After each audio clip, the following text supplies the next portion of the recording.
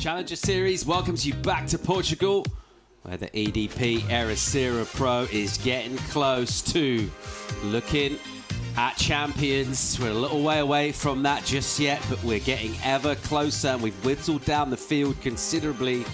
Some main contenders starting to put their hands up and say, I want to get a big result here in Portugal. I want to get my qualification campaign further solidified. Still a long way away from having that picture settled, but we'll have a much better idea by the end of the week here. But right now, after another big day yesterday, we got some great looking heats coming up today, JJ. Yeah, we do. I mean, we're going to dive into those man-on-man actions today. That 4-man, it's out. We're done with it. We want to see these kind of head-to-head battles go down. Feels like we've got really nice, clean conditions this morning. And the women, they're back on.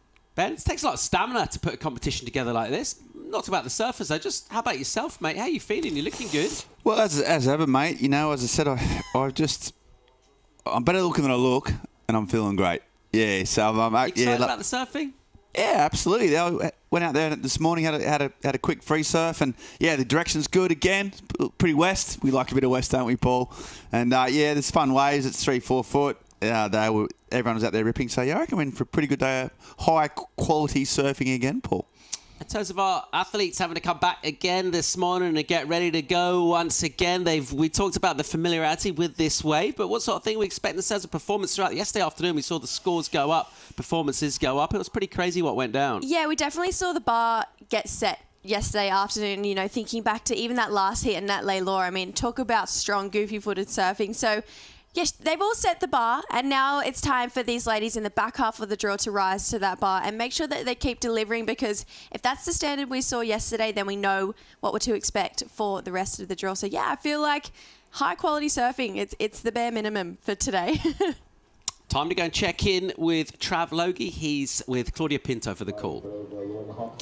Good morning, everyone. Travis, what's the call for today? Yeah, we're on.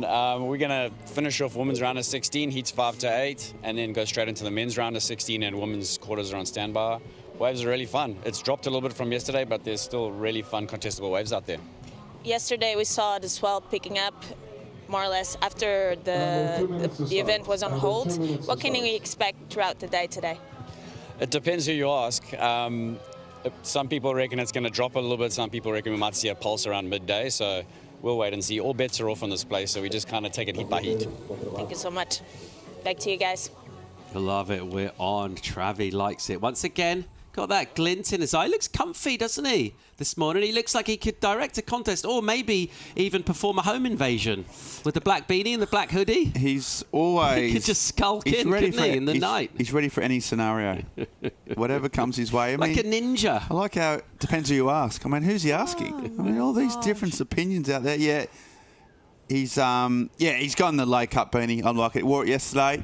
Obviously worked. He's worn it again. All right, let's have a look at what's coming at us from the Atlantic. Key ingredient, waves, as ever, in a surfing competition. Surfline, they've been giving us the information. This is what we're looking at in terms of the WAM. Wow, yeah, look at this big swell. It's slowly getting towards us. I mean, we've seen this direction. It swing towards this west-northwest, sitting about that 300 degrees yesterday afternoon and again today. 3 to 4 foot faces this morning, and even better, looking 3 to 4 foot faces this afternoon. So we saw that period out of nowhere jump. So we kind of don't really know what's going to happen today because it overperformed for us yesterday. Looking on to the weekend, though, Saturday morning looks great. We love to see purple with Surfline forecast. A little bit of onshore wind starting to filter in Saturday afternoon, and then through Sunday, that's when this swell really does start to filter in. 6 to 8 foot faces offshore winds Sunday morning, a little slightly onshore in the afternoon, but that swell's still hanging around. Ben, how's it going to handle that size swell, you think? 6 to 8 foot, Ribeira? I think that Surfline, yeah, it'll handle it. It'll hold anything it throws at it. We've seen, 10 foot sort of Hawaiian size out here before. I just think we saw that little purple blob, but it could go anywhere. I think that's why Trav's a little bit non-committal. I think that swell on Sunday is still a bit up in the air. So yeah, Surfline are calling it. It'll hold it absolutely, probably optimum size, I'd say. But that's still a bit tricky, that Sunday swell, I think. just personally, as Travis said, heat by heat, mate, we've got to just monitor the ocean the whole way through. A word of caution there from Mundy. Pretty confident about having great waves to finish off. We got clean waves in the water, a little smaller today. We're having a look at Yolanda Hopkins taking on Laura Raupp of Brazil. Here goes Laura. And the first entry isn't a very good one. A little bit of a misfire from her.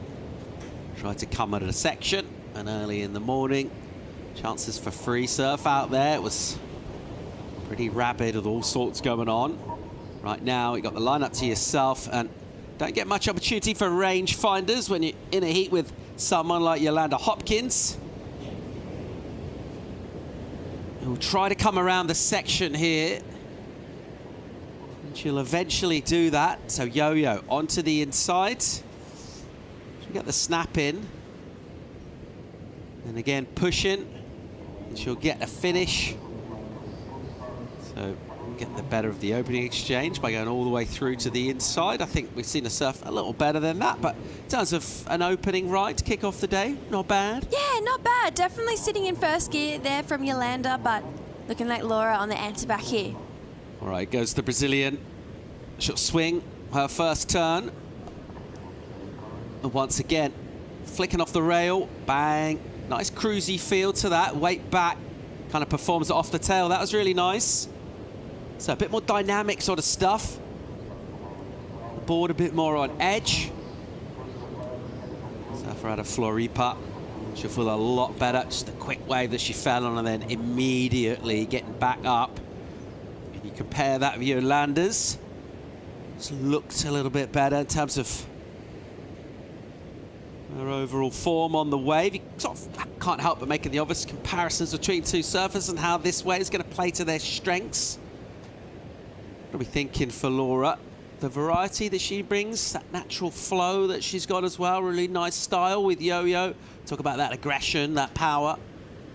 Yeah, they're very different between these two ladies. I feel like Laura, she's definitely a very big momentum surfer. I feel like the better wave she gets, she backs it up quite quickly. I feel like she's got to get that early momentum in the heat so that she doesn't get caught up in her head, where Yolanda is just an absolute fighter. I feel like she'll come back after absolutely anything thrown at her in a heat, and she's the last Portuguese surfer left in the draw. So there's a bit of weight on her shoulders as well to try and have a Portuguese champion here at home for Yolanda. She spoke about how much that would mean to her as well.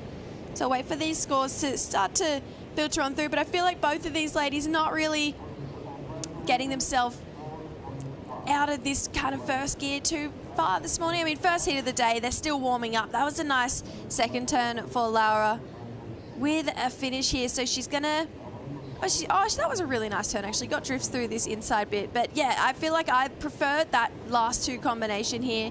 Got a little bit more dynamic on this second turn. Held her rail a lot longer than what we saw from Yolanda here. But still, we know how much they can give, and I feel like when you get used to seeing how hard they can push in a wave, you know, it's almost like, oh, okay, well, that's not the hardest level that they've got, but it's a really nice nerve settler here for Laura. This turn, that's where a lot of points will come for this score here for Laura. She's in this heat, and then Yolanda's wave, it was nice, potentially just a little bit sticky. Comes up to this first section. That's a great looking first turn. Carries her speed through, that maybe didn't attack that section just like she was hoping for. Didn't quite capitalize on it here from Yolanda. Downtime through the middle section here as well. Lays into that one, gives us a bit of a drop wallet to think about. That's better. Held that rail a lot longer with a nice finish there. So I feel like 3 really nice turns, especially that first one out the back. We know judges really love when you get a big connection straight off the bat on these waves. But I just feel like there was a bit of a missed opportunity through this midsection, especially just before we saw her get caught behind here. And then through this inside section, this carve held that rail a lot longer with a big finish here for Yolanda. So personally, those 2 turns for Laura felt like they had a little bit more velocity than what we saw here for Yolanda. She's sitting in first gear though. You know, we can see she's got so much more to give. So both of these ladies, it just feel like it was a settler to start the heat off. 4-5 in for Hopkins. Judges deliberating on Laura. Let's see where number goes. As Yo-Yo's coach, John. Keeping a watchful eye on things. We've seen a few heats out here at Ribeira. You know, he's making of conditions this morning. I wonder what he's identified particularly in terms of advantages that Hopkins can use. Advantage from that exchange. We'll go with the Brazilian. Couple of points on it as well. I think a fair reflection. Sort of surf and sheeted, a bit more dynamic. Just better, really. So 6-5, pretty good way to get yourself into the heat. Take after just a very minor stumble with just 2 surfers out in the water. A little bit more latitude, maybe for taking waves that don't really go anywhere. Particularly if you see your adversary all the way down at the end of a wave, you can maybe take off and kick out. Tide's going to come into play as well. We're coming in with the tide at the moment. That'll be happening throughout the morning. So those rocks will come more and more into play as well. And we've seen all sorts of risk-taking going down. See surfers really pushing to stomp that last maneuver on the closeout section before the rocks and then go into the rocks. Paddle there from second priority, why not? Have a little look, try and figure out exactly what that wave would have done and then use that to make comparisons with other waveforms that come through. We spoke about confidence the other day, Paul, and I feel like both of these ladies definitely have a lot of confidence, but quite a different approach to it. Yolanda and her coach very open about how much they back Yolanda going into this back half of the season and qualifying for the championship tour. And I think definitely a lot of the surfing world does. She has such an incredible headspace for it. But I feel like Laura, a little bit more underground with that confidence. She's a bit more of a quiet achiever, and she's got a big task up against her now of Yolanda Hopkins. Here goes Raupp. Finds a nice section. And again, looking pretty loose and free. Doesn't look like she's feeling any pressure with her surfing. Good finish on the inside, almost. Got the turn mostly. Just a slight bit of concern there from Yolanda. She watches that one. Laura will be disappointed not to get that inside, but I think her form looks good this morning. Even on waves like this without a really strong finish, the way she's linking together these maneuvers looks really nice.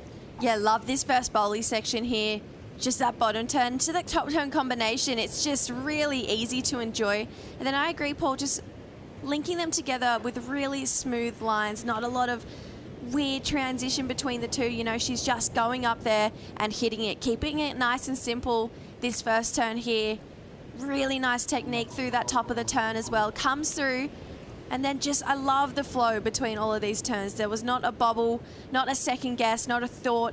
Coming into these first 2 carves, and then through this inside section, you could see it felt like she was like, oh, you know what, if I hit this and I get the finish, it's going to be a big score. Absolutely hit it. You know, she had to go for it. But those 2 arms going back behind her, that's going to put weight on the back half of her body, on her back foot, and force it hard to get out in front of that foam there. It's still going to back up that 6-5, apply some more pressure, but yeah, I just find that confidence conversation really interesting between the two, because some athletes, you know, need that hype up. You know, they're that type of surfer that love to just be really open about how confident they are, where I feel like Laura, she's a bit more underground. You know, she kind of just needs to take it heat by heat of such and take it a lot easier. She's done 26 minutes in this one. 4:17 comes in for the Brazilian, so she's going all right in this heat.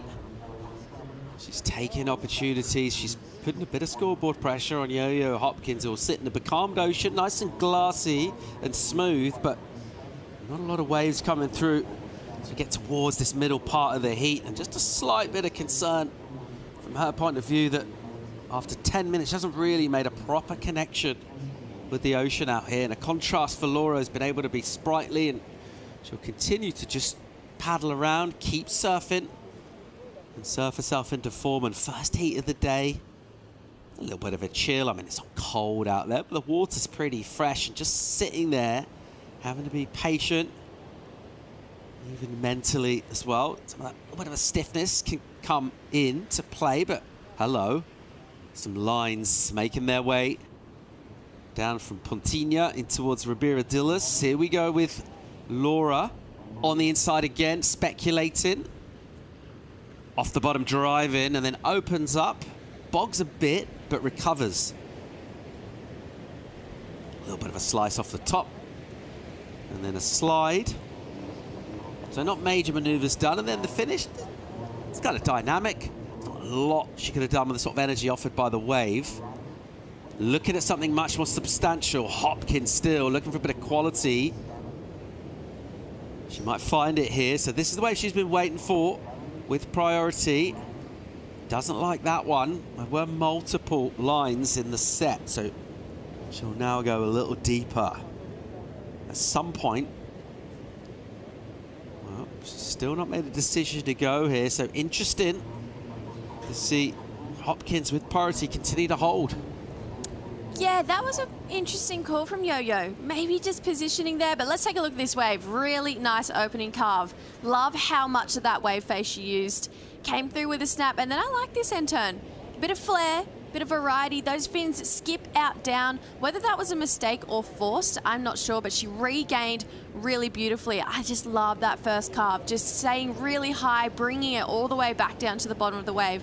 Let's look at this one from this angle. Drives up, releases those fins. Now, I felt like she kept really driving and pushing off this back foot here. Beautiful bottom turn. Hits it up in the pocket. You see those fins start to slide out from under her. That's when those two hands behind you really start to re-engage that core, get you up and over with that power pushing her back. That was a pretty easy ride out there for Laura. But yeah, I feel like that was a really interesting call from Yolanda. They were the biggest sets we've probably seen come through all heat. So potentially, we didn't see too much from that drone angle shot, what her positioning was like, but potentially a little bit too deep. Significant wave for Hopkins and Portugal here. Their last surfer in the competition, driving hard, gets a good chunk of that. Check the speed, absolutely slams the section. So not going all the way through to the inside, but fast out the back, and a bigger wave. A lot more energy and power and push behind that. And Hopkins able to meet that. Pushing hard on her own from Vila Moura down the other side of Lisbon. A couple hours away from here. Nice part of the Portuguese coast. She likes competing up in Ribeira-Dillas and likes making connections like this. Yeah, this is better from Yo-Yo. I mean, this is that energy we're so used to seeing from her. Wow, great looking end turn, and just how she kept her speed from start to finish. This is something that judges absolutely love.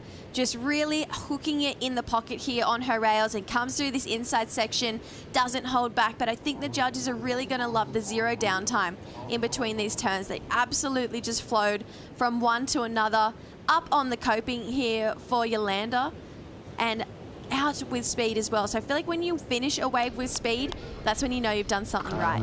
So Yolanda Hopkins, I actually preferred that to her 4-5. There goes Laura. A little bit of a softer wave. It's slightly softer surfing. Nice rhythm to it. Just pretty quick. Just lacked a little bit in terms of power. Just sort of magnitude of some of the maneuvers are dictated by the fact that there's a more medium-sized wave. She got another number in prior to this. It's a 5, so an improvement. And a different approach from her. What do we think of this? Interesting wave selection with first priority. Great last turn. That was a gear up. That was really nice, but yeah, very interesting wave selection. It was a smaller wave. Didn't have a lot of power to it. She surfed the wave up. That's for sure. I mean, especially with that last turn. But yeah, maybe just should have been a little bit more cautious on the wave she was taking with that first priority, but potentially just wanted to stay warm, keep catching waves. But it feels like Yolanda caught a bit of fire on that last one, so she's going to want to make sure she's on the best waves in these next 20 minutes.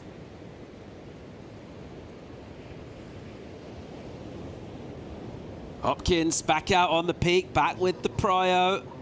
And her numbers are 6. So a little bit under the top scorer, Laura. Probably, ultimately, probably better wave, actually, than the 6.5 that Laura rode. But the surfing she was able to do on it, not quite up there. So And just in this one, no one's running away with it. We're pretty close in terms of numbers. It's just a point between these two, but it's busy and really active from Laura. She once again, it's quick cadence to her maneuvers, go straight up, multiple maneuvers in shorter sections. So it's kind of quite clear in terms of her strategy, what she's trying to do here. She's sort of peppering that middle section with turns. Another number to come through. Meanwhile, this is relentless. Here's Hopkins. Opens up, swoops back. Foam on the face, she'll accelerate round. Not quite getting hold of the section. And then pushing really hard and going down. It's not vintage Hopkins so far. No, it's not. And you can see a little bit of frustration there from her camp on the beach. So Yolanda maybe feeling that a bit of hometown pressure.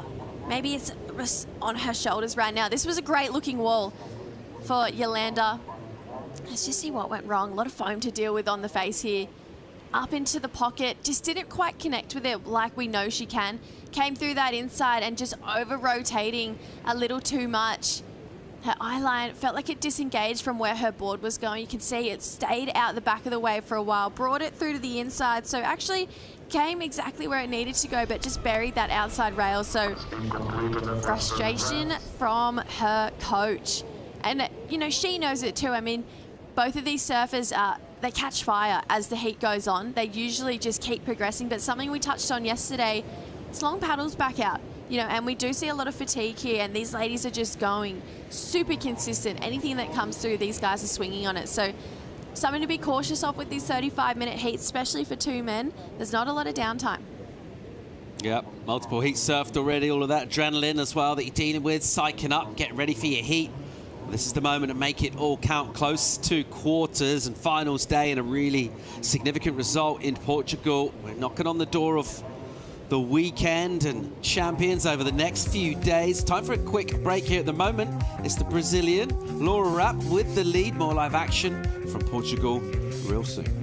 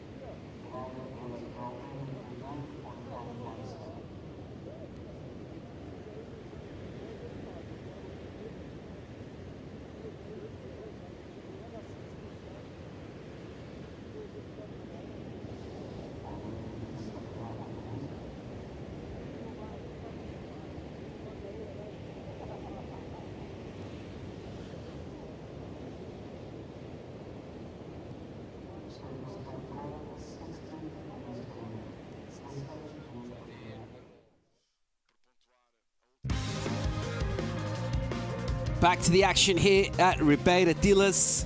Having a look at Laura Raupp of Brazil.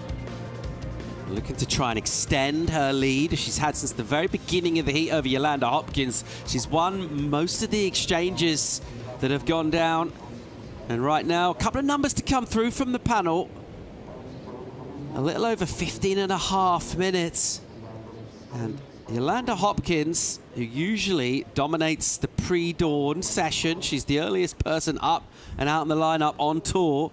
At the moment, a little bit of a sluggish morning, while Laura Raupp, she's enjoying herself. Yeah, she is. She's building. I mean, this last wave, or previous to last, 5.57, so she's keeps building on that overall score. Yolanda here, looking to answer back, looking to drop a 4.5. Needs a 6.08 for the lead. Comes through this inside. Gets a really nice finish. Feel like she just had that same push that we're used to seeing, but potentially just these smaller waves. You know, we saw Yolanda's 6. It was quite a nice looking wave. Had a really nice pace to it, a lot of speed down the line. So feel like they're getting super excited, and none of them really breaking out of this 5.5 mark on these mid-sized ones. So maybe time to settle a little bit and just think about getting on those bigger, steeper waves through that inside section and just building on those 6s they've got. 14.5 on the clock here. These two sitting real close in the lineup. Priority to the Brazilian. She's got the lead as well. Her last number's a throwaway number. It comes under. But she's got about 1.5 points on Hopkins at the moment. And both of these two ultra competitive. You can just sort of feel on that tight shot there some of that rivalry. And obviously these surfers know quite a bit about each other. Getting wins, significant wins over other surfers that you obviously identify they're going to be a threat and to be able to come, as Laura Raupp has done over the last couple of years, and take some quite significant names down, ruffle a few feathers. See how close Yolanda is there, spinning. There's a little bit going on here, nothing spoken, but there's some non-verbal communication, and we're enjoying it. They're trying to eat, both of them are trying to show that they're the alpha in this heat. And even just that subtle repositioning there from Laura, sitting on Yolanda's inside, knowing that she has priority and can shut her down. There's something about being on the outside of your competitor and taking a wave off them. It's not a nice feeling when you're the person who doesn't have first priority. So looks like Laura just trying to reposition herself, show her that right now she's in the lead, but Yolanda, she's trying to show her that she's boss. And even though she doesn't have the lead yet, she can get it pretty easily. Wow, Wong and Alyssa Spencer, yeah, great looking next heat for the champ Spencer. Wong has been unbelievable through the early rounds in terms of some of the scores she's getting. The way she's surfing this wave. So, a wash through set that no one was interested in, and then Laura will go here. Yo, watching her do that and asking the question, and Laura says, no, I'll be taking this. What's she got? Opens up with a couple of carves outside, and then what a great decision in terms of that turn, just kind of pushing late into it. So, a little bit of an opportunity now for Yolanda, the priority used by Laura without adding to her score. Let's see what Yo can do. She's under a little bit of pressure here, but she won't mind that. No, definitely not. And I feel like with how close this heat is, how long is left on the clock, these decisions you make with priority are really crucial, especially in this round. I know these ladies both know what it feels like to be on finals day. We're not too far away from that, and so it's just these subtle decisions or not capitalizing on those choices that you make. I mean, there was definitely more than 5 points on offer on that wave for Laura, but unfortunately not surfing to that wave's potential there. So just a bit of a mistake there. So now Yolanda actually has a pretty wide door to be able to get that 6.08 with priority, and if her next decision is the right one, yeah, it's a pretty easy answer back for Yolanda Hopkins. But you can see that frustration from Laura. She knew that at the end of that wave there. Just 4 waves ridden for Yolanda Hopkins. Uncharacteristic stuff this from her. She's got time to fire up here. She's got a bit of a platform. 11 on the clock. She's got a wave here. Hopkins gets the pump down to the takeoff bowl, and the first turn is nice. Slightly softer this section. She'll have to cruise through here. Bit of a bog. Can she recover this? It'll steepen up inside, and she'll just extend out. Get her last turn done right on the rocks. The number she's looking for, 6.08, so it needs to be her best.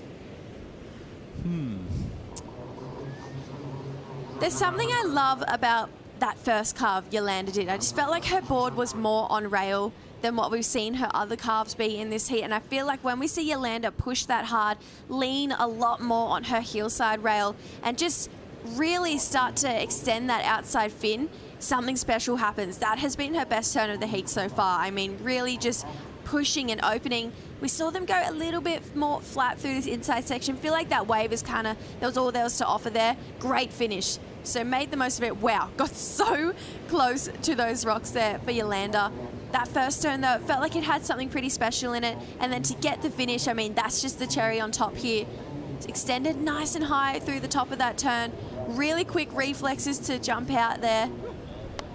And we like it from the beach. Coach says, yes, I'll take it. 6.08, could definitely almost go there. This is better here from Laura. Speedy surfing. Look at that combo outside from Laura Raupp. And again, just Strauping.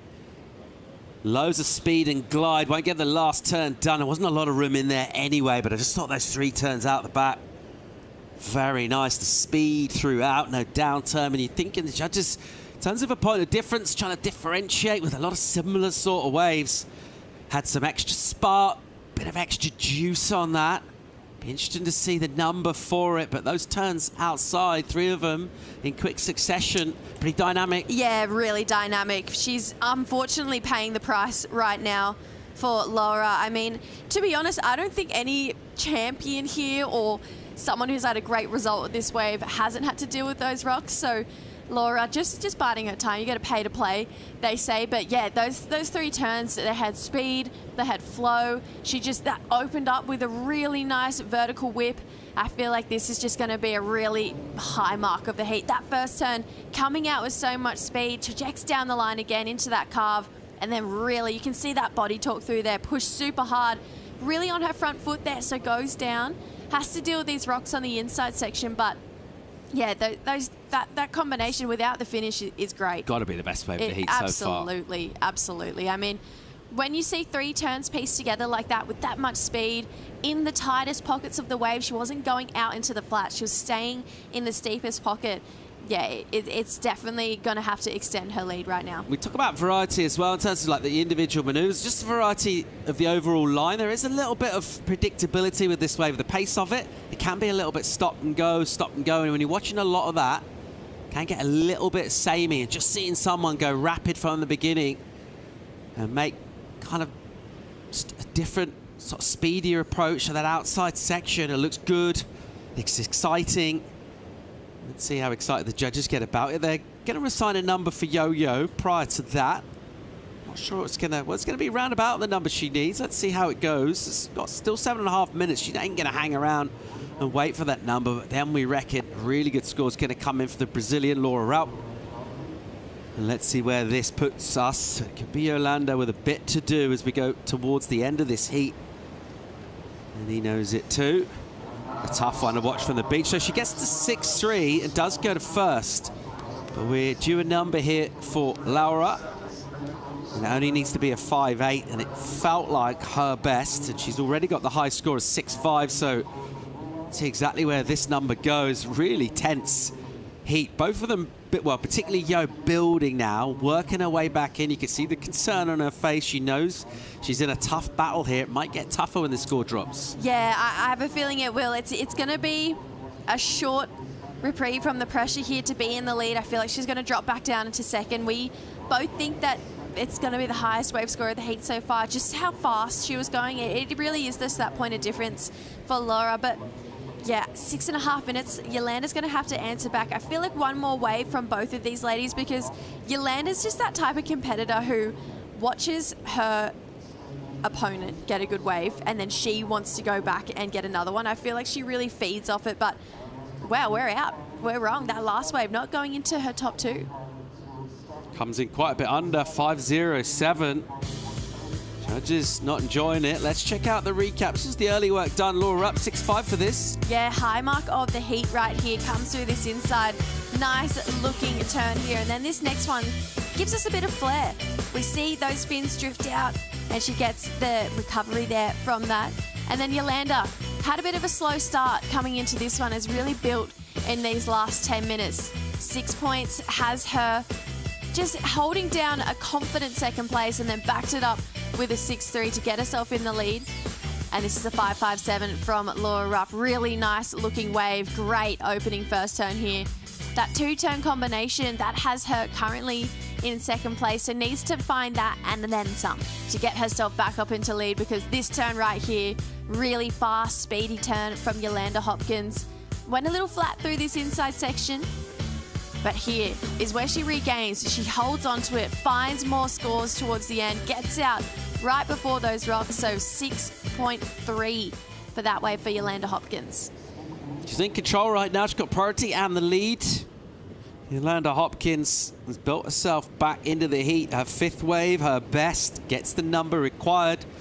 And the judges making a bit of a statement, I guess, in terms of what they want to see. And I'm interpreting anyway. You got to hit the lip, basically, because, I mean, we were really impressed with the turns. They were more kind of carving face turns. Yeah. Is that where we're going with this? Yeah, I feel like looking... Didn't get the inside finish? Yeah, maybe it was that. I feel like looking back to that 5.57, there was just 2 turns, and it just really showed the contradictory between the way you can get scores out here. If you get one of those shorter, sharper waves, you can still bank a couple great scores. So, yeah, potentially that finish hindering her a little bit. I actually really liked it. I felt like that first turn had the most speed and tightness in the pocket that we've seen. I felt like the nicest 7 to watch. No, I agree. Let's see where we go. Really entertaining heat. 4 on the clock. Waves out the back is what we like to see. And we have seen multiple opportunities come through. The Brazilians with 9 waves so far. Interesting choice from her here. Maybe it's just trying to get away. I don't know. Don't know what she was seeing there. Deciding to take that wave. Never really looked like offering a whole lot. Meanwhile, outside, bit of a pulse. Let's see if Hopkins identifies anything that she'll feel can offer a 6 or better, or even the opportunity to stop Laura from finding a wave of that magnitude. It is just the 5.8 required, but with 3.5, priority is with Yolanda, and a chance for her to dictate what exactly goes on the peak. Yeah, and I feel like Yolanda really making a statement there that we just touched on. You got to hit the lip. We saw her get that really strong finish on her 6.3 and started off with a really nice hard carve. So the judges, they want to see a big start and a big finish. Laura, though, she's going to go underneath Yolanda here. Opportunity for the Brazilian. Slashes a first turn. Down the line speed will bring her to and inside. And she'll kind of snatch at the end turn. Just because the rocks were coming, it just wasn't really the wave there to get the turn done. And this will just burn up a bit of time. She tries to paddle back, and Yo will be just watching. And now starting to feel, for perhaps the first time in this whole encounter, she's in control of this heat. Yeah, a bit of confidence there from Yolanda, I feel. I feel like she knew that, all right, there's 2.5 minutes to go. She needs a 5.8. Good news is Laura is able to surf waves up to get a 5.8. That's the good news for her, but Yolanda's such a smart competitor, especially when it comes to defending that first place. Yeah, it definitely looked like she was talking to herself like, all right, I've got control. I've got priority. I've got the lead. We've got just over 2 minutes to go. I feel like I can really hold this one down. Sets have just come through. We haven't really seen sets been coming in those 2-minute intervals, so she's going to have to go a mid-size wave. And, yeah, just with that control, it does come confidence. But if you're Laura Raupp, yeah, it's a hard one to know whether you sit near her. Honestly, Yolanda's such a competitor that no matter where she goes, she's going to follow her. You know, she's going to stick to her like glue. But honestly, you probably just sit on that main peak, maybe just under Yolanda, and try and force the issue, sell her a wave, swing at something that maybe doesn't look like a 5.8, force her to go, and then just hope that there's one out behind it. So 1 minute 20, she's got to play her cards right here if she wants to see herself in the quarterfinals. Oh, stress is high on the beach. Watching on, always agonizing, whichever corner you're in.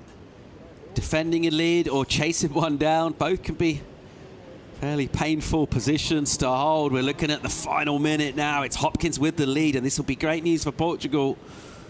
Their sole remaining surfer in the competition on Friday morning is Yolanda Hopkins, the Olympian.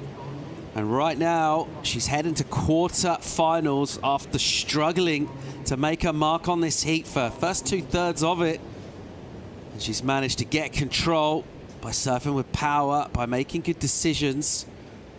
And Laura Raupp will be right now wondering, how am I not winning this heat? Because she's looked pretty dominant throughout. She's looked like she's in great form. There's been a couple of moments that haven't quite gone her way. Here's Yolanda defending, taking the wave, taking the opportunity. A block, essentially. And it's her right to do that.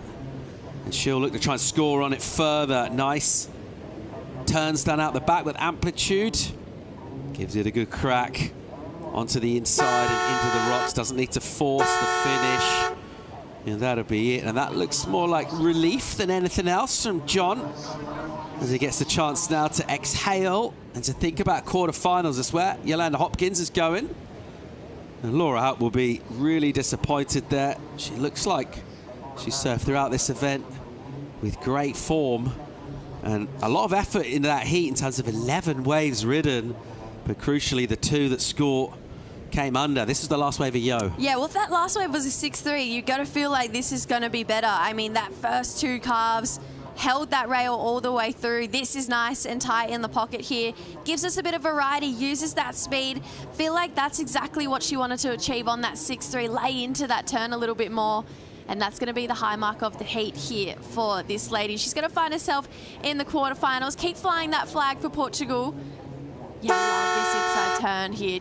I just think she stayed really nice and tight in the pocket here. Best that she's done on all of her waves. And John, you know, her biggest supporter, goes with her to all the events, is just always in her corner. Knew that that was going to be a good moment for Yolanda. A late charge from Yo-Yo, 7-5 on the way in. Bit of disappointment for Laura. She's in tears on the water's edge and just really wondering, how am I not in quarterfinals? Yolanda Hopkins showed her steely resolve and her power surfing, and those are good, positive attributes. If you want to surf on finals day in Ribeira, she'll be doing that and flying that Portuguese flag with pride. So competition already starting off nice and spicy this morning. Time for a quick break. Great looking heat's going to hit the water. More live action from the EDP Ericeira Pro right after the break.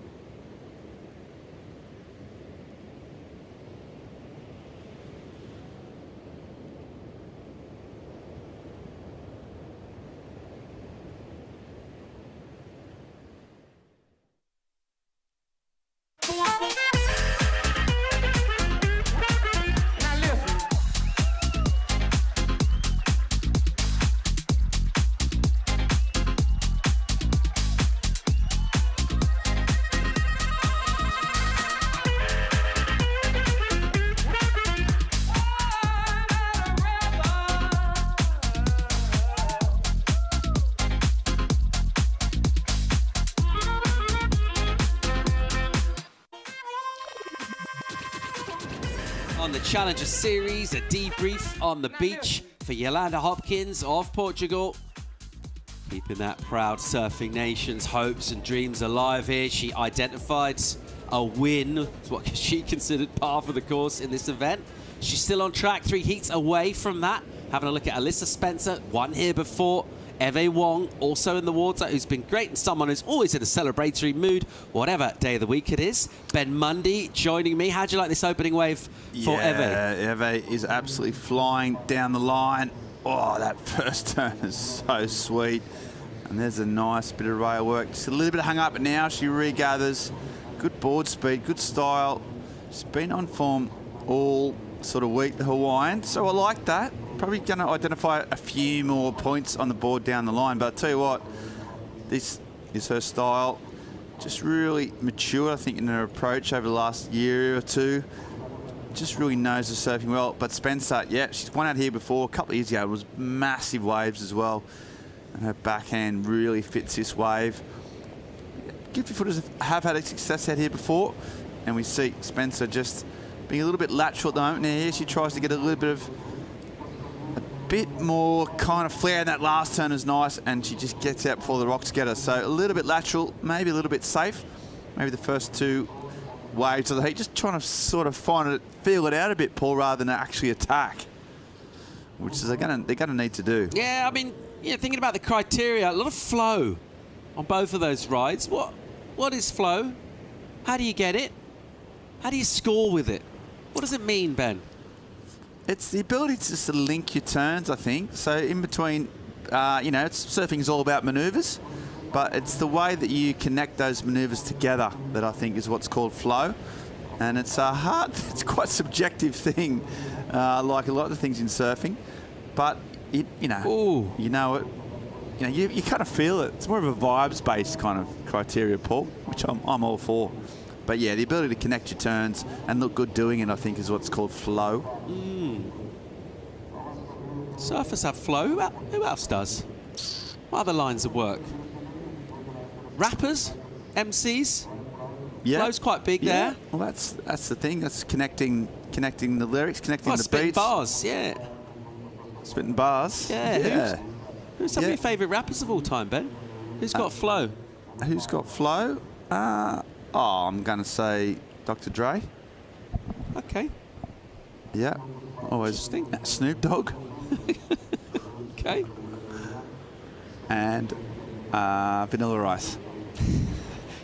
Someone who surfed to the criteria, surfed well with power and authorities. Yolanda Hopkins, she's from Portugal. She's stoked. She's through the quarters. She's with Chica Valves. Yeah, boys. I have with me Yolanda. Yolanda, what a great eat to start off your campaign this day. Yeah, not bad. I mean, a bit of a heart attack for everybody, but me especially.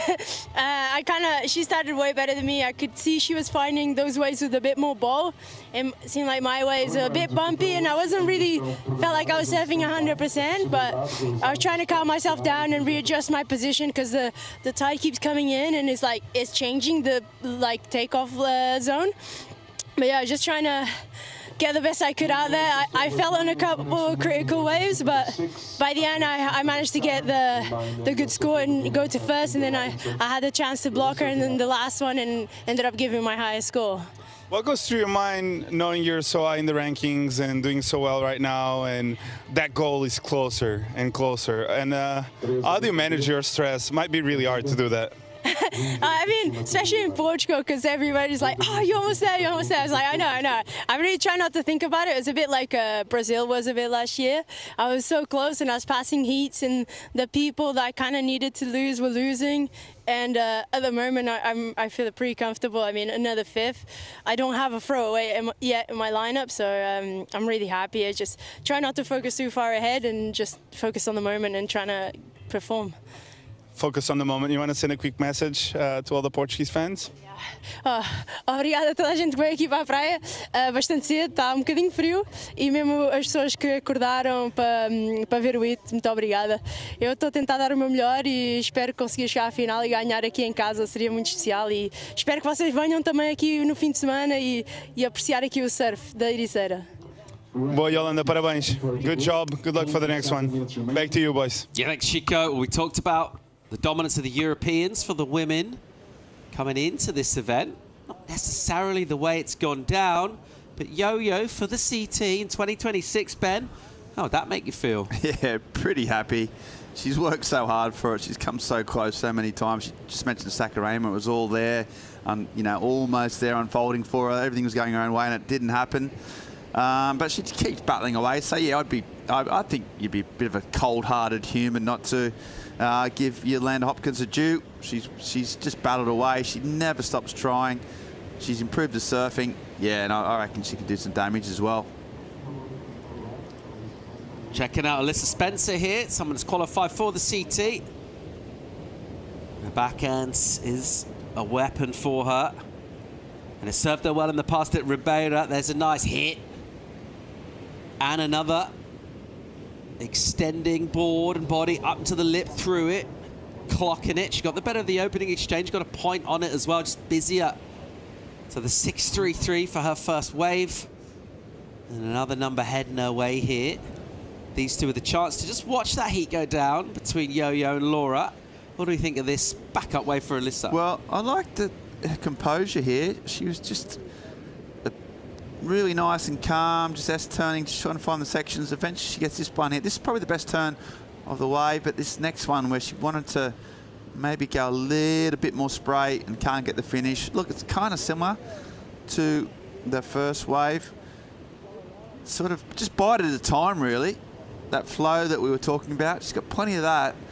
What she's lacking is that dynamic sort of turns once the flow is sort of settled in. So, you know, she's going to want to improve on that. 6.33 is a pretty solid number for that first wave. So, just, she looks measured, she looks calm, surfing looks good, confident. Just under 25 minutes on the clock, 10 gone. Second heat of the day. Right now, we're our order of business. Women's round of 16. We're looking to set quarter finalists. Got men's round of 16 as well. Some big matchups there. Women's quarters also on hold currently. We'll see where we are later on with conditions. We'll monitor the high tide as well, see what that does. But we've got plenty of time. We can afford to choose the optimum moments of the tide. Generally mid. Low tide can be really fun as well. Sometimes the extreme top of the tide on smaller days. What do you, it's, I reckon a lot of surfers tend to be sort of a high tide guys, a low tide guys. You could probably, you know, if you're going to cleave the surfing fraternity in two, Paul, what would you call yourself, a high tide guy or a low tide guy? Is this non-spot specific? This is just brackets general. As a general preference. I've changed. Used to be a high tide guy. Right. I used to thought it was a lot neater. Just thought the world looks like estuaries look prettier at high tide, don't they? You don't get the big mud flats. But now I'll say, yeah, I've gone low. Gone low. Yeah. I think you could. There's sort of more places to hide at low. Just think on high, everyone kind of comes together. A bit more concentrated, isn't it? It's quite hard to kind of be on the DL, isn't it? On the down low.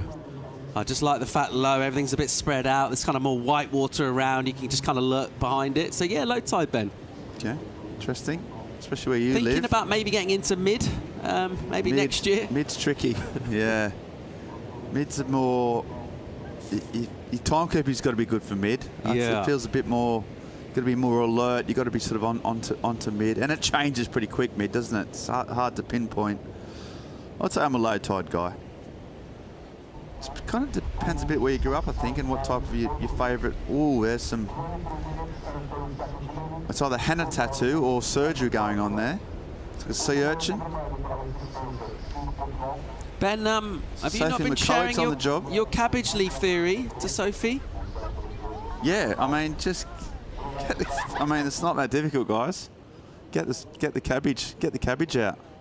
Well, our co-commentator, Jessie, she had her own medical sort of practitioner theory about... Which at the time I was a little bit incredulous, but having tried it, onions in the shoes helps your sinuses.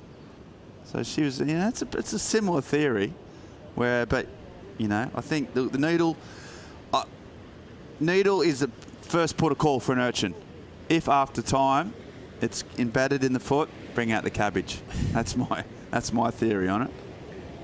Big brassica scene in Portugal as well, isn't there? Oh, massive. That's all they do. Just love a cabbage, love a brassica. Cauliflower, strong. Cauliflower guy? Ben? Yeah, oh, massive cauliflower guy. What format? Yeah. How do you like it? I like them in the oven, a bit of curry. Yeah, exactly. Curry powder, olive oil, curry powder. Crisp. I mean, I was ahead of the cauliflower steak, you know, craze by about 20 years. Yeah, it doesn't surprise me. I love a thick cut cauliflower roasted, and then use I don't want a cauliflower soup, so I'll roast the cauliflowers with garlic, and then make a potato and cauliflower soup. I mean, they're cauliflower and cheese, classic. Yuck. Sophia Medina getting ready to take on Indy Robinson. Great looking matchup. What about raw, cut up real small with a tahini dressing? Not a massive tahini fan. I know you are. I think it's overrated. It's one of the most overrated dressings on the planet. Vegetarians stick by it because they're lacking sort of other options, but I get why you enjoy it. But it's, okay. Yeah, I don't like the after tang. I know it's like, I know the vegetarians. Yeah, I understand the appeal, but it's just I find it a little bit dull. I wasn't anticipating being othered at not even 9 o'clock yet on a Friday morning. Yeah. Tahini wahini. Just to clear up the cauliflower topic, one thing that does disappoint a bit, you got a big collie. I mean, it's organic, it's kind of expensive. You chop it up, put it in the oven, and then you look an hour later. Where's it gone? I know. It's like 2 teaspoons of it in there. Blame the kids. That cost me €7. Yeah. She. Where is it? She does go. Always double it. 20 minutes on the clock here. Alyssa Spencer, a 5.9 for her second wave. Pairs up with a 6.33. Decent totals for the former champ. She's going all right. Wong got a 5.33. That's decent. She wants to get to work now, though. 6.9 is the requirement. She'll need basically a 7 or better to go to quarters. She's got priority. She's got a wave. Nice looking bowl for the surfer out of Hawaii. Just a little sluggish to open up because the wave's a bit soft, so it's lateral surfing on the face, and it's not 7s really. And that's disappointment. You can see that. I think Alyssa did a pretty good job of selling that wave. She looked in 2 minds when she took off whether she was going to take it. Spencer showed interest, showed intent, and I think that was probably just got her over the line. See, she's looking at her opponent, and then she's kind of double guesses it, and then as soon as she takes off, it's pretty flat. I mean, as again, nice carving style, but it was pretty apparent that this wave wasn't going to deliver, and so she sort of cuts out. That's a mistake at 3.33. She'd hang on to that priority for a while. I was going to have to reset.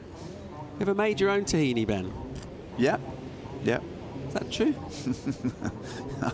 Because if you had, I think you might be changing your mind. I think that needs a rethink, that stance. Look, I don't mind it. I'll have it. You don't hate it? I don't hate it. Not at all. Fair no, enough. I'm almost agnostic. I'm a tahini agnostic. Here we go. Wong, another slopey one. Why not? She'll have a look and then quickly realise getting out of there. So a little bit of work to do. 3.33 was the reward for her previous effort with the priority, not what she was after. So far so good. Alyssa Spencer, the American, with the lead with priority and making good connections. Both times she's got to her feet, it's been a good score. Even the 5.9 for the backup, pretty healthy. I think it's sesame. So I was a bit of an issue with sesame. Really good, a lot of copper. Really good for you. Yeah, I get that. I use it my, a lot my Asian cooking, but this, take it or leave it. Take it or leave it. Slow heat, this one, isn't it, Paul? I suppose Hopkins had to fight back as well. The last heat had the drama, and this one, these mornings have been a little bit sluggish. It's so clean, there's not a breath of wind. Sometimes almost you feel like that wind in this part of the world just almost brings a swell, it brings a bit of texture, but it brings a bit of energy. Often these clear, glassy conditions, they're not all too frequent in Portugal. You don't get a lot of these kind of wind-free days. We had pulsing swell yesterday afternoon, so when we went to Surfer on Surfer Heats, the frequency of the swell was really up. So they were just hammering wave after wave, and then this is a little bit more of a customary shift when you do go with just the 2 surfers in the water. You can expect this kind of thing compared to when there are 4 of them out there just swinging at absolutely everything, trying to take any opportunity. And just with where the tide is as well, on slightly smaller conditions, really is just the sets that the surfers are getting involved with, so patience will be key. We saw a much more patient approach for Yo-Yo in the previous heat, and it worked for her in the end. And the busy approach that went down for Laura Happ. Looked really good most of the heat. 2/3 of it she was leading, controlling, and it got away. So being selective ultimately paid off, and that is generally an attribute we attribute to Championship Tour and the sort of upper echelons of the sport, as opposed to some of that more scrappy stuff. That's the prize available for surfers to go well on the CS and get themselves qualified. Those conversations will continue. The rankings will be updated. We'll be crowning champions over the weekend here on the Challenger Series. Right now, it is the American Alyssa Spencer. Has already been to the CT. She's going all right in this heat. She's heading towards quarterfinals unless Wong can come back at her. Found out if she does right after the break.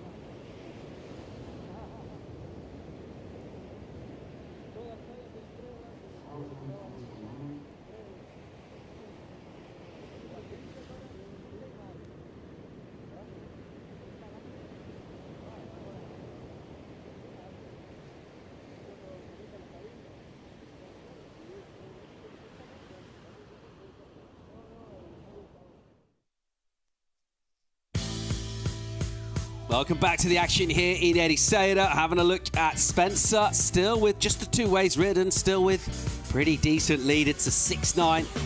Wong is chasing down time. That's ticking away. 13.5 remaining on the clock. Eve's gone a bunch of waves in the interim, unable to make much impact. It is good control of the lineup being asserted currently by Alyssa. Spencer has got that priority, doesn't need to look at a wave really unless it's 6 or better. Speaking of Alyssa Spencer, a couple of years ago she was able to go all the way here, and that will be a feeling she'll keep forever really in her career, and a connection with a wave that will always seem like a special place. And already in this heat you can see some of that familiarity with the break in the way she's surfing and the confidence. And she'd love to revisit this kind of form. She absolutely blazed it Monday. Yeah, this was one of her career highlights. She was just on fire the whole event. There was a range of conditions from Matson 8-foot waves, these really fun conditions in the finals day. Her backhand was on point. She was just absolutely hammering every corner. She did a lot of heats with us too. She came in the booth and was really open and honest, and you can see how stoked she was. That was a big part of her career. Thought that CT was going to kick on, you know, really just be a bit of a mainstay. I'll tell you what, they should be happy now. She hasn't really done a whole lot, but she's got a really commanding lead in this heat, despite not really even extending herself too much. She's just kind of comfortable. Yeah, economy of effort, motion for Alyssa Spencer, just 2 waves, a solid lead. Just back on the dressings, Ben. Yeah, You're mate. not into the tahini. What's your stance on a honey mustard vinaigrette? Where are you with that? I would say honey's overused in dressings, Paul, a little bit. I think it's quite a strong... More of a stevia guy? What, agave? Look, I just don't think you can go wrong with a classic French dressing. Your mustard, your white wine vinegar, the olive oil. Get the 1, 2, 3 in terms of your ratios. Bit of salt, crush some garlic in. I mean, you can't beat it, Paul. You can't beat it. Squeeze a lemon? Mate, you're overcomplicating things, Paul. Lemon zest? It's a vegetarian. You're trying to manufacture flavours. You're trying to push a score. You're trying to manufacture a 5.5 out of a 3.5, I would say. I'm here to help. Fun fact, Linda Evans doesn't have any kind of dressing on her salad. I don't trust Linda. I love her. I don't trust her. Yeah, she doesn't like it. Never had it. Quite plain, really, with her taste in lots of ways. Yeah, I would say she's... Maybe I'm kind of compensating for that. I don't know. Yeah, maybe. All right, lines out the back here. We've got energy. Under 11 minutes to go. Let's see if Alyssa Spencer's tempted into a wave. She's been chilling for a while out there, really. Not had to do a lot. She sort of glanced at a wave, and that got Eve to take it when she had priority. Turned into a 3, so that was a decent sell. And then otherwise, not loads of surfboard riding to really talk about. Let's have a look at Wong here. Under prio, she'll go whitewater takeoff.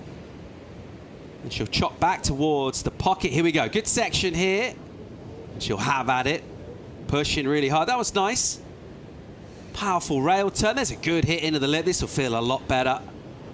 They're not quite getting the finish, but nice to get in motion because momentum just ebbing away a touch. We'll pick up the end of the wave for Alyssa, who probably, it looked like she'll go back and get more.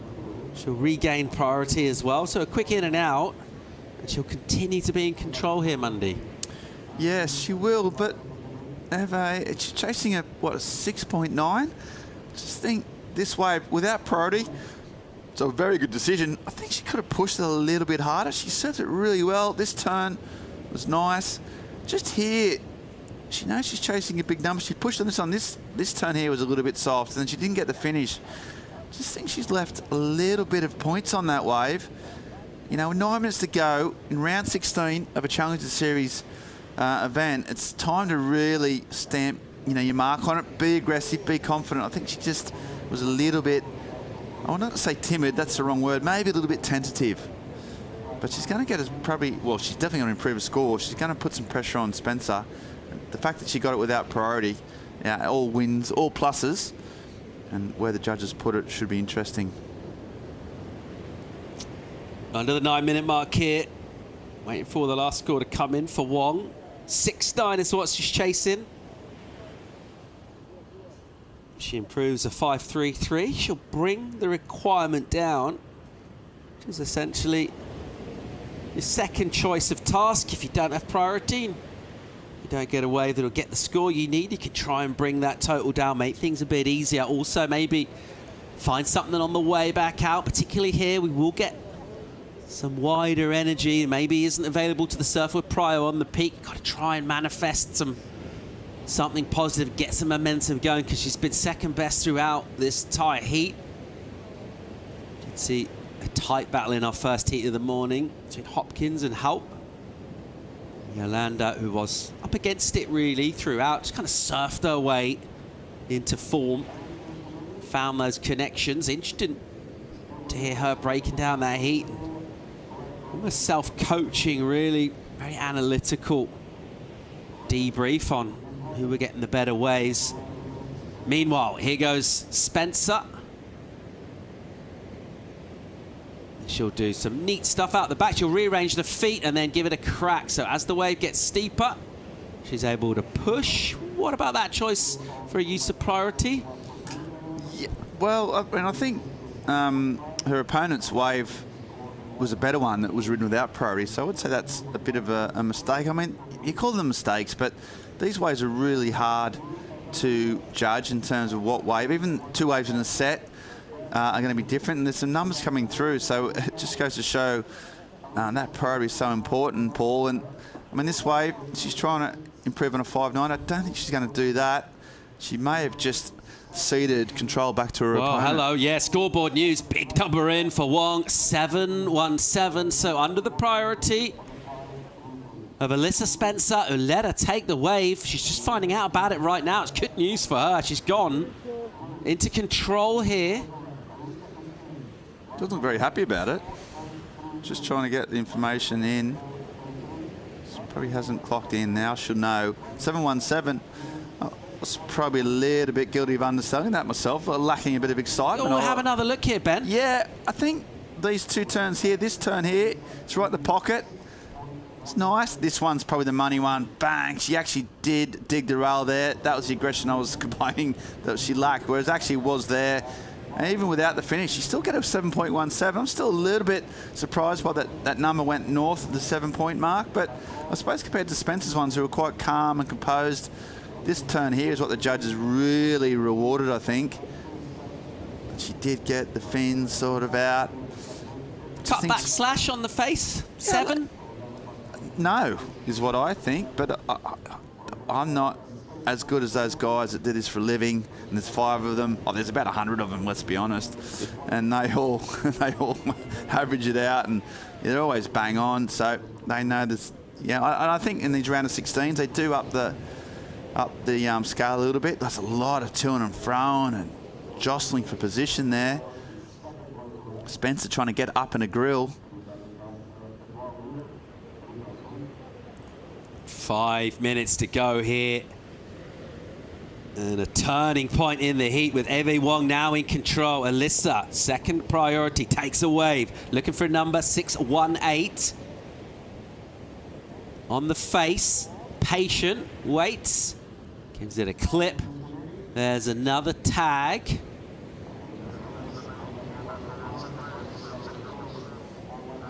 Your thoughts, Ben? Well,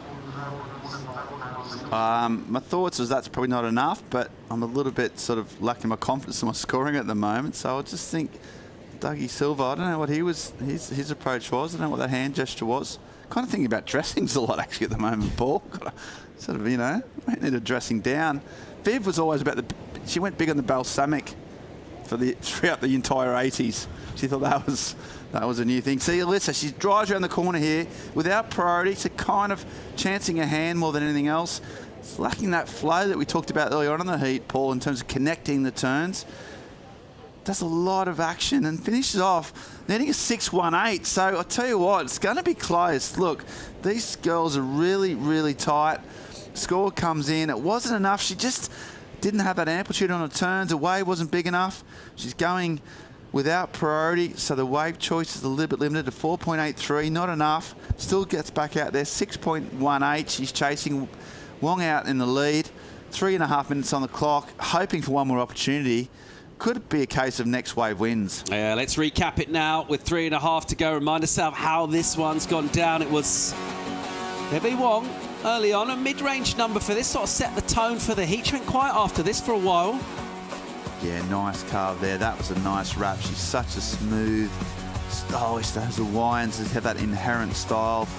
And this is really early on in the first couple of minutes of the heat, so she looked really composed, got a nice start, but then Spencer just got back into it. You'd see these waves are a lot bigger than the waves they've been surfing the last sort of 10 minutes of the heat, so it was a really more consistent waves early on, and Spencer was just nice and calm and composed, getting a couple of sixes.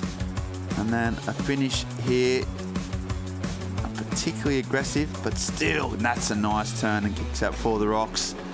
So at this stage, and this is where it got interesting, without priority, chasing a number, Wong got this, and the judges liked this, gave it a 7.17.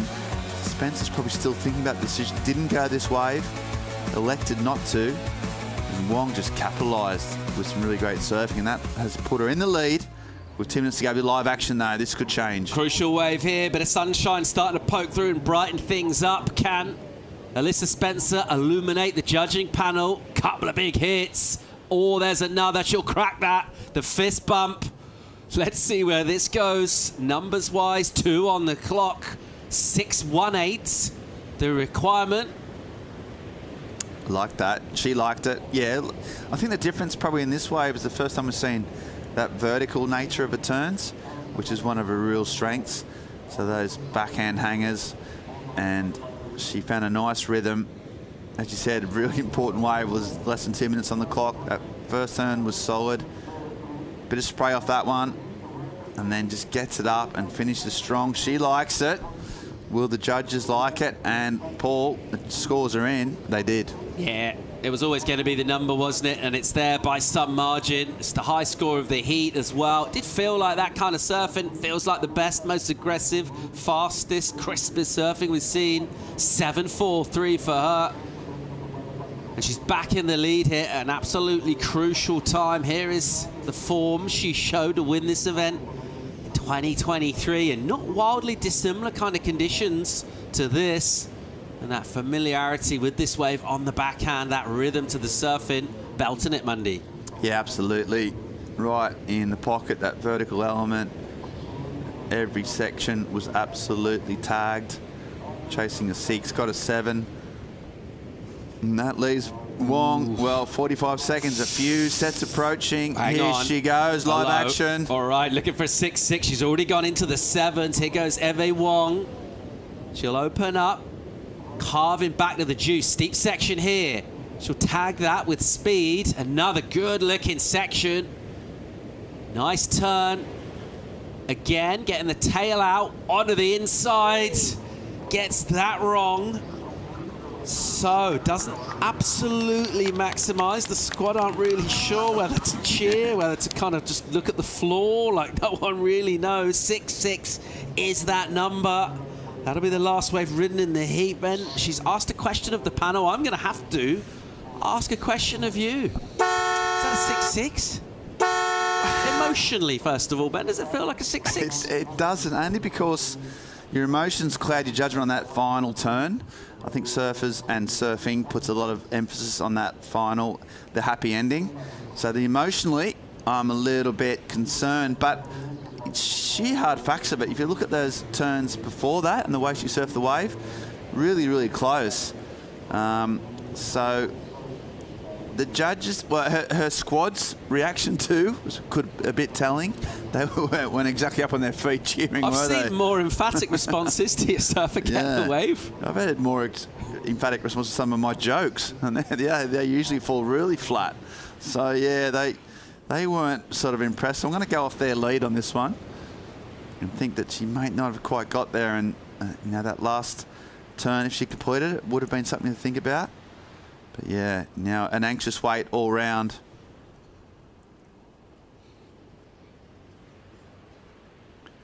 Bit of a debrief. Saying, yeah, but mainly talking about that last wave of Wong's. She knows. Well, she gave it a crack. She fought all the way, 35 seconds. She surfed it well all the way to the back. She didn't show any signs of nerves on the wave itself. Yeah, numbers in, not enough. Gally likes it. Gally likes Alyssa it. Spencer got the job done. Everyone gets a 5. I'm loving Gally's beanie and scarf combo. Really strong. Alyssa Spencer through to quarterfinals here. Disappointment for Eve Wong. She blazed in the early rounds, unable to keep the momentum going on a tricky morning against an ultra tricky competitor, a former champion here in Ericeira, Portugal. We'll keep rolling with the action. We're going to bring a very special guest into the host set too. More action from beautiful Portugal right after the break.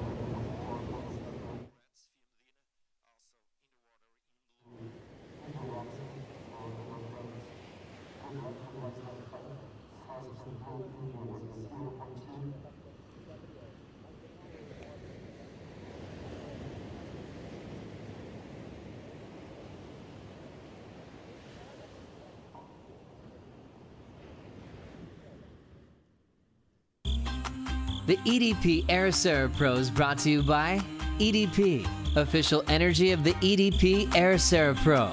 By Visit Portugal, Europe's best surf destination. by the Mafra City Council, Ericeira, a World Surfing Reserve, and by Millennium Bank, official bank of the WSL in Portugal.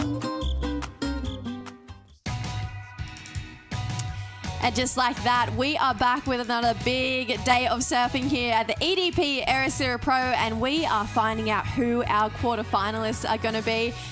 Pretty special guests to join myself, Jessie Starling and Ben Mondi in the booth. My big sister, True, welcome. Yes, thank you. Thanks so much for having me. You didn't get the denim jacket memo. I know. Girls, where was Seriously. the call? We Where was have the a group call? chat. I know. Honestly, you got to read it. I thought it was a joke. You want to be a Starling, you wear a denim jacket in the booth. I want to be a Starling. That's all I want to be. That's all I We'll want to be. get it sorted for you next time. Don't worry about it. Yeah, cool. And I'll tell you what, it's so nice having Evans out and True in. I mean, isn't it's it just great? like, what a dream. Absolute dream. Yeah. So, I'm really stoked just to, be a part of the family, really. Yeah. Yeah, welcome. Yeah, Yeah. like that sort of cousin you never had. Yeah. You're like our weird uncle. Oh, I'm kidding. But okay. nah, guys, let's talk surfing. I got your back. It's Round of 16, heat number 7. Sophia Medina, speaks for herself out of Brazil. She's taken on India Robinson. We've seen India on that CT. First matchup that you're calling here, True, on the Challenger Series here in Portugal. We got a start here from Sophia Medina. Yeah, she's been on fire lately as well in all of her events. Her board is looking smooth. I mean, it's a tricky wave to surf at the start, but she does really well to stay connected. Love that back arm drop as well. It kind of gives a point of difference, and, she's flowing with it. She's getting a really good start. I mean, you want to start off strong, and a 5.67 is how you do it. We saw Raupp get knocked out earlier on by Yolanda Hopkins. Why do you think the Brazilian women haven't sort of hit, the heights of the men? It's an age-old question. Sophia's probably, the best up-and-coming right there, but there's not that push, is it? I've always sort of wondered why that is. You two girls have a much better perspective than me. What? Yeah. I feel like we've seen a couple of surfers recently changed their flag to represent Brazil from that Hawaiian flag, thinking of Tatiana Weston-Webb, Luana Silva. So our current reigning World Junior champ is Luana. That she's had a great year, made a couple of finals on that championship tour. But this next crop, there's definitely, right now, a few of them. But who knows who the next 12-year-old great surfer is going to be. But while we have a bit of a break right now, Liz put on an absolute clinic in that last heat. She's down on the glass with Chico Owls. Alyssa, one step closer to having another victory year. How do you feel surfing here once again? Yeah, I feel really good out here. I feel like this wave really suits my surfing, and I feel really comfortable out here. So, yeah, I was happy to get a couple waves out there today. How nervous were you when you caught that wave needing a score? The wave looked really good. Obviously, in your head, you always think, I'm not falling on this one. But, yeah, you surfed it really well in the pressure. Yeah, I felt like I surfed a really good heat up until making a mistake with priority and letting Eve go on the 7. And, yeah, from then I was like, okay, now I need to find myself a wave, and I was just so fired up. I was like, I'm not going to lose this heat. So, when that wave came through, it was such a blessing. It came straight to me, and I just kind of told myself to breathe and, just surf like you and don't overthink it too much. So that's what I tried to do. Next round is on standby. What's your plan for the day? Yeah, just try to stay hydrated and stay rested, and yeah, hopefully the waves stay like they are, and we'll run the quarters later. Looks like they are staying for us, so good luck for the next round. Thank you. Back to you, boys. Yeah, Alyssa Spencer, past champion here. Ben, more pressure coming back for another year trying to win, or is it easier to come back as a champion? I think it's easier. I think just the fact that you've got so much knowledge of the wave, you've surfed so many heats, so many reps.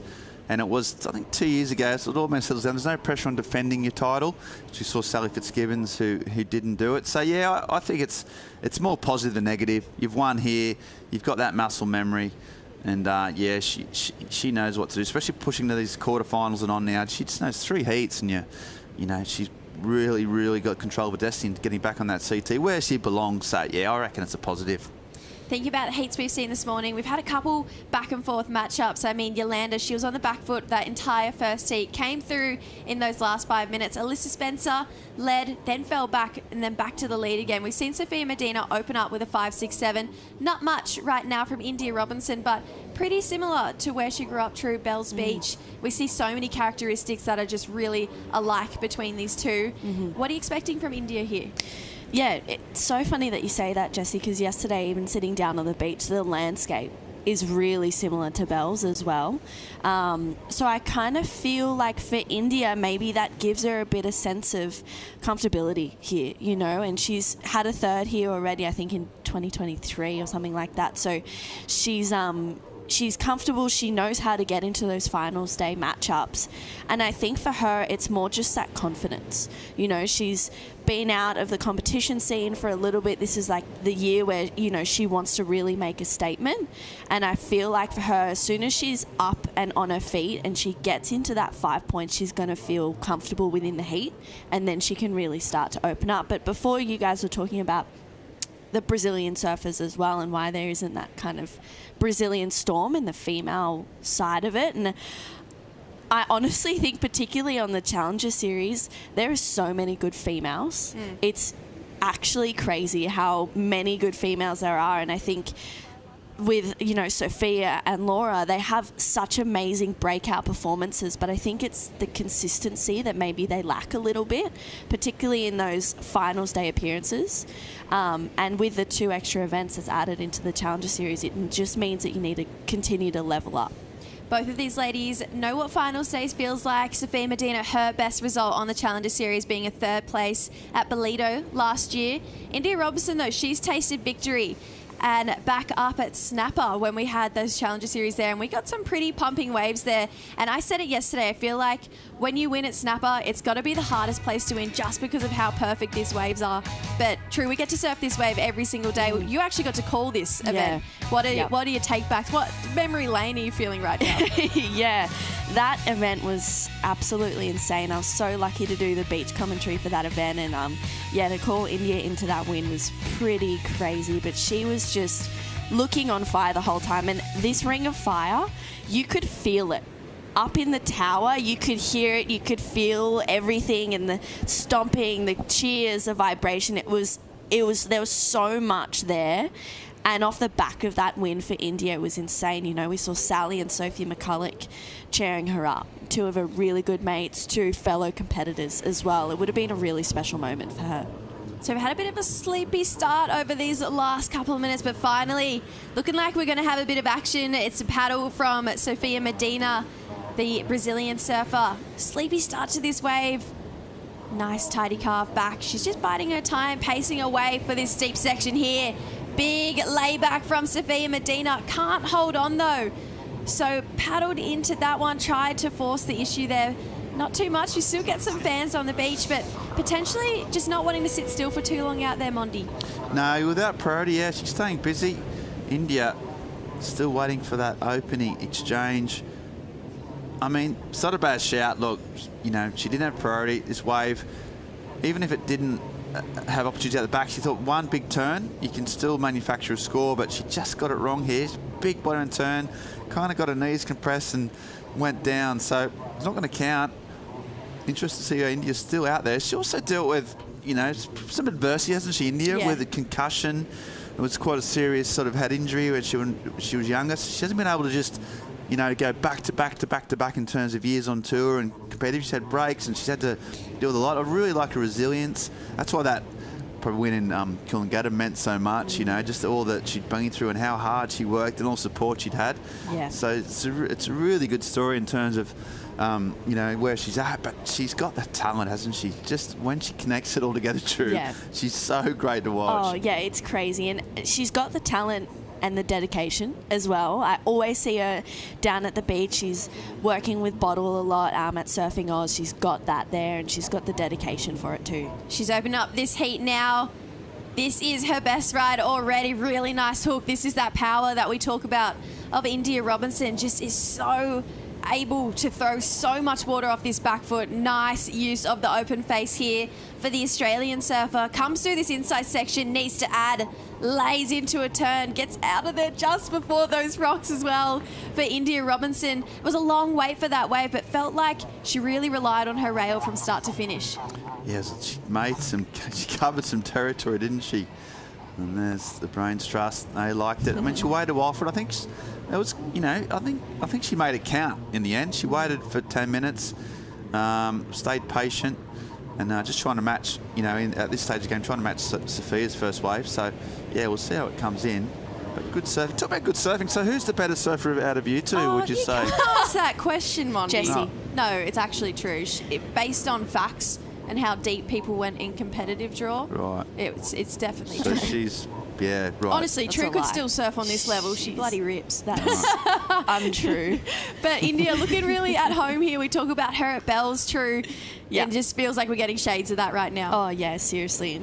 Yeah, she's got, as we said, that power, and I just feel like she looks comfortable, and you can see she's got those, I don't know, those laser eyes. She's just so in tune with it out there. I mean, she waited for a while, so she kind of had to make this one count because there's limited opportunity out there, particularly with the better waves. So for her, she's like, okay, she knows. She's such a smart, competitive surfer. She knows this wave needs to come into play.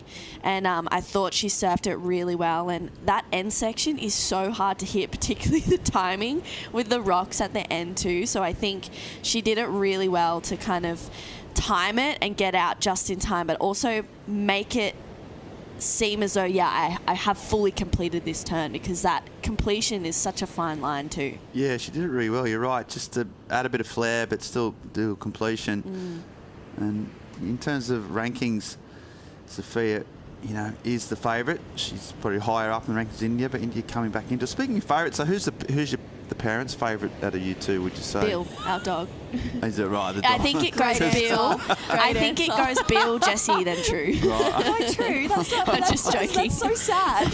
You can't be saying that. No, definitely Bill. Yeah. Oh, true. True. Dad openly says Bill. Yeah, no, it's definitely the dog, and then we're equal. Yeah. Oh gosh, poor mum and dad. Goes to the air for Sophia Medina. Maybe pushing a little bit too hard in this heat. Doesn't have a very convincing lead at this point in time, that 5.67. I love the fact that she's trying to get progressive on us, trying to give us something else to think about in this heat, but feels like potentially needing to just build a house to the foundations a little bit more. Yeah. I kind of think that was an unnecessary turn to do, particularly at this point in time in the heat. I think one big blast probably would have been a better decision as opposed to going to the air. I think when she has a really commanding lead, that's when you're free. Yeah, go to the air, do whatever you want. But that turn was kind of begging for a big fin blast or a tail waft. And I just feel like she's got those turns on lock as well. So she could have really lent into that and been like, I know how to do these turns on these big sections. Could have done that, got another 5. But yeah, going to the air I think was a mistake. And so if you didn't know, Mondi, True is actually just about to graduate her psychology degree. Wow. And just qualified for honours as well. So True, and you want to go into a bit of sports psychology as well. Sophia Medina's headspace at this point in the heat, as a sports psychologist, putting you on the spot right now. You're welcome. Great, thanks. I'm still 3rd year, so not actually yet. What are your thoughts for Sophia Medina and someone in her position? Yeah, I think Sophia right now needs to remain in control of herself, of her surfing, and of the heat. And I think it's slowly slipping away a little bit.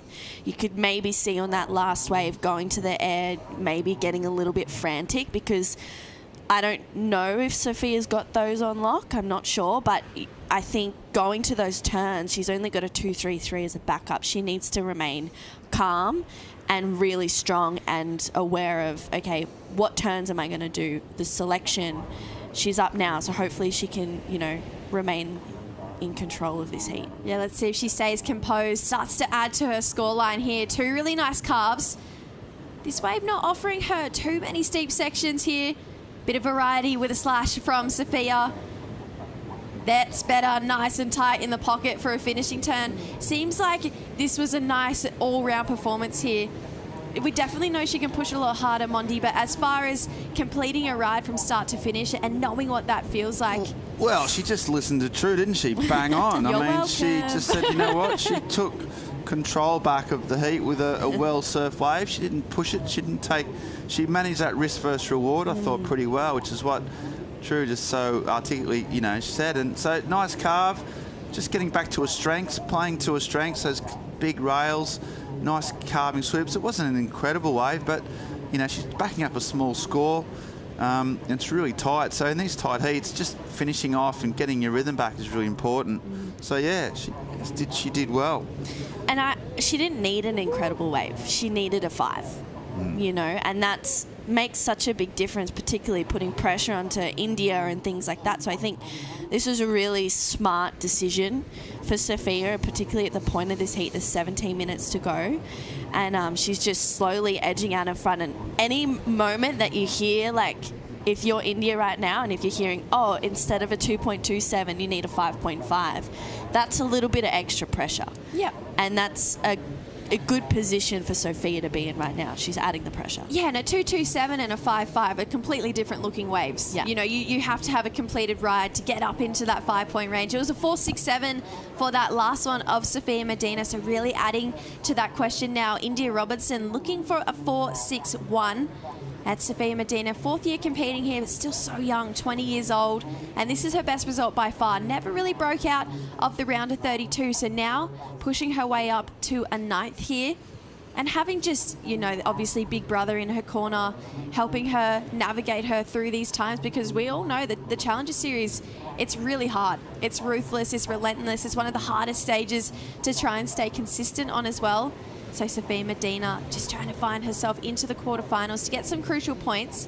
True, I'm going to put you on the spot again because awesome. I just absolutely love doing it. And Just remember, I'm 1 coffee in, not even. I'd be letting you down as little sister if I didn't, to be honest. But you've only been here 1 day, but you watched a lot of surfing yesterday.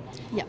It's not even the opening round. So who are you picking to win? You've got a narrow field to choose from, so you're welcome. But who are you picking to win, the men and the women? Oh my gosh. Okay. The men's. Well, my pick's more emotional for the men's. Oscar Berry. Yeah, fair enough. Every day of the week, I don't know. Oscar. For the women, I haven't watched... Oscar. Yeah, there.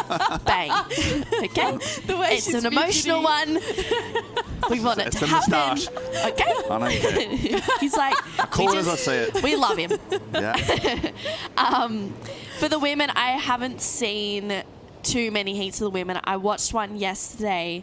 Actually, I watched 2 yesterday. Amura Suzuki, and she was the second last heat, and then Leilani and Nat were in the last heat of the day. I was actually pretty blown away by the confidence of Amuro. She looked really strong. I felt like Kika was maybe a favourite coming into this event. She had a lot of backing, a lot of energy around her. So I'm going to put Amuro back on the table because... Put her on the table? Yeah. Set her down. Oscar and Amuro. Okay. Table set. Is that all right? Are we good with those calls? Ready. Table set. Well, you got there eventually. Yeah, I know. Well, it's hard. I haven't really... Yeah, I've missed like 4 that's a tough days. I question. don't even know what day this is. Oh, yeah, God knows. What do you mean? You don't listen to me talk every single heat I do? Yeah. Well, it's kind of difficult when you're on a plane ride over here or stuffing your face with pasta.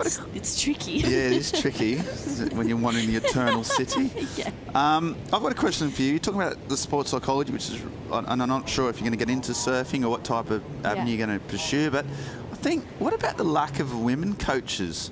Yeah. At the moment, I think you're looking at one as well. Well, we need. feathers in her I cap. just think there's such a gap for that. I mean, we need more women making good decisions because men have kind of mucked it up for the last 4 million years. So, especially in surfing, where there's no reason that women will be better coaches. So I think there's such a gap for that. So I'm interested in maybe if that's where you're going and what women could bring to that coaching role. Yeah, no, I fully agree with you on that as well. In Oz, there's about 2 that are really good, Chelsea Hedges and Amy Donahoe, that really stick out in my mind. and also Jade Wheatley as well. She's really good with the juniors, like the young ones. We'll come back to that. Yeah, I'm interested. We'll rewind because Sophia Medina, she's up and riding.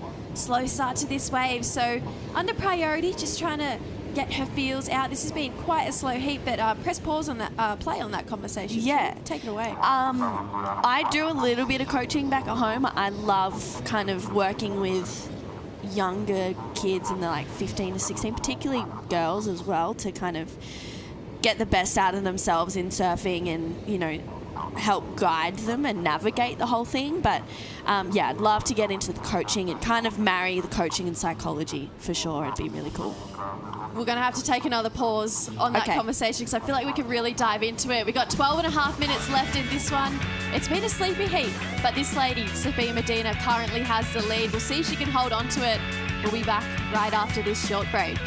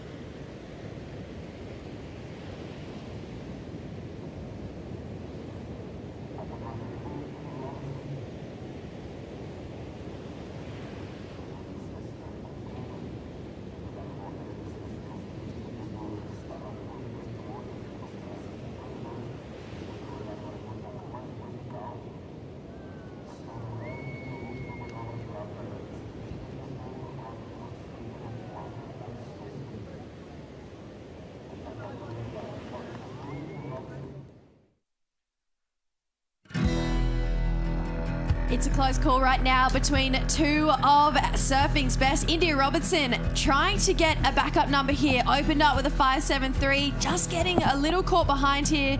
Now has some room to move. Great looking snap. That's better. Up into the lip, water going out the back. 3 really quick turns put together towards the end of that wave after a lot of downtime at the start there. Yeah, chasing that 4.51. I might get True to break it down better than me, but the one thing I did like was the spray that she generated on that second turn, but she had to really fight for it, didn't she, True, like to get there? Yeah. Not a big number, and finished well, so it's going to be really tight, but you can start to see when she India gets that swoop going and the hands go up and the spray goes, you know she's starting to feel the way, but she just took a while to get there. Yeah, she did, but I feel like waiting for India, and it doesn't really do anything with her momentum. She got behind. It was tricky at the start, but she recovered really well. That was a good snap. Gets another one in there. She's throwing a lot of spray, and I really love how she's staying tight in the pocket.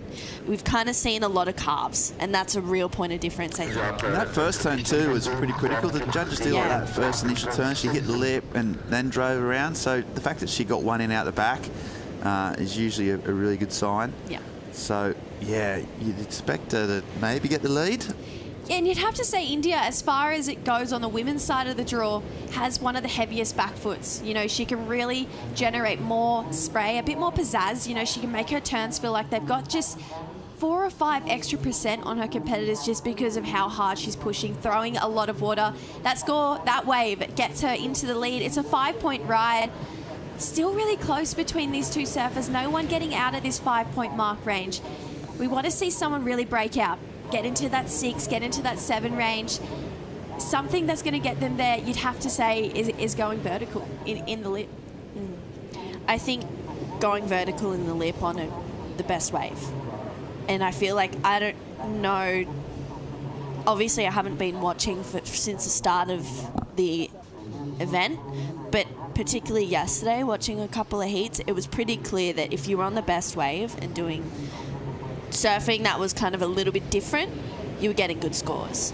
And if you were identifying those steeper sections and actually hitting it as opposed to carving, I mean, whether you're in the Challenger Series, the CT, QS, or even junior events, if you're doing it snap as opposed to a carve, I feel like you're going to be getting better scores. So I think for Sophia right now, she's in a good position. She's got that 5.6367, so she knows how to get the score that she's requiring, but she just needs to be on the wave that's actually going to let her do it. Sophia Medina with so much talent in her back pocket. You can see on the beach, a couple of gestures from just the crew, you know, her support crew on the beach. Looking like we might have a bit of a wave starting to roll through here. Looks like it's got a bit more size than what we've seen. Decides not to go, so potentially those arm waving movements saying no, don't go, it's not the wave, wait for something a little bit bigger. We know we've got this incoming tide, we've got a high tide mark at 12. The energy you're seeing in the waves here this morning, Monday, do you see it pushing through this high tide? Yeah, I think we might be right on the high tide. There's just enough. This is very dependent. The tides aren't massive, which helps. They are getting bigger. The coefficient is growing throughout the course of the week. But yeah, I think Trav and Gunning have pretty much called it. I think we should be all right through the high. And I mean, they'll monitor it pretty closely. But yeah, I don't think we're going to get that real surge of added swell that we got yesterday afternoon. So yeah, I mean, you put me on the spot, I think we should be all right. But if it gets too slow, that's the problem, isn't it? It does break, but it's just, is there enough opportunities throughout the whole 35 minutes is the question that the contest organisers will have to pretty keep a close thing. I liked the little break at lunchtime yesterday. I thought it was great. I'm all for it. So actually, no, it's not going to handle high tide, and they should go on hold, and then we can go for a nice. Us, when I say us, I mean the starlings. The starlings. Yeah, I feel you. Yeah, so I think the weird uncle was get a free. Weird uncle's up for a little lunch for the starlings. Yeah, we'll take our weird uncle out for lunch. Since I've been ostracised from the family. We're already pretty much 30 minutes into this heat. We've had a bit of a slow middle peak, but we got a good start here from Sophia Medina. Yeah, she was really on point early on. See how much bigger that wave looks. And that was only half an hour ago. And she got a really good wave selection, surfed it well, and does a pretty impressive pull out, and then India fought back. Yeah, she did really well as well. I mean, she waited for a really long time for this wave, and she just went back to what she knows. And I feel like she's got a really great carve on her, and that 5.73 got her back into this heat and back into a really good commanding position. And she's just looking fired up and ready to go. Yeah, the last Aussie left in the draw on the women's side. I mean, she just seems like she's holding her rail a lot longer. This one, she got caught behind in the middle, but we said she made up for it towards the end here. It's a pretty incredible statistic, that, isn't it? The last Australian left when you went in the round of 16. It's rare that there's not, at least in the quarterfinals, you get one or two or three, such as the strength of Australian women's surfing. So they haven't had a great run, but yeah, India still flying the flag. That Southern Cross is still there, but it's so tight. Look at those scores. Jess, 5.07 Sophia needs with priority, and expect with 4.5 minutes to go, each might get one wave each. It's going to be next wave wins, perhaps. Yeah, we're definitely coming down to one last exchange. 10.73 to 10.34. It's so close. I mean, we're talking next to nothing between these two ladies, and you can tell we've come to these really high intensity ends of the heats where we've had a really cool back and forth battle. Thinking of that last one between Alyssa Spencer and Wong, it really did come down to those last two waves and who capitalised on them the most. It's kind of been the theme of the event so far. Whoever's making the most of every opportunity that comes towards them has been just going really deep in the draw, and we know that there's big points on offer, especially this part in the Challenger Series season. Quarterfinals compared to a round of 16, a fifth place, it makes a world of difference. True, we're coming into 2026, we've got 24 women on the championship tour, extending the field. That's a big step in the right direction for women surfing. Yeah, absolutely. I feel like there's so many good females that are obviously on the Challenger Series, but also in that QS as well. And I just feel like there's opportunity to grow because the talent is there. And there's no doubt where it's like, yeah, bring on more women because it's gonna make it more interesting. The stories are gonna get bigger and more, dramatic as well. I think it'll be really cool. Yeah, particularly how good they're getting. So young. Yeah. India Robinson, though, she's trying to get back to that CT. Potentially a mistake there from India. So not converting on that next exchange. We look like we've got maybe a couple lines starting to roll on in. Are they going to hit this main peak where we're sitting Sophia Medina sit? Bit of deep water rolling in her way. We've got some energy here. Sophia using first priority. Opens up that wingspan. Brings it back to the whitewater. Great looking bottom turn into a top turn combo here. Biding her time, patiently waiting. Let's finish this one, and gets a nice release there. 5:07 is what she's looking for. Probably the most variety we've seen on one wave from the young Brazilian surfer. And the beach, they love it as well. Yeah. So Carolina Mendez, the local surfer, Sophia's brought in her. It's for a local hope because, as you said, she hasn't got through many heats in this event, despite coming here for quite a few years. She mixed it up this year, got Carolina involved just for wave selection. I'll tell you what, though, this wave, every section, she just surfed it, really, really well. Under clutch performance, didn't have to push it too hard through and finished it well. So, I mean, as you said, taking control, playing to her strengths, no mistakes. I was nervous for her after that second turn, this one right here. That's when I got nervous because she's, okay, cool, I'm on the way to the score. I have to finish. And she did. And she's like, she wasn't even nervous at all. There was nothing there. There was no doubt for her. Yeah, I'm getting the 5:07. It's happening, a minute and a half to go. Pressure's on. Something that these young women are getting so early in their careers, confidence and knowing exactly how to finish a heat. Scores coming in, it's definitely going to go there. It comes in, it's a 5.9, so goes back to the lead. Just over 60 seconds on the clock here. India Robinson, is all going to come down to this next decision she makes. 5.85 is exactly what she's chasing. This is where our sport gets so interesting. Does a wave come? Does an opportunity come? Sometimes it's not in your hands. You don't get this chance to really roll the dice. Give yourself one last go. 50 seconds to go. We can see a couple waves are really starting to stand up out the back there. It's just, are they going to come in time? 45 seconds. It's the passion from Team Sophia Medina that's, firing her up right now, but she's ready. She wants to drop this 5.67, extend her lead. Slow start here, but that's a great finishing turn. Puts the pressure on the back foot. Can't get over that front one, though. India answering back. Great looking section. There's a big turn from the Australian. Hooks it in the pocket again. Needs to finish this wave. Gets it near the rocks there. Wow. Okay, what an answer back. 10 seconds on the clock. Is Sophia Medina out for one more chance? You can see Ellie Harrison, Meg Harrison, Sophie McCulloch. They loved it. Emotional thoughts on that wave. I know you're both Australian. Take the flag out of it. Thoughts on the surfing here? Well, it's clutch, wasn't it? She a little bit wobble there, but then she started to wind up. I think she really found a groove. It was a bigger wave than Sophia's. There's a little bit of downtime here, but this is where she started to really show her stuff. The spray was important, and that sort of torque was great. And then a little click off the top, and then a finish. So chasing a 5.85. They're going to compare that with Sophia's wave. It's going to be interesting. It's tight. I mean, these two have been so close the whole way through. Has she got it? Has she got it true? Has she got the score? So. You think so? Only because, it's a bigger wave. And it's in. It's in. It's the best wave of the heat so far. You can see the smile there from India Robinson. She's going through to the semi-finals thanks to that last 7-point ride. I mean, this is what we live for, these last-minute throwdowns. A little bit of sadness here from Sophia Medina, but she's got to be happy with that answer back. I mean, there wasn't too many opportunities in that heat, and she really did capitalise on those ones. So she'll regroup. Next comp coming up in Brazil, so she's got to be feeling pretty confident going home and competing there. India Robinson, the sole Aussie.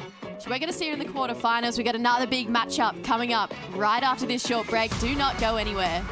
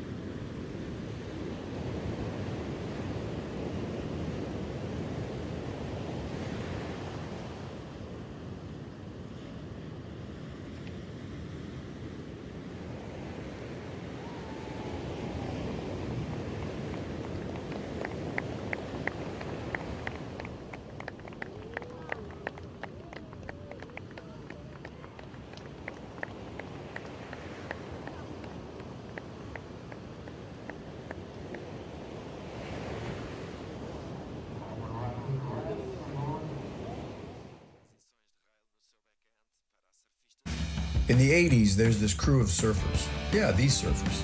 They decided to draw a line in the sand to protect the waves they loved. From that first wave save, the Surfrider Foundation has grown into a coastal protection powerhouse. We take on the big guys, the major polluters, the powerful corporations. You name it, we've been there. Become a Surfrider member today because the ocean needs more friends. An elated India Robinson on the beach. There's the high five from coach Adam Buchner, coming all the way over here from back home in Oz to support such a strong team. But Portugal, Ericeira Ribeira putting on a show yet again for us as we round out what has been an incredible round of 16. We're going to be seeing that lady straight into the quarterfinals. Who she comes up against, we will find out in the next 32 minutes. I'm Jessie Starling, here to call you through in the booth alongside me, my big sister True Starling. And we've got a pretty cool affair. Sanoa, an Olympian, taking on the young gun, Eweleiula. Yeah, this is going to be a really good battle, this heat. I feel like Sanoa and Eden, they're both really good surfers. They've got a real sense of fire to them as well.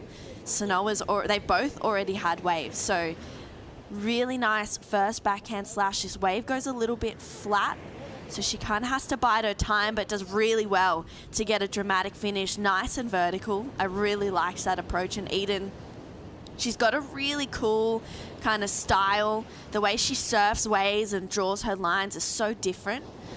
Couple of quick check turns to start, opens up a little bit more through that one, maybe just a little bit out of time, but she puts herself in a better position with that turn and gets a good finish. I feel like the timing on that wave for Eden was probably just a beat too late, so hopefully she can start to open up throughout this heat.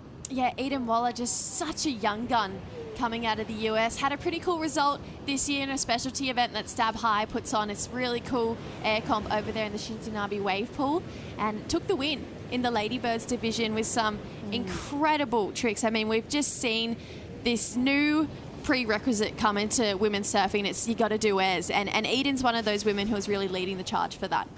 Yeah, she is, and it's pretty incredible how young she is as well, and the fact that she's doing that at such a young age. The confidence, the fact that she's able to identify those sections and that ocean knowledge as well. You have to be really aware of, oh, this is an air section here, or oh no, this is a calf section, you know, whatever it is, and she's just so in tune with it. It's pretty incredible, you know, what she's doing and where she's at in her career right now. Like I mentioned before, Sanoa, an Olympian. You know, she's really goes deep into the draw of those ISA games. She started off with a 5.5, second in the Pan American Games last year over in Chile, 17th in the Olympics over at Tahiti, and talk about a scary wave to go and represent your country at. Probably, if not the scariest wave, one of in the world, to try and go and get some reps there for someone who's never surfed there before and then compete on what is one of the highest stages. That's a lot of pressure. Yeah, I wouldn't even know where to start with that. You know, I think qualifying for the Olympics, incredible. What an amazing achievement for Sanoa, you know, but getting to Chopu, crazy. It's a terrifying wave, but it is on that CT, so if she wants to get there, she needs to get used to it. This lady in that last heat, though, trying to get back to that championship tour. India Robinson into the quarterfinals. She's on the glass with Claudia. And we have the last Australian going to the quarterfinals, India. Decisions made until the very last minute. Got us through your heat. Yeah, it was a tricky one. I knew it was going to be tight with Sophia. She surfs so well. And, yeah, watching as the tide comes in, it does slow down out there. So I was just trying to trust myself and be patient. And, yeah, it was definitely tricky through that middle bit, but down to the wire at the end and managed to get a wave. And I just wanted to surf it as hard as I could and just to commit to every section, and it paid off. Thank you so much. Good luck for the next one. Thank you. Thank you. Yeah, India, one of those few surfers as well, repping her own sponsor. So Queen and Me, this really cool program she has to support this next generation of girls back home in Australia, just to keep building. You know, something we've touched on a lot this event is there's a lot of people here paying it forward, you know, using that experience and just passing it on to that next generation. We think about some of the coaches here as well. Snake, Leandro Dora, Adam Dufner, who has a background in competing. He worked with India in that last heat. You worked with Duffy a little bit yourself. What do you think it means to have a coach with experience to come on to this level with you and back you here? Yeah, it means a lot for sure. But I also think, you know, obviously experience is such a big thing in the sense of you want your coach to understand the ins and outs of how to surf a heat, the pressures, you know, and then also technique, surfing, X, Y, and Z.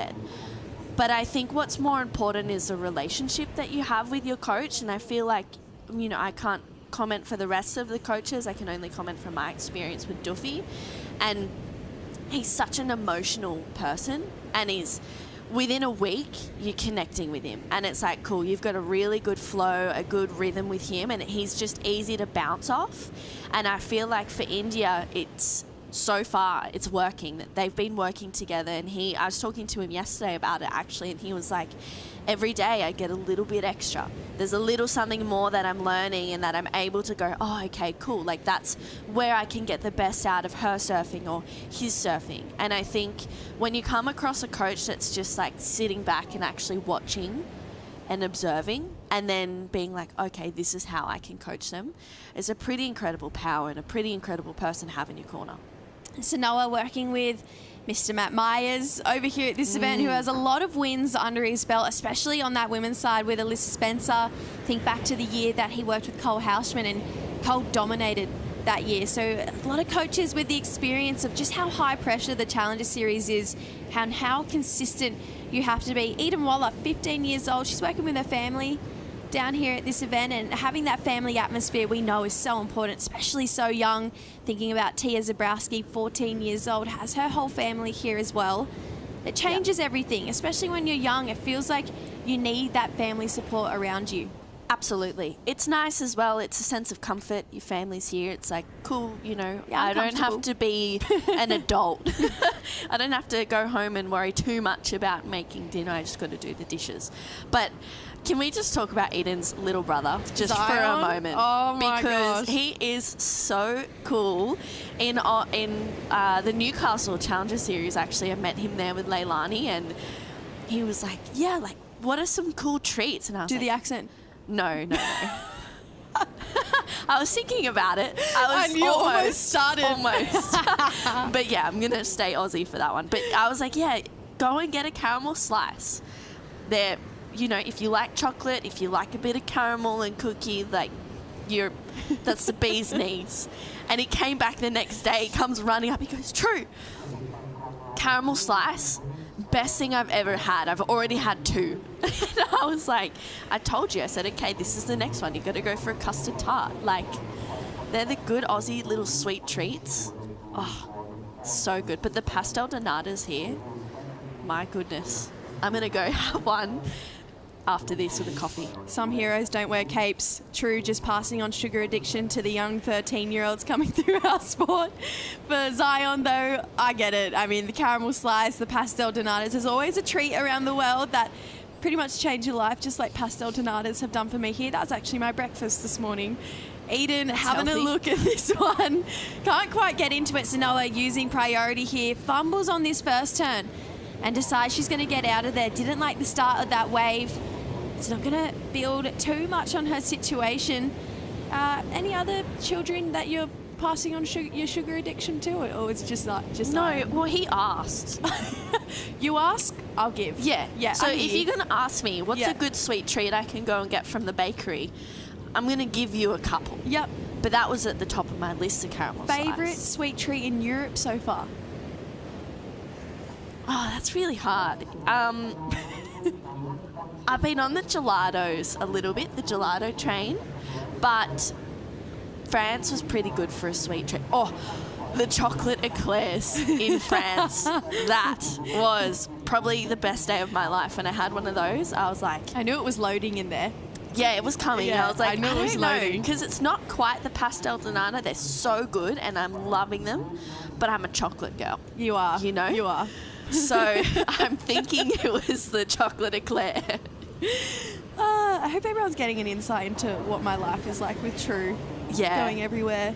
We just eat sugar. It honestly revolves. I think my days revolve around 100% they food. do. Yeah. 100%. The hangry moments. Oh, it's scary. Yeah. It's terrifying. It's a little bit scary for us coming here in Oz. You only come here once for your first time, so we are just eating everything. If it's your first time going to Europe, I would say stay away, but no, I'm all for it. Don't just even. rip in. Eat You know what? everything you can if you're eat. going to come to Europe and you got to lean in. You only get your first time once. Lean in, just like Eden is here. Really nice float to start this one off. We mentioned just kind of behind the 8-ball, but she's up in front of it now, goes down, hits a little bit of a wobble on that one, so fumbled for Eweleiula on the answer back. Felt like she was starting to feel the rhythm on this wave, came in a little bit more in sync. Unfortunately, just catching the rail here. What went wrong, True? I think there was a bit of a bump in the wave. I mean, the turn was really good, but you can see she loads up, goes into it right there. There's a little bit of a fumble and a bump. You could see her board kind of catch a little bit. Would have been a really great turn. It could have been a good number. Right there, she maybe leans a little bit too far back and then her board kind of catches. So, yeah, for Eden, that's a heartbreak kind of moment. It doesn't... I don't know if it's going to be, you know, a turn pager in this heat, but I feel like for her, she just needs to kind of build a rhythm, catch a couple of waves. Because that first wave was really nice, but her timing was just slightly off.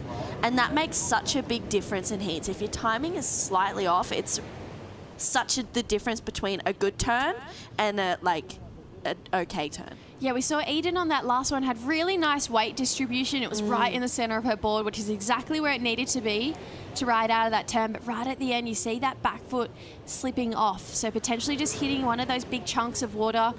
With sometimes when those rocks filter in on the inside, we see these bumps start to scatter up the face, and there's a lot of control that needs to come into play there. And Eden being such a small human, it's pretty easy for her to get bumped off still. She's still so young, like we mentioned before, 15 years old. I mean, pretty cool to be competing on this level and this deep into the draw. Her first year on the Challenger Series here. She was so impressive over in Newcastle. We had pretty pumping conditions. She got a crazy 8.33 for a barrel to turn combination. She's having a look again here. Eden building speed down the line. That's a better looking turn. Kicks the fins out and gets the ride out there. Feels like that's a bit of redemption here for Eweleiula. I was going to say as well, you know, you can be a short stature, but you have to have that strength. Is that from experience? Yes. Not that I have the strength, but you know what I mean? Like, I think for Eden, she's short, but she has the strength to be able to manage those bumps and really navigate them out there. I think it was just maybe the confidence. And here, this is where she's like, cool, I'm back in the game. This was such a huge turn and so hard to do on this section. How she kicks her fins out like that.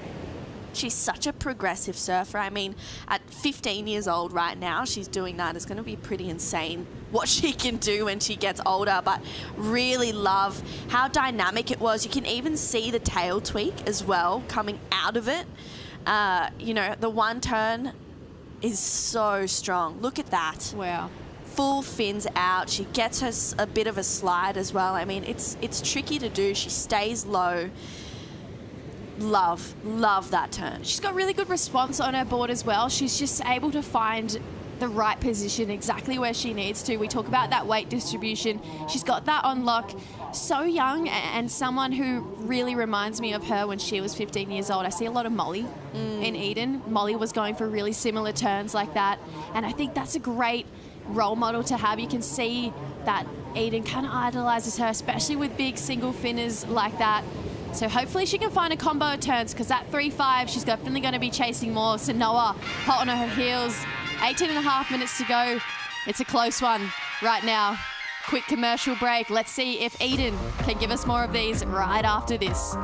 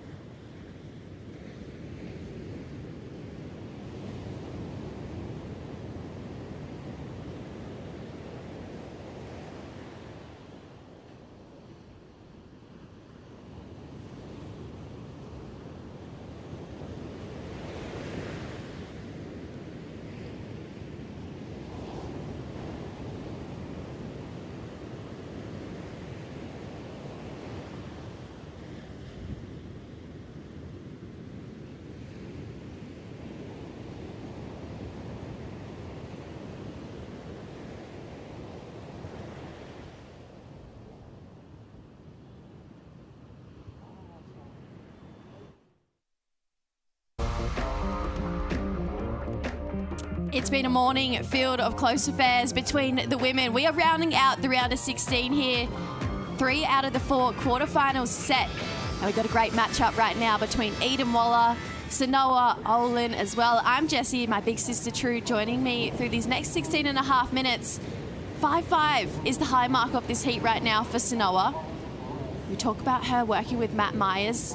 Alyssa Spencer worked with him for a long time. She's now working with Gally, but you could see the heat strategy. There's similarities between those two surfers. And Sanoa having a crazy comeback the other day, knocking out one of the high seeds in the draw, Nadia Aristabe. It feels like when you knock out a high seed, confidence builds. Yep. And that's what we're looking for her to bring on this next wave, using priority here. Smaller looking start, it's got to build down the line. One big section, just the one turn with the finish there. So we're not seeing this traditional point break style of surfing where there are lots of turns linked together. The last few waves, one turners, maybe a positioning error going on right now. Yeah, maybe. Sometimes one turn can make a big impact as well, though. So even though it is a point break here, you know, sometimes one turn is all it takes to get you through a heat.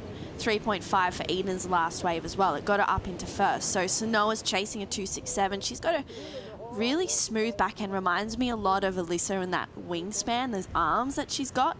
And yeah, being, you know, we're talking about her being an Olympian before, qualifying for the Olympics, huge tick. You know, that is such a, you know, a goal for a lot of people in any sport. But then to be like, yeah, cool, I've qualified for Chopu, that's crazy. And I think that's where she's had to go, yeah, I need to surf out of my skin. And I think that's what she needs to do in this heat a little bit as well. Just bring a little bit extra, get herself back into the fives, and start to keep adding to Eden. But they're both so young, you know, it's pretty incredible what they've done already at such a young age. Yes, Sanoa, first Canadian female surfer to ever compete on the Olympics there. It's a pretty cool stat to have right up next to your name, but we know the next goal she's chasing is that championship tour. We talked about before, we've got extra women onto a next year, 24. This year, that means the Challenger Series women's qualification spot, it opens up to 7. Right now, the youngest surfer in the draw, Tia Zabrowski, she holds down first position. I feel like that's sending a message to a lot of these older women that, you know, this next generation is coming up, and Eden's definitely part of it. Sanoa part of it as well. Potentially, though, this heat, it just feels like we haven't had that real big breakout moment so far. They've been out there for over 20 minutes. At what point do you switch from plan A to plan B? Yeah, it seems kind of hard to have a plan B out there right now because seems to just be like that one zone, and it's a little bit slower, so you're at the mercy of the ocean. And I think for Sanoa, maybe just catching a few waves under priority is trying to build on the 3 as much as you can is probably a good plan B right now, but they've still got 13 and a half minutes to go. Maybe time for another 2 sets to come through. I just think, yeah, it's a really tricky one, particularly in the point breaks, because it's kind of one spot. You know, there's not really anywhere else to go. Yesterday it seemed like there was a wider zone. I saw in the last 2 heats of the day there was kind of out the back a little bit. Seemed like it was tricky to get around, but then the wider space was a little bit fatter, so you kind of had to be in that sweet spot. Yeah, there definitely is a sweet spot out here. Something I realised I haven't debriefed with you yet. Okay, I'm nervous. Which is pretty crazy for us to not have spoken, but I haven't really seen you in a hot second. We draw similarities between Eweleiula and a young Molly Picklum. There is no doubt about that. Mol, world champion this year. Yeah. How good? That was crazy. She actually did it. Think about our friend group when we were younger. Yeah. And Molly, she always was that surfer who said, nah, I'm going to be world champion. I'm going to get there. She was first to make the Challenger Series. She was first to make the CT, and she actually did it. She's held that trophy over her head. Tears came out of my eyes when that happened. Let's see if Eden can have this same effect in her career. That's a really nice opening carve. Holds that rail longer here for Eweleiula. Poised off the bottom. Great looking end section snap there. Adding variety into this. Felt like she was holding really nicely all the way down on her turns here from Eweleiula. Just such strong experience from such a young age, showing that she's got a lot of class, even though she's one of the younger surfers in the draw. Yeah, sometimes I think age doesn't matter. If you've got it, you've got it. And Eden seems like she's got it. I mean, really good rail game. That first carve was lovely. And as you said, that extension through that back half of that carve was beautiful. And then to get a quick finish as well, surf that wave really smooth. And she's got such a great style. You can see loading up. She gets her back arm to the wall. Love that second carve. Honestly, that extension was crazy, and just a little bow tie finish as well for her. So I think she's used her priority wisely. Wow. Really good wave selection. And look at this. I mean, that is just so smooth. She's got her arms really wide, and you can see her front arm. It's in the water. She's using it to pivot. Wow. And that beautiful opening carve, she can see right there. That's where she just extends it a bit extra. And it just gives a little bit, it's a bit more dynamic, a little bit of extra drama to that turn. And I feel like this could be a really good score. It's definitely the 3.84 that she needs. It's just how much more is it going to be? Just how beautiful those bottom turns were.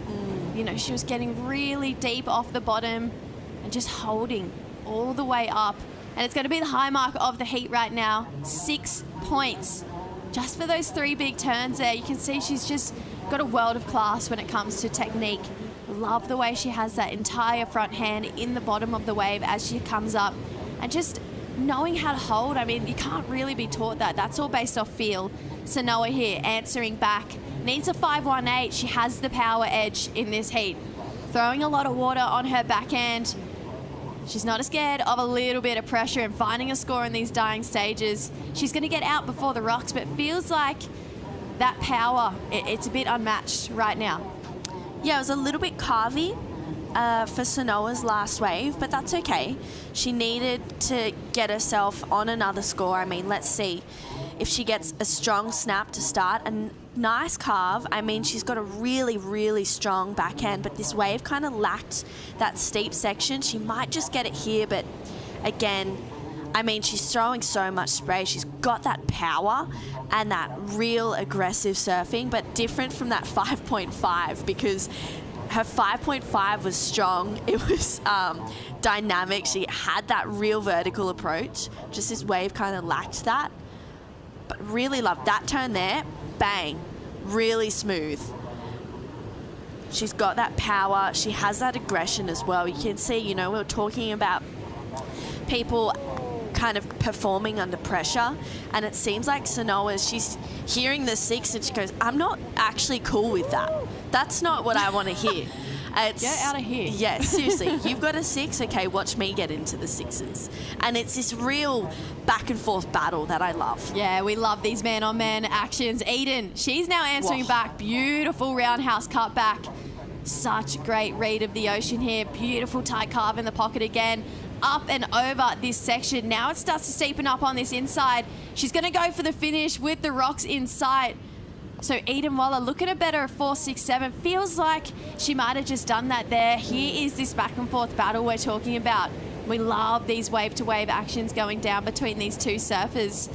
We finally got a heat on our hands. They say all good things come to those who wait. Yeah. Patience is a virtue. Yes. Well, we've waited almost 30 minutes for this, so let's see it. Let's go.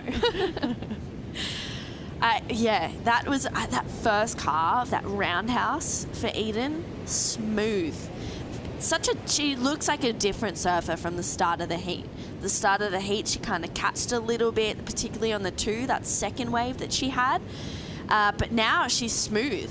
She's got that, she's in flow. And I think, let's take another look at it here. Really nice approach, gets the rebound as well. Really, really loving how she's approaching these waves, the lines that she's drawing. Gets straight up and over that section there. Times it really well for that inside too. I mean, it's tricky. It's really tough to do. It's daunting as well. But she's like, yeah, I'm not even scared. It's all good. Wow. Just so much class in those turns. And I just feel like, I mentioned it before, you can't teach a good bottom turn, knowing when to release on that wave face. And it just feels like she has this beautiful, natural talent and read on the ocean here. And it needed to be a 5.43. I don't see a massive question mark around that score. Yeah, I don't either. I mean, you know, that the talent, it's ingrained in her. You know, it's just, she woke up and boom, it's there. Talented. And now she's got the dedication. She wants to work hard for it. So that's a pretty lethal combo for Eden. But the 5.93 for Sanoa, she's like, yeah, cool, I'm back in the lead. Let's go. And I feel like for her, for a 5.93, when she's actually able to really open up and go vertical, that could be danger zone for Eden. Yeah, we've seen when it comes to goofy footers in this competition, the best way to get big scores is definitely to punch through that lip, go up and vertical, get that nose pointing towards the sky. Thinking back to Anat Law yesterday afternoon, I mean, what a standout. Just came out of the gates and was a little bit tricky out of the gates, actually. She fumbled a little bit, but then just tidied up her appearance and her performance by the end of that heat, and she just looked like untouchable, a gear above, and honestly, I feel like she's going to be a real threat in this competition. But check out this last score, 6.4 for that last wave. Yeah, she's just building and finding the rhythm. I think for Eden as well, she's just happy. And, oh, here we go. Yeah, she looks like she's having fun. So is this lady. A lot of water off that first turn. Drives hard into this pocket. This is more like it for Sanoa. Gets up and over that lip there. So we're seeing this board go towards the sky. That's a whippy finishing turn. Matty Myers, he loves it. Nolan Raposa over there. Is that like a cowbell? Is that what's going on in the background? Hey, how's it? Confidence, the backing from Matt Myers right now. He's like, yeah, that's a score. 6.47 is what she needs. I think she'll get it. I want to know where he gets his hat so bright. I've never seen one brighter in my life. Do you reckon he'd tell you? I don't think he'd tell you. I feel like it'd be a secret. 100%. Okay, let's look at this. I mean, that first turn was really smooth. That one there, that was a little bit extra aggressive, and oh, it's going to be a big score. It's definitely the 6.47. How much more is it? Oh, wow, this was a really well-surfed wave, and this is exactly what she needed right at such a critical point in the heat as well, under 5 minutes to go. turn there was pretty smooth too. She's just opening up a little bit extra, and you could see, yeah, she's going to get well rewarded for it, Jessie. Feels like she almost got frustrated and then just unleashed on this one. Oh, just wanted to have that win and just kept getting pushed back by the young gun. When you're going blow for blow with someone and they're just asking a little bit more of you, it gets really frustrating. And when you're, for example, Sanoa right now, and you keep hearing that, and you're like, what is going on? And you go, you know what? I'm not taking that. This is my heat, and it's my turn. So just wait your turn, because I'm going to dominate. It takes a real competitor to answer back under pressure, and Sanoa did in style. Best wave of the heat. It's a 7.5. Heat's not done yet. 3 minutes 40 to go, and we got lines rolling through out the back. Bit of movement in here from Eden. Decides that she doesn't want that one. The energy starting to build here at Ribera. Eden knows exactly what she needs to do. A 7.04. She's built every single wave she stood up on. She's got a better score on the board. Starting off with a 4.67, backed it up with a 3.5. Moved towards to a 6. That last wave a 6.4, so just needs to keep building. It's all getting tense. I couldn't only imagine how the family is feeling on the beach, but thank gosh we have Claudia Pinto, because she is down there with Sanoa's mum, who I assume is very nervous. Yeah. That's right. The nerves are a little bit coming up now, but Sanoa just did that amazing wave. How do you feel when you see her just performing at her best? I think I just believe in her like so much that I just wish everyone else gets the opportunity to see just kind of what I do when I watch her. So. You're just telling me it's your first time on a Challenge Series event. And why Portugal, and what do you feel like, what means for her for you to be here and have your support?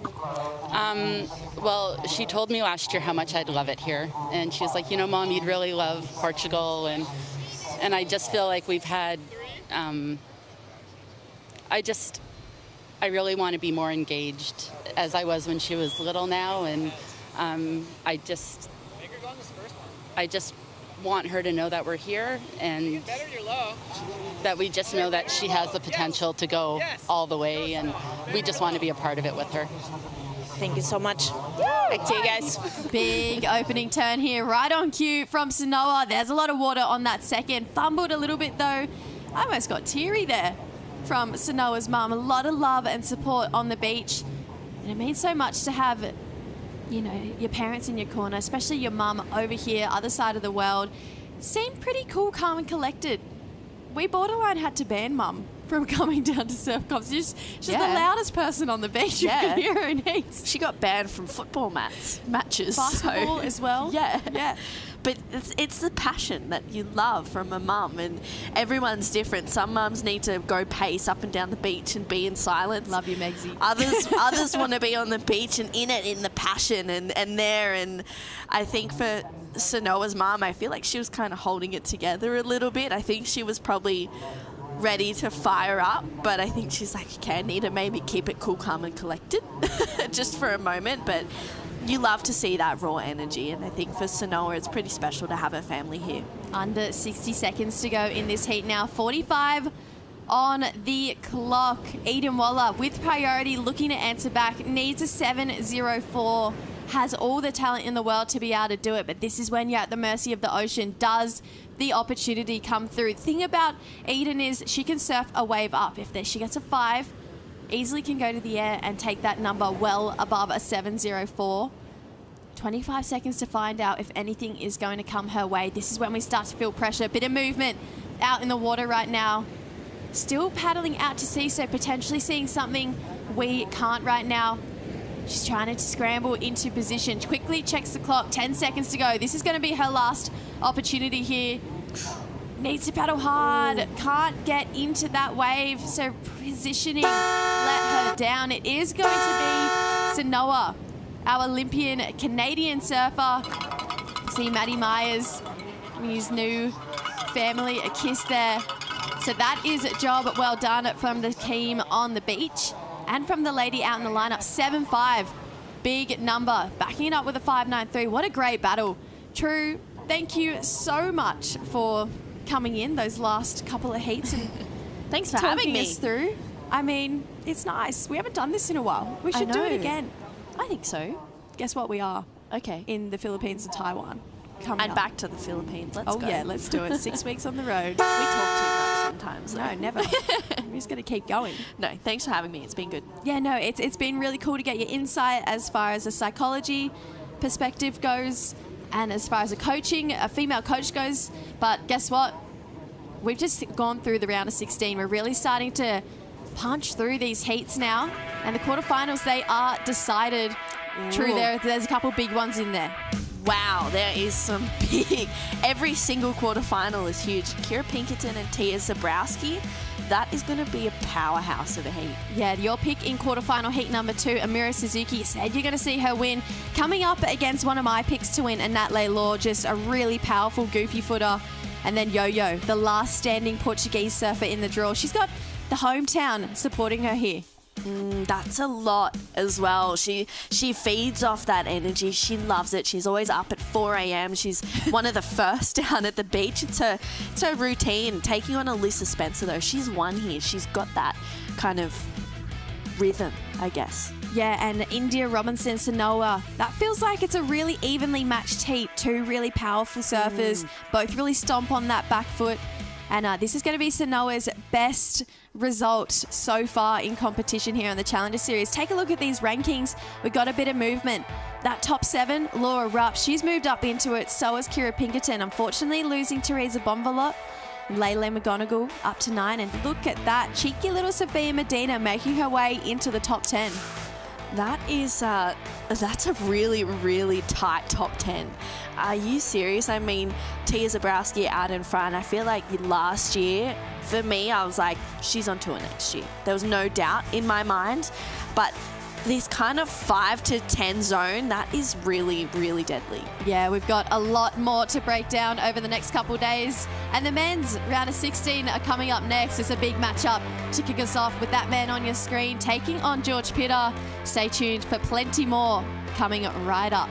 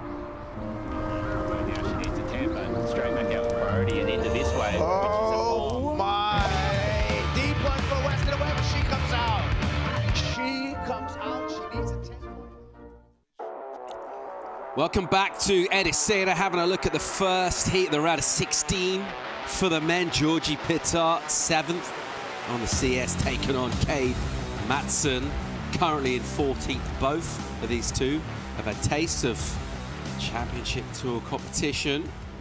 They want to get back there for next year and get a chance at a full season. In order to do that, a big result here in Portugal could be crucial to their seasons. George already having success. He'd love to back that up here in Ericeira. During the break, down to business already. This was Kade, his first wave. Yeah, Kade started off quick, a bit of setup, carve, a sticky snap there. Looks like a hard wave to surf. He's trying his best, gets around it, and opts to kick out. So 317 for that one. And this was George. Bit of a fade, beautiful wrapping. Cut back there. Gets a bit of a check turn, waits for the wave to build up again, and beautiful snap there. Look at this, another one. So George here looking sharp this morning. Just nail gun through the inside section there. Petar, wow, cracks that with the speed. Peppering the lip here, Chico. Yeah, he's so whippy off the top. The way he does those turns, it makes them look so easy, but they are insanely hard in terms of technique. And yeah, he's got that turn and lock, and looks amazing on this wave. So first off, George, 7 points. Judges agree, 7 for Petar. So getting a great start as well. To kick things off, priority with Kade. Let's see how he responds. He likes to surf angry sometimes. Sometimes it brings the best out in him. Let's see how we'll go here. He's had his feathers ruffled already from the opening exchange. Matson heading a little wider here. He'll look to try and get involved when the right wave comes through. We talked about having that wall, the waves that look like a closeout. Generally, the ones that surfers opt for. On that particular occasion, the wave generally did just actually close out. Which doesn't happen that often here. Yeah, it happens a lot, especially on the low tide. You want those ones that kind of hug the reef and have a lot of wall down the line. Normally, it's like the second and third wave of the set, usually, where it's breaking a bit more on the reef and not so wide. But we've seen some wide ones that worked pretty well yesterday for some athletes. So you kind of just need to roll the dice and go on something. It's our roll here. Little double up in the foam. He says tar very much. Quick wiggle in and out. Why not? He'll have a look. Just under 28 minutes to go in this seat. Petar with a solid start. Let's go and hear from the winner of the last heats, our Canadian surfer through the quarters. She is with Claudia. Samoa must be so proud of yourself. Outstanding performance here in Ribeira once again. Guide us through your heat. Yeah, I'm really happy to make it through to the quarterfinals. That's my best result so far in the challenges, so it was a little win in that, and a good start to my day. That heat was the highest tide heat I've had so far, so it definitely was like the lineup was different from that. And it was a slower start. Like I had the 5-5, and then both me and Eden kind of took a while to get our better scores at the end of the heat. So it was a little slow at the start, but I'm really happy with how it ended. We're just having a quick chat with your mom and your brother here at the beach that came to support you. How does it feel to have them here and be representing Canada in the world stage? Yeah, it's so amazing to have my family here. My mom and my little brother haven't been to any of my events with me other than the Olympics since I was about like 14, so it's really nice to have them here on this trip and share like the beautiful places I get to travel because of surfing. And yeah, just like having them here, it's easier with the time difference. Can actually talk to them versus at home. It's the middle of the night for them, so it's been amazing to have them here and have my little brother cheering with the cowbell and represent my country, my town. Yeah, it's super special to me. Thank you so much. Good luck for the next one. Thank you. Back to you guys. Thanks, Claudia. So far, so good for Sanoa. On a bit of a roll here. Best result for her. And right now, when you get to quarters, you want to not think about your best result. Really think about going all the way. What an opportunity, Chico. Yes, it is. And sometimes when you get on a roll like that, you ended up doing some big things. So I can expect her to keep going. She's looking really good and really powerful. So really enjoyed her surfing. What do you make of the conditions this morning? A little bit less energy we had this afternoon. What's the key to surfing well out here this morning?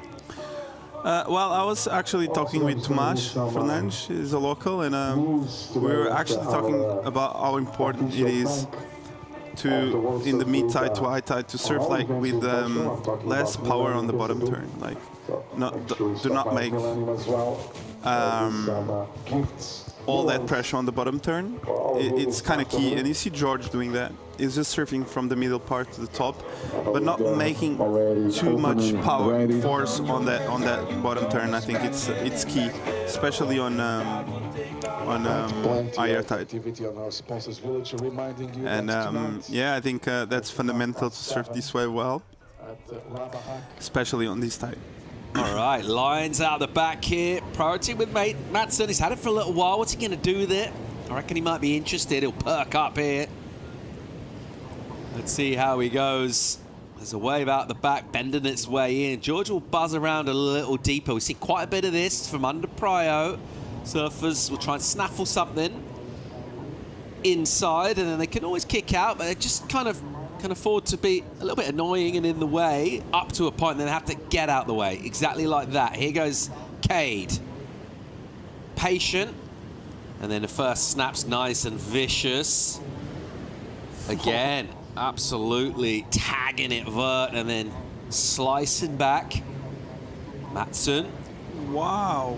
Belts the lip, all sorts of spray going in every direction right there. Big radius turns. There's another. He loves it. That passion from him. And he is in the heat right now and that way. It's going to be interesting to see that number. I reckon it'll be really healthy. Petar using the legs to push, and he'll get up nice and nimble. Didn't have the impact of the turns from Kade. That's just because of the wave.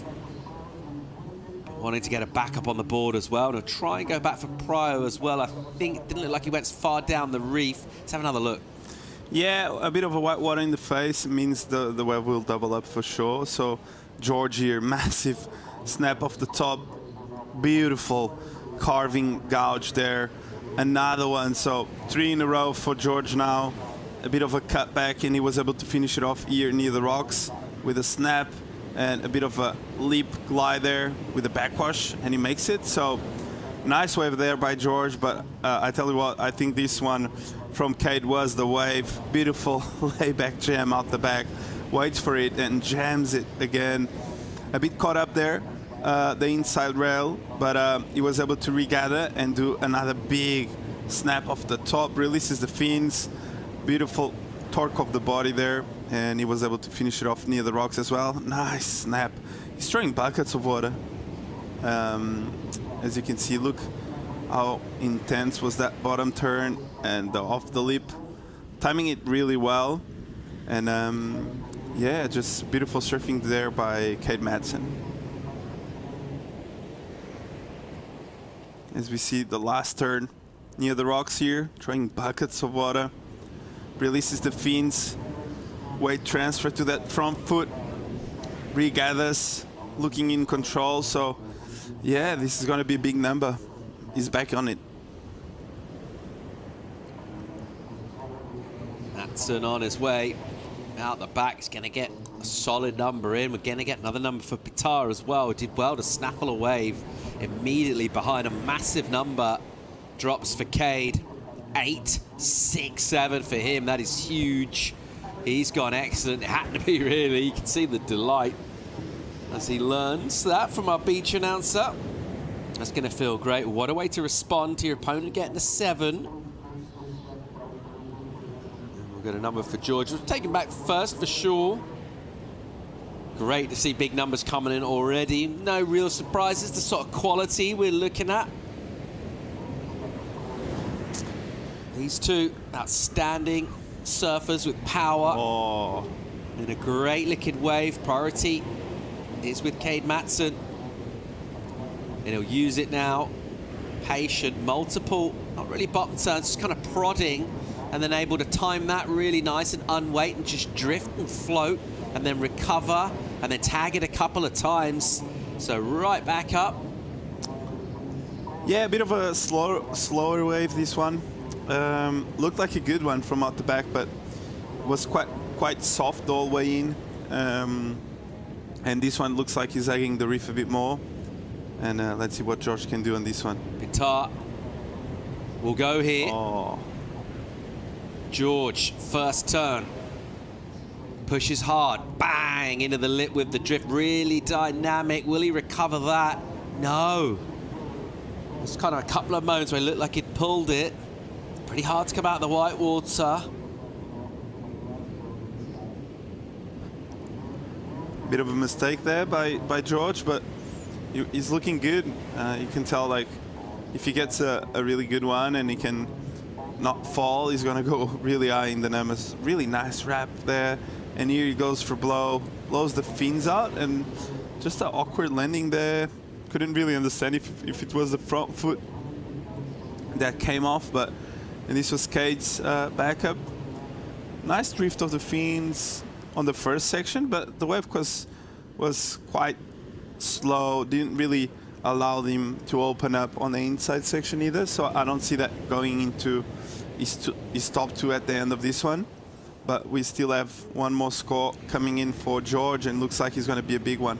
Yeah, so previous to last for Petar, 7-4-3, and then it's just his last quick number comes in as well, so gets the improvement on his high score and in the lead, and it set things up pretty sweet. 14-4-3 the total for Petar. Just over 19 minutes and 15 seconds to go in this heat. Matson has the high score of the heat, the 8.67, one of the highest scores of the entire event thus far. We're watching some real quality surfing go down at the moment between these two, and with a good read on this spot, on conditions out here. Intelligence gathered through the early rounds. We're going to try and use that to get them into quarterfinals. Whenever you see the high scores go down in the first exchange, you just kind of know you're in for a bit of a treat, because the ante has been upped definitely in the round of 16 at the moment. Advantage is with Kade, even though he's in second place right now. He's got that big number. He's got over a point on George's high score. George's priority now, he's got a couple of 7s. He's thinking, what sort of wave is he looking for? What sort of number is he aiming for? I mean, Kade's got close to the 9s. He's going to be looking at something excellent, right? Yeah, for sure. I think George knows the next wave he's going to get needs to be at least an 8 to be on this heat. Kade is surfing really, really good, and a 5.76 for the conditions we have, with the time we have on end. With 20 minutes to go, that's plenty of time for him to catch another wave. So, yeah, I think George needs to step up his game even more. And there's one thing that is for certain, is that we know George can go really high in terms of numbers. So we kind of can expect that the next set that he catches is going to go huge. Speaking of Matson's quality, we saw him on the championship tour, and in waves similar proportions to this at Bells Beach all the way to finals day. His rookie season got a 5th place over there. Yeah, it was ripping. I think these sort of conditions really showcase his level, and looks like it was actually in Ribeiradilhas, these highlights. So yeah, it's just his type of surfing adjusts really well to these type of conditions, and yeah, he did such a good job there at Bells, doing 5th there. So yeah, he was ripping, and you could feel it from the first round at Bells that he was already going to go really far on that event. So Kade always, and he actually had a couple of really close heats as well while on tour. I remember he had some really good heats where it didn't went his way, but he had some big numbers. So sometimes you have those guys like Ryan as well. Kalinen, the first year qualified, back then he had like massive combined totals, and the other competitor had like 18 and he had 17, and he got off tour, but he kind of knew that was not common. Yeah. So he got back it. Couple of things here. So the number in for Kade 5.6, so huge priority to go that. Not a great number. I remember as we just watched that live, you kind of grimaced at the choice of the wave, Chico. So it's got a massive number in, but the decision making there, we saw Snake scribbling something down, didn't we? And I would expect it was on that decision to go that wave that, what a great use of priority. Yeah, but it was hard. Like the wave, if you're out there, that wave looked good. if you're sitting and you see that double up coming your way and a wave of the set, you kind of expect her to give you like a big section at the end. And you need to roll the dice to see if the ending section is actually good. Well, the silver lining to that was George went a better looking wave and didn't get much with it, just fell off. So yeah, like you never know, right? But that wave looked good and was a 5-6, but was not an 8. But yeah, I believe Kade will have a couple more opportunities, I believe, hopefully. And I just love this direction of the swell right now. Every set that comes has a bit of wall, and all the waves stand up really nicely, which allow multiple like vertical approaches on the wave and a finishing section. And yeah, yesterday afternoon was incredible.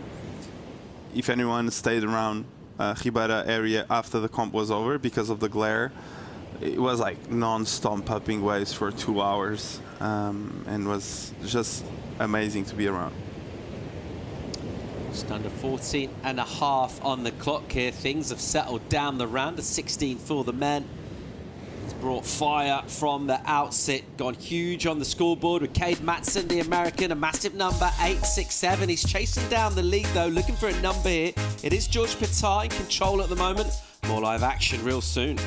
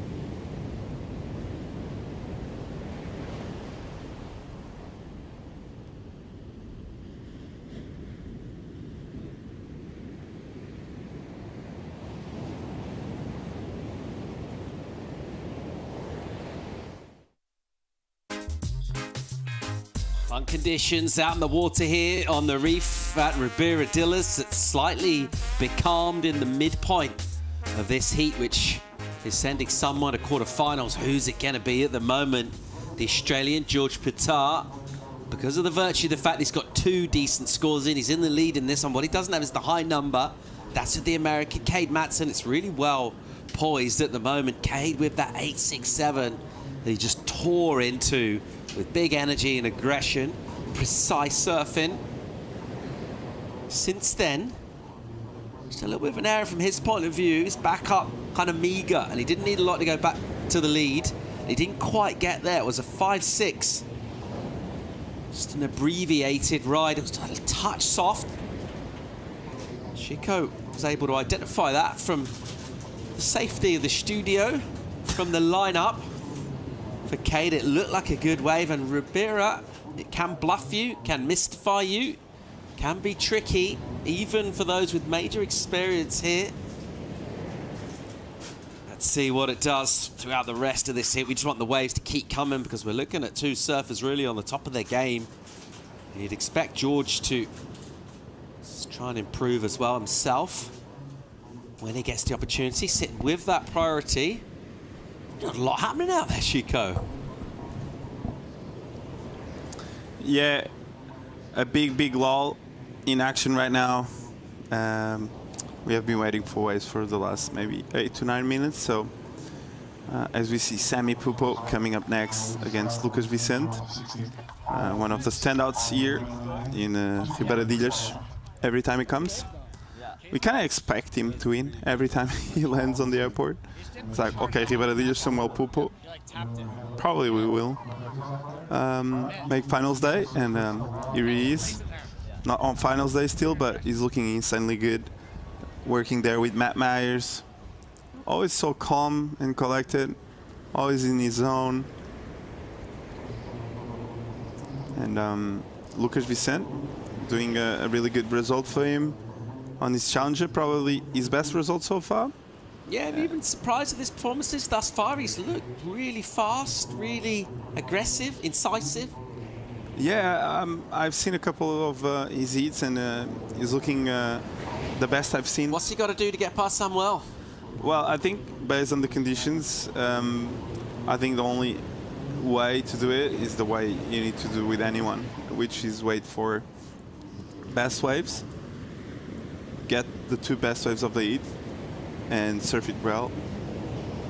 So feels like a simple task, but it's not, because Samuel can get under you. You can go on a wave that doesn't look good, and it ends up being really good. So it's quite a task on end. So it's a really hard heat for Lucas. Probably the hardest heat you can get on the man-on-man, in my opinion. Him and George, they're all great, but yeah, Samuel is just really hard to beat. All right, out in the water at the moment, it is the Australian George Petar with that relatively slim lead over Kade Matson. Claudia Pinto is out and about with the Aussie squad. That's right, we got the Aussie squad here, and I just have a couple questions. They've been traveling together with George, the surfer, in the water. So just wondering, who's the messy one in the house? Well, George is the only one left in the house, but as you see, he's in the lead and he's ripping, so we're all down here cheering him on. And do you remember, like, what's like the funniest story or memory when it comes to your mind of like you guys traveling together, sharing the same house, you know, sometimes battles on the dance floor? Oh yeah, there's heaps of good stories. Probably Andrew Figatoni over here the other day. He's pretty classic when he has a couple of beers. So but apart from that, this is all about George right now out here in the water. He's been running a great ship this week, and he's flying the flag for the house right now. He's doing well. So, yeah. Back to you guys. Yeah, thanks, Claudia. Australians watching on, lending support. There's not much you can do from there, really, other than just kind of enjoy things. Get loud and noisy when you need to. Otherwise, just chill. George, flying the flag of the house. Yeah. Lovely. Yeah, George with a little bit to think about for an extended period of time with that long priority. No waves coming through, really, so no decisions to make about what to go, really, for either of them. In fact, Kade hasn't even been able to buzz around and be irritating under priority because there haven't really been any in-between waves either. Petar showing a bit of interest here. Here we go. We're down to 7 minutes somehow. Petar's up, so soft entry into this wave. Now it will double up, kind of grow in size, and he'll get a steep section. And he'll try and hit that hard, and that wave always looks soft at that. After waiting a long time with Prio, didn't seem like a great wave to use it on. Yeah, I think Kade sold it really well. He was paddling under George and made George think like 2 or 3 times about going in it. And at the last minute, he decides to go because George was feeling that wave could be one of those ones that kind of like open up all the way through the inside. He decides to go, but he doesn't improve. So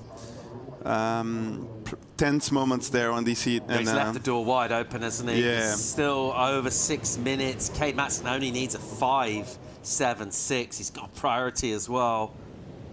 So this could be tricky for George just to really, first of all, just manage the emotions, stay calm. He's a little bit of frustration there, just splashing the water. Just let that out, let it go from his point of view. And then look to be competitive and get involved in multiple wave sets. Under 6 to go. Let's recap it and see George getting off to a sprightly start. Yeah, he started off strong. He started off with a 7-point ride on this one. So George there with a couple of beautiful carves out the back, and he was able to open up as well. on the inside and just going with the flow of the wave and doing what it does best, which is attack that lip. But then Kade came back strong with this massive 8-6-7 on this one. Big layback out the back. He was able to open up again on a beautiful section, timing it well, just carving his way through this one. And this turn was really big as well. So connecting at least 3 major maneuvers on this wave. And the finish, which is judges love, a big finish, and he did just that. So Kade there with the highest number so far. And the answer back from George was on the right time. Beautiful surfing there, really tight in the pocket, throwing buckets of water, torquing the whole body all the way around towards the power source of that one. And just a clinical surfing here by George, not making any mistakes on this one and looking on fire this event. So yeah, George in the lead, and with 4 minutes to go, it's pressure time for Kade because he needs a 5.76. That's a proper 6 that you need. So it's going to be intense these final minutes. Have seen at this stage of the tide the ocean slow right up. Matson just starting to think, surely not. 4 minutes. I must be getting a wave come through for a 5.76. He's already gone close to the 9s. That feels like an awful long time ago. And right now you look to that 5.6, Chico, and you think just a little bit more on that wave. And he would be leading this heat now with priority. Meanwhile, George, a chance to buzz around. He'll go a little deeper on the reef. And why not? He'll try and slip into this. Petar. Quick in and out for him. Thinking of significant waves. Up in the mid-range or better. Where are they? That's what the American camp is thinking. Kade, Matson. Snake watching on as well. Making notes about significant moments in the heat. There were loads of them early on. And then the whole thing's just been kind of been put in the fridge a little bit. And they have been waiting a long time to try and make a decisive move, do something significant. Ultimately, Petar blinked after a long priority hold and didn't do a lot with it. Got a 2 or something. At that stage, you're thinking, oof, ominous. But now, starting to come into our thoughts about what if we don't see another set, Chico? Surely not. Yeah, as we see up and riding now. Yeah, here we go. All right, so Matson tries to clip a section from behind. Wow. And then he'll whip a carve into the lip there, and he'll fall. Behind him, Petar stings a turn and another. Trying to do joined up work and also making sure he'll get out and get priority as well. Realising not a lot of scoring potential.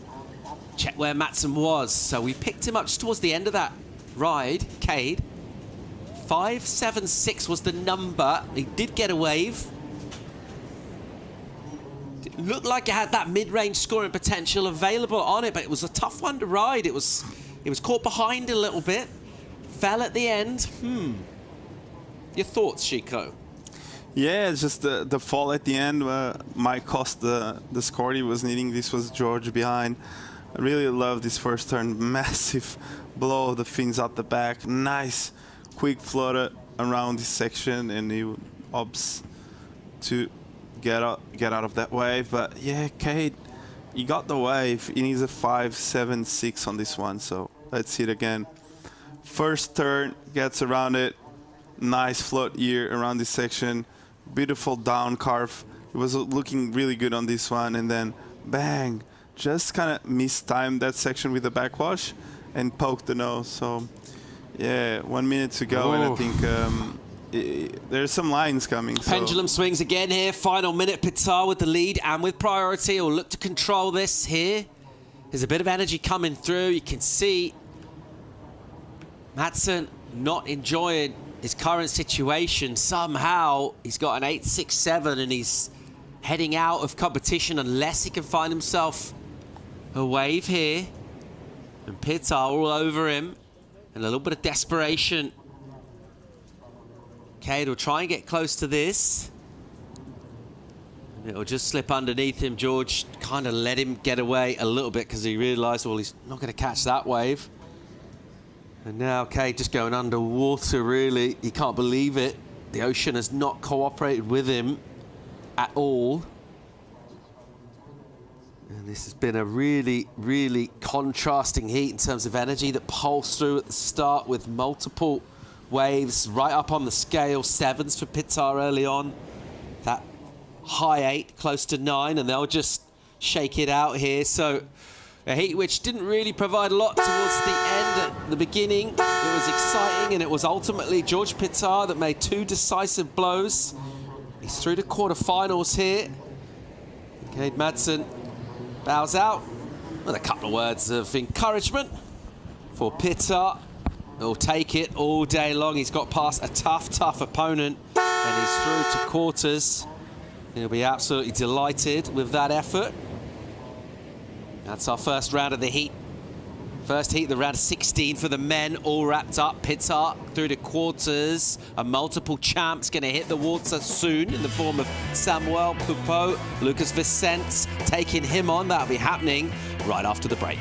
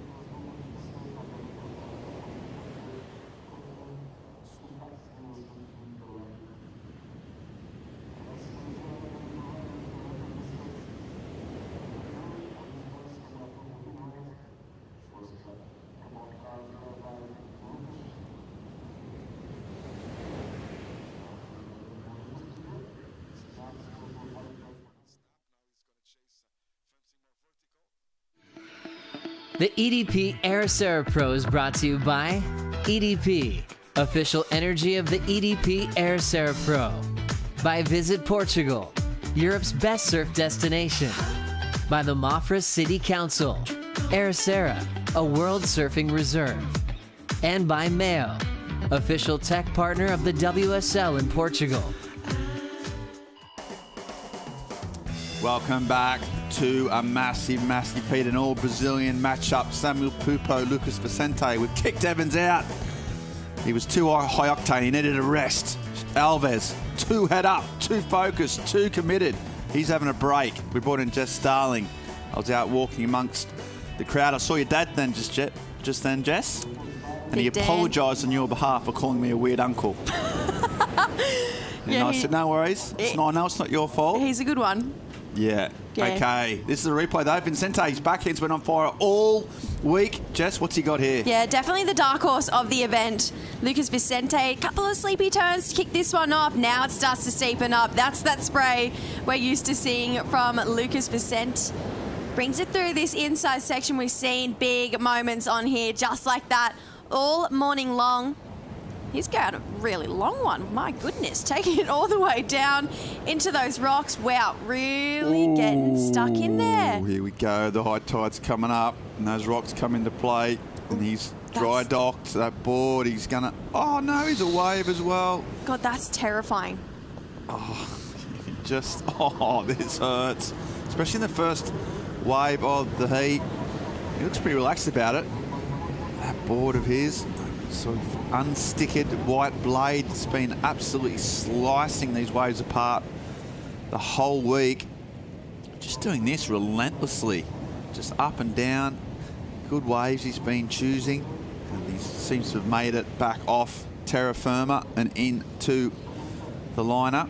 So Vicente, but I think we may have both predicted, and probably predictably, that Pupo might be the favourite for this event. So he's got a massive mountain to climb in the form of this Samuel Pupo. Yeah, definitely. Sammy just has such good knowledge of this lineup. I mean, two-time winner here, won it here when he was young, came back years later, shows that he knows this wave, has form, because he's got a second win here last year, and he was definitely the most informed surfer between turns, airs, just picking those waves that have those really nice bowls to them as well. Sammy's just been the guy out here. So we want to see him go all the way. He gives us such good entertainment. But Lucas Vicente, I mean, he really has been that dark horse. He's been the underdog coming through. Hasn't broken out from a 33rd this year on the Challenger Series. So this is his best result by far. Could we see the start of something new from Lucas Vicente? Well, he's having to go up against that guy, and Sammy just doesn't... Well, that wave had nothing for him, so he zigged and zagged out of there, getting his feet in the wax. Just checking it out. Yeah, Vicente already got his best result of the year, and it's one of those situations, perhaps, Jess, where you've come this far. He hasn't had that many opportunities, so it's actually even more important that he tries to capitalise, because he's in the man-on-mans. A couple more heats could be actually a year-changing event, this one. Yeah, as far as man-on-mans go between these two surfers, never matched up on the QS or the Challenger Series in these man-on-man matchups. But the Junior Series, way back when, 2018, they saw their first heat together, and it was Sammy Pupo getting the jump by a pretty far margin, 14 points to Sammy, 8 to Lucas. So we're years down the track. We know that people remember heats. You talk to Mick, you talk to Parko, any of the greats, they do really remember, those really big matchups. So I wonder if Lucas is like, I'm getting him back 7 years later, a bit older, not in the juniors anymore, and he wants the win on this high stage. Yeah, well, speaking of the high stage, George Petar, the winner, first man through to the quarterfinals, is down on the beach with Claudia Pinch. George, you're having momentum in this round, doing better and better. You must be super stoked to be locked in the quarterfinals. Yeah, that's a big round, that one. I don't know, I feel like every time you get to those man-on-mans, because those four-mans are so full-on, the man-on-mans, I feel like it's almost like a different contest. It's a different way of surfing a heat, and yeah, that was really hard, honestly. I thought Kade, I don't know, I haven't seen the clips, but he looked like he was ripping, and it was a hair between if it was going to be me or him, and yeah, thankfully it went my way. Thank you so much. Good luck for the next one. Thank you. Cheers. Back to you guys. Short and sweet from George. You always said it before, I think. He's always got something interesting to say. Something doesn't stick to the cliches, and I think there's an interesting point in that one, Jess, about the man-on-man's being almost a whole new event. Yeah, it's such a different playing field. You go from these four-man, that's when we really see that Kiwi warrior come out, and everyone, those four-man heats, just so much going on, everyone trying to get a wave, get the win. And then once you get to these man-on-man, that's when we really start to see the points go up. We're in the top end of the draw. We're going towards that real fine end, and we just know how much this matters to everyone. Kade, Matson, that would have been a hard loss as well. Both of those surfers with CT experience, and I think when you haven't been on that CT and you're driving to be there, it's this cool, massive goal, and you're so close and you really want to get there. But if you've been there and fallen off, I think you crave it even more, because you know what that feels like to be there, to achieve your dream. To fall off is to be heartbroken, So a lot of these guys having to pick up the pieces and perform at the same time. Yeah, and I think in that man-on-man, he's probably saying it's a different event. I think it does allow, in some cases, just to cream the rise to the top a little bit more. There's less luck, if luck is involved in the events. It's less a wave catching exercise, and it's more just about your pure surfing, which I think for Petar is good news for him, because he is clearly at that level. His surfing is so good. His style is incredible. So I think those are the things that has set him apart from the probably Challenger Series this year already. Yeah, definitely. And George, he's always had that, you know, growing up on the northern beaches, we're super blessed to have so many incredible surfers who have been there and done that from North Stain. So he's just surrounded by some really cool big names over at Manly. And then Narrabeen, not too far away. He surfs there, does a lot of time over there at Northie, a bit of time up the coast as well, more towards Avalon, but he's got a great sparring partner in Winter Vincent as well, and I think if you compare the styles of both of them, they're really classy, and it feels like it's coming from that part of the world, that just almost upper body, sitting a little bit more upright. You see a lot of torque through George's upper body and his calves as well. Draws him out really nice, so yeah, I just think those junior ranks and going through it and having a sparring partner like Winter Vincent, there's no wonder it's crafted this really amazing competitive surfer that is George Petar. Yeah, as you see, Luke Thompson, one of the standouts from yesterday, the Bolito winner. He's currently maintaining that #1 spot on the Challenger Series, having through, you know, live rankings. Here's some live surfing. And Lucas just can't get over that section. Pupo still being relaxed, not forcing the issue. A 5-point ride. Yeah, it's interesting, Petar, and you're talking about sparring partner with Winter, but I would say that those northern beaches, although they have produced some incredible surfers, not always that really smooth style, is it? You know, I mean, they look more like sort of Point Break groom kind of guys, aren't they? Like, it is punchy, it's beach breaks, there's slabs, you know, it's like a more short, sharp. I mean, your Tommy Carrolls, your Damien Harbins, your Barton Lynches, all stylish surfers, obviously, and incredible world champions, but that smooth sort of almost Point Break groom style that both George has and Winter has. It's really incredible that they've manufactured that just down on those beaches in Sydney. Yeah, I think they've both been super lucky. I know they've both been super lucky to travel from a really young age. I mean, Winter did a massive stint over in Hawaii and Indo when he was younger, pretty much homeschooled all the way until year 12 for someone like Winter. So he's just got this really versatile, worldwidely approach, which is where, his surfing would have come into play from a lot of that experience. But George spends a lot of time up the coast, on the far north coast of New South Wales, and that's where the Surfing Australia High Performance Centre is. So as an Australian coming through the ranks, it's a part of our country where you see a lot of the best spend their time, because the best surfers in the world are there. The best waves are coming through. I'm not going to say countrywide, because we have incredible waves all across Australia.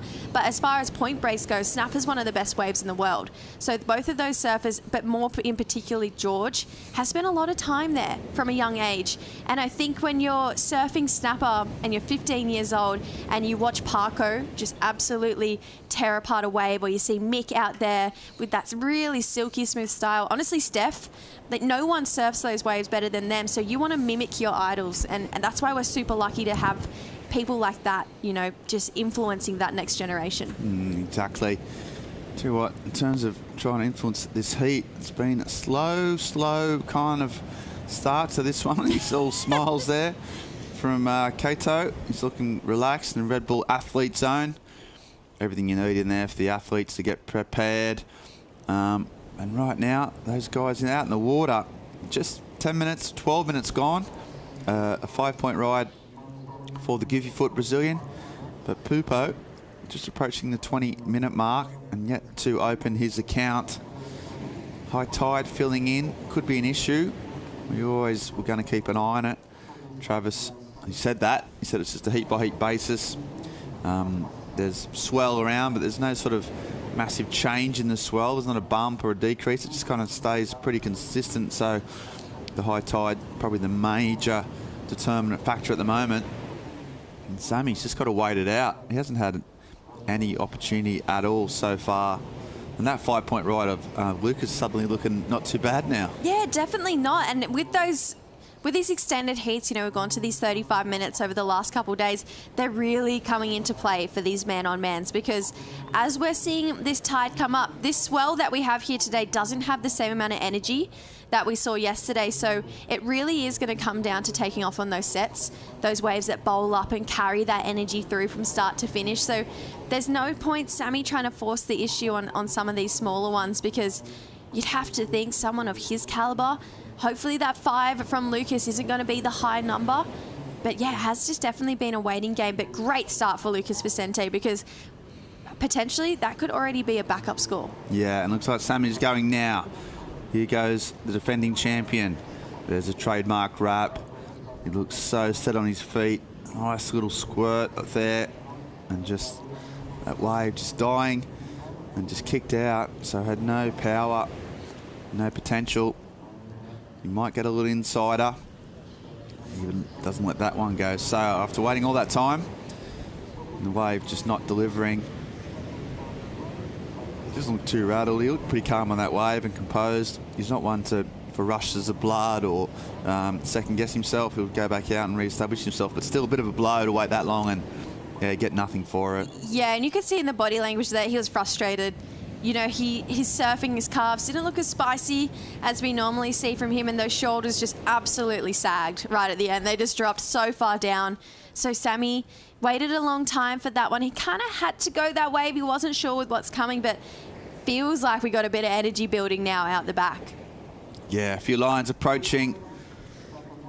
And this longer period, when the sets do come, they do stand up and got a lot of push. Just trying to readjust yourself. Sometimes these bigger ones break out the back and create a bit of problems in exactly where to sit. Vicente with priority. Pupo just trying to get away from his opponent, or trying to at least force him into it. Doesn't need any forcing on this wave. It looks great. So Vicente goes. The Brazilian. Trademark little swoop. Second turn is another little check turn. It's a pretty slow and sluggish wave. Now he starts to roll up. Wow. Nice whip in the pocket. And then another nice little gouge. And just waits his time, and then a big snap. So just really well surfed again. Really relaxed. Calm. And Vicente just absolutely hammering the pockets. Roger there, his brains trust. Looking good. I heard a little exclamation of excitement from you, Jess, on one of these turns, and I'll let you see which one it was. Yeah, he just has so much spring. It just feels like he's got a lot more pop than what we're seeing out of a lot of these other competitors. This one here, so much water out the back. Just the way he pivots and whips so quickly in the pocket of this wave. Great looking finishing turn too. I mean, super vertical, so much water off the back. It's deceiving, you know. Remember when Wiggly Dantes used to hit it and just so much water went out the back? It's what reminds me with Lucas Vicente. I see a lot of Wiggly Dantes there where the water that he disperses is maybe the most we've seen through competition so far. I know it wasn't the biggest wave and maybe not the biggest turns we've seen him do all competition, but I just love feeling surprised by his turns, especially that one there. Just when he clicks in that pocket, there is no holding back that water off the back of the wave. Brought this one way back through the inside. And this finish here, I feel like this is going to be really important at this point in the heat. Yeah, and Pupo trying to fight back. He's having an absolute nightmare at the stage, though. Can't buy a wave. Took off on a wave before and then just turned around and saw his opponent on a much, much better one. Matt Myers, obviously looking on. And Vicente, meanwhile, just keeps going again. A frothy wave, but it looks like a bigger wave. First turn, just gets through the froth with two nice stabs. Hits the lip again for a third, and he likes that. So what a way to back up that last wave. It's just a rhythm thing. Sometimes the more waves you catch, the more waves you catch. And suddenly, Vicente will be in a really commanding position.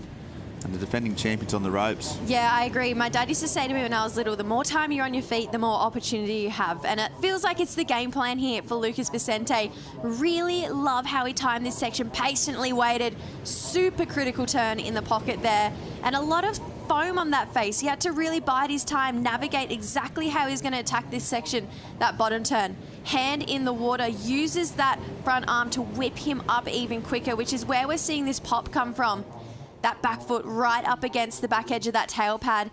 Gets up, super critical turn in the pocket for Lucas Vicente. Kind of had to airdrop over a little hurdle of foam there. He liked the feeling of that. 3 nice turns, bigger looking wave. We've seen judges love short, sharp connections as well, especially down that end of the point. So Lucas Vicente, it is really the energy going his way in this heat. Sammy feels like he just needs a full reset. I mean, it really hasn't been one decision going his way this heat. Yeah, unplug the machine, turn it off, Restart. turn it back on again. The classic IT fix.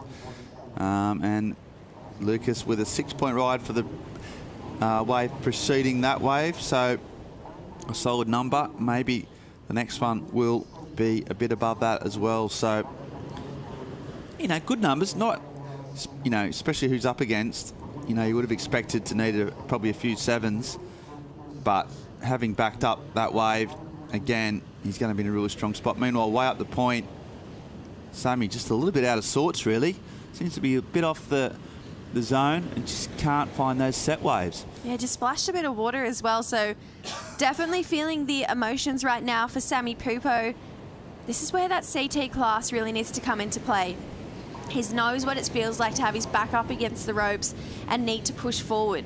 We've seen it happen time and time again in this competition as well, thinking to the first heat of the round of 16 in the women's side yesterday. Sally had such a commanding hold on that heat, and then Kira Pinkerton in 2 waves came out and took that one right under her. So Sammy, 15 minutes is a long time to be able to still regain a lead, and especially his relationship with this part of the world, this ocean. You got to think he's got it to put himself back into this heat. So just needs to find his cool right now. I don't think I've ever seen Sammy this emotional in the water before. No, he's pretty much rattle-free normally, isn't he? Just starting to feel the pressure. I mean, the scores aren't that big. That's the only thing in his favour. One of the few things that, even though Lucas has surfed well and got all the only scoring waves of only 6 and a 5, so he has the ability to, you know, fight back fairly easily, especially considering how well he surfs. But once you're out of that rhythm, it's really hard to fight, get back in there, and pressure starts to build. Made a few mistakes, and now it's all, as you said, resetting, trying to just get a start and get going. It's not a massive ask. 11 points. I mean, that is stock standard easy surfing for Sammy Pupo. 11 points is in his sleep out here. He's hit that 13-14 mark in every single one of his performances so far at this wave. So a 6 and a 5 is all he needs. 2 6s would be great, but you know, we've grown to become used to Sammy getting 7s and above at this wave. So I feel like this is almost weird for us to be sitting in this seat and feeling like Sammy hasn't performed yet, but it's really, as far as his caliber is at this particular location, a 6 and a 5 feels like something he can achieve in his sleep. It's true, he just got to surf, doesn't he? We haven't even seen him ride a wave, so really looking forward to the heat. Really looking forward to see one of the, you know, the best competitors in the event and the defending champion, 2 times winner. Just show what he's got. We haven't even seen him ride a wave yet, so. If we're frustrated, you can only imagine how frustrated it is for the man himself. As the clock ticks down, now he starts to have a look around.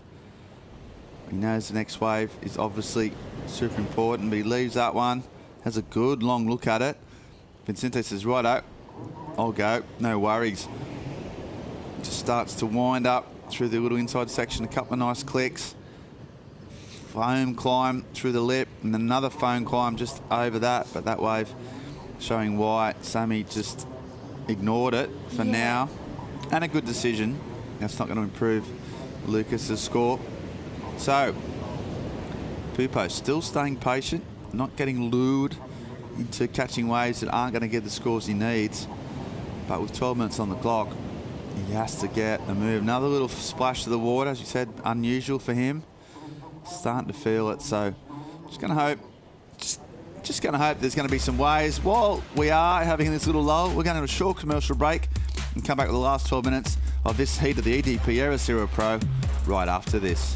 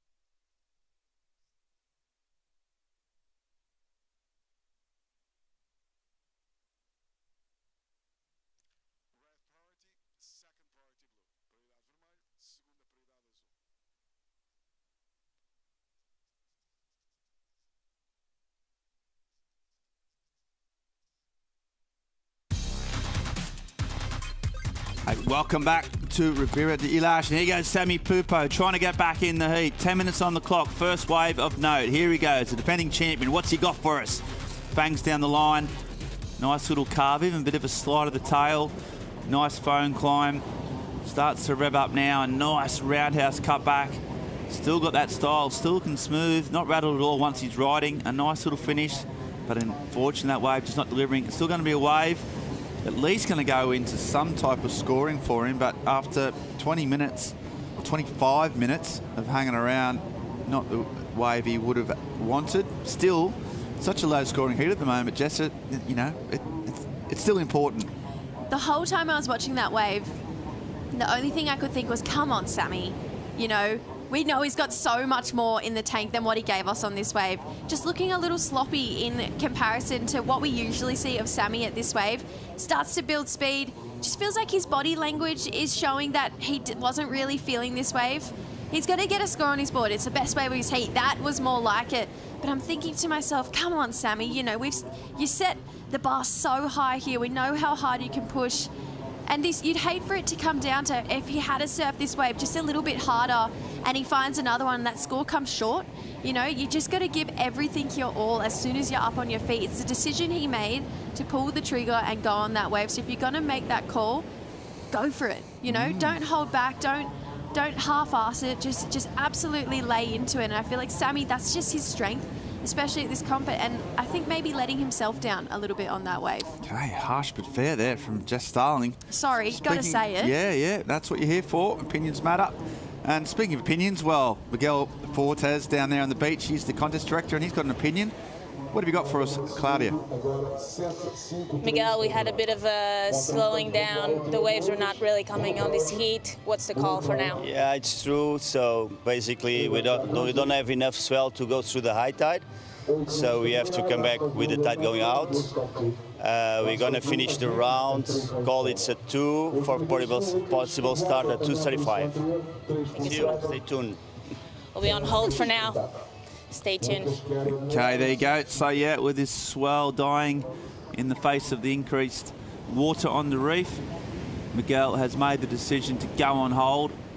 It worked an absolute treat yesterday, and so he's going to wait for that low tide and come back in the afternoon and finish off the round. No women's quarters. Here goes Pupo again, trying to get back into it. Nice little foam climb. Drives down the line. It's a nice clean face. What's he got here? Might go to the air. Goes to the air, but his board went to the air. He went to the air, but they weren't together, unfortunately. Okay, but better looking energy on that wave. Felt like he had a bit more spark, a bit more pep in his step than what we saw from that 4-point ride. So Sammy maybe checking himself a little bit. Had to go big. This was the one section on this wave, but yeah, just that board coming away from his feet. So it was just a bit of a throwaway here from Sammy, but it feels like now maybe without the pressure of that priority, we might see him swing a couple more times. You know, we're under this 7-minute mark. We know we're going on hold after this, so it's a slower heat, this one. But if there's a couple more opportunities with his talent and his CT class, 7.53, it can be done. Absolutely, but also even that lacked a bit of commitment. That aerial, he didn't really, you know, he's got an incredible air game. His completion's usually pretty high. He sort of, he wasn't disinterested, but he never looked like making that turn. So even that was a bit unlike him in terms of his commitment. I agree. I just felt like his board looked a bit twitchier at the start of the wave rather than just sitting flat like we saw at the start of that 4-point ride. I know I'm being hard on Sammy, I do, but I think that is a quality that he has to it because he set the bar so high for himself here at this wave that we can't expect excellence from Sammy Pupo, which I actually think is more of a compliment than anything else because he's so good here.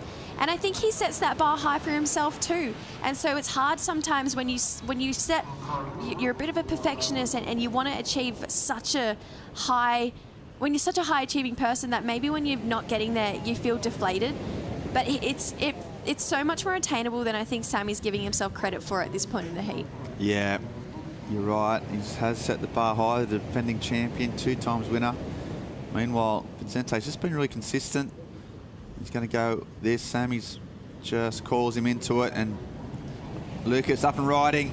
Nice whip in the pocket. A lot of sprays. Wave looks great. Another nice turn. So that's 2 off the boat. And there's the 3rd. And a nice little hanger. And that's 4. And he's pretty pumped. Trying to improve on that 6. You think he might do that there. There's a lot of spray getting generated. He's been absolutely hammering those backhand. He's paddling like a demon.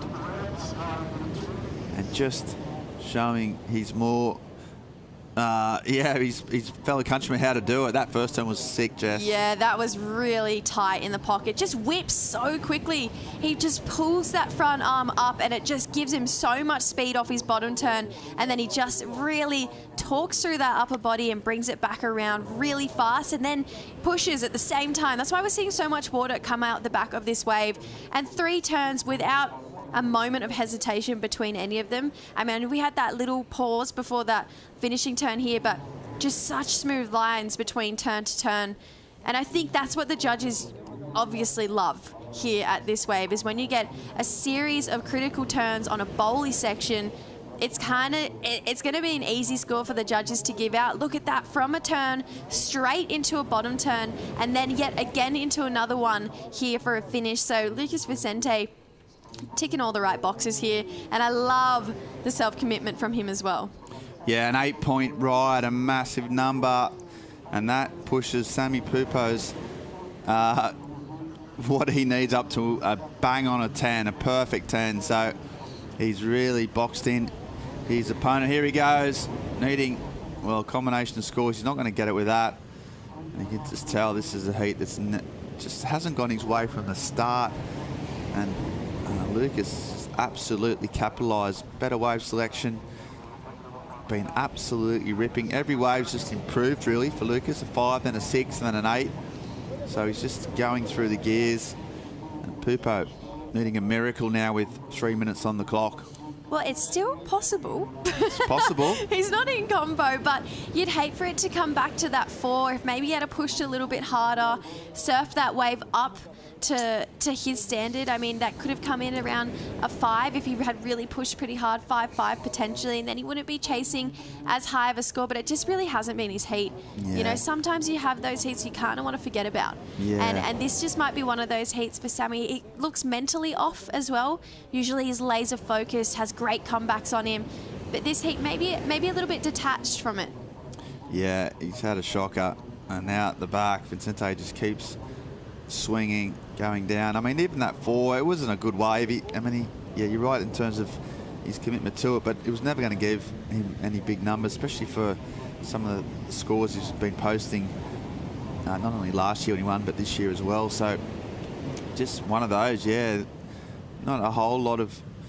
I mean, the debrief is going to be interesting. Whether it might be one of those, as you said, just forget about that. You can't even learn anything from that. That was just, the ocean didn't cooperate. Also quite hard when you go on, those heats that go on hold just afterwards. There's always that feeling that,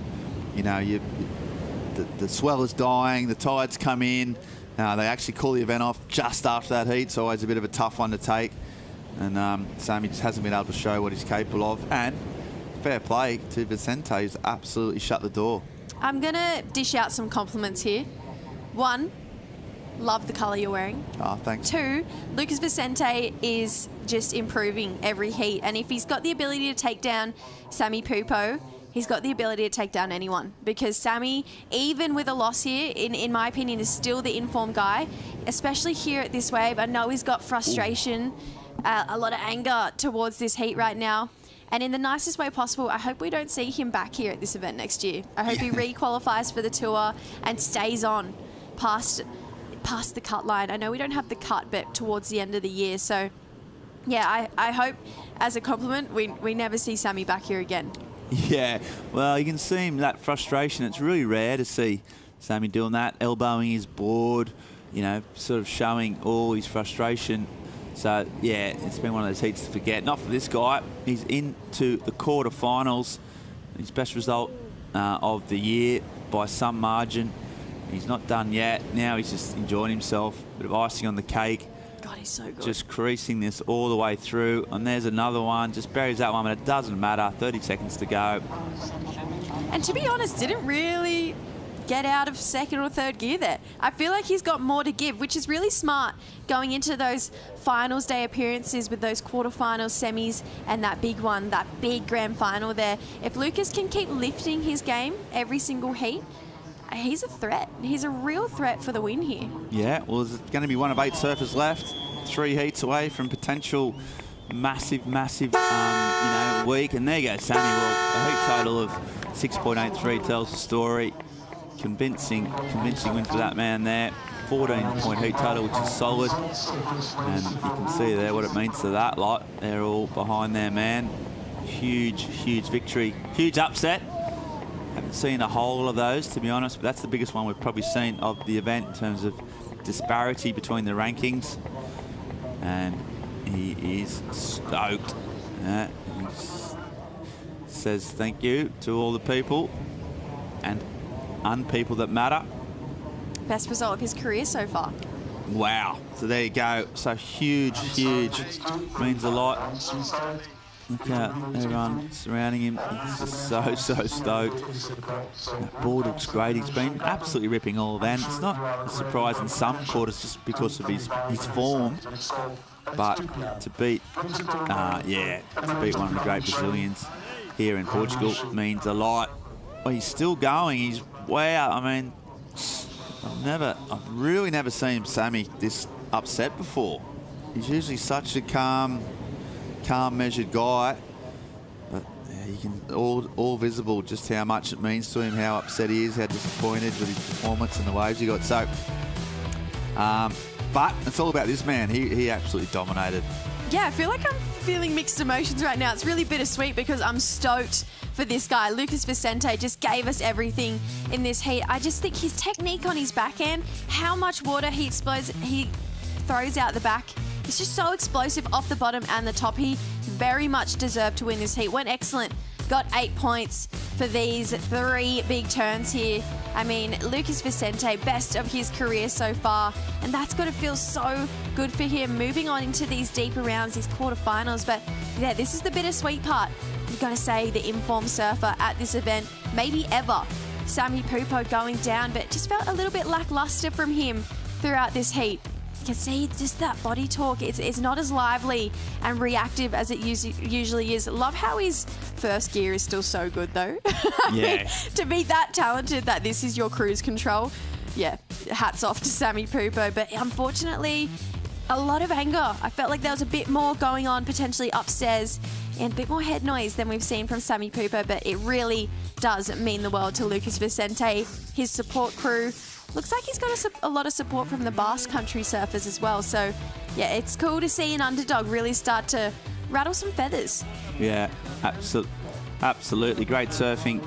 Yeah, poor old Sammy's going to have a bruised heart. He's got a bruised hand as well. I'd imagine maybe a bruised elbow. But while he regrips and we also take a break, we're going to go to a short commercial break, come back with a bit of a recap of today's plays so far, right after this.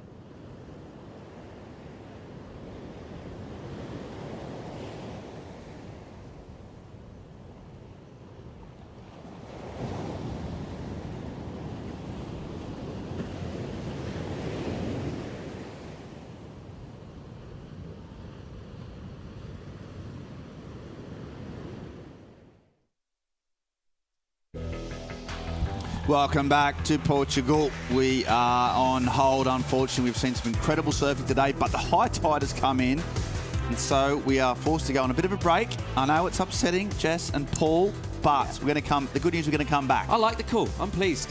I think it's a good call. Yeah, well, I said, we had a pretty good lunch yesterday. A bit of time to enjoy the local town, maybe go for a surf. You asked for this morning. I did. I predicted it. I predicted my future, and I like it a lot. Yep. So the good news is we're going to come back. There's some big names still coming in the round of 16 before we get to the quarterfinals. But we've seen some pretty good surfing today, Jess. We've seen some. The women started off. There were some big performances, and then the men came over the top until it went a little bit sort of sleepy just towards the end there. So all in all, pretty much a good day. I suppose someone's had a very good day though. Is Lucas Vicente. He's down on the beach with Claudio Pinto. Going on hold after this heat, second heat of round 16, Lucas Vicente, not everyone was missing out on the waves. You're finding a lot of opportunity. Guide us through your heat. Yeah, once I saw the heat draw and it was against Sammy, I knew I had to play the game, a few strategy, and also do my best surfing. And I think I did my best out there. And Sammy is incredible here. I think he's the guy to be beaten here. So I'm really glad that everything worked out to me. And my board's feeling incredible. Just loving being here. Portugal feels like home to me, like the food, even the language, it's feeling like home. And I've been like talking with my fiance the whole week, like, oh, you gotta come here again. And yeah, it just feels incredible when I thank everyone at home, my sponsors, and God as well. And yeah, let's keep going. You're just telling me how that board feels so good. It got dinged, but you kept going. Yeah, I got smashed on the rocks. I saw that had a little ding, but it feels incredible, so I couldn't like change it at all. So yeah, gotta fix this one and keep working at all. Quer deixar uma mensagem em português? Obrigado, família que tá torcendo aí em casa, minha noiva, meus pais, meu irmão, a família inteira. Acho que é aniversário do meu vô hoje, então parabéns, vô. Obrigado a todo mundo que acredita em mim. Esse ano tem sido de altos e baixos, mas Deus está me honrando e só quero agradecer a Ele por tudo que vem fazendo na minha vida. E tem muito mais por vir. Vamos para cima, Brasil. Thank you so much. We're on hold for now. Stay tuned. Yeah, thanks, Claudia. Yeah, bring the fiance. I mean, this screams fiance, this Vista, doesn't it? Mate, you just got to bring everyone. Everyone's got their families here. Jess, you've brought the whole gang. Paul, you just came on your own. I was just going to say, it's a really nice place just to hang on your own. Sometimes people, I just think you go for long walks. Yep. Shut the noise out. Yeah, but one just day... Just vibe with the ocean. One day you'll bring one of your boys here. I reckon your boys would love it here. Whether they like it or not, it's not really Doesn't really come into consideration, does it? Yeah, you could bring your wife and your fiancé as well. Maybe that'd be nice. But yeah, I'll tell you what, if you don't want to travel your own, there was some very good heats this morning. We saw the swell sort of pick up nice and consistent. The women were out, and there was a standout early on. I'm going to get you, Jess, to unpack this because you're the expert in here, let's be honest. And it was Alyssa Spencer and Yolanda Hopkins who sort of came out swinging strong and some really good surfing early on. Yeah, Yo-Yo did win in that opening round, but this was Wong taking on Alyssa Spencer, obviously a past champion here, and Eve didn't hold back. She was absolutely whipping into a couple of these, but it just was the standout goofy footer that got the edge on our Hawaiian surfer. These two have been matching up for so long, but you just got to think the way Alyssa pivots off the bottom here really sticks into the steep pocket of the wave. That winning edge, it's playing into her favour this event, coming through this inside and is just attacking every single lip that comes her way. I know she got a couple sharp eyes to try out and she's absolutely loving them and they're looking really nice under her feet. Eve answered back beautifully though, came back with a 7 for this ride right here. And I mean, just the way she can whip into these turns gave us a lot of variety to talk about as well. We're going to miss her in this event. She's been a really big stand-up, but Liz, she was on fire here. Yeah, previous winner at this very break, CT experience and a backhand that can absolutely murder that. So yeah, there's Gully, her very experienced former competitor, now coach. So all very good surfing all around. Very happy. Made one mistake, but recalibrated and did well. Now, Paul, talk about the men's heat number 1. You were here. I think you might have even called this. I'm going to get you to unpack it, please.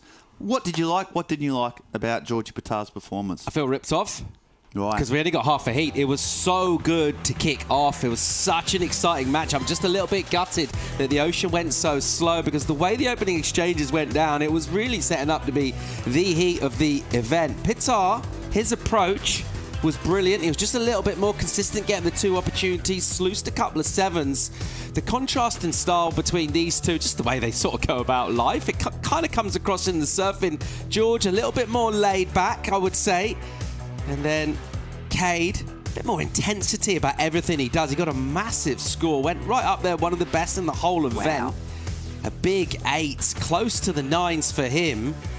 And then somehow couldn't quite back it up, and that's just down to waves, really. All of this good stuff happened in the first 12 minutes or so, and then it went really sleepy, and there's a couple of losses and exchanges of priority, but other than that, it was George. You just sort of saw it home. I just love the intensity of Matson. I think he brings something completely different, the way he competes, and when he's on, really hard to get past someone. He's in that sort of groove. And George Petar, he's so smooth, isn't he? Just everything about him. You feel like all of his energy is directed in really positive places.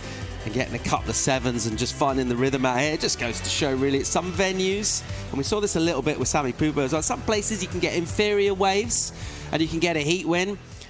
That's not what we're seeing here this morning. He really had to get the best waves, and he needed to get, crucially, 2 of them. Yeah, we did that, and the Australians watching. It was a good time for the Aussies to be watching. I know I was getting loads of feedback from the Rusty Trombones, a big surfing community down there. They love Petar surfing, and he's got through. He said it's like a whole new event now once you're in the man-on-man, so now he's through to the quarterfinals, so great surfing from George. But, as you said, a bit ripped off. It got slow. We had to sort of have a break. The ocean owes us, I feel. Owes us, and I mean, we owe the ocean, to be fair. But we're going to have a look at a 2 o'clock call for 2:30 start. More waves, lower tide. Please come back and watch some of the greatest surfing on earth right here. For now, enjoy your lunch. Come back and download the WSL app while you wait. We'll see you in about 2.5 hours.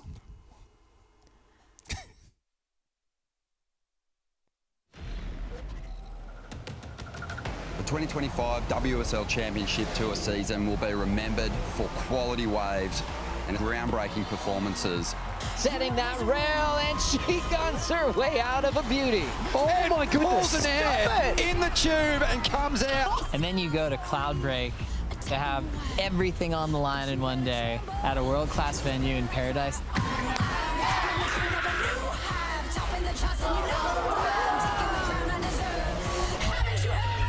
Cloudbreak for finals is insane.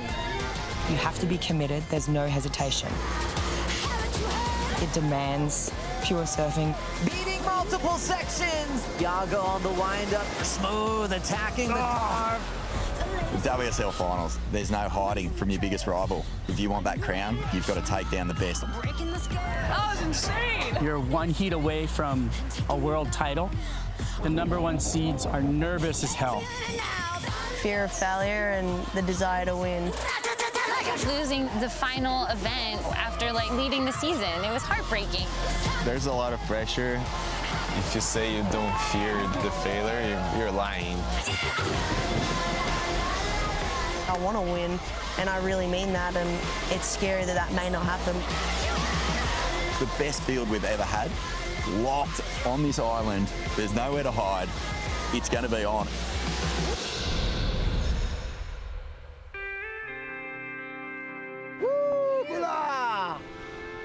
These athletes have been working so hard. Then the carrot at the end is just this beautiful trip to Fiji. We're back. You know, what's great about our #1 seeds coming into the Lexus WSL finals is the highlight reels that they've put together. Yago Dora and Molly Picklum, you really could put together a movie part with what they've done out there in the water this year. Well, world champions have world champion moments. Winning the regular season, coming into the finals, and having the chance of losing everything that I built this whole season. I feared that happening, but instead of thinking that I have something to lose, I'm thinking that I have something to gain here, you know? It's the world title on the line. It's everything I dreamed of.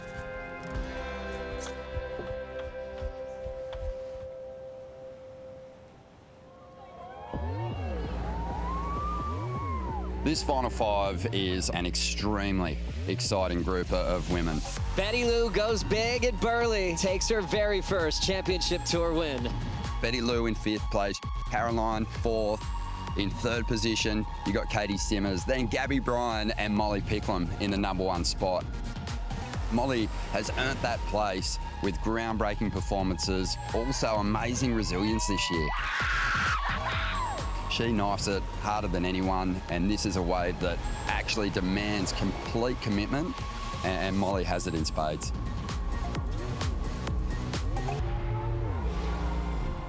On the men's side, it's a classy group of surfers.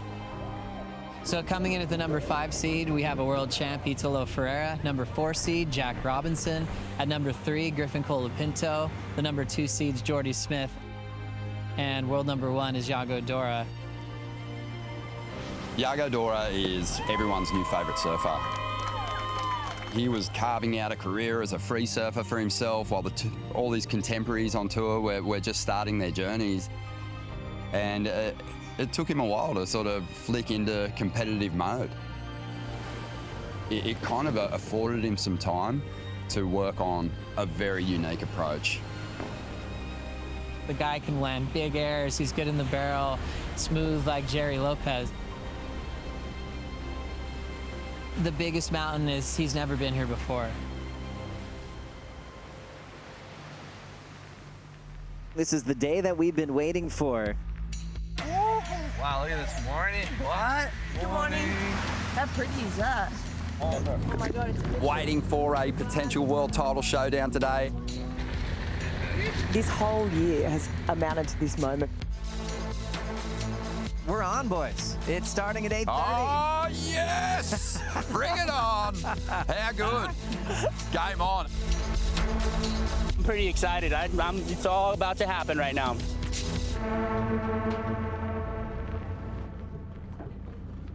We'll have Jack Robinson in that first title match with Italo Ferreira. Italo versus Jack is the ultimate kickoff to this WSL finals day. Start of the season, Final Fives at Cloudbreak. All you thought about was Jack Robinson. I'm also excited to see if Italo can rampage again. Jack Robinson is supernatural when it comes to tube riding. He just sees it all in slow motion, and I think it's because he has this incredible ability to be so in the moment. Ooh, the Vortex Shaman. Italo comes in as 5th seed, and he has already shown us he can surf his way from 5th seed into a title showdown. He's been doing it at lowers, finishing runner-up twice in this format. He's going to give us everything he's got. They're not scared to engage in the heat of battle. They have gone elbow to elbow in the past. It's going to depend on the size of the surf. If we don't get matching cloud break, then I think the advantage does swing a little bit towards Eweleiula. It is a match-up for the ages, and what a way to fire things up. Men's match number 1 with 2 of the elite surfers in the world. Jack Robinson versus Eweleiula.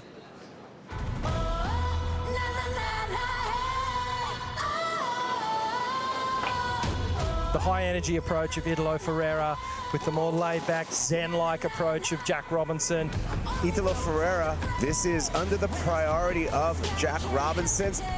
Looks for the ramp, and that's what he's been doing. Puts it down and just reverts out of that. And he's up again. Big giant alley-oop, lands it on the roof, combos it up with a lip line floater there. Fights for an exit. Silky smooth on the landing from Eweleiula. He's just so clutch in these moments. Live action of Jack. Delayed takeoff for Robinson up the reef.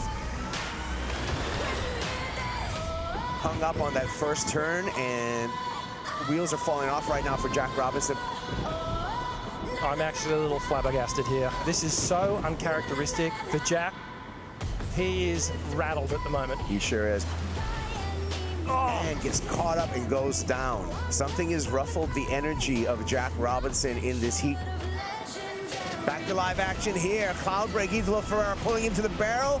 Finds his way out in the lead over Jack Robinson in men's match number 1. And Eweleiula continues his assault. He's been surfing under the priority the whole time.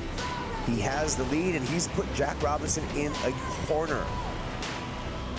Looking dangerous, the 2019 world champ, Eweleiula. It's going to be Eweleiula advancing on into match number 2, where Ferreira will be meeting Griffin Colapinto. But this is going to be a tough battle up against Griffin Colapinto. These guys have got some history. Griffin Colapinto is building towards a maiden world title. Eweleiula needs something spectacular here, and that's a start. He came into the final 5, I think, as the real danger man. Griffin Colapinto is building towards a maiden world title. We know that. But when he started 2025, we were just thinking, oh my God, it's not a world title year, and he'll be lucky if he survives the cut. Griffin Colapinto right now is having one of the worst starts of his career. Not enough. Close heat though, and Griffin surfed great. Going into the event down at Bells Beach, he found himself in 26th position. The last few events have just like broken me open emotionally. It was something we'd never been through with Griff, so it was like kind of really fun to see how patient we could stay, and you know, it's fun to be the hunter. Drives up into a chunky section, and it's a huge statement laid down. He just started pulling off those Griff-type miracles. Full rotation and a perfect landing for Griff. Colapinto ducks under in the tube and comes out. Wow. What? Everything to lead to that point right there, that moment, it's all worth it. So I'm super grateful. And after that, it was just a highlight reel every time he hit the water. Full command, blasting the tail free. 8.93. Griffin Colapinto takes the win. And he's going for big airs again. Griffin Colapinto bringing the heat. Sometimes I feel like, you know, it's how you react to the adversity that makes the difference. You know, just being super grateful for the way life works, and it's happening. Your runner-up, Griffin Colapinto. Yeah, I just put in so much preparation and hard work with everything on the line. You know, there's a big hump to get over, and all that preparation just showed on this day, so super grateful. Congrats, Griffin. Enjoy the moment. And we'll see him at Cloud Break to try to compete for a world title. He came into the final 5, I think, as the real danger man. Here we are at the Lexus WSL Finals. Number 3 seed, Griffin Colapinto, coming up against the number 5 seed, Italo Ferreira. Go, boss, you're on. Full speed. We saw Italo Ferreira getting through the first of the men's exchanges, but this is going to be a tough battle up against Griffin Colapinto. These guys have got some history. Opening wave of match number 2. Colapinto smooth off the bottom, hacks it off the top. Nice opening turn, sets up for a blazing second turn. Power as well as flexibility on display for Griffin Colapinto. Beautiful performance on this first wave. Griffin Colapinto goes excellent, 8-point ride and the lead. Opportunity shifting to Italo Ferreira with priority. Italo has had so much momentum up to this point. Italo needs something spectacular here, and that's a start. Smaller wave, and we've seen this routine before. Perhaps a little forced. Yeah. Here goes Ferreira, under priority, needs something big. In between two minds, looking for that ramp, chucks it out into the flat. There's a beautiful air, but there was a lot of downtime at the beginning of that wave. There was a lot of downtime. Griffin's been able to defuse the energy of Italo Ferreira. Colapinto wants to be on the offense here. Throws the fins a couple times on some backhand hangers. Make it 3. That was a third critical maneuver, and Colapinto feeling it. Feels like he's just in perfect sync. Colapinto goes excellent to take out Italo Ferreira, and what a way to end the heat. Griffin Colapinto on to face Jordy Smith. How are you going to overcome Jordy Smith? Yeah, Jordy's throwing a lot of water. He's a big guy. He's probably almost twice my size. But yeah, I'm excited. We're both have a great opportunity here, and yeah, it should be a really fun heat. We can't wait for it, mate. All the best. Well done, mate. One of the greatest stories has been the return to form and just the joy in Jordy Smith this year. He has been on fire. Jordy Smith, he's looking for his first victory in nearly 8 years, Joe. Yes, he's doing the work. Yes, he's surfing incredibly well, but he's doing it all just his way. Jordy Smith, your champion of the Surf City El Salvador Pro. And after all these years, how sweet does this feel? This is for two people.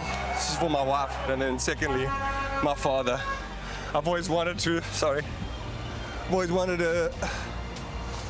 ride his board in a final and to win on it, and that dream's come true. I love you, Dad. South Africa, let's go!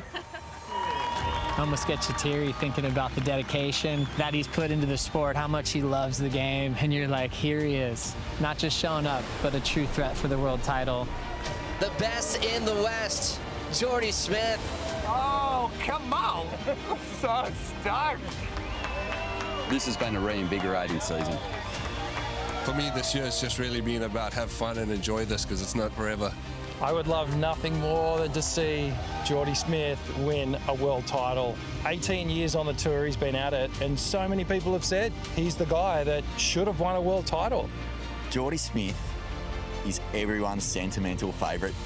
People just love what he brings to the table. Is this his best shot and maybe his last shot at a world title? Well, it's definitely his best. Hammers it inside! Jordy Smith! Wow! He's never been happier. He's here with his family. The year is just the best of his career. Just watching him put the jersey on as world number 2, you know, in his 18th season to go, will this be it?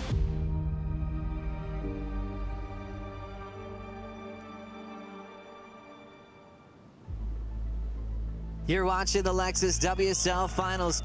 The channel is lighting up with a lot of excitement as we're getting closer to our title match heats. This is a big one. Jordy versus Griff. The winner of this takes on world number 1, Yago Dora, for a chance to be the world champ in 2025. We've got Griffin Colapinto swinging. Nice, clean style, easy pace. Snaps it over the coping there. Hitting it off the top with the fin throw. Nice connection as he blitzes the lip line again. Total control and a laugh from Colapinto. Wow, this is an excellent ride, Joe. We're going to see big numbers drop here. His form is just absolutely perfect right now. 7.83. Griffin is just feeling the moment right now and coming out guns blazing. Rolling into this one, Jordy Smith crushes that section. Big power move from the South African. Winding up for a big wall, backhand float, lands in the flats. That was insane. And the Smith family, that's what they were waiting for. Jordy just put himself right into the mix. That was some great surfing from Jordy Smith. That second one just detonating off the top and then just goes for that big lip line floater. Beautiful timing there. That was huge. 8.67. Jordy's camp really starting to fire up now. With one wave, everything's shifted. Now the pressure goes back onto Griff. Rolling into this one is Griffin Colapinto. Crushes that section. So much control in the tail drift. Keeps the rails on the face for the second move, and another big hammer for Colapinto. He's certainly showing the world that he's one of the best. He just turned up the dial and put a little bit more emphasis on every turn. Colapinto earns a 7.6, and now Jordy Smith needs a 6.76. It's go time now for Jordy. This next wave, it's going to have to count. Nice clean carve off the top. Bashes it there, putting a lot into that small inside section. The big finish, unfortunately, eluding him on this wave. The whole year coming down to this final score for Jordy. A 4.83. It is not enough. Jordy Smith knocked out by Griffin Colapinto. Griff will have a shot at the title match to take on Yago Dora. Wow, congratulations, Jordy Smith, on just an incredible year. The sentimental favourite, unfortunately, being knocked out by an informed Griffin Colapinto. America, and in particular California. Caroline Marks has proven herself to be a major handful in the WSL Final Five. She's been here, she's done it. Kind of here to be someone's nightmare a little bit. Let's just rinse and repeat. Let's do this again. She could actually take this thing out, which would be remarkable for her to get a second world title.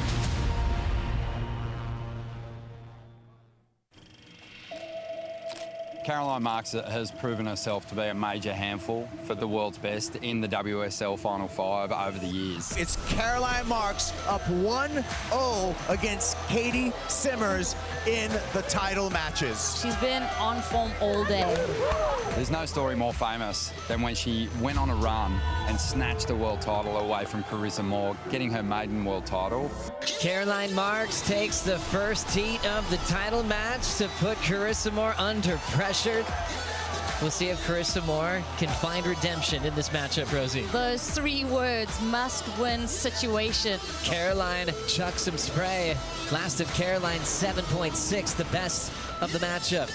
5-time world champ trying to save herself here. Connects, has to bottom turn aggressively to get a 2-turn combo, and it's not enough. It's official.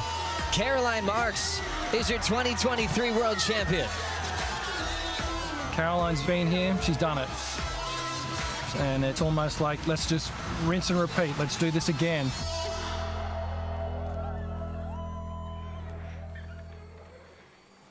These, right here, the world title and Olympic gold medal have been my 2 biggest goals in my career and in surfing that I can ever dream of, and it's been a good couple years.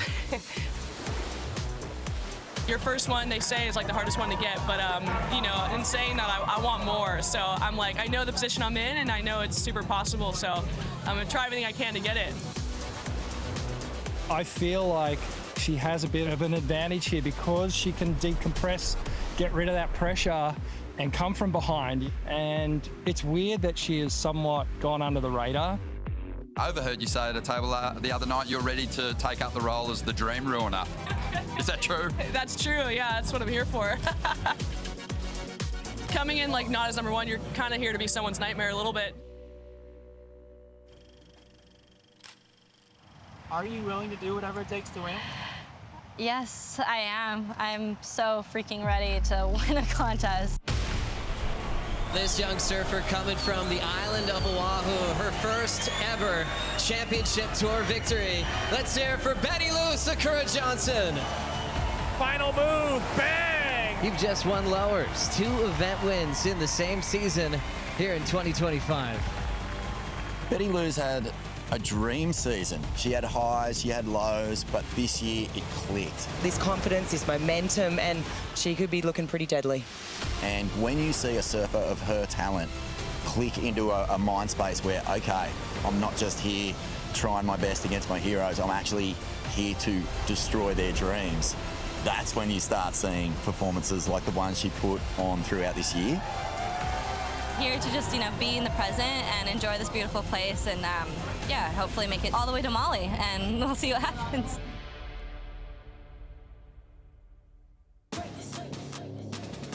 Jersey's getting put on for title match number 1. Caroline Marks versus Eweleiula Sakura Johnson.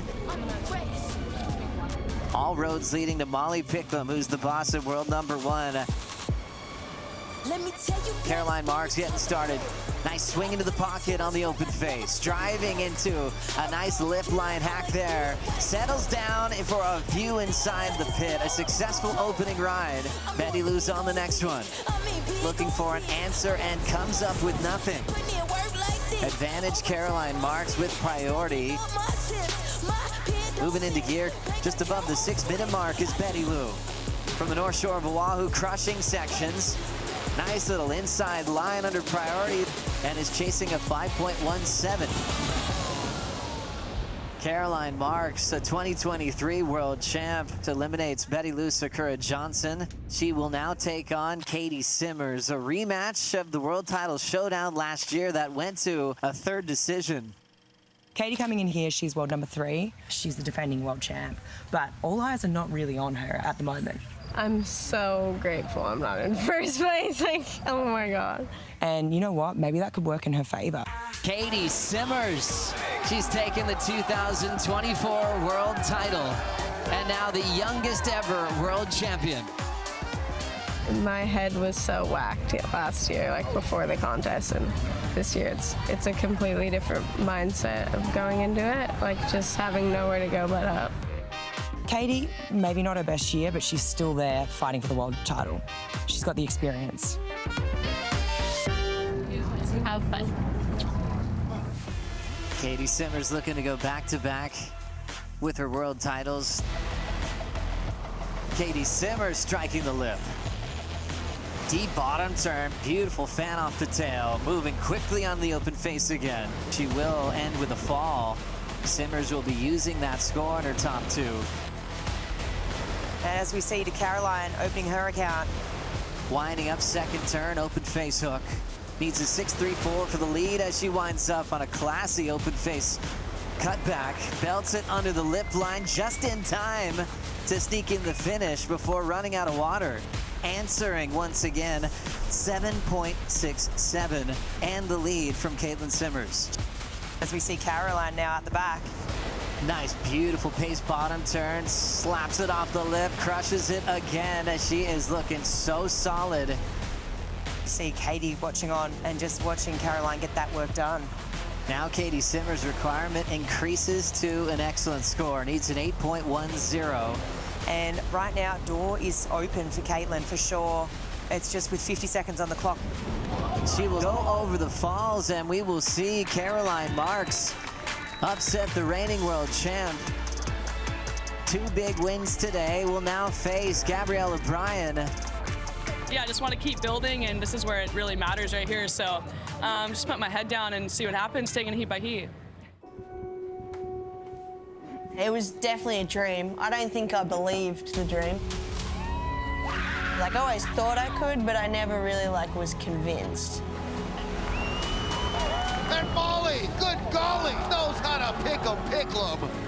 People win, so I'm starting to believe that it could be me. And the surfer from the island of Kauai on the edge of disaster. She settles in and she gets blasted out. Gabrielle O'Brien, 3 event wins, the most on tour out of all the women. You're the best in the West and a 3rd victory this year. 3 wins, going into the year, that is a dream, honestly. You're always going to be the underdog until you prove otherwise. This is the season that she's doing it. 100% it's a dream of mine to become a world champion. It was just a crazy dream for a little girl, but now I'm here and I have an amazing opportunity to go and get that. Yeah, I just want to make everybody proud and hopefully bring the world title back to Kauai. Match number 3 for the women. Gabriella Bryant is going to have to stop a charging Caroline Marks. Should we get out there? It's undeniable the momentum Caroline's tapped into. Gabriella's been having to watch this unfold. It'll be interesting to see if she can disrupt this momentum. Here comes Caroline Marks. Carves down. Nice slash back into the whitewater for Caroline Marks. At variety, she still kept that speed throughout the wave. A little tail release there to finish. Gabby Bryant here on the backhand. This is a hard wave to surf on the backhand. She does really well at just keeping that down the line trajectory. Here goes Marks. Quick snap to start. Getting rhythm down the line. Really powerful snap for Caroline Marks. Here we go with Gabby. She's chasing a 6.93. She is looking connected to SAP. I think she needs to be on one of those set waves. Gabriella Bryant rides straight out of it. 4.97. That will not be enough. It will be Caroline Marks moving on into the title match to meet Molly Picklum for a world title. We're in the final. Molly's had an incredible season, has been surfing amazing. Definitely gonna have to do really good surfing to beat her, and may the best women win. Yeah, Gabby. Live and go. It was definitely a dream. I don't think I believed the dream. I was super inspired by the Surfing World Champions.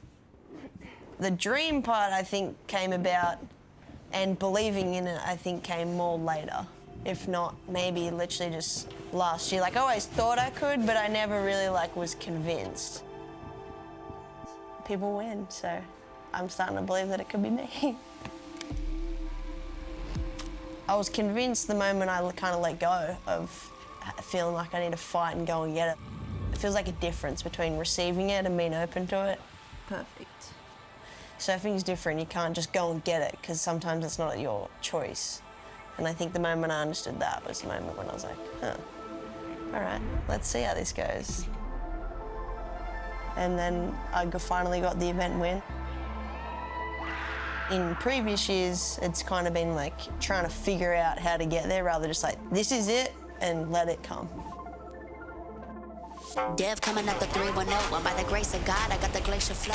Molly is a new breed of surfer, extremely well-rounded. Just look at the magic moments that she's had in a short amount of time on the championship tour.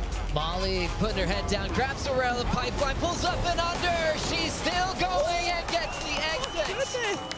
Molly was one of the surfers driving hard in waves of consequence, just taking it to another level. Her backside tube riding, you cannot fault it at the moment.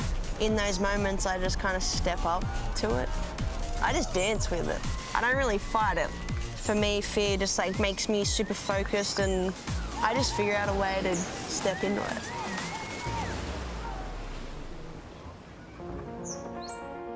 I think anyone that gets touted as a future world champion has a massive hurdle ahead of them straight away.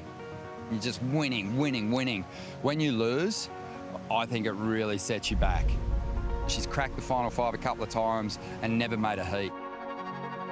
What makes 2025 different for Molly is the fact that she's put together a much more consistent, solid, committed campaign. Win in Brazil, final in J-Bay, winning in Tahiti. She is on a hot streak right now. The back end of the season turned into one of the most consistent demolishing of her competitors that we've seen in a long time. And then peaking at what I think is the best performance that we've had in women's surfing history. Molly Picklum, your champion of the Lexus Tahiti Pro. Her confidence is sky high, and right now Molly is by far the best surfer in the world. I want to succeed, I want to win. It's scary that may not happen, but you know what? I've learnt I'm happy with my life, I'm happy with my choices. I love this job, I love surfing, and for me to be able to say that, it gives me goosebumps. I think that's the world title trophy that every human being wants. A trophy won't bring me that, but yeah, it'll definitely put a lot of smiles on my family's face, my face. Molly Picklum, Caroline Marks, the title match. You think you've got the benefit of being the #1 seed. In actual fact, it's the surfer who can get on a roll that seems to have the advantage. And that's the case with Caroline Marks going up against Molly Picklum. Caroline just on a magic run, surfing from 4th seed, giving herself another title shot. She's done it before, and that's got to be daunting for someone who's chasing their first world title and who's never won a heat prior to this year in the WSL finals. Caroline knows that she's in a must-win situation to keep this run alive. Paddling into this one is Caroline Marks. Deep bottom turn, crushes the lip line with the airdrop. It's bottoming out. Caroline with her head down, beating multiple sections. Very, very close to a giant score. Molly Picklum, she's got a big canvas to play with here. Throws down the car, belts it off the lip, and controls a 2-turn combination. Caroline Marks, little cut back into the pocket. Deep off the bottom, ton of speed, crushes that section off the lip. Belts it again. Caroline Marks letting it all fly. Just took the lead. And down the line, it will be Caroline keeping the Australian off this wave. Quick little jam there. More of a punch off the pocket. Fading little cutback. Picklum needs a 7.18. Grabbing the rail, super deep, and that one's just gonna run off without her. Now Caroline in the position where she needs one more win over Molly to take a 2nd world title. One more. I'm just gonna grab my hat. I knew I was in a must-win situation. I kind of like when my back's against the wall a little bit. Kind of like brings the best out in you. So you just gotta rise to the occasion. I was concerned for Molly Picklum. Caroline got herself a victory and took it to a best-of-3 showdown. If they don't shut out those first heats, it could be the absolute mental burnout. I think we're going to have a real showdown. We've seen #1 seeds crumble before. Title match number 2 right now between Caroline Marks and Molly Picklum. Caroline in the position where she needs one more win over Molly to take a 2nd world title. Caroline Marks, she forced the best of 3. I was concerned for Molly Picklum. I watched Molly jump off the boat. She came up, she took a huge breath. I think it was intended to kind of settle her nerves.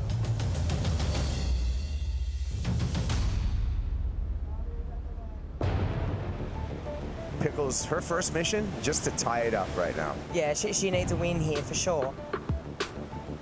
Hangs it off the top for a second. Paced approach. 3rd turn, gaining momentum. Nice wave down the line. Seems like she's got her head back in the game.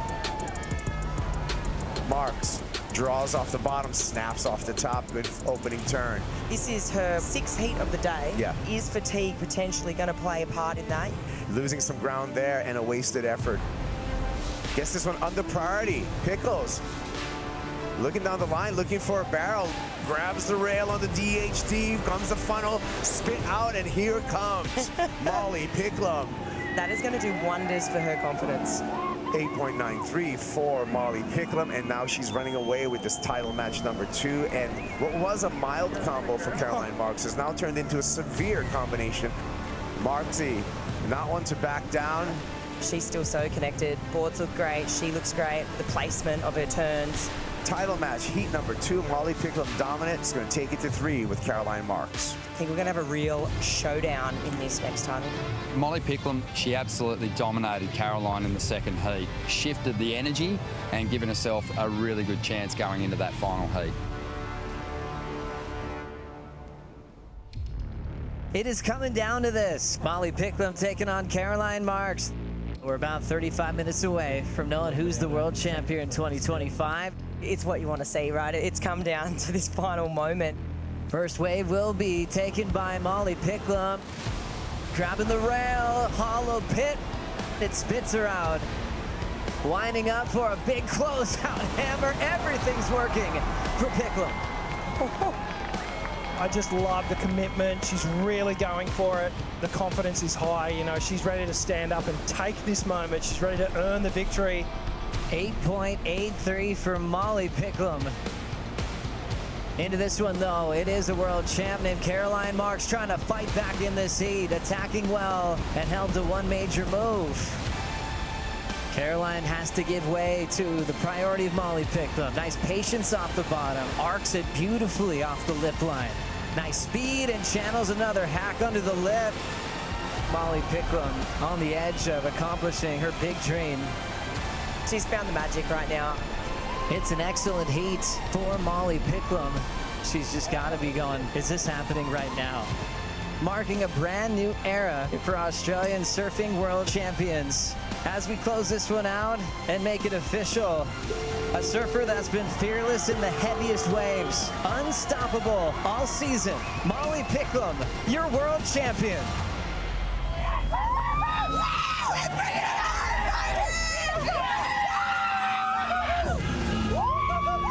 You are the world champion! Oh my God! I cannot believe it! I had so many people to thank and I felt so much support. I just locked in and did what I've done all year and I cannot believe I'm a world champion! Oh my God! It's remarkable that someone can flip the momentum back in their favour in that situation. There's so much pressure. You're defending that #1 position. Molly really has shown this year that she's got no fear of failure, and she really has earned that title.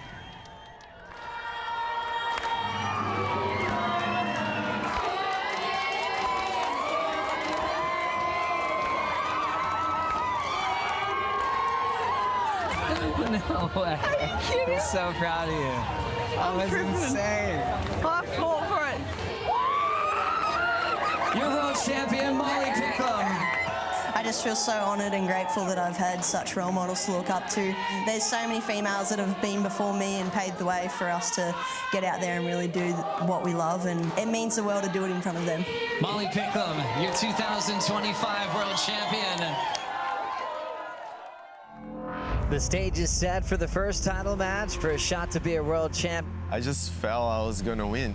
I want to do it now. I want to take advantage of shutting it down on the first heat. Yago's got fresh legs. I'm going to have to bring it. Paddling into this, the final wave. Pulls up and under. Colapinto not giving up just yet. Yago once again just one heat win away to competing for a world title. Oh. Good sportsmanship between the good friends. It's disgusting for Yago, though. Thank you. Yeah, just very sad and come back stronger next year. This year, what's new is I'm working with a new coach. Felt like it was time to try something new, to have a new kind of relationship with my dad also. It's your first victory in a few years. You're working with a new coach. Just how is everything coming together for you to start this season? Of course, a change is always risky and scary, and everyone's gonna talk about it and say I'm wrong, say I'm right, and I'm still the same, and I'm still gonna do what I love to do. First step is qualifying for finals and then getting the title. That's what I want to do this year. Right now, it is Yago Doro's moment.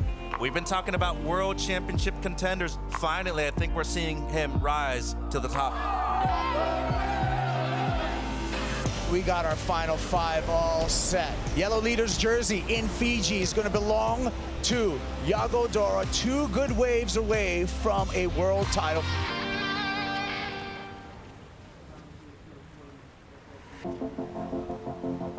Being real, like I feel like my first few years on tour, I didn't surf good enough to be a world champion, you know?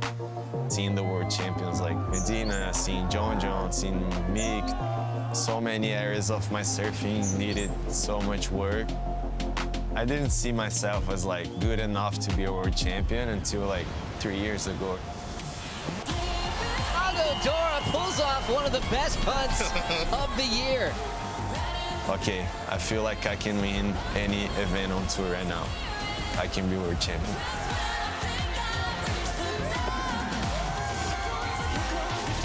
Having the chance of losing everything that I built this whole season, I feared that happening, but instead of thinking that I have something to lose, I'm thinking that I have something to gain. It's the world title on the line, it's everything I dreamed of. The stage is set for the first title match with Brazil's Iago Dora wearing yellow, meaning he's #1 in the world, taking on San Clemente, California's Griffin Colapinto for a shot to be a world champ. When you're watching someone with that kind of momentum we saw Griffin with, you can't envisage that someone can end it. First wave for Dora. Iago on the wind-up, super smooth, attacking the carve, right back up to shut it down. When Iago took off in his first wave, I think everyone went, wow, this is, without doubt, the #1 surfer in the world right now. He's more than ready. He's world title ready. Here we go, Griff on the inside. For Griff, it's been a long time since he's got the edge on Iago.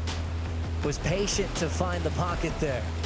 And now he's getting into a more groomed part of the wave. Inside section, really hollow. Colapinto is gonna force his way out. Great vision there, couple of seconds in the barrel. So good fight back from Griff on this wave. A late takeoff for world #1. Dora into his first move, a nice clean top turn wrap in front of Griff. Lays into a big section. Perfect transition, lay it down again. The man is in sync with the rhythm of Clown Break. Iago Dora turns in an excellent score on Griff, an 8.33 to go with his 7.33. Griff with priority now needs a 9.33. 20 seconds to go. We may have a 2025 world champion. Is there anything outside? He's looking at this one. Griff paddling into this, the final wave. Griffin Colapinto sets this one up. Drives off the bottom, attacks it well. Redirecting his line, then back into the pocket again with an air drop. Pulls up and under. Colapinto!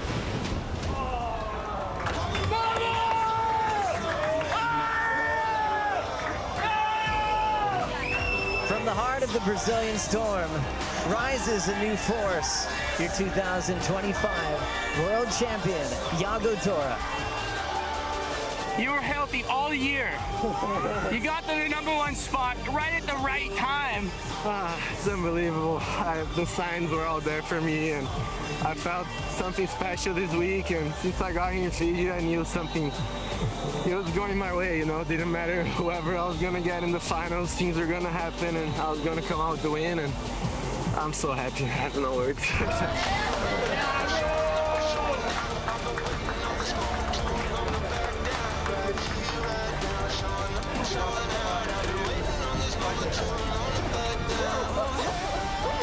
It looked like there was no nerves. He looked completely at one with his equipment and at one with the wave, and it was undeniable.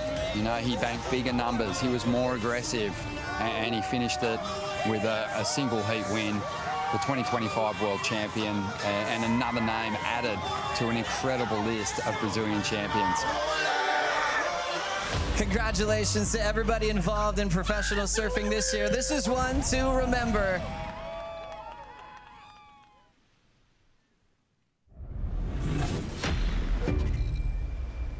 Europe. It's the old continent with a new passion for the sport of surfing. Old world culture, sometimes just not very welcoming. Surfing in Europe is different. To be direct, it's extremely hard.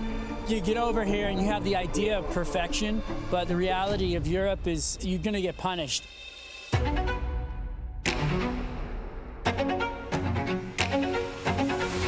You want to stand tall here, you've got to earn it. It's midwinter. We get absolutely hammered by storms out of the Atlantic.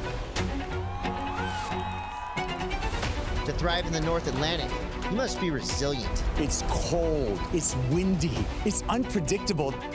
To prove yourself, you'll have to conquer the European pipeline. It makes me nervous sometimes. You never know what you're gonna get. Big single maneuvers, tubes out here, airs. Puts it up and puts it down. Guess who's back? Yeah! Big double up closeouts. That's what you gotta do in Europe. You never know. You have to be really good at adapting. There's a lot of different faces to it. Super Tubeless is a magical surprise. Yeah, the opportunity's out there, so we're out. Let's go. From the most challenging beach break in Europe, this is the WSL's Cold Water episode, the Mayo Rip Curl Pro Portugal.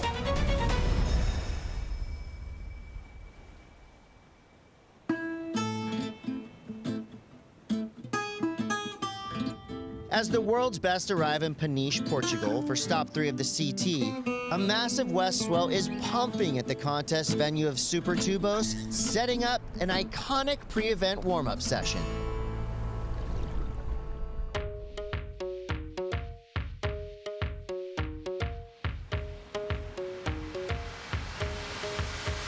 Something's not right, oh. My head's misting up. Super Tubos, the Portuguese pipeline. It's about the tube. A lot of barrels out here. Shifty beach break, one of the most powerful beach breaks actually in all of Europe, and a premier spot where we look at the entirety of European surfing. Some of the waves that were coming in were like identical to pipe. Jack got one rolling, pumped into it, and got barreled all the way through. You go out there, even on a smaller day, it'll break your board. It'll break you in half. I mean, the place packs a punch. Sand here is really hard, so if you hit it, it's not gonna feel good. It's gonna hurt. It comes in from deep water and hits the shallow bank. It's there's no better beach breaks in the world, I don't think.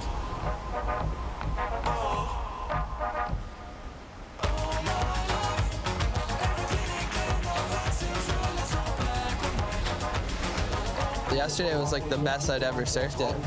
It's just offshore and barrels everywhere. It was probably like, there had to have been over 1,000 barrels yesterday. It's incredible. Yesterday, Super Tubos was, it's hard to say 10 out of 10, but it was a 9.8 out of 10.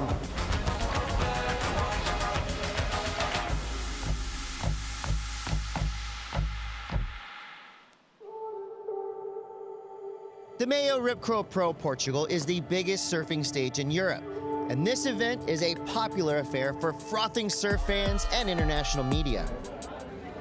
This is like one of my favorite waves. It's like really close to the shore barrels, and like that's the best possible waves you can surf. This is all I know right here. I just like love trying to read beach breaks. It's so unpredictable and you kind of never know what's gonna happen. Super Tubo for me is one of the best places in the world for sure. The last 2 days has been pumping. This morning was insane. We can do like barrels and air on the same wave, so this is kind of like a good combination of surfing. Yeah, I hope that I can make a good result here and then win again. Eweleiula going for something big. A tail high punt, lands backwards and pulls off a gigantic air reverse. Eweleiula is the top of the game right now in professional surfing. The 2019 world champ is currently the rankings leader. And with 2 event wins here in Portugal, look for Eweleiula to be a standout and a crowd favorite. Absolutely perfect rotation. What a landing there from Eweleiula. Eweleiula's the one guy that you just can't not take your eye off. Even if he's losing the heat and he's still comboed, that guy can get a couple of 8s in a matter of minutes. The ability for this kid to come out of one maneuver and straight into the next one is second to none. Pereira is able to go back-to-back here in Peniche. 2-time champion, knows what he's capable of, and more importantly, a beach break location, which is perfect for his style. We could potentially see some 10-point rides out of him with a barrel. We could see the same thing on rail or in the air, of course. An active Atlantic Ocean has treated the finest surfers from across the world to some serious tubes. And tube faces turn to game faces on opening day. The opening day of competition falls on a weekend, and the very festive crowd is ready to celebrate sunny skies and rippable waves. A major favorite in this part of the world, Eweleiula. Can't wait to see how he goes out here. He somehow always manages to get that pop in the rotation no matter what, and that's how you want to start your heat. One of those surfers that really looks at the lineup and just sees things differently from everybody else. So Eweleiula kind of seems like the guy that was going to blow up since the beginning, but just not finding the right rhythm. Just needs an opportunity, finding it there. It's exactly what we'd expect from him. The intensity, the height, the speed, it was pretty impressive. Eweleiula, that one really tail high. The yellow jersey of Italo Ferreira, victorious in the opening round. Italo posts the highest heat total of the day, and the local crowd shows their overwhelming support for the radical surfing. I saw like a lot of waves down the bank and I was like hard to find it, but I know how to play this game, and I was like super excited to go like high. I'm glad to have like a good opportunity and make the moves. The North Atlantic during winter is dominantly very, very stormy. The Portugal coastline is the westernmost edge of the European continent, and beaches here are blasted by powerful, fast-moving storms. The swell's here. We're here to hit big sections and go big, and yeah, the opportunity's out there, so we're out. Let's go. Good Lord. Are you kidding me? He's right there. It's all going down. We got rain, wind, big double up closeouts. It is guttering out there. Anything you can think of, it's all going on right now. So what you gotta do in Europe, you never know. Just looks so heavy. Oh my God.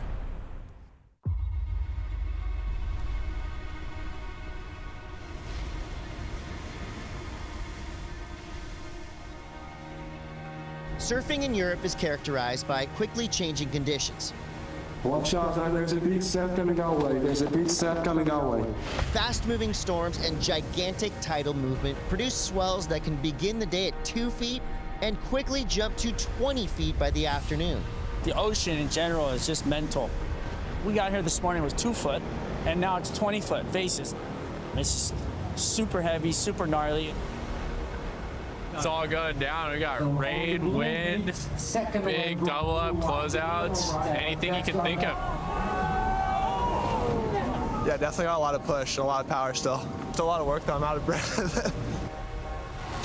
This wave can have many different phases. It can be rippable and fun. You can see a lot of progressive maneuvers. And then when it's big, that's really where you got to be very selective and be on the right waves at the right time. Italo Ferreira! Oh my God. Bravo! You could see the potential best wave of somebody's life out here in the Jersey. And of course, you could also see broken dreams and broken boards. We're here to hit big sections and go big, and yeah, the opportunity's out there.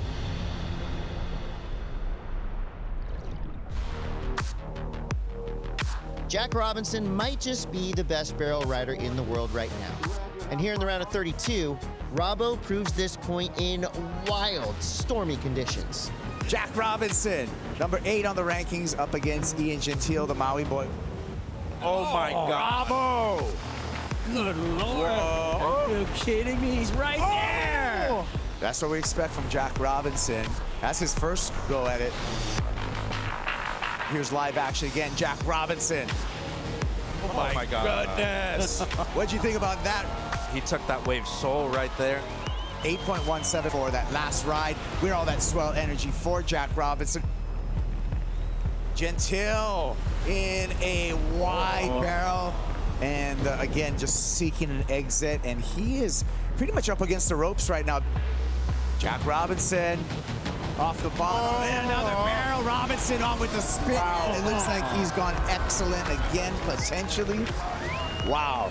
That was so clean, and the exit just before it detonated. And Jack Robinson taking the win, and our first surfer to advance into the round of 16. I got flogged on the first one, and then, yeah, stuck to make those other two. It was so gnarly. 5 points to advance the lead. Pipeline. On the blue Marco Mignot is a well-traveled rookie on tour. Represents France, but wears a Mexican flag on his sleeve for his hometown of Sayulita. And he holds a Canadian passport and speaks perfect English. Let's hear it for the kid from Sayulita, Mexico, representing France, Marco Mignot. Clear for takeoff and an extended frontside air reverse. Let's go! I do consider myself like a citizen of the world. I'm French, you know, French blood, but I got that Mexican spirit in me. What motivates me is to feel like that dream is really hard and pretty much impossible, and to figure out a way to make it happen. There's the ramp for plants it. I remember I was all super young. I made a promise to myself, I'm gonna make it, I'm gonna do it one day. I'm not gonna stop until I make it. He had to come from below the cut line into qualification for the championship tour, and now has taken his first Challenger Series win. What a way to end the 2024 Challenger Series season. I think everything has a chapter, you know? I think for me, it's a new chapter. It's a new book. It's the drive to become a world champion, by example. Oh my God. Maybe a lot of people think it's crazy, but I believe that I can do it. No more like this feeling rookie vibe. I wanna beat these guys, and I think I had to switch my mindset to like, I'm hungry.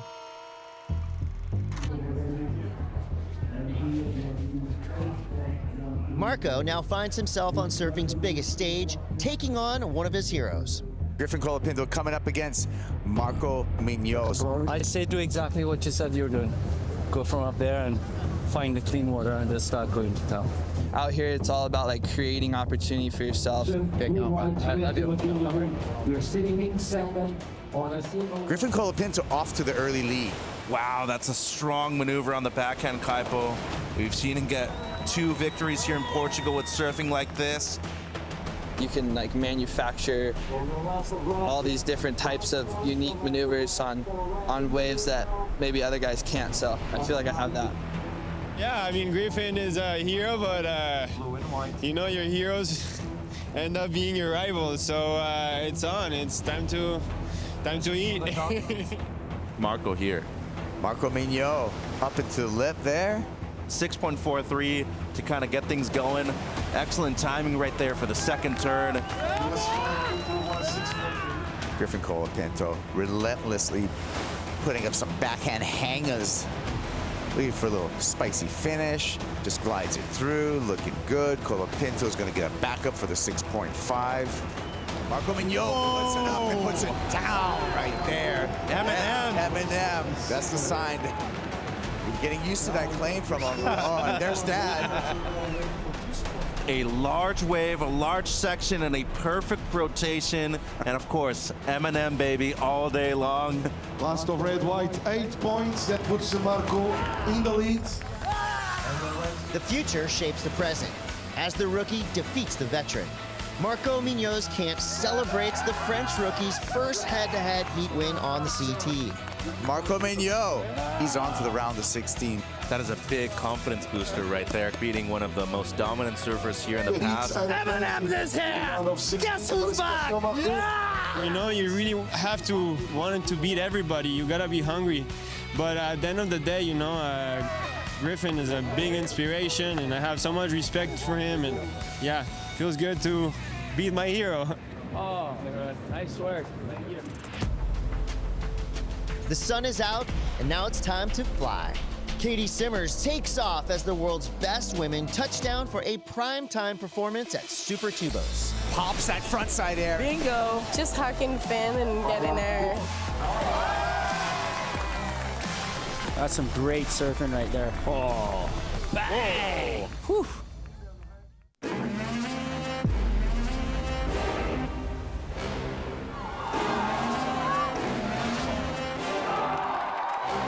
Super Tubos is insane.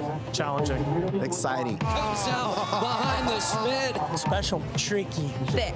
Packs it nice and deep. Unpredictable. Magical surprise. And one. And he stomps it. That thing was huge. There's a lot of different faces to it. On a good day, it's as good as it gets. Running for the exit. It spits him out. When you're in the spot, it's a great wave. I love Portugal, but Super Tubos, it makes me nervous sometimes because it's so unpredictable. It can change so quickly, so it challenges me. He goes over and goes down hard.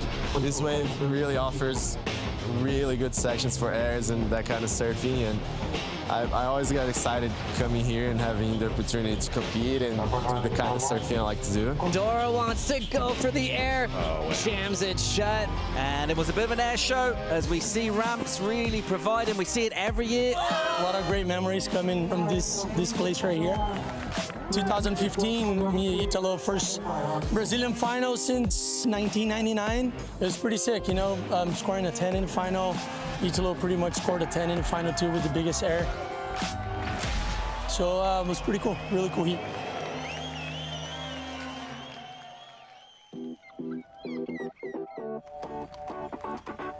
I didn't like Europe for a long time because of the tides, the weather, the cold, and now I've learned to really appreciate and love this place, whether it's in France, in Spain, here in Portugal. You know, it's all about beach breaks and tides and timing it, but in the heat, it's, you know, all day you can surf low tide, high tide, and just adapting constantly. It's a fun game. Gabriella Bryan. Oh, that's some great surfing right there. Beach breaks are honestly really exciting. You never know what you're going to get. Big single maneuvers, tubes out here, airs, so makes for an exciting event. And yeah, it honestly makes you use your imagination a little bit. Anything is possible at a beach break. This will need to be a big turn, and it absolutely is. There's no question as to why the tour is here. We've seen some amazing waves. I know sometimes in the competition we don't get them, but I mean, the guys were scoring prior to the contest starting. Off the bottom, absolute cracker under the lips snap from her. Like, I love the fact that it's really tricky. You have to be on and adaptable in every heat, and to be locked in and tuned into it, it's quite a fun challenge. Pops that frontside air and puts it down. Now give me a score. Bingo. That was so skate, it was ridiculous. My favorite thing to do on a surfboard is like skate around, and I feel like we don't really have much conditions on the tour to like just do progressive maneuvers. So like getting a 2-foot wave to do like a blowtail on is pretty nice. You know, I think a lot of people don't realize is you not only have to like perform well on the wave, but you got to be really good at reading the ocean. And I think the people that do that the best here usually do really good at this event. So I've been really trying to learn while I'm out there in the lineup and spend a lot of time in the water. So yeah, Super Tubes has a bunch of different faces, that's for sure. Kade Simmers is on top of the surfing world right now. Simmers is the current rankings leader and the defending world champion. Kade is a very creative surfer who thrives in unpredictable conditions. Kade Simmers smashed it on the backhand.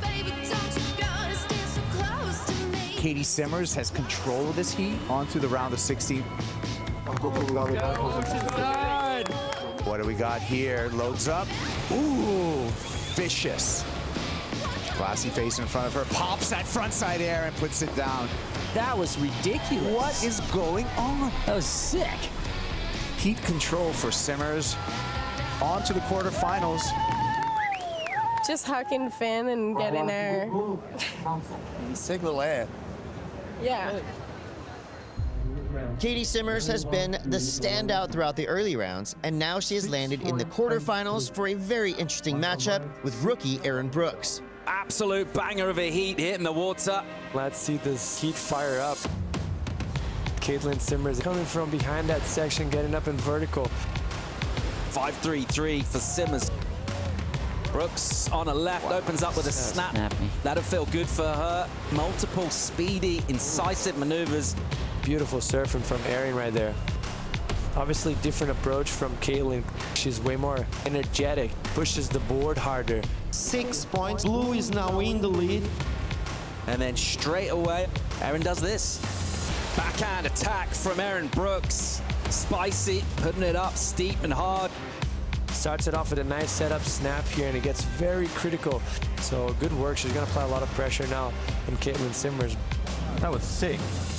It's a 6-6-7. It's the best wave of the heat so far. Kade, you need now a 7.34. Inside the final minute now. Simmers looking to get involved here. Off the bottom, absolute cracker under the lip snap from her. Nicely done. But that's definitely the most critical part of the wave you could ever get. And the last of yellow, Kade Simmers, it's a 7.07. It's yellow's best wave, but yellow finishing second. Erin Brooks' campaign here in Portugal continues. I thought she got it. It was close. It was a good wave. You guys both served a good heat. It's hard when you're going up against your friends, but my dad told me that there's no friends in the water. But yeah, it was just so much fun with her out there. Well done, Erin. On to the semis here in Portugal. Thank you. Big last turn, Kade. That was really good to watch. I'm glad you didn't get another one, but it was good to watch. Glad I wasn't the score, but good to watch. The business end of this contest is all about crowning champions. There will be winners. There will be losers. Tears will be shed and arms will be raised. Finals day is next.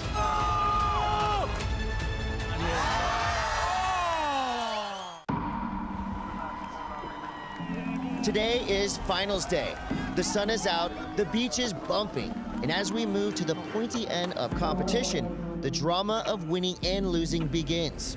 Oh, making it into a tube here. Oh, get it. Oh. It's really cold, windy, straight howling offshore, big barrels. The fans are amazing. It's really fun to see everybody down here.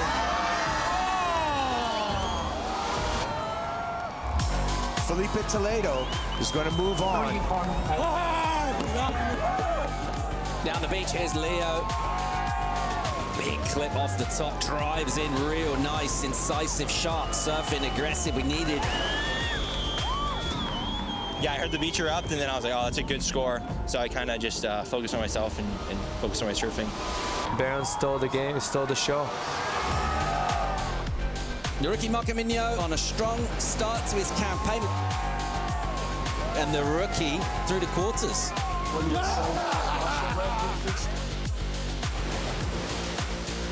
Jackie down the line. He wanted the Vij, he found it. Set himself in a solid position.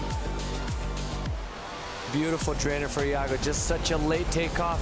I have the energy to go all the way to the final, and that's what I want to do. I want to keep the energy levels going and keep making hits. Jack Robinson and Iago Dora emerge as early finals day standouts, and the two move forward for a head-to-head matchup in the quarterfinals.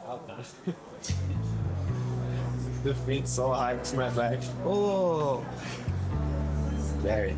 Most all of the surfers on the CT are good friends who bond over the love of surfing. But they all face a time where they must compete against each other. And it's going to be short for world number 5, Iago Dora. Tough heat for two guys that spent all year together. That was a big heat. Iago was in the final 5. He just took the spot. Got your back, bro. They're both coached by Iago's dad. It was a major moment. Jack Robinson gets the win. Iago once again just one heat win away to competing for a world title. Oh, good sportsmanship between the good friends. It's got to sting for Iago, though. Great surfing all year. Thank you. Yeah, just very sad and come back stronger next year. Thank you, Iago. Yeah. Yeah, crazy chances. It's bound to happen, but yeah, 2 years in a row. Yeah. Hard is what it is. You get it done.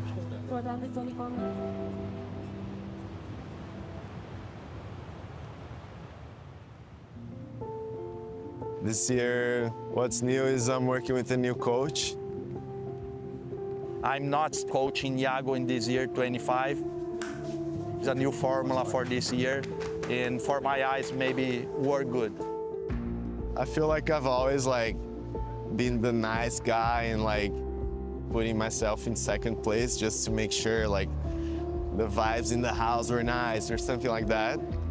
And I feel like I need to be putting myself more in first in order to achieve what I want.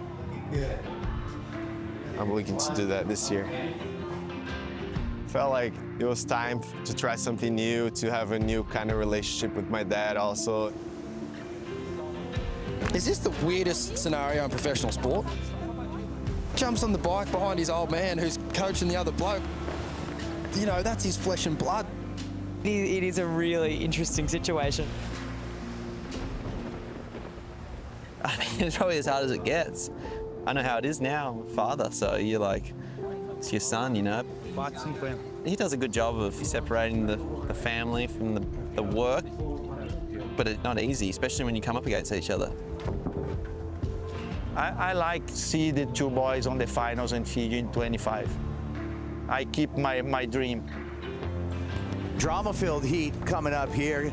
These two surfers, not just good friends, they were sharing in the same coaching camp for many years on the championship tour. There's Leandro, Iago's dad, but Jack's coach. Well, let's just call it as it is. They're brothers, really. Jack and Iago are best mates, but fierce rivals and ruthless foes at the same time. Brazilian Dora off to a fantastic start. 6-3-3 for Dora, a 3.5 opener for Jack Robinson. 4 wins for Jack, 2 wins for Iago. Either 6 times that these two have matched up. Iago building up steam. That's the first time you're going to see a coach clap for the opponent. You're always a parent first. Here comes Jack. See Dora right here, good looking left. Iago tucking in, pulling through, draining barrel. Iago Dora puts on the gas and comes out. Momentum, all Iago Dora. Jack, slash, lip glide, disaster slide. Wah. Releasing the fins on the Sharpie. Jack Robinson now needing a 9.33.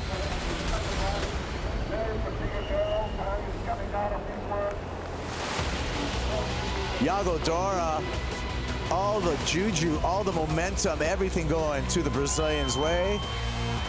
That's going to change the whole complexion of Iago's year.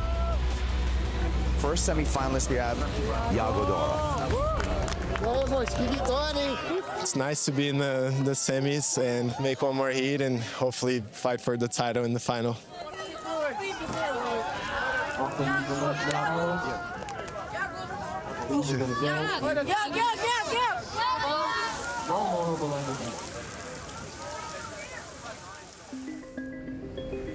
We have seen some wild weather here in Portugal. The surf has been pumping, the wind howling, torrential rain, storm warnings. But by far the biggest cyclone here at Super Tubos has been Italo Ferreira.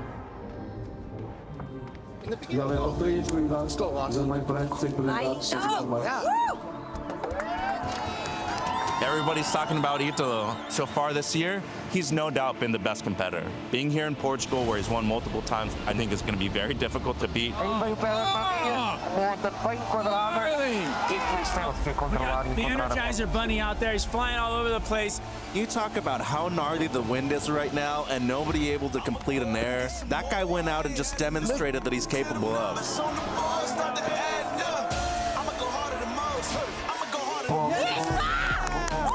We can get like barrels and you can do airs like a couple of times, so it's kind of the surf that I like. And then you can change this call like every wave, and then this is making me more like excited. Which time? Close the door.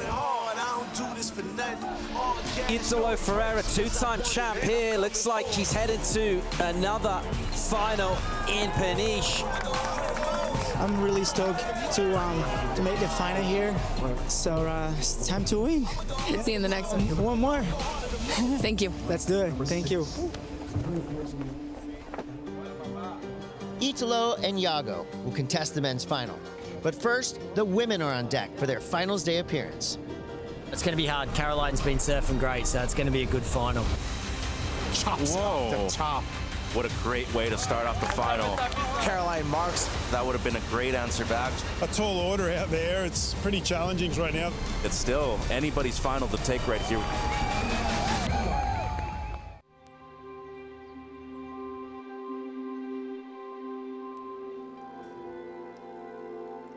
Let me go grab it. It's in my office. I'll just bring it out. Here it is. My favorite necklace ever. Gold medal. I think surreal is kind of the word. When I look at it, I'm just like, wow, I can't believe that like really happened, you know? Yeah, it was just one of the best moments ever. Gives me the chills thinking about it. It's so cool. These, you know, right here, the world title and Olympic gold medal have been my 2 biggest goals in my career that I can ever dream of, and it's been a good couple years. I remember when I got it, I was like, whoa, it's actually heavier than you think. World title trophy, I think, is like 75 pounds. They both hold a lot of weight, you know? I'm really excited to go into this season. You know, I think the last 2 years for me have been the 2 best years of my career so far. So in a way, I feel more pressure, and then in a way, I feel less pressure. I think I feel less pressure in the sense of like, I have a lot of confidence going in for the last 2 years, and now I'm like, okay, like let's do it again. But also, you know, you feel more pressure because there's a target on your back, and you're like, all right, like let's do this, which I kind of love. It's just my happy place, what I love to do, competing and seeing everyone and being around that environment and surfing good waves and battling. It's really fun. All right. I've gotten asked this question a lot after the gold medal. People are like, now what? I'm like, what do you mean? Like, you just keep trying to keep doing it, you know? Like, I think for me, you know, I'm still super young. Like, I'm only 22, and I have so many goals that I want to accomplish, like, personally, and also, you know, just with my surfing, just like bettering my surfing, like regardless of competing and all that, like I just would love to improve my craft. And finding your weaknesses and really trying to get better at those is a really big motivation for me. I don't feel less motivated at all. Like if anything, you know, that feeling of winning and getting to that goal and working super hard for it and then having it pay off is really addicting. And, you know, I want it again, you know, I want it again. I know there's gonna be tough times and there's gonna be years that are really hard and things that go your way and things that don't. And I'm just excited about like the whole roller coaster, you know?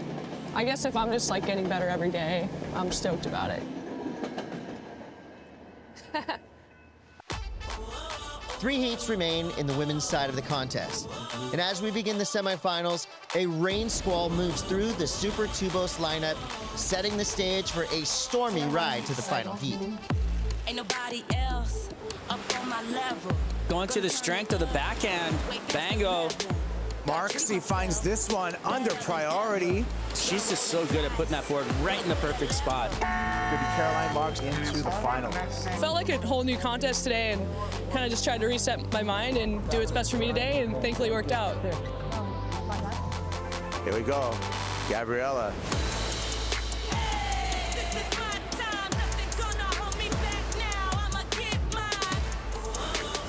Oh, Gabby with a gouge. Another big one. Pure power. Everything about that looked great. Gabriella Bryant on to the final. First final in Portugal. I'm just going to stick to my own game plan, kind of like the last heat, focus on me. Hopefully I can get a couple more waves and do some more good surfing. Let's go, come on. One more.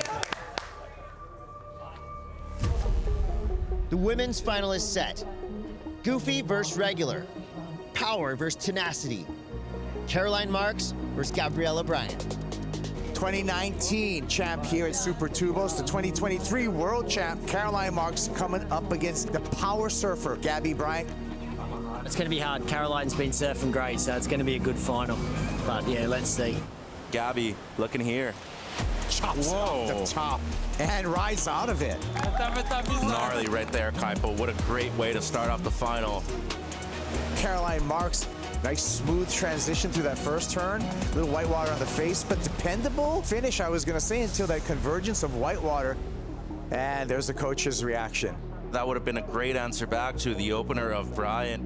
We're just looking for real steep, nice faces, which is a tall order out there. It's pretty challenging for the girls right now. Marksy off the bottom, snapping off the top. Caroline on a good-looking left, biggest snap on the Mayhem. Looking to close this thing out. 2 snaps is all that's going to count for her score, but I like what I saw. Beautiful second turn right there in the pocket. Crisp timing. Unfortunately, not completing the last one, but still, it's the best of the heat. Caroline Marks leading in this heat. Gabby Bryant looking for a 3.74. Here comes Gabby, finds the left. Hangs it off the top a couple of times, and the wave just stops. A W is a W any way you get it. Caroline Marks is our 2025 male Rip Curl Pro Portugal champion. Well deserved. I mean, was the most consistent surfer out of the event. Was able to surf in any kind of condition, Kaipo. Caroline Marks, all smiles as she comes to the beach. Wow, you guys are so tall! Yeah, it wasn't the prettiest final, but we'll take it. You know, the waves are really challenging, and gosh, yeah, winning feels so good. I'm so pumped. Her 7th championship tour win. Let's make some noise for Caroline Marks. Caroline Marks with the win moves up to number 3 in the world, and the dynamic goofy footer is looking primed to make a serious run for a second world title in 2025. Many athletes across the sport have a signature move saved exclusively for when they win. Italo Ferreira is notorious for his rowdy backflips. Iago Dora has been known to celebrate with an impromptu dance party. Oh my. The men's final is next. Will it be flipping out, or will all the disco balls start spinning in Super Tubos? Iago Dora, all the juju, all the momentum, everything going to the Brazilians' way. Truly a masterpiece what we're watching out there. Perfect execution of that air. You could have not done anything better. That was beautiful from Iago. Congratulations to Iago. He's in the final here at the Mayo Rip Curl Pro Portugal. Iago, you started out in the air, finished off with the barrels. The board and you look like one. Yeah, I'm really happy to be in the final again. You want to win the contest, you have to make it to the final first, and yeah, I just want to do it again, one more heat. Iago Dora, one of the most creative surfers on tour, and he doesn't fit a certain label. Really good when it's small, great when it's big too, an underrated barrel rider.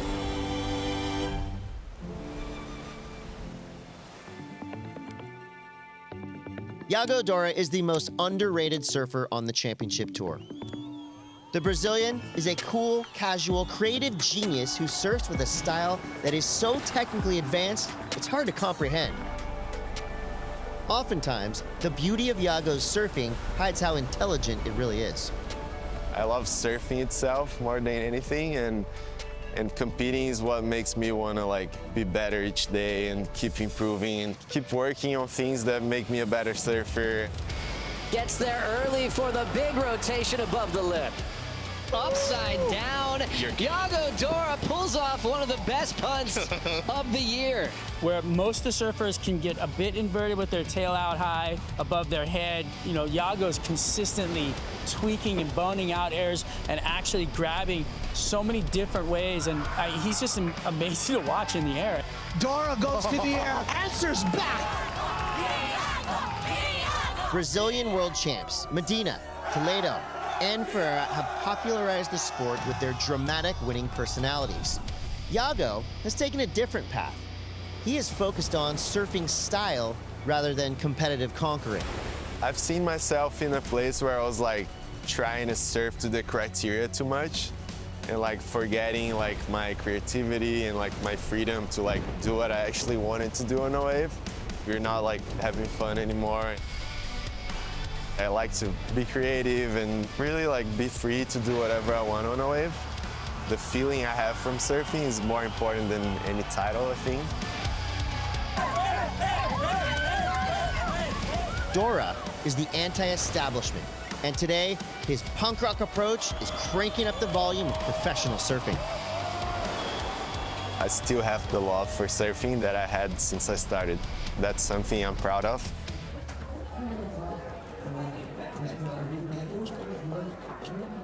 A winning wave. If you want to win, be here. Yeah, could be. Drops a little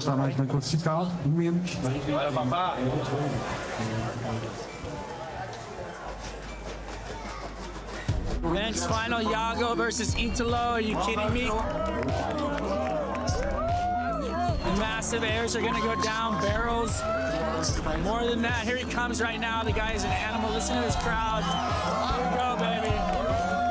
We got a men's champ to crown, Iago Dora up against Italo Ferreira. These guys have been two of the most exciting surfers in this event. Stabs it there, just one turn for Ferreira to start his account. And we see Iago up and riding. Iago looking for a ramp, finds it, pops it up, puts it down, full rotation for Iago Dora. Smooth rail work to finish that up. Good way to start there for Iago. Well, here comes Italo. Looking for the ramp, pops it up, lands on the roof, and the crowd likes it. And check out his heel as he's going up. Somehow pulls it off and brings the foot back in just in time.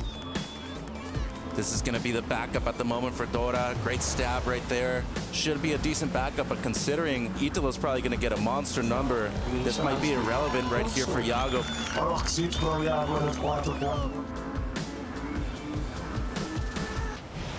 Yago Dora goes stalefish on that full rotation. Getting back into the game, he flared that thing out. Italo Ferreira trailing Yago Dora, but doesn't need a big number, just a 6 to take the lead.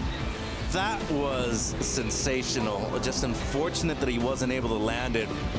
One more wave. Here goes Bravo. Ferreira. That was cool. But not enough 5-point ride. Needed a 6-point ride, so it is. Yago Dora, your 2025 male Rip Curl Pro champion.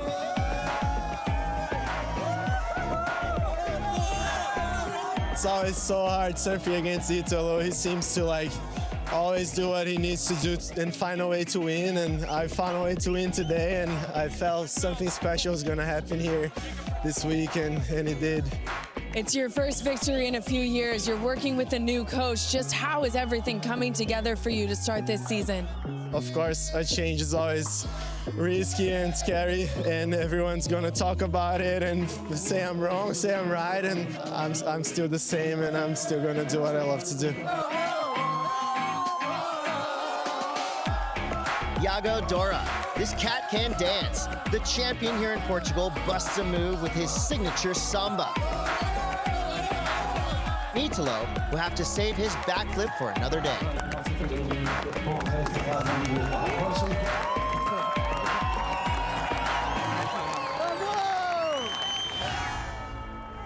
Italo Ferreira and Kade Simmers remain on top of the CT ranks and will wear the yellow jerseys at the next championship tour stop in Central America.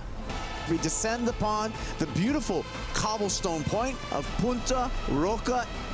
Whoa! Come on now! What? What was that? That was as twisted as you could get. Next time on Inside Pro Surfing, it's all about sunshine, palm trees, and warm pupusas. Tune in for the Surf City El Salvador Pro.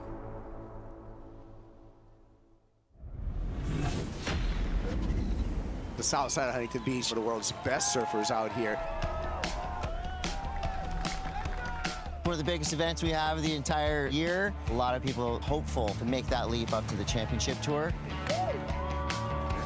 Truly competing. Flying down the line. Uh-oh. Call this the Challenger Series for a reason. The U.S. Open's like the mecca of all of Orange County. A lot of people might not understand how huge this event is for all the surfers.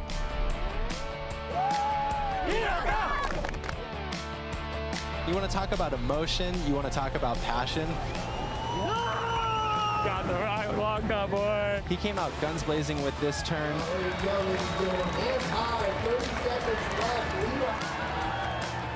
Dia Zabrowski at 14 years old just keeps making history on the Challenger Series.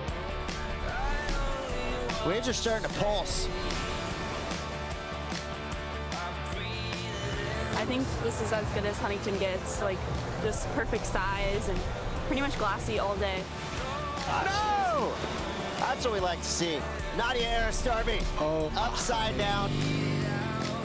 Best, hungriest surfers on the planet, fighting to achieve their dreams.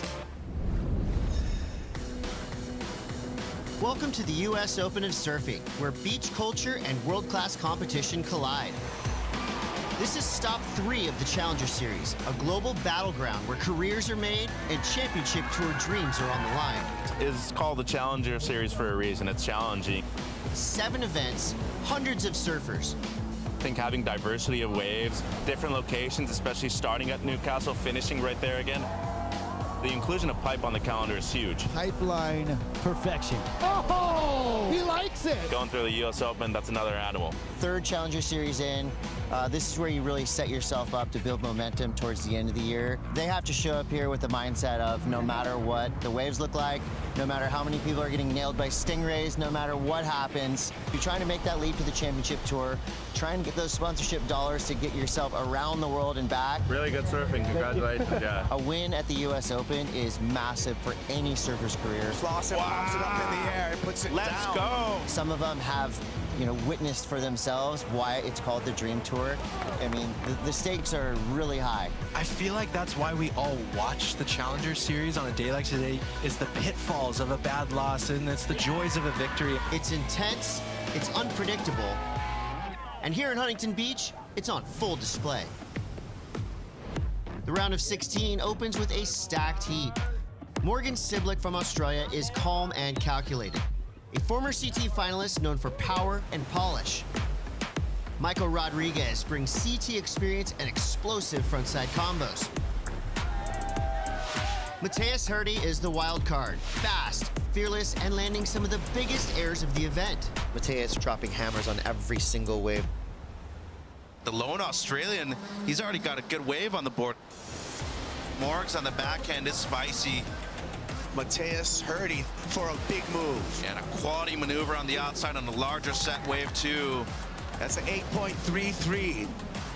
Michael Rodriguez. Yeah, this is a good wave for Emran. Oh, blows the tail strong on the outside. He got a 7 for this. Mateus wants to back up that 8.33, pops it up. Wow. What a start for the former world junior champ. Got a great heat, Mateus once again. Rolling in, nice section right here. Let him here at HB, what an exchange. Mateus is surfing the perfect heat right now. Ocean can be cruel sometimes with the clocks on it. Surfing so good too. Mateus Herdy as well as Michael Rodriguez into the quarterfinals. Good heat by Mateus once again, proving he belongs on the CT. Might be there later this year, Kai. Oh, I'm so psyched.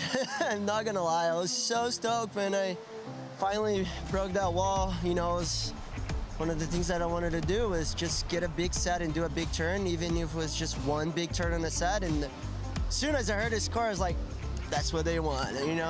Yeah, into the quarters, let's go. In the next heat, local standout Levi Slauson has home court advantage and momentum on his side. He's already dropped some of the highest scores of the event. Taro Watanabe is sharp and hungry.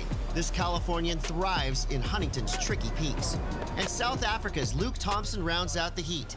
Young, composed, and dangerous when he's on the rail. Luke Thompson, already with one massive win on the Challenger Series. This kid's such a good surfer. Look at his style, too. Again, a Luke Thompson. Basically be a lock for the World Tour if he is able to cash in tomorrow on a finals day if he makes it. Taro Watanabe in that conversation of a surfer who could potentially punch his ticket to the championship tour. Surprise, surprise, Luke Thompson up again. Luke Thompson in the lead. Really smart heat right now. Levi Slauson found this little left, splitting the peak there. And just like that, Luke Thompson, who was on top of the world, he dropped to third place. I'm really not counting Luke Thompson out. He just needs the wave. Well, here's Levi's chance. Big snap there. Comes around another meaty section. No. That was by far the most critical section of that wave. Big combo. 803, right to first. 803 for Levi Slauson with 2 minutes left. Wow. Big moment there in Encinitas, California. As the time ticks away. Ladies and gentlemen, a quarterfinalist, along with the super stylish Taro Watanabe heading to finals day. But man, a heartbreaker. Luke Thompson led that heap, but at the end, his backup just was not enough. Wow. Huntington Beach is going to be ripping it up tonight. Yeah, I feel amazing. Just being at this beach so often, so it feels super familiar, and the stage is bigger, but I just competed against one of my best friends, Tara, and we've been doing this since we were little kids, so yeah, let's go Encinitas. Good job. Good job. He came out of nowhere and shocked the surf world. A teenage wildcard from Japan who took down the field and etched his name in Huntington Beach history. The biggest win of his career. Oh, a household name. Got a semi-finalist, Hiroto Ohara. The pressure is up, and the field is cut down. It's quarterfinal time in Huntington Beach. And it all kicks off with Mateus Herdy versus Dimitri Poulos. Herdy's been electric, spinning through the Huntington sky with fearless airs and non-stop energy. Poulos, local knowledge, raw power, and a backhand built for Huntington. Epic quarterfinal matchup. Ventura v Brazil, power versus progression. Here we go. Mateus going to utilize his priority on this insane-looking right. Slingshot right-hander. Got a big section in front of him. There's that power wrap. Nicely placed second turn. Biggest wave of the heat so far. 6-8-3 start for Mateus Herdy. Look at this, it is a big set, Mateus. Big old alley-oop, and he rides out. How high did he just get? Give it up. Now we're talking. That is a launch. Very, very unique. First we've really seen of the event. Mateus Herdy comes through with a 9.5. Dimitri Poulos now. This little runner right here throwing some spray to the sky. Look for him to go to the sky. There it is. The crowd goes wild. That was power and progression all in the span of one wave. That's so hard to do. 8.5. Now he needs a 7-8 for 21 seconds left. Win, lose, or draw, Dimitri Poulos has been on an absolute tear through this contest. You love to see it go down to the wire. Mateus Herdy is now in the semifinals and looking like an event favorite. Stoked to be in the semis, and yeah, I really want to win this contest, and wow, just try to stay in the moment.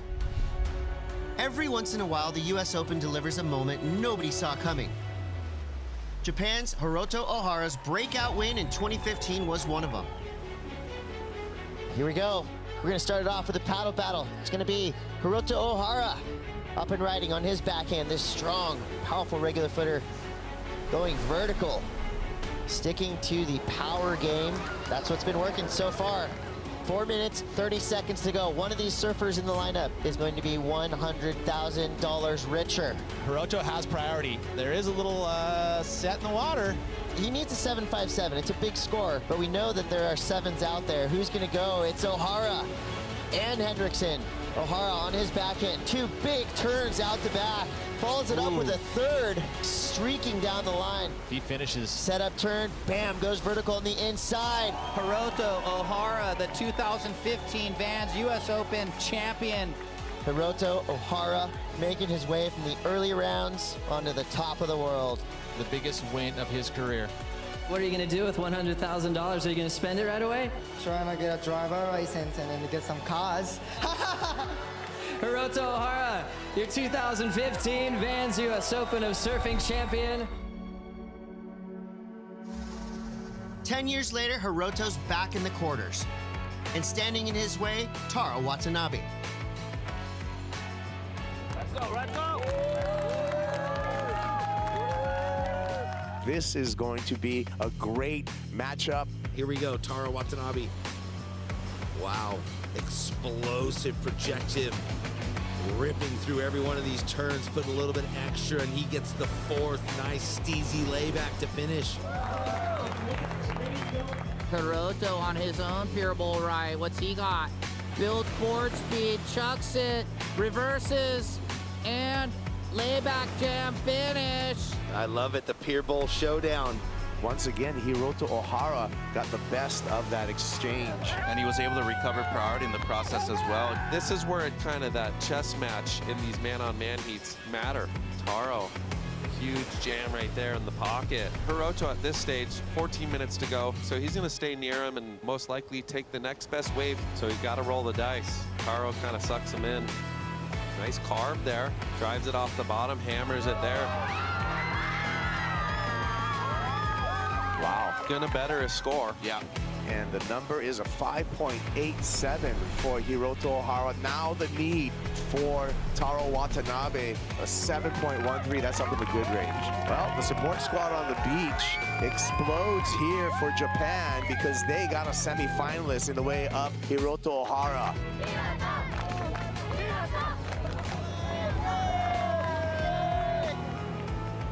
been 10 years since that win. Any familiar feelings? There's no memory anymore.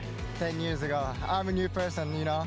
I have kids, I have amazing wife, and then, yeah, I just want to show, and then I just want to show my surfing, and then hopefully get through the final.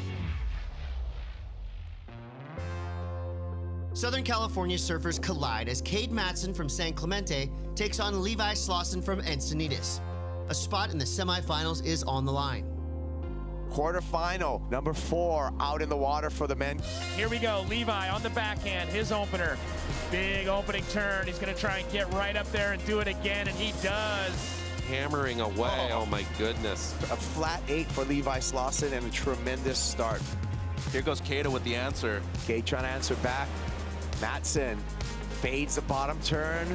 Nice fin release snap there, looks for the finish. Oh yeah. And gets through the finish, so nice answer back by Kade Matson. Slauson gonna use priority kipes. Cracks it right there, perfect timing. Draws it again, gets a little more fin kick, and then straight into the third. That's gonna definitely be a keeper. He even gave it the kind of lean back arms claim. Well, there you go. Last score for Levi Slauson, a 7.33. Kade needing a 9.53. Yeah, and the big boy out there looking left, and first turn in the pocket, really nice and tight. Deep bottom turn for the second one, and see, that's the power aspect I'm talking about. His strength pushes through the lip line. Yeah, this is nice. Right there, bang, gets the tail kick, late drop. They always love that out here. We got a heat on our hands. We do have a heat on our hands. These are career-defining moments. There was the block right there, and the block was enough to eat up the clock. No more opportunity for Kade Matson. Levi Slauson will be meeting Hiroto Ohara in the men's semifinal number 2. From nose rides to cross steps, longboarding returns to Surf City for the first stop of the WSL Longboard Tour. How was the nose ride there? Wow, upsets all day here. That's a great moment. From nose rides to cross steps, longboarding returns to Surf City for the first stop on the WSL World Longboard Tour. Huntington Beach, it's a perfect place to start it off because for these longboarders, this is a massive stage, a massive opportunity, and really sets the tone for the rest of their season. From California to El Salvador, 24 men and 24 women chase points and prize money across 4 stops. The variety of environments this season is really exciting. Somewhere like Bells, you walk down the same stairs that all your idols have walked down. Like the history of surfing is so ingrained in that cliffside. Stop number 3 is Abu Dhabi, and whoever is in the top 8 for both men and women then get a chance to compete for a world title in El Salvador. It's just so good. I love that wave in El Salvador so much. El Sunzal is such a great venue for longboarding. It's going to be Rachel Tilley, second world title. What a moment this is. I guess the motivation for this year is to now see if I can do it back to back. From California to the world stage, Taylor Jensen's legacy in longboarding is already cemented, and he's not done yet. Quiver of world titles from 211, 212, 217, and 224. Taylor Jensen etches his name even deeper into longboard history, claiming his 4th world title. Just unbelievable surfing. Coolest thing ever, right? Like, get out of the water and the first people that greet you are your children. Like, sorry. That's just everything. I've been on the tour for 20-something years. Winning last year just makes me feel like I'm at the peak of my career. Absolutely unprecedented, and he just looks as sharp and as lively as ever. I think my why is just sort of proving people wrong who told me it wasn't possible or it wasn't a career path. I could make a living out of this. I'm traveling the world with my family, living the most incredible lifestyle. Still living the dream. It's experience versus hunger in this semifinal clash. 4-time world champ Taylor Jensen brings power, poise, and a dominant track record to Huntington Beach. Taylor Jensen, TJ, won the US Open. Facing him, Rogelio J.R. Esquivel, the pride of the Philippines, who's looking to break through. A spot in the final is on the line. You know, for J.R. Esquivel, he has become really the main ambassador for surfing in the Philippines. High level of skill, the way he moved through that flat spot. Nice start, a 6.17. The mustaches are out, it's time to party. Taylor Jensen into this right-hander, gets to the nose, 5.10, hanging out there. Comes around that section, His drop knee turn, straighten things out. It looks like he's gonna make the connection with ease. He does, gets on the nose again.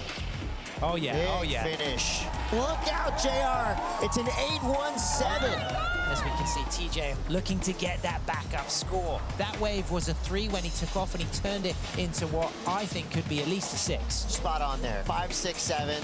But boom. JR fading towards the right, straight to the nose. 10 over, right in the pocket. There's the big turn. The beach is going wild. JR hanging 10 in the short break. And can't get the finish. That would have been the number, but he went up against a brick wall in Taylor Jensen. 2 waves to smash his way to the final. Good job, bro. Good job. And you. Okay. Taylor Jensen's strike ratios. It all comes down to this. Australia's Kai Ellis-Flint has been in form all event, mixing traditional style with smooth precision. But standing in his way is the defending champ and 4-time world title holder, Taylor Jensen, chasing yet another win in Huntington. 2 styles meet in the final. Good vibes, my friend. Good vibes. Go, buddy. Will it be a returning champ or we have a brand new champ? This is going to be a good one. Taylor Jensen, 5 over. 2 steps up to the 5, holds the 5, nose rise through that section, drop knee turn. Wham! That is masterfully ridden by TJ Taylor Jensen. Comes through at 6-8-3. Kai Ellis-Flint, this looks nice. Quick 10 there. Brilliant. Towards the inside section. Good little combo of maneuvers there. That was excellent surfing. 6-3-3 for his last wave. The beach is definitely going off right now. But watch out, we got some heels hanging. Nice. Kai Ellis-Flint. Really good, really good. Gets the 10 on the inside. Sam. That put my hair on end. 7-5-0 for Kai Ellis-Flint. He's the man, he's the winner. Big moment, Kade. Oh, watch this reaction. I'm just glad to be here right now. It's been a bit of an emotional day, but I'm stoked. Ladies and gentlemen, Australia's own Kai Ellis-Flint. Kai Ellis-Flint is your new number 1. Taylor Jensen is in second. Virgilio J.R. Esquivel and John Michael Van Hohenstein are locked in a tie for third. With the men's final in the books, the spotlight shifts to the women's division. The number 1 seed is Sally Fitzgibbons, taking on wildcard Avalon Gall in the women's final. A clash of experience and opportunity with the U.S. Open title on the line. Here we go, Soleil's up and riding. Got a nice little nose ride at the start and carved it back into the pocket. A pretty nice ride. Avalon with priority now. Looking to get to the nose immediately. Redirects it into the curl. Yeah, this should be one of the best scores of the heat. Comes through as a 6.67 actually. Soleil looking for a 7.3 as Avalon uses her priority to take another one of those lefts. Avalon Gall gets the best score of the final, a 6.83. And let's give it up, ladies and gentlemen, your Lexus US Open of Surfing presented by Pacifico, women's longboard champion. Thank you to everybody. Thank you to my mom and dad and all my amazing friends. Wouldn't be the same without all of you. There's a new name at number 1 as Avalon Gall takes the lead. Sally Fitzgibbons slides to second, with Chloe Kalman and Maria Liagan holding strong in the top tier. Up next, the women hit the water for the quarterfinals. Sophie McCullough. But watch out, you've got a shark in the draw, the saw blade. San Clemente's own Sawyer Lindblad is locked in and looking to make a run. Women's quarterfinals kick off with Vahine Fierro and Brisa Hennessy, both with CT experience, both hungry to win here in Huntington. This is just going to be a spectacular show of high-performance surfing. Here we go, Brisa Hennessy driving off the bottom on a big section. Wow. Our first wave on finals day is blasted. Brisa Hennessy comes through with a 6.5. Great way to start for this surfer representing Costa Rica. First look at Vahine Fierro in this quarterfinal matchup. She gets a nice, tidy 2-turn combo. Love it. We're already going wave for wave. Vahine's wave comes through at a 5.33, so Just keeping the pace set by Brisa Hennessy's first wave. This is a classic U.S. Open start. On her backhand, deep driving bottom turn. Whoa, look at these ladies go. Quick snap there for Virginie Fierro. So far, Virginie, a couple of good mid-rangers, a 5.33 and a 5-point ride. Late drop, driving off the bottom, again attacking that first section. Nice roundhouse. This is an impactful wave right here. This came through at a 6.03 for good reason. Speed, power, flow, right there. We heard the whistles, the hoots and hollers coming out. Brisa absolutely slammed that right-hand pier bowl. Could potentially start to close the door on Virginie right now. Brisa Hennessy comes through with a victory over Virginie Fierro. I fell off tour, gladly requalified, but I'm in a space of just complete gratitude of knowing that this is for my highest good. Before she suited up this year, San Clemente's Sawyer Lindblad left her mark at the U.S. Open in 2023. Sawyer Lindblad's first major win came on this beach, and it catapulted her to CT Spotlight. The women's challenger hitting the lineup now, Sally Fitzgibbons, Sawyer Lindblad. And the local energy is getting behind the Goofy Foot's performance here through the inside section. Turns in an 8.93. It is official. Sawyer Lindblad is your champion of the Wallach's U.S. Open of Surfing, presented by Pacifico, the biggest win of her career.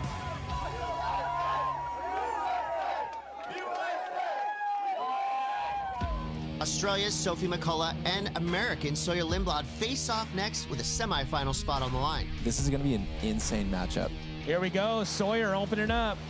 Wraps it off the top. Going to go up and over that little rib and clicks it off the oncoming section. The way she's attacking these sections, you can tell she's feeling confident. Sawyer Lindblad, deep bottom turn, hard carve, the top of that wave. Here's that big section. Slams it with impact. Really projecting out of that last maneuver with that slingshot energy. The crew is stoked. Comes through with a 7.83. Now Sophie McCullough, she needs a 7.83. Only 1 minute on the clock will be her last ditch effort. Nice opening turn, comes around the corner, back up into it again. Two-turn combo, wraps it back one more time. Little double up here. Well, she was looking for the 7.83, Jeff. It comes through at a 5.67. Last I've read, 5.67. Well, past champion comes through. Sawyer Lindblad, now a semi-finalist here at the 2025 Lexus US Open of Surfing. I'm just thinking about like one wave at a time, one heat at a time, but yeah, it would be really, really special to do it twice out here. She goes up and over and then comes into that section. Quarterfinal 3 features Nadia Ericeira and Tia Zabrowski, both looking sharp and hungry for a finals berth. Nadia Ericeira representing the Basque Country. Tia Zabrowski representing France by way of Tahiti. This youngster here, just 14 years old, has been a surfing phenomenon. Nadia Ericeira out there, the Basque surfer. She opens up with the best of the heat so far. Priority with blue, gonna utilize it. Here we go, Tia, she fades it. Nice opening carve in the pocket and then gets the 2-for-1, hitting that oncoming section, so good combo right there. 6.1 for Tia Zabrowski, so takes the lead. Nadia on the backhand. Nice pocket right up into it. Round the corner again. Beautiful two-turn combo right there. Transitioning from the one move, engaging the rail and going right up into it again. That seems to be the best score of the heat. Yeah, 7.33. Nadia Ericeira in the lead. Oh, that's a turn. Tia Zabrowski aiming for a 7.4. Oh! On her way. Combination of major maneuvers into the lip, carves it back, really nice and tight too. And how radical is the difference of that turn right there at the end. 9-point ride, ties for the highest score of the event. Tia Zabrowski on to the semifinals in spectacular fashion. Zabrowski on a tear. Well, at the end, I had like a lot of pressure, and I was just like, my hands was shaking. I was like, yeah, I just have to let it go on that one. We don't care about the results. I just like tried to do my best on that one, and yeah, really happy to get that 9 and to go through the semifinals. Two of Europe's finalists go head-to-head in quarterfinal 4. Annette Gonzalez-Echebarri and Yolanda Hopkins are ready to battle. Here we go, driving off the bottom. Can she get around it? Yes, she does, and perfectly times that opening turn. 5.17 for Hopkins. Here we go with Annette. Zooms off the bottom, carves off the top. That's more like it for the fast surfers. Second There we go. committed turn. Great combination, especially the timing on the second turn. As I said, spray matters. Score in for Annette, a 7-point ride. So scoring. Gonzalez Echevarri takes the lead. Yolanda Hopkins winds up, snaps, fair. Good looking wave here for Yolanda. Carves a second turn, gets 2 in. 6.27. Hopkins to the lead. Gonzalez Echevarri now needs a 4.67 to take the lead back. Here she goes, big wave for Annette. Nice opening carve down, throws a bunch of spray on that second turn, and will she ride out? Super important, she needed that. Rides out of it, so she should get the number. That's a 5.93 for Annette. So she goes to first. The 18-year-old out of Basque Country is on to meet Tia Zabrowski in semifinal number 2 for the women. The European girls are really firing. Yeah, we are pushing each other, so the level is going super high. We can see in the top 5, it's like all like 4 Europeans, so yeah, super happy.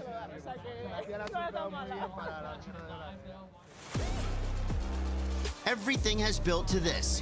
1 heat, 1 winner. A U.S. Open champion awaits.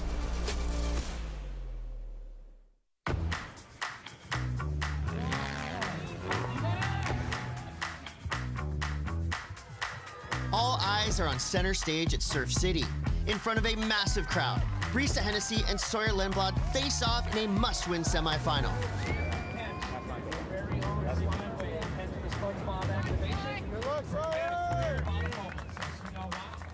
Both these surfers, championship tour experience, fighting with everything they got to build momentum going into the 2026 CT season. This is going to be a classic.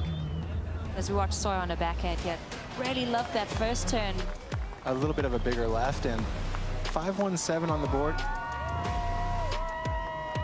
Sawyer Lindblad in the lead for now. Brisa Hennessy just needs a 4.35. Brisa taking off here. Sparky series of snaps right there and rides out. Textbook. Score comes through for Brisa Hennessy, a 6-point ride into the lead. Sawyer needs a 4.34, minute left. Here goes Sawyer. Slams it. Full force. Sawyer Lindblad, 1 step closer to being an elite company. I think I had really high expectations, and then it ended up working out for me, so really happy. Next up, 2 rising stars with everything to prove. The Phenom at 14 years old. Tia Zabrowski takes on Annette Gonzalez Echevarri for a spot in the final. Annette Gonzalez Echevarri, she was on a tear throughout this contest, absolutely ripping. Definitely became one of my new favorite female surfers. US Open is a place where you can really put your name on the map. Annette Gonzalez Echevarri knows exactly what it takes to make it through these big heats. Quick snap. This came through at a 5.33. And some sets are rolling through now. Who's in the spot? It's gonna be Tia Zabrowski. Here we go, comes around this meaty section, straight up into it. Could you feel the beach shake? That was the way that you hammer a section when it is only one option. 5.73, Annette in priority. There it is. That is great surfing. You can see that style that she has. 5.83, jumps into the lead. That's a big pressure release. Tia Zabrowski now needs a 5.44. Very creative with that little bit of a layback turn, setting that rail so nicely. Never went flat on the fins, so I really like that wave from Tia. 6.67. Annette can be so proud of her performance here at the US Open, but that was sick from Tia. Finals are set. Tia the Phenom going up against Sawyer Lindblad.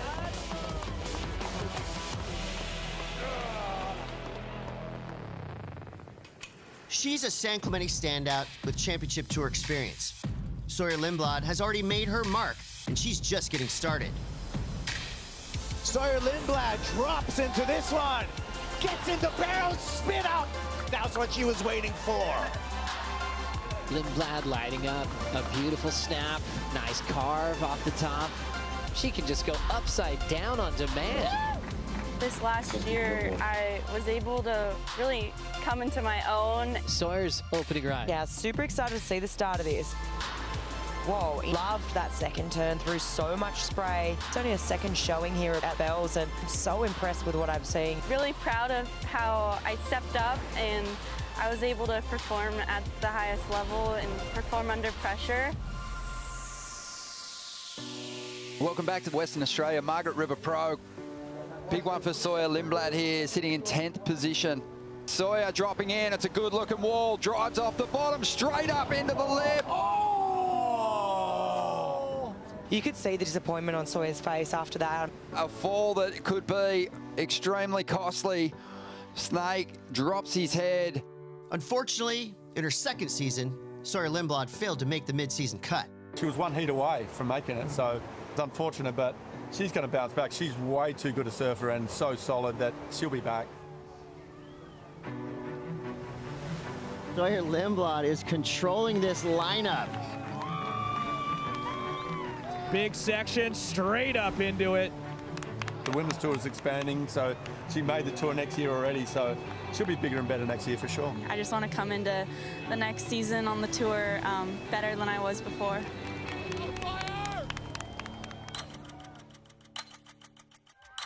The pier is absolutely packed. The beach, standing room only. It's winner take all. Sawyer Lindblad knows this moment. Champion from 2 years ago, heading out for the final, Sawyer Lindblad. She's been here before and knows what it takes. Tia Zabrowski, the phenom, has been the surprise of the event. She's not done yet. She's only 14 and she surfs really good. She has a lot of power for a 14-year-old, great technique, and she charged, so can't wait for her to qualify for the CTA. She's on her way, and let's go. We've got two absolute phenoms taking to the water. Sawyer Lindblad, she's won here before. Tia Zabrowski, one of the greatest things we've seen in women's surfing in a long time. It all comes down to this 35-minute final. That's already guns blazing with Tia going to that backhand weapon. That turn was electrifying. I'm blown away. 6-6-7. This could be the recipe for Sawyer. That first turn was so snappy and powerful. That was a lightning fast switchblade of a backhand snap. 6-5 on her second wave. Wave for wave. They're having fun. This is what you want. You want to watch this in the finals. Sawyer Lindblad paddling into this left-hander. There's the oncoming section. She slams it. Two-turn combo there. 6-2-3 for Sawyer Lindblad. But watch out, here goes Tia Zabrowski. Deep bottom turn, straight up into the lip. Has to cut the second one short. This first turn is unbelievable. Have you ever seen a 14-year-old surf with this much composure? I don't think so. Here goes Sawyer. This looks like a nice little wave. Oh, a gem of a left-hander. It's running down the line. She gets up at it aggressively, involved in the lip there, throwing the tail out. Sawyer Lindblad comes through the 6-6-7. Last score comes through for Tia Zabrowski. It's a 5-9-0. Not enough to get her into the top spot. One more exchange with 20 seconds left. Sawyer Lindblad. She's got priority. She can block Tia. And this wave didn't have to be perfect. All it has to do is get her to the beach. There's the countdown. And that means Sawyer Lindblad is a two-time U.S. Open champion. San Clemente, rise up. You got another title coming back to your town. I feel like I've definitely grown as a surfer. My first one here made me get onto the CT and kind of like set me up for my career. And this one just feels extra special, especially after not making the cut. That was pretty hard on me. So this feels really good. Got some redemption. Go! Give it up to our two-time U.S. Open champion. After a huge week in Huntington, here's where the women stand. Tia Zabrowski takes over the #1 spot on the Challenger Series. Yolanda Hopkins sits in second, and Sally Fitzgibbons rounds out the top 3. Levi setting up the ramp, gets the projection, gets the spin. Levi Slauson, men's final. Mateus Hurdy, currently ranked #2. If he wins this event, he's on the top of the list. 90 seconds away. Mateus needs something big. Whoa! And It's finals day in Surf City, and 4 men are still in the hunt. We got the superstars of surfing, everyone looking well prepared and ready to rip. The semis are set, and every heat from here on out is do or die. And it is time for our men's semifinals. In the first heat, we got Mateus Hurdy coming up against Michael Rodriguez. Mateus Hurdy has been electric all event, launching airs, pushing limits, and feeding off the energy of the crowd. Well, for a long time, Mateus Hurdy has had huge expectations behind him. People were calling him an absolute phenom, but the results weren't telling the same story. Finally, he's broken through. He's in the semifinals here at the U.S. Open, where he belongs. Here we go, Red out the back, going for the chuck out into the flats and lands it there for Mateus. Goes in at a 5.33, so I feel at this point in the heat, Mateus will take that. That's fine. Rodriguez, bang, drifts the fins, drives back out onto the open face and clicks it again. Really like what I'm seeing, attitude-wise, body language. This is a 6.33. Taking off on the backhand, comes around the corner and goes straight up into it. Nice hook right there. 5.23 for Rodriguez, and he takes the lead. Mateus Hurdy has to answer back. Hurdy skips the rail on the bottom turn, but makes up for it somehow in the air. And it comes through as the best of the heat kite, but what an air. The 6.87. Welcome Mateus Hurdy into the final. The waves were hard. It was hard to surf, so yeah, I don't know. I was really nervous because I know how good my kid is, and yeah, I'm so stoked, so stoked. Mas daí já vai. Já vai, automático, é teu. In semifinal 2, Hiroto Ohara, the 2015 U.S. Open champ, is back in form and quietly charging through the draw. He's matched up against Levi Slauson, a local from Encinitas who has the momentum on his side and the crowd behind him. Levi Slauson from Encinitas, California. His run through the U.S. Open has gone through some of the best of the best. And right now, as we head into the semifinals, he's going up against past champion Hiroto Ohara. It's going to be a huge test for Levi Slauson. Hiroto Ohara up against Levi Slauson for the last spot in the finals. Hiroto right here, good looking wave, comes around the corner, big section, big turn. It was a 5.43. Second wave for Hiroto. Wow, that was nasty. Throwing it all the way around with a lot of speed. Hiroto score, a 6.5. And now Blue, he's gonna answer. Good section right there, nice turn. Drives out of it, generating speed. Look at this combo. And another for Levi. That was a good wave right there. 7.33 for Levi Slauson. Levi setting up the ramp. Gets the pop, gets the projection, gets the spin. It's going to be Levi Slauson for the men's final. I know, how do you feel? One more to go, let's do this. Yo, good job. One more. Waves are pumping, vibes are good down here. There's a huge crowd on the beach, so I mean, this is what I've worked for my whole life, and yeah, I'm just trying to enjoy it and take it all in, and yeah, I want to take it home for California. After a week of standout surfing and high drama, it all comes down to this. Levi Slauson from Encinitas, riding a dream run on his home soil. Mateus Hurdy from Brazil, lighting up Huntington with some of the event's biggest airs. Mateus Hurdy, currently ranked number 2. If he wins this event, he's on the top of the list. Mateus high in the lip line, gonna project pop. This one he's gonna ride out of cleanly. Just wanted to get the ball rolling, and he did, so that coming in 5 points for him. Mateus has a winning average over Levi Slauson. I can guarantee you that Levi knows that too. There's an extra motivation to want to defeat him here. Here's his first wave. Slauson pops it up in the air and puts it Let's down. go! In a big fashion. Tail high, inverted, 7.33, so a strong start for the Encinitas surfer. Here we go, Mateus. Let's see what he has for us. He's gonna stick to the rail on this first snap. Looks for a little ramp, gets the pop, puts it down like he always does. Turning our attention to Levi Slauson on the backhand. Big vertical smash, that's what he was looking for. Again, nice setup carve, he's gonna finish. So there's his backup wave. Well surfed for Levi Slauson. 6.17 for Slauson. Matthias Hurdy needs a 7.93. Well, there you go, ladies and gentlemen. Hands high. And he's going to get into it a little bit late. He just made a big priority error. And he needs to settle down. You've already caught 8 waves. Here he goes on the left. Board gets away from him. Here he goes again, and unable to ride out again. 12th wave ridden for Matthias. Fades to the bottom, snaps off the top. Vicious snap. One more time. Too late to that. This is his 14th wave ridden so far in this final. Here he goes. Keeps on trying. That's going to be his 15th wave ridden. Well, that's the 16th wave ridden.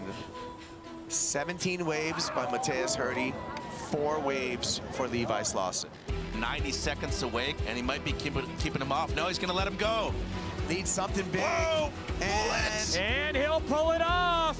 Is it a 7.93? Well, he's making it interesting, I can tell you that. He's making it interesting. The Brazil team thinks he's got the number. Perseverance, the heart. Nearly catching 20 waves here in the final. 7.7, not enough. Levi Slauson, the victor. Man, there's no better feeling than that right there. At the beginning of the year, you look at the top of the mountain and you just want to get to the top. And right now, he is there looking down. He did it. Good job, buddy.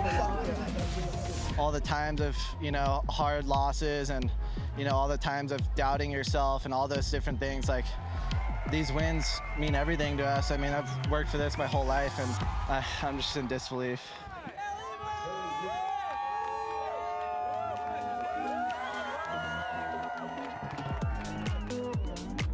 After a week in Huntington Beach, the men's rankings on the Challenger Series are starting to take shape. Jacob Wilcox stays in the top spot. Matthias Hurdy climbs to number 2, and Levi Slauson makes a huge jump to 4th, his highest ranking yet. On the next episode of Inside Pro Surfing, the road to the Lexus WSL Finals Fiji runs straight through Tahiti. A huge swell, a brutal reef, and some of the world's best pushing it to the edge, the Lexus Tahiti Pro.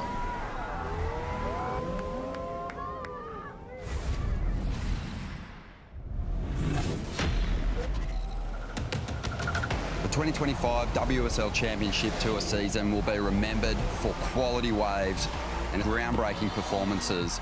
Setting that rail, and she guns her way out of a beauty. Oh my goodness. Pulls an air in the tube and comes out. And then you go to Cloudbreak to have everything on the line in one day at a world-class venue in Paradise.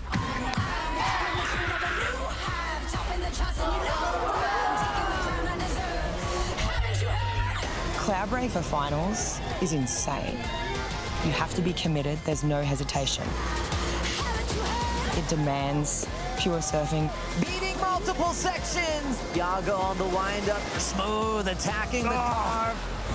With WSL finals, there's no hiding from your biggest rival. If you want that crown, you've got to take down the best. That was insane. You're one heat away from a world title. The #1 seeds are nervous as hell. Fear of failure and the desire to win. Losing the final event after leading the season, it was heartbreaking. There's a lot of pressure. If you say you don't fear the failure, you're lying. I want to win, and I really mean that, and it's scary that may not happen.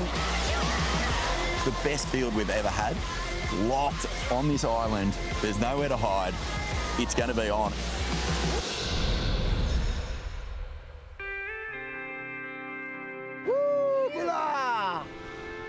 These athletes have been working so hard. Then the carrot at the end is just this beautiful trip to Fiji. We're back. You know, what's great about our #1 seeds coming into the Lexus WSL finals is the highlight reels that they've put together. Yago Dora and Molly Picklum, you really could put together a movie part with what they've done out there in the water this year. Well, world champions have world champion moments. Winning the regular season, coming into the finals, and having the chance of losing everything that I built this whole season. I feared that happening, but instead of thinking that I have something to lose, I'm thinking that I have something to gain here, It's the world title on the line. It's everything I dreamed of.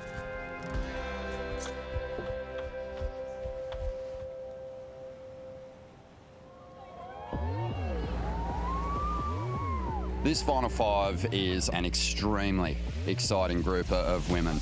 Betty Lou goes big at Burley, takes her very first championship tour win. Betty Lou in 5th place, Caroline 4th. In 3rd position, you got Katie Simmers, then Gabby Bryan and Molly Picklum in the #1 spot. Molly has earned that place with groundbreaking performances, also amazing resilience this year. She knifes it harder than anyone, and this is a wave that actually demands complete commitment, and Molly has it in spades.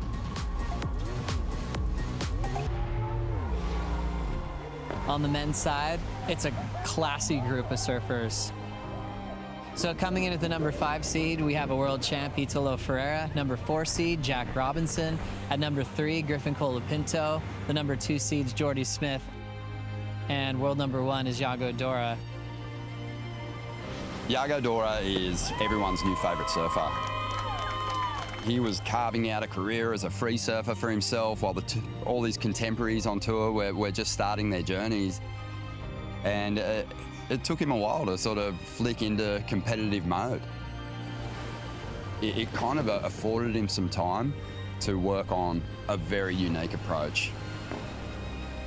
The guy can land big airs, he's good in the barrel, smooth like Jerry Lopez. The biggest mountain is he's never been here before. This is the day that we've been waiting for. Wow, look at this morning. What? Good morning. How pretty is that? Oh my God, it's beautiful. Waiting for a potential world title showdown today. This whole year has amounted to this moment.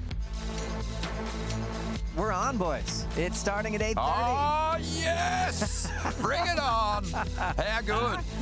Game on. I'm pretty excited. It's all about to happen right now.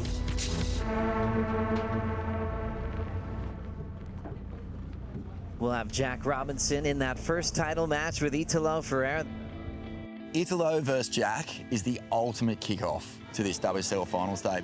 Start of the season, Final Fives at Cloudbreak. All you thought about was Jack Robinson. I'm also excited to see if Italo can rampage again. Jack Robinson is supernatural when it comes to tube riding. He just sees it all in slow motion, and I think it's because he has this incredible ability to be so in the moment. Woo! The Vortex Shaman. Italo comes in as 5th seed, and he has already shown us he can surf his way from 5th seed into a title showdown. He's been doing it at lowers, finishing runner-up twice in this format. He's going to give us everything he's got. They're not scared to engage in the heat of battle. They have gone elbow to elbow in the past. It's going to depend on the size of the surf. If we don't get maxing Cloudbreak, then I think the advantage does swing a little bit towards Italo. It is a match-up for the ages, and what a way to fire things up. Men's match #1 with 2 of the elite surfers in the world. Jack Robinson versus Italo Ferreira.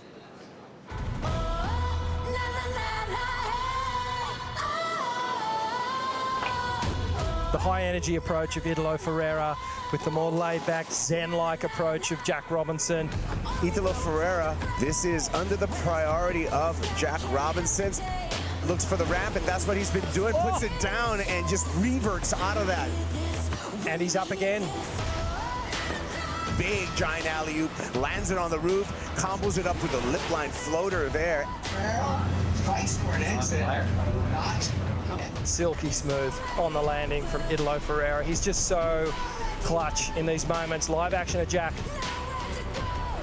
Delayed takeoff for Robinson up the reef.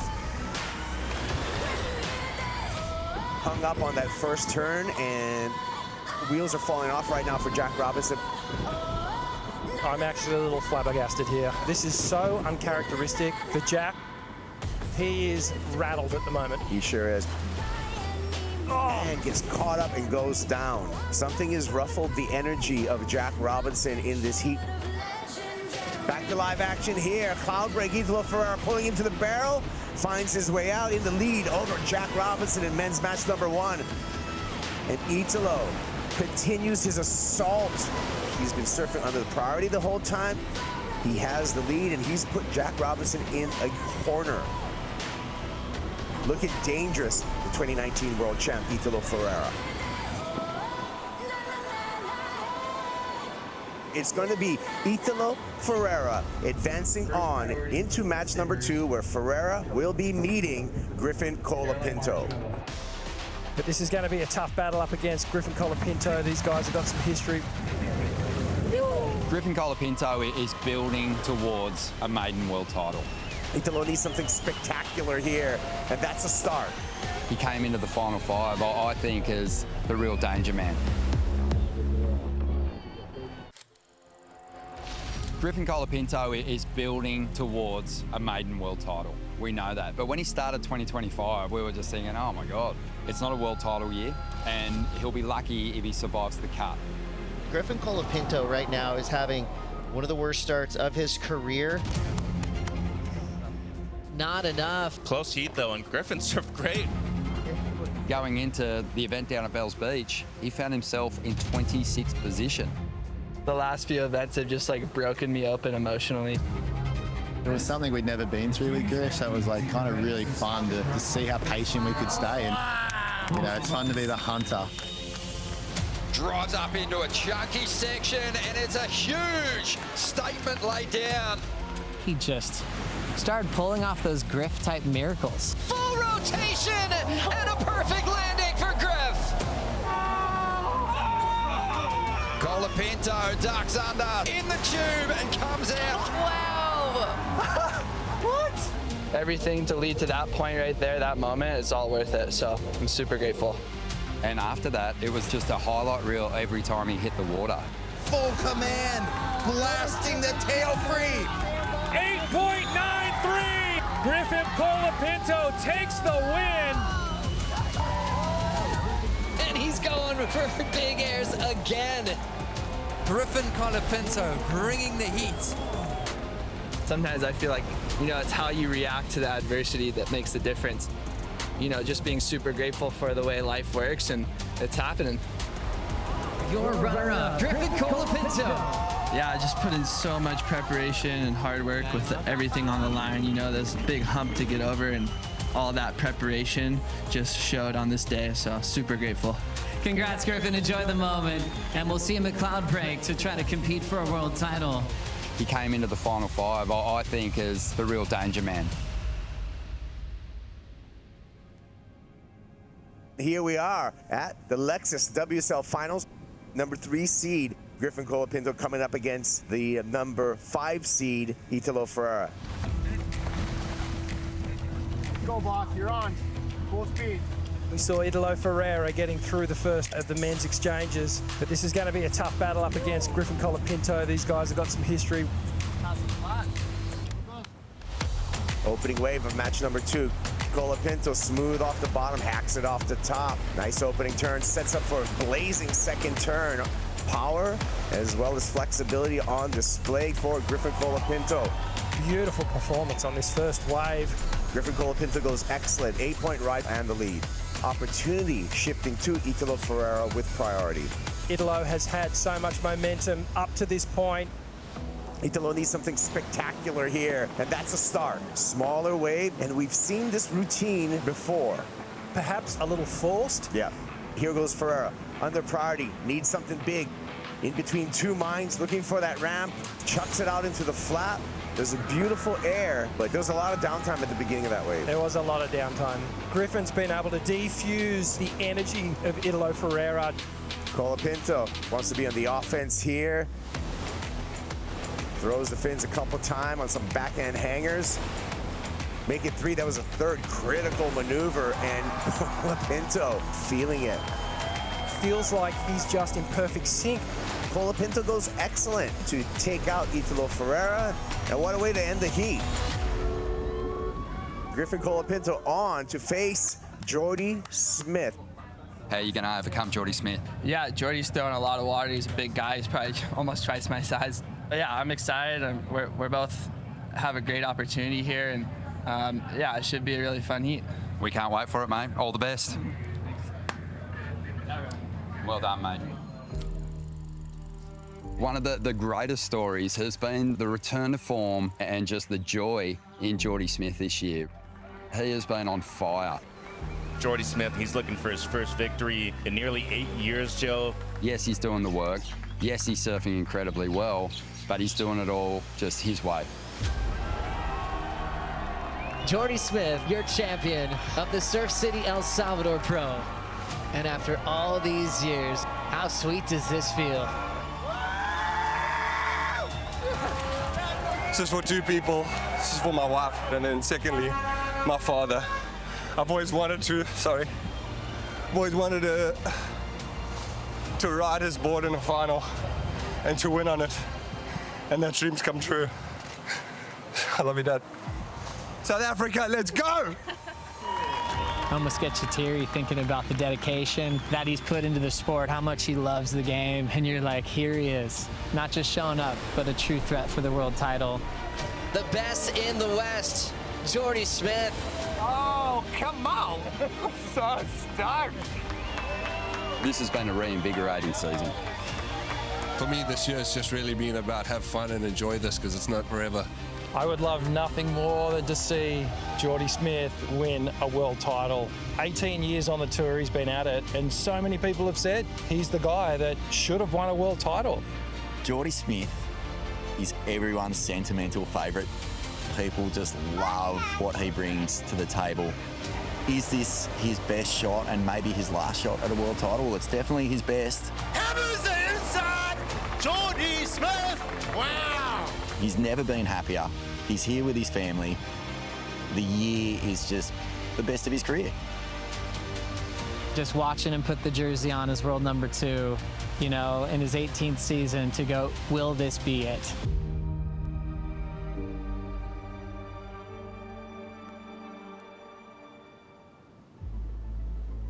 You're watching the Lexus WSL Finals. The channel is lighting up with a lot of excitement as we're getting closer to our title match heats. This is a big one. Jordy versus Griff. The winner of this takes on world number 1, Yago Dora, for a chance to be the world champ in 2025. We've got Griffin Colapinto swinging. Nice, clean style, easy pace. Snaps it over the coping there. Hitting it off the top with the fin throw. Nice connection as he blitzes the lip line again. Total control and a laugh from Colapinto. Wow, this is an excellent ride, Joe. We're going to see big numbers drop here. His form is just absolutely perfect right now. 7.83. Griffin is just feeling the moment right now and coming out guns blazing. Rolling into this one, Jordy Smith crushes that section. Big power move from the South African. Winding up for a big wall, backhand float, lands in the flats.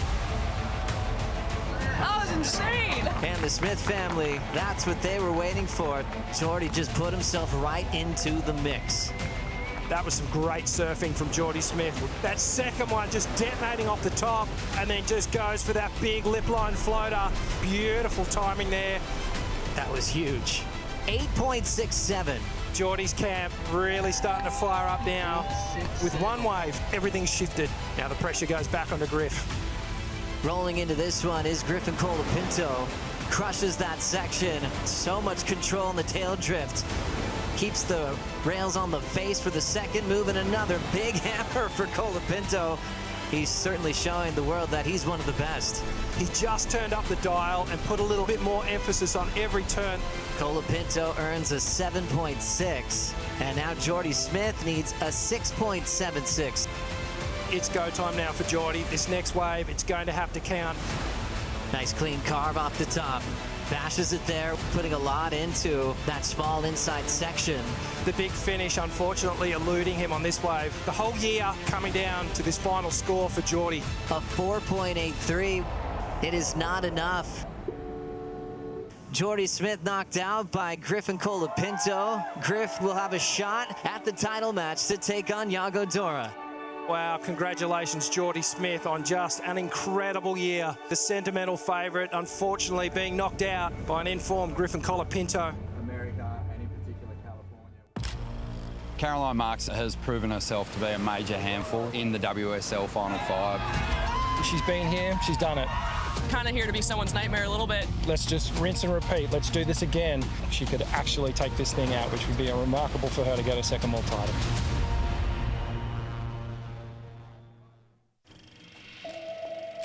Caroline Marks has proven herself to be a major handful for the world's best in the WSL Final Five over the years. It's Caroline Marks up 1-0 against Kade Simmers in the title matches. She's been on form all day. There's no story more famous than when she went on a run and snatched the world title away from Carissa Moore, getting her maiden world title. Caroline Marks takes the first heat of the title match to put Carissa Moore under pressure. We'll see if Carissa Moore can find redemption in this matchup, Rosie. Those 3 words, must-win situation. Caroline chucks some spray. Last of Caroline, 7.6, the best of the matchup. 5-time world champ trying to save herself here. Connects, has to bottom turn aggressively to get a 2-turn combo, and it's not enough. It's official. Caroline Marks is your 2023 world champion. Caroline's been here, she's done it. And it's almost like, let's just rinse and repeat. Let's do this again.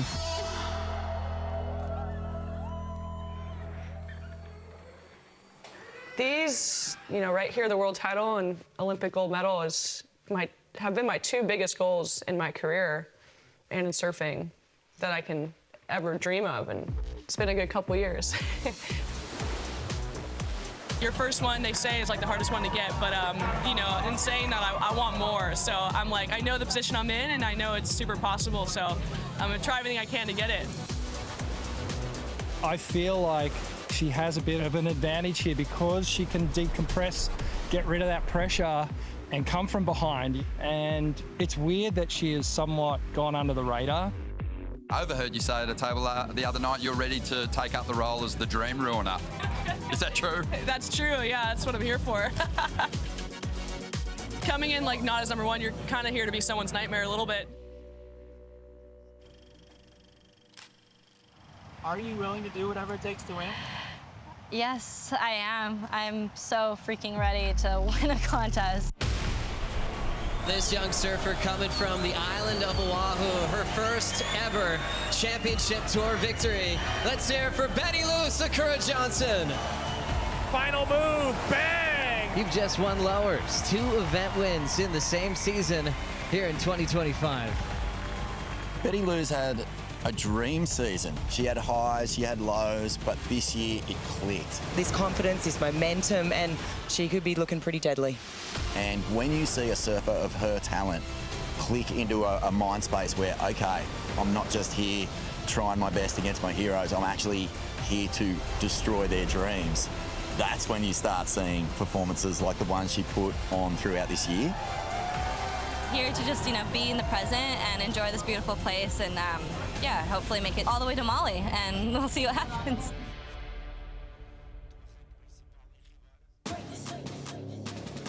Jersey's getting put on for title match number 1. Caroline Marks versus Betty Lou Sakura Johnson. All roads leading to Molly Pickham, who's the boss of world number 1. Caroline Marks getting started.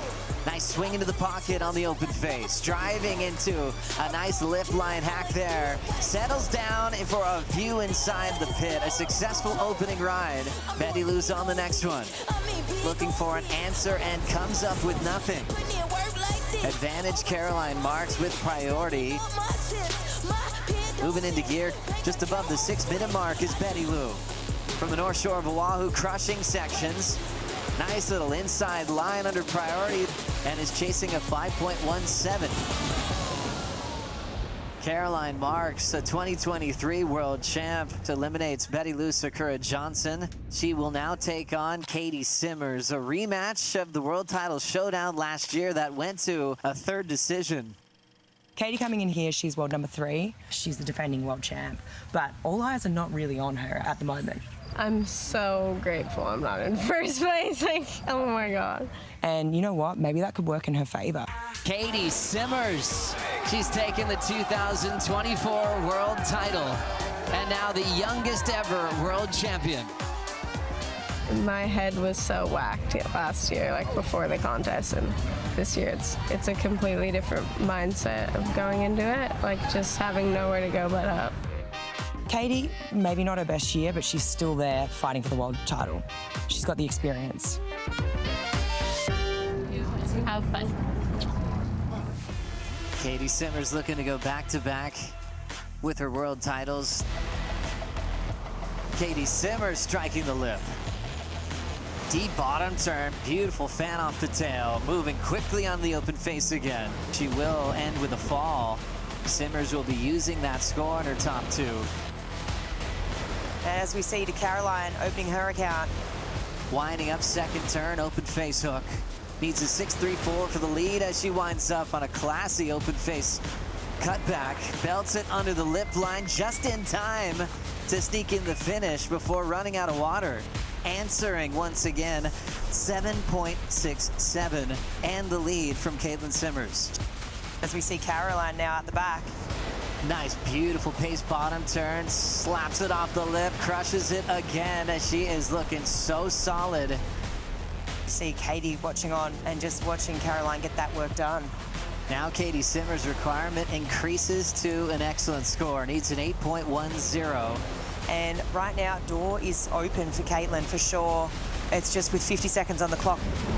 She will go over the falls and we will see Caroline Marks upset the reigning world champ. Two big wins today will now face Gabrielle O'Brien. Yeah, I just want to keep building, and this is where it really matters right here. So just put my head down and see what happens, taking it heat by heat.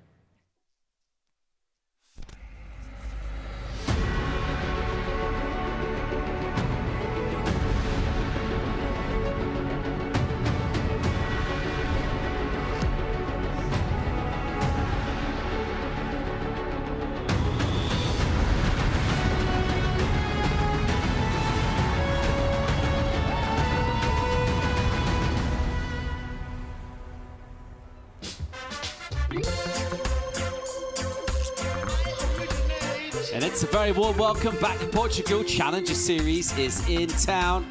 Some of the best surfers from across the planet convene on the iconic shores of Ericeira, the lookout above Ribeira de Ilhas.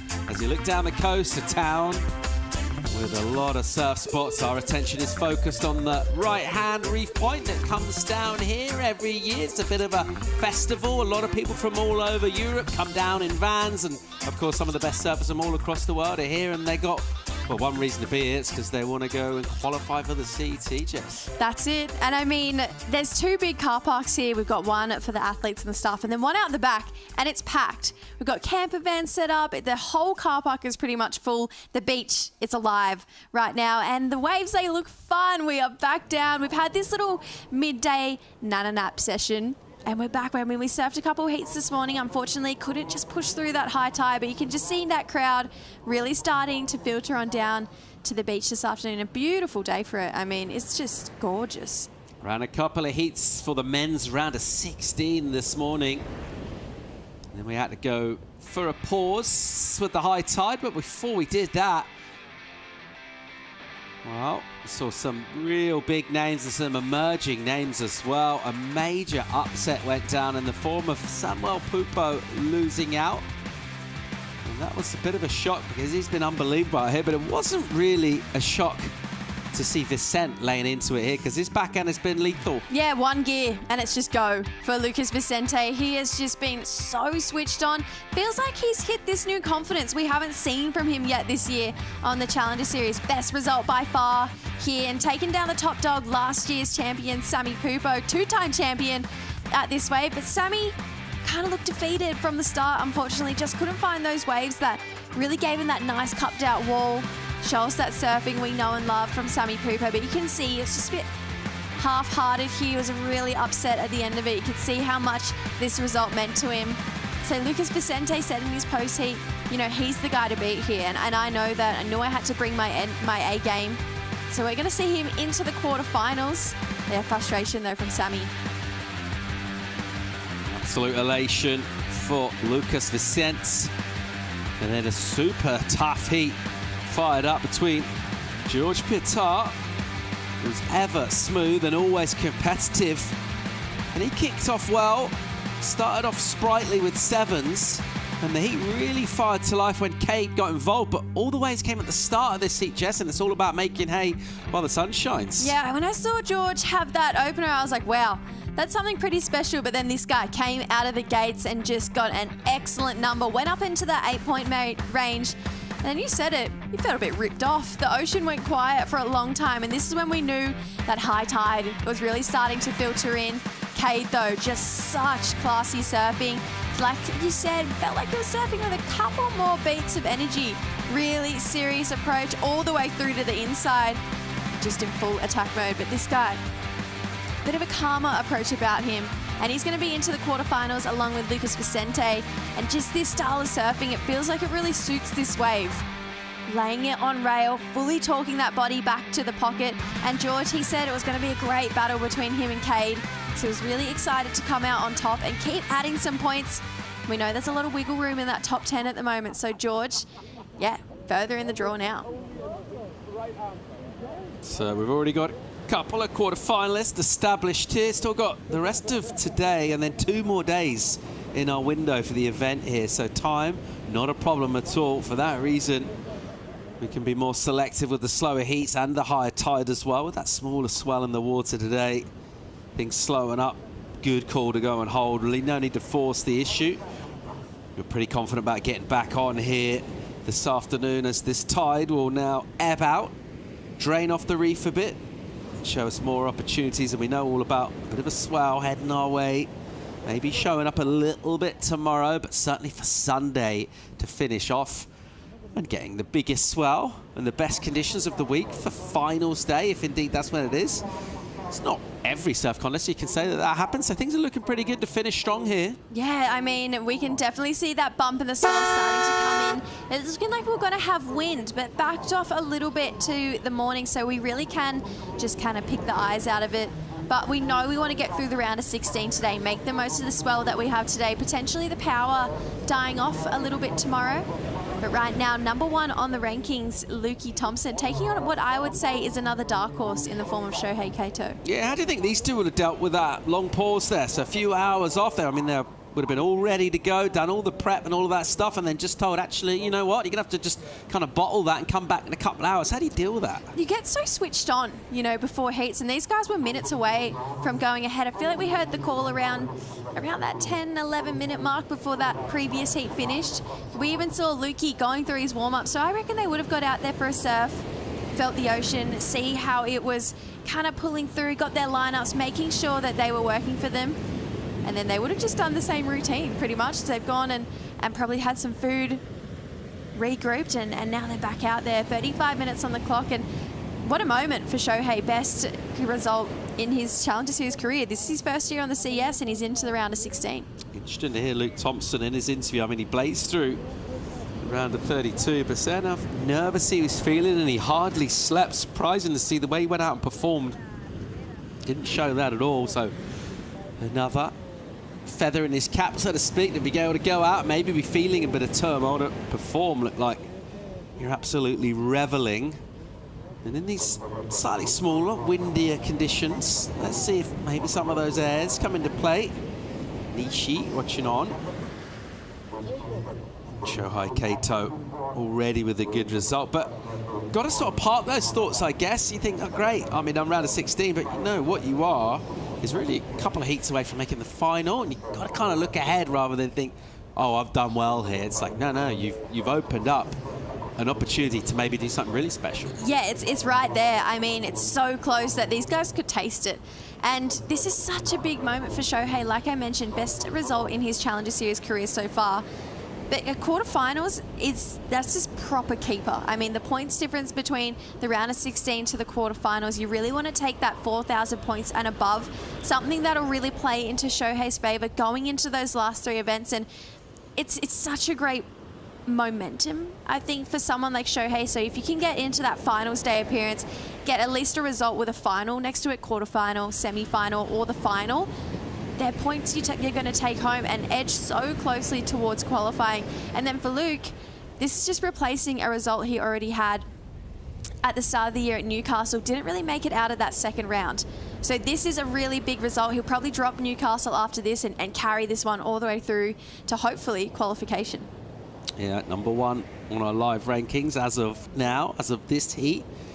And the best way to make sure you stay there is just to keep winning. Already got the winning feeling, of course, this year. This victory over on home shores in Bolito. We were both over there for that. Absolutely amazing moment. Not just for him, the whole community really love that. So speaking of our rankings, that's obviously why we're here. Apart from the entertainment that's going down in the water, it's all about sorting out who are we sending to a brand new reformatted championship tour in 2026. Oh! Hello. Okay. This is what we're looking at. Bit of a switch up. Yeah. All right. Okay. Didn't see that coming. Mateus now in that top seed, not by much though. I mean, we're talking 600 points, just shy of that. Lukey Thompson down to second. If he makes this round, he'll probably jump back up into first. So pretty cool tussle going down between Mateus and Luke at this point in time. And then look at that, George jumping up 3 spots into that number 4 position. So Jacob, with that early round knockout, it's hurting for him right now. You look at names like Kade Matson, who lost out earlier. Good opportunity for Cowley Vast, above him Liam O'Brien as well, who's just looking so good out here. Of course, George Petar, who we saw this morning. Things looking really good for George as well. There's still plenty of events to come on this extended CS.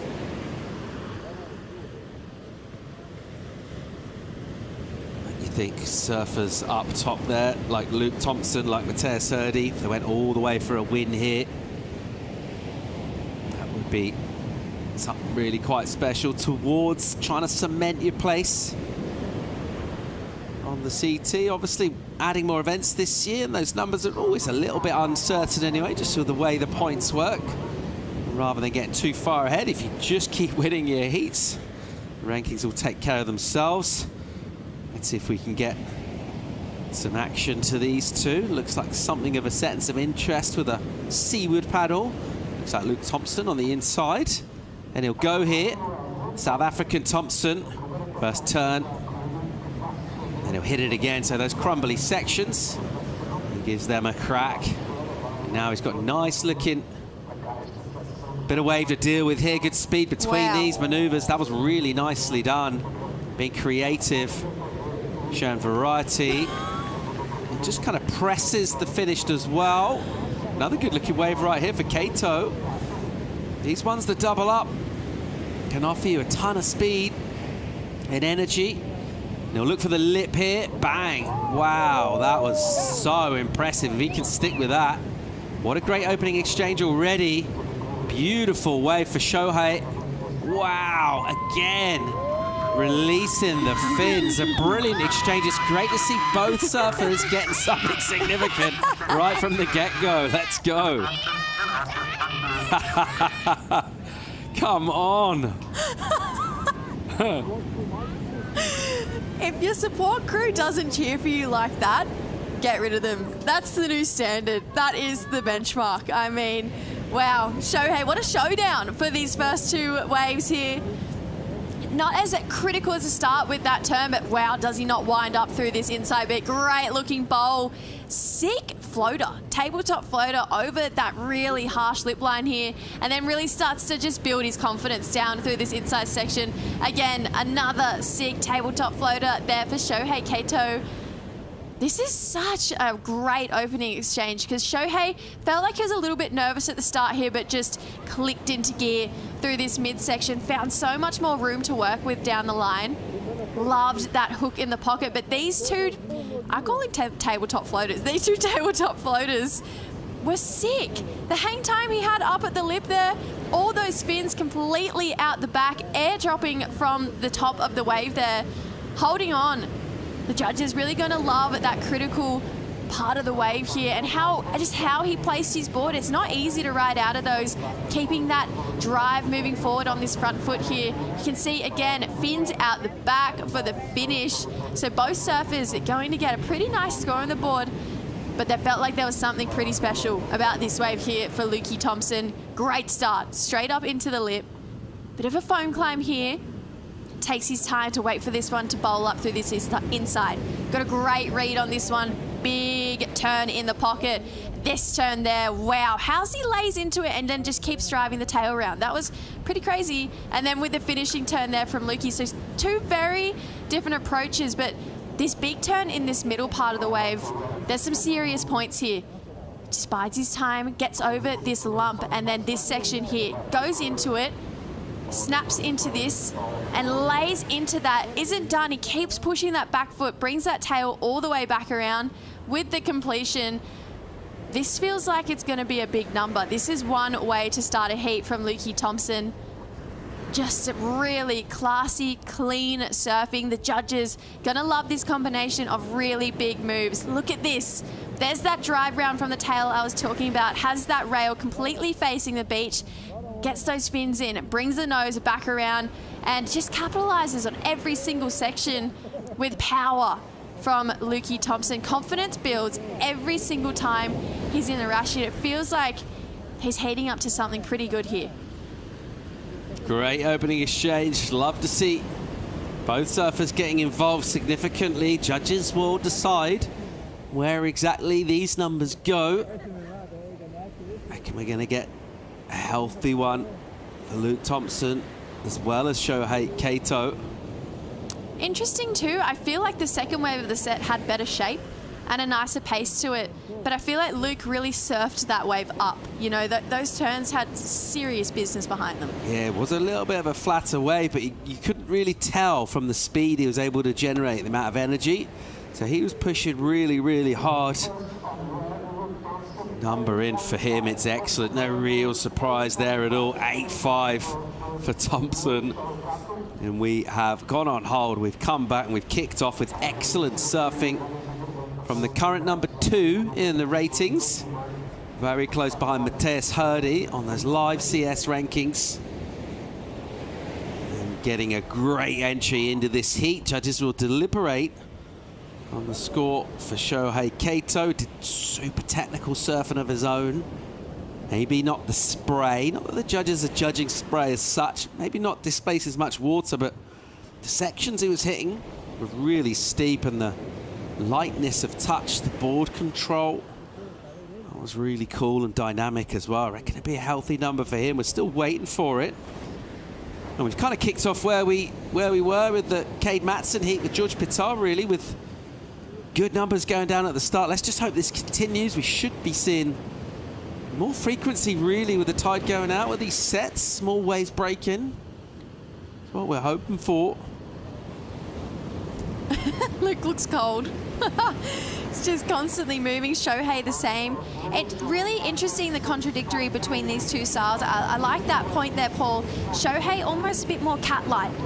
Light on his feet. Just has a really nice spring load off the bottom and carries that down the line, where Luke heavy-footed and just pushes really hard when he gets a section ahead of him. 63 the number for Kato. It's a decent start on most heats, but the fact that your adversary's dropped an 8-5, so there's a couple of points off that. He'll need to go again. Bring us a bit more here. A bit of a spread there from our panel. And Thompson very well rewarded for doing massive dynamic turns with variety, full speed, using that physique, using it well. And he's got priority as well. It's Luke Thompson. He kind of had priority, as in he had the inside at the beginning of the heat. And that first wave, even though it's a touch flatter, maybe a little bit bigger, he used it really, really well, and he's on his way here. Saw Kade Matson this morning get a score bigger than that and lose. 8-6-7 for Kade. Still couldn't get past George Petar, so just because you got an excellent number doesn't necessarily mean things are going to go your way come the end of the heat. What we don't want to see is wave-starved affair through the back end of this, but Dealing with the oceans, the name of the game here, and you're going to get some heats where things are you're going to be challenged in different ways multiple times. Yeah, especially here. I mean, the energy, it's a lot less than what we saw yesterday afternoon when we came back from break. We knew that energy was going to double through the afternoon yesterday. Today, it's not the case. We're sticking around that same energy, same period, swell here at Ribeira. So I feel like, yes, we've got this incoming low tide, sorry, outgoing low tide, but it is going to be it is going to be less inconsistent with the sets than we saw yesterday when we came back from break, but you can tell already a lot steeper faces compared to what we were left with in that last heat we saw in the round of 16. So we just got to, you know, be patient in between sets here. You can see a lot more texture on the face as well, but I don't think that's a bad thing. You know, I think that's creating for that wave pushing back towards our surface just a bit more. Luke Thompson having the year of his life so far on the Challenger Series, already getting that win in Berlito back at the end of June, start of July. What a moment that was for him and for South Africa, who've had a really enjoyable year all round in surfing. Let's have a look back. We were over there. We watched this in 3D. We enjoyed it a lot. Oh, I absolutely love this. Luke just found himself at this event, and how comfortable he looked at home. It was something pretty special. Just such big maneuvers like that. Had his whole family, the whole country, basically on the beach supporting him. Oh, just a little cover up. I forgot about that one as well from Luke. But he didn't just do it on his forehand, backhand as well. This was the wave that got him the win. Needed a score in the dying stages of the final. And you can see there everyone he loves. Dan Emsley, Luke Slipen. And he was just as shocked himself. Could not believe he'd not just won a Challenger Series, but won at home and got a spot into J-Bay as well from that win. What a brilliant moment for him. Something he'll never forget. Right now, he's looking at the heat on his hands and going deep into this one, trying to secure his spot on the CT. Plenty more events yet to come, though. We'll head over. A lot of surfers will be going straight away next week, early in the week, to Saquarema in Brazil. So these two events really close together, which is a good thing both ways, really. I suppose if you lose early here, best thing to do is get another event going soon. And if you are in form, well, you just want to keep surfing heats. So that'll kick off, and then a bit of a gap pipeline on the North Shore next year, early in the new year. And of course, going back to Newcastle again to finish things off. So a brand new, revitalized, revamped Challenger Series. This event is coming when it does, as event number 4. I'll really crystallize those rankings right now out in the water. I've had a bit of a lull. 19.5 on the clock. Let's go and say good afternoon to Claudia Pinto down on the beach. Claudia. Action with Luke Thompson, surfer in the water, and QJ, his coach, is right next to me. QJ, could you share with me the work that you've been putting together, and what's the goal here in Portugal? Yeah, we've kind of been working together for so long now that it's just it's more like a friendship, really, and it's just one heat at a time. You know, he's not looking at the points or anything. He's just here to do the job, one heat. He's been showing such high performance, not only in this contest but throughout the year. Is he easy to manage his hunger? Because he seems like a very hungry competitor. Yeah, well, I mean, he's got his ducks in the row. He works really hard, and you know, the best thing is he still enjoys it. So as hard as he works, he loves surfing. So kind of that's the secret, I'd say. Thank you so much. Back to the action. Yeah, thanks, Claudia. Quentin Jones. Seems like a good fall for the youthful exuberance. Very laid back, kind of chilled guy. Wise counsel. Dealing with emotional management, keeping things level. Yeah, I feel like he'd have great life advice. I feel like he's probably like Master Uguay or Gandhi. I feel like you could go to him with a problem and he'd be able to fix it in one really cool quote that he's just got in his back pocket. That's the kind of vibe I just got from QJ. 17.5 to go here. It's half their heat gone. And after that first blistering exchange, there's nothing happening out in the water right now, which is Luke Thompson's like, all right, we've got priority, got an 8.5. I don't mind a bit of time ticking away. Kade will be starting to think, how am I going to fire up here? Just not a lot he can do apart from just wait for waves to come through. He's waiting patiently, something that, well, both of these, anyone surfing at this level will be very used to doing in heats. And being able to kind of just switch that energy and relax and then wait to fire up when asked to. We're going to get a quick break here. When we come back, more live action. Round of 16 from the men from Ericeira. Stay tuned.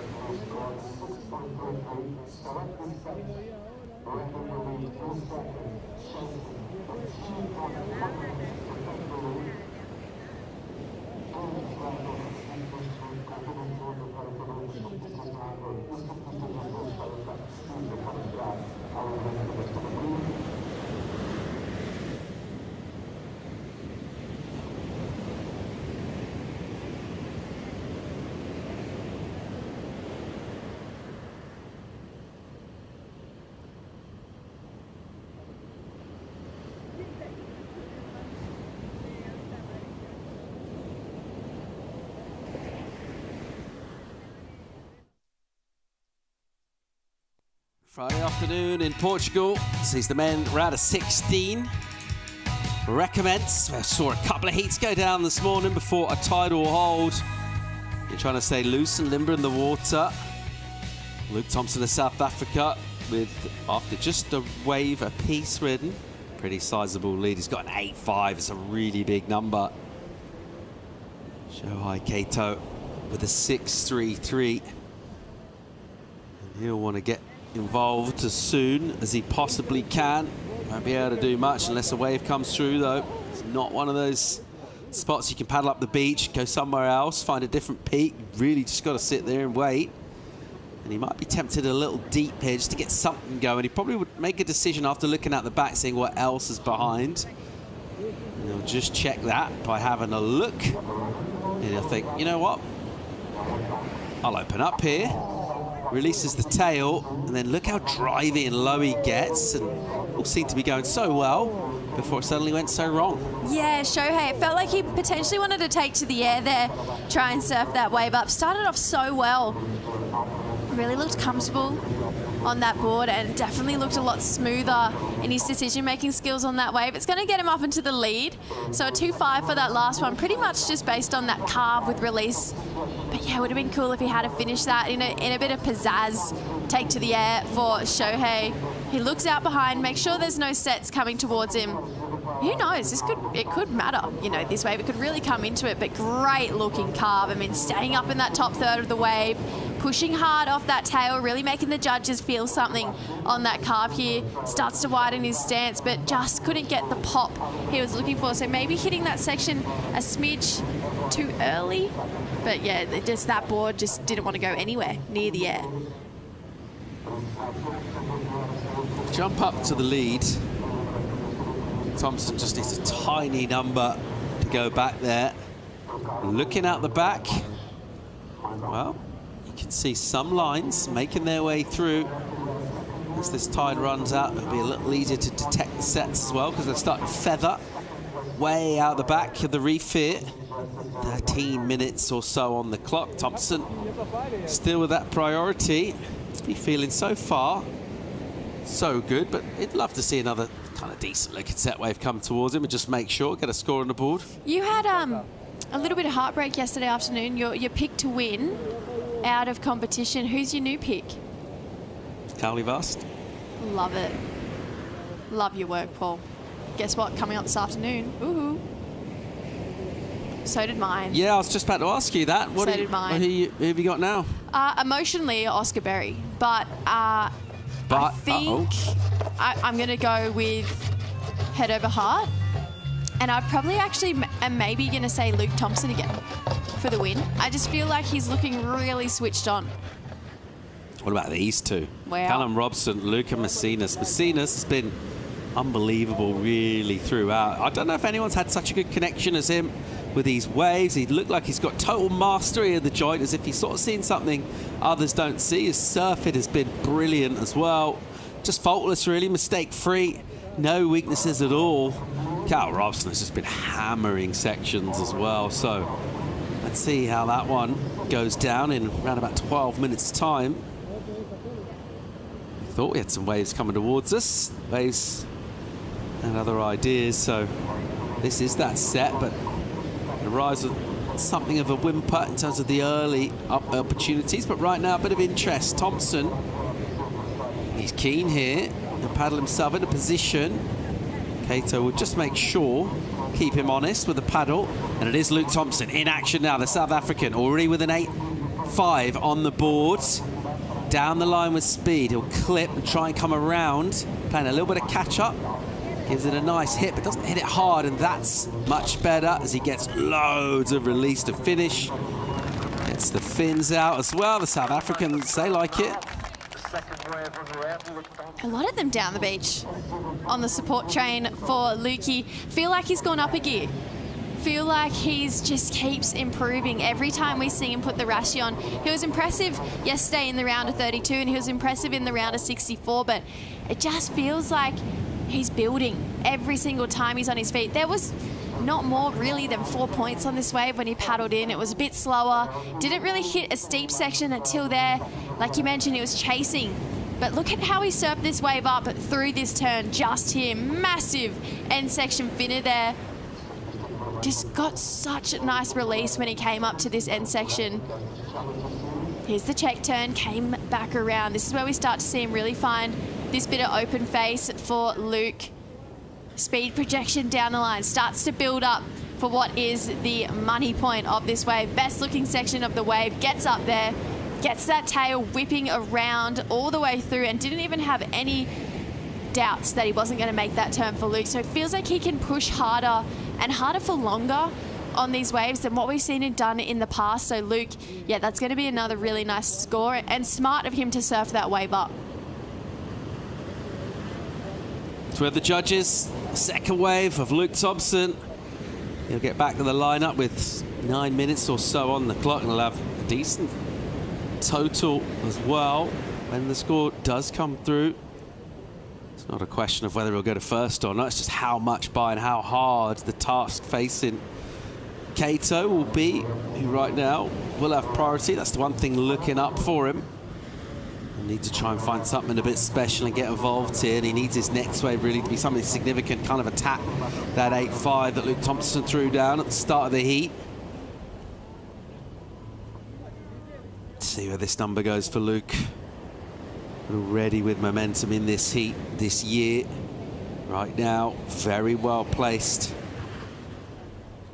on the live rankings on the Challenger Series. And looking to be a new name from South Africa, participating on the Championship Tour.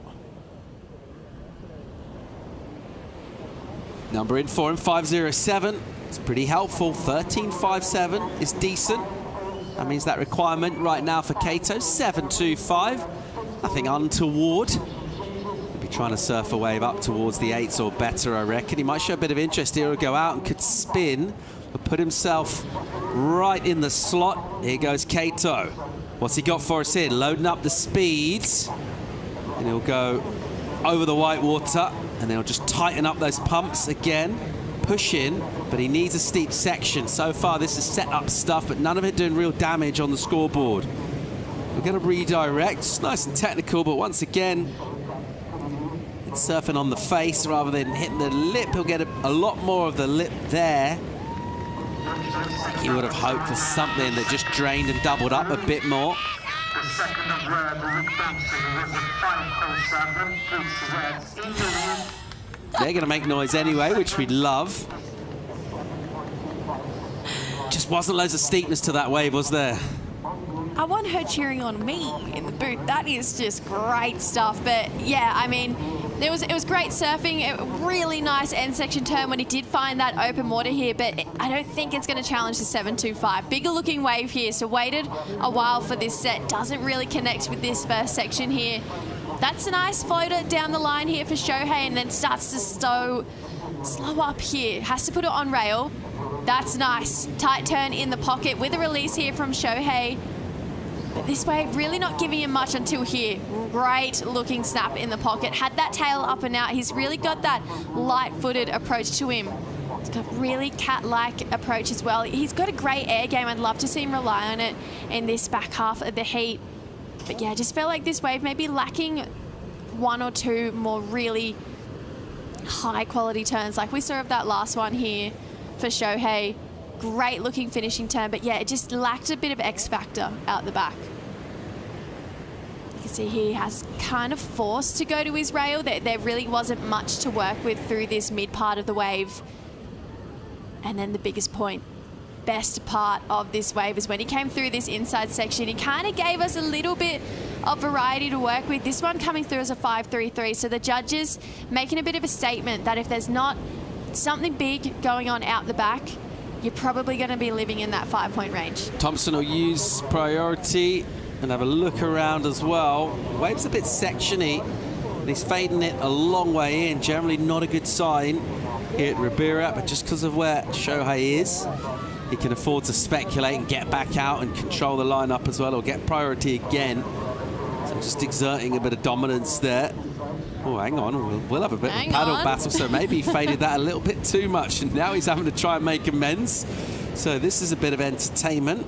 Priority judge will decide who gets to the lineup first. Does seem like the South African with a bit of a lead head in there. We'll see exactly how that's decided upon, but he left that a little bit closer than I think maybe he was estimating. Yeah, Shohei, he was a lot further out than what I expected him to be as well. I mean, he definitely got the paddle on, but Luke getting priority, so just edging ahead yet again in this heat. 5 minutes to go, he has priority, and a pretty convincing lead as well. 7.25, that's a pretty special kind of wave. I mean, think about Luke's first wave. It was a bigger looking one. Absolutely capitalized on every section. You'd have to think a 7.25 shouldn't roll under Luke in his first priority here. Luke Thompson getting the priority and then just heading back inside from there. You can see what Shohei's doing, and he can affect it if he wants to. He can just drop in on him.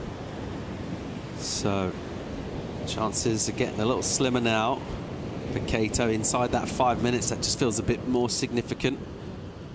7.25, that number he's needed. Not had loads of waves ridden, particularly in the back, well, at any stage in the heat really, other than just that opening exchange. He's starting to feel a bit of pressure here.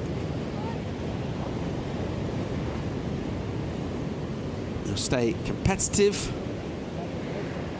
as long as he can, as long as there's time on the clock. He's always got a chance. You can really tell how much it means to the support crews as well. I feel like this event has been a really great eye-opener for that. We've been going toing and froing between the beach and the surfer, especially at the end of the waves, but it feels like a lot of the surfers, when they feel like they've had a good ride, they look straight back to their support crew on the beach, give us a little point back to them. We've had a lot of claims this event actually, but you can see if one wins, they all win, and they all really feel it if they lose as well. Yeah, squads are quite close together here, aren't they? It's like not a real wide beach in terms of sort of staking your claim and getting your own little bit of territory kind of posted up. You will see crews, rival crews, essentially pretty much the same area. So it kind of condenses on the beach right in front of the wave. Oh. Hello. What happened? I didn't even see Luke paddle for a wave. So Kato now with priority. A little glimmer of hope for him. Has he got waves out the back? He's got 3 minutes. 7.25 is the number Shohei now needs. Well, still needs, but he's able to have first dibs on any energy. Do we see the rumblings of a set way on the outside there? Possibly. How's this moment of turmoil and pressure? You're so close. You're already a good result, but close to something really special. Quarterfinals on the Challenger Series. Coming up against someone already having success. Right now, second on the live rankings on the CS. Couple of minutes on the clock for Kato. It's such a crucial event. I mean, Shohei, this is great. I mean, even if he walks away with a 9th place finish, just knowing that he can get to these man-on-man rounds, massive confidence boost, especially with these back-to-back Challenger Series, that next one being in Brazil. But we know that people can make or break their careers right here at Portugal. Thinking back to Joel last year, was nowhere near qualifying, was down in the late 20s, got 2/3 and found himself on tour. You know, so this is a really great build-up result, because with 3 challenges left, Shohei could go on a run and find himself in a really similar situation. Time ticking away here. 90-odd seconds on the clock. Luke Thompson close to finals again. Into the quarters if he can hang on. He surrendered priority. Not exactly sure how he did it. At the moment, it's not proving costly. You look further out there and you think minute 10. Some lines approaching. It's quite hard to tell actually with a bit more texture how significant these are, how much of a genuine set. There does seem to be a bit of a lump way on the outside. They'd love to see both of these two, actually, each of them get another ride. Looks like there's a couple out there, actually, JJ. Yeah, potentially one last roll of the dice for both of these surfers. So may the heart rate go up for the support crews, not just on the beach, but worldwide as well. We want to see one last roll of the dice for both of these surfers. It feels only fair to see them both on at least one more wave, but maybe them just not eventuating quite like we were thinking. 30 seconds, a 7.25. It's going to be something pretty special right now for Shohei. And Lukey desperately trying to get rid of this 5. Thompson up on a small wave from deep. It's real soft. We'll keep stabbing away at it to try and get a connection, do some kind of maneuvers. It looks desperate outside though for Kato.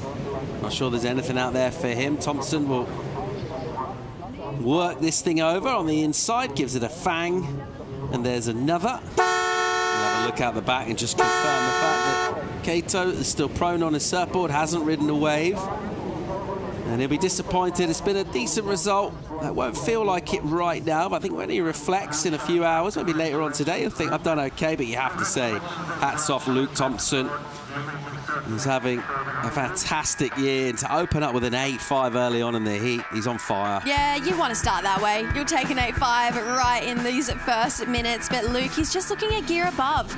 Every single time we see him compete, it's just getting better and better. That turn there, that was something pretty special. And then to come round and get at least one more turn in, no wonder that score went excellent. Lukey with an 8.5. Shohei, he had a great start as well. A little bit of nerves on that first turn, bit tentative right up until this inside section. Gave us these really cool floaters where his tail was completely out the back of the lip.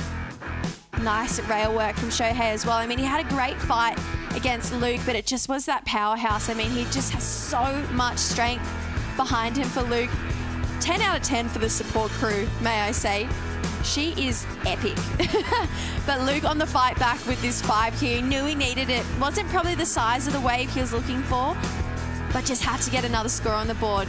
And it really did come down to these last 2 turns. This big inside hit here from Lukey was something pretty special. That board looking brilliant under his feet there for Luke Thompson. And on to another keeper result, quarterfinal at least for Luke Thompson. There's the debrief for QJ. Back on the beach, South Africans, they love this. What a year for Luke Thompson. Enjoying his time in Portugal, as are we. More excellent surfing from him. We'll keep rolling with the round of 16 for the men. When we come back, a very special guest joining us in the studio as well.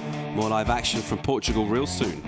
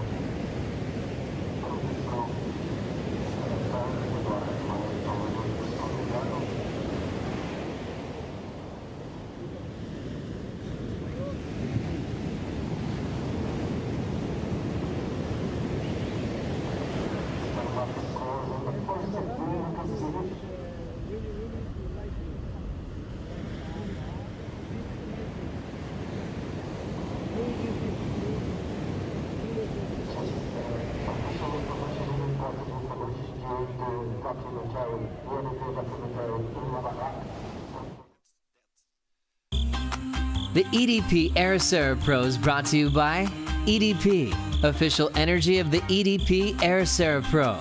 By Visit Portugal, Europe's best surf destination. By the Mafra City Council, Ericeira, a world surfing reserve. And by Millennium Bank, official bank of the WSL in Portugal.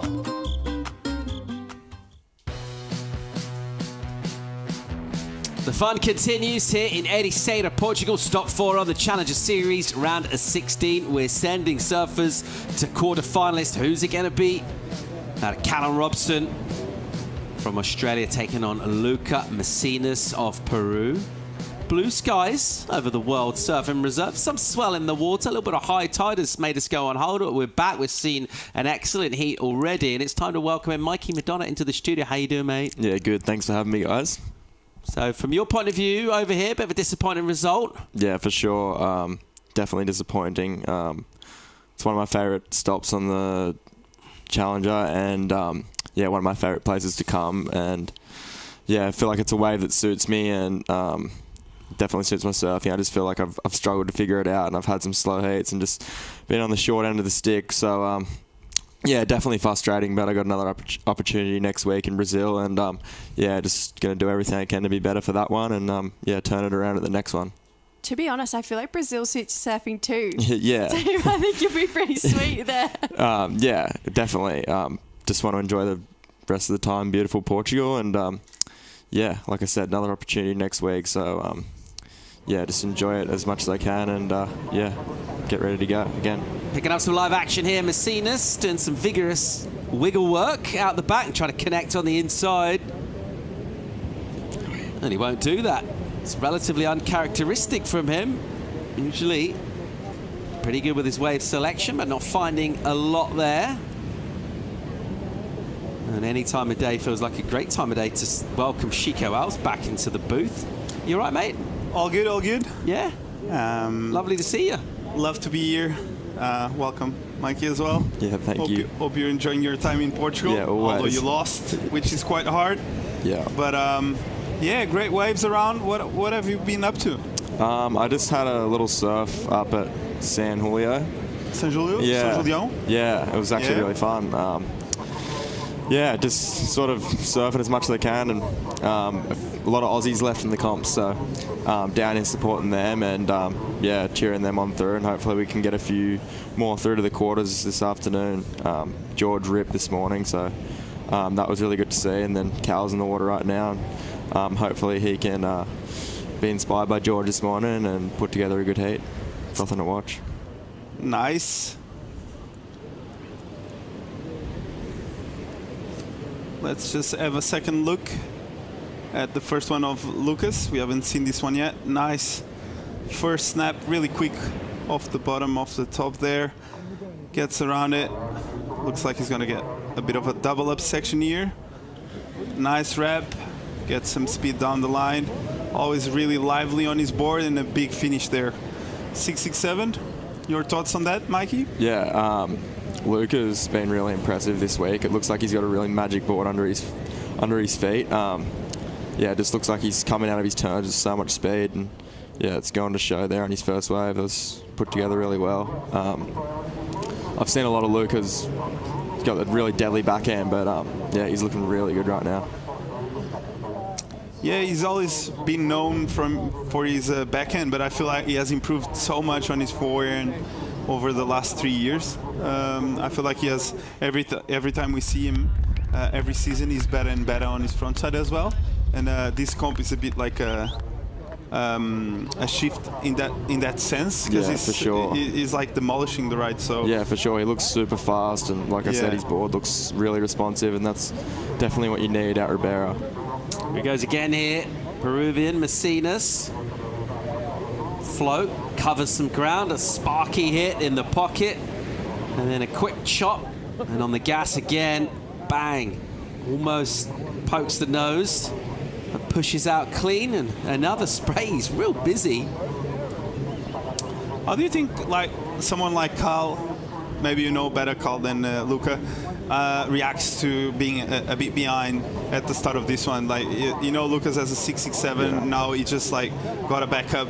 How do you think Carl is going to react to seeing this out the back? I don't think he'll be too phased. I think Callum's very calculated, and he's a really smart, competitive surfer. I think he'd have a really good game plan set in stone, and I think he'd just be trying to stick by that. And yeah, I'm sure he'll wait for the right wave and execute as good as possible. I think, yeah, like I said, he's a really smart competitor, and yeah, I don't think he'll be too phased. I think he'd be happy to come from behind and just stick to the game plan and wait for something substantial to come through.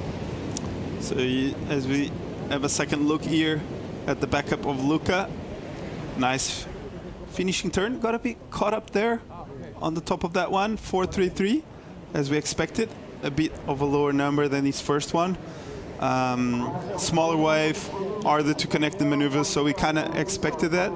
But yeah, so Callum, being that surfer that is known for those like nerves of steel, he can hang those really with him and not shy away when the opportunity comes, right? Yeah, for sure. I think, yeah, like I said, he's got nerves of steel, and he's a smart competitor, so I think, yeah, he will stick to the game plan, and yeah, I'd say it'll pay off for him.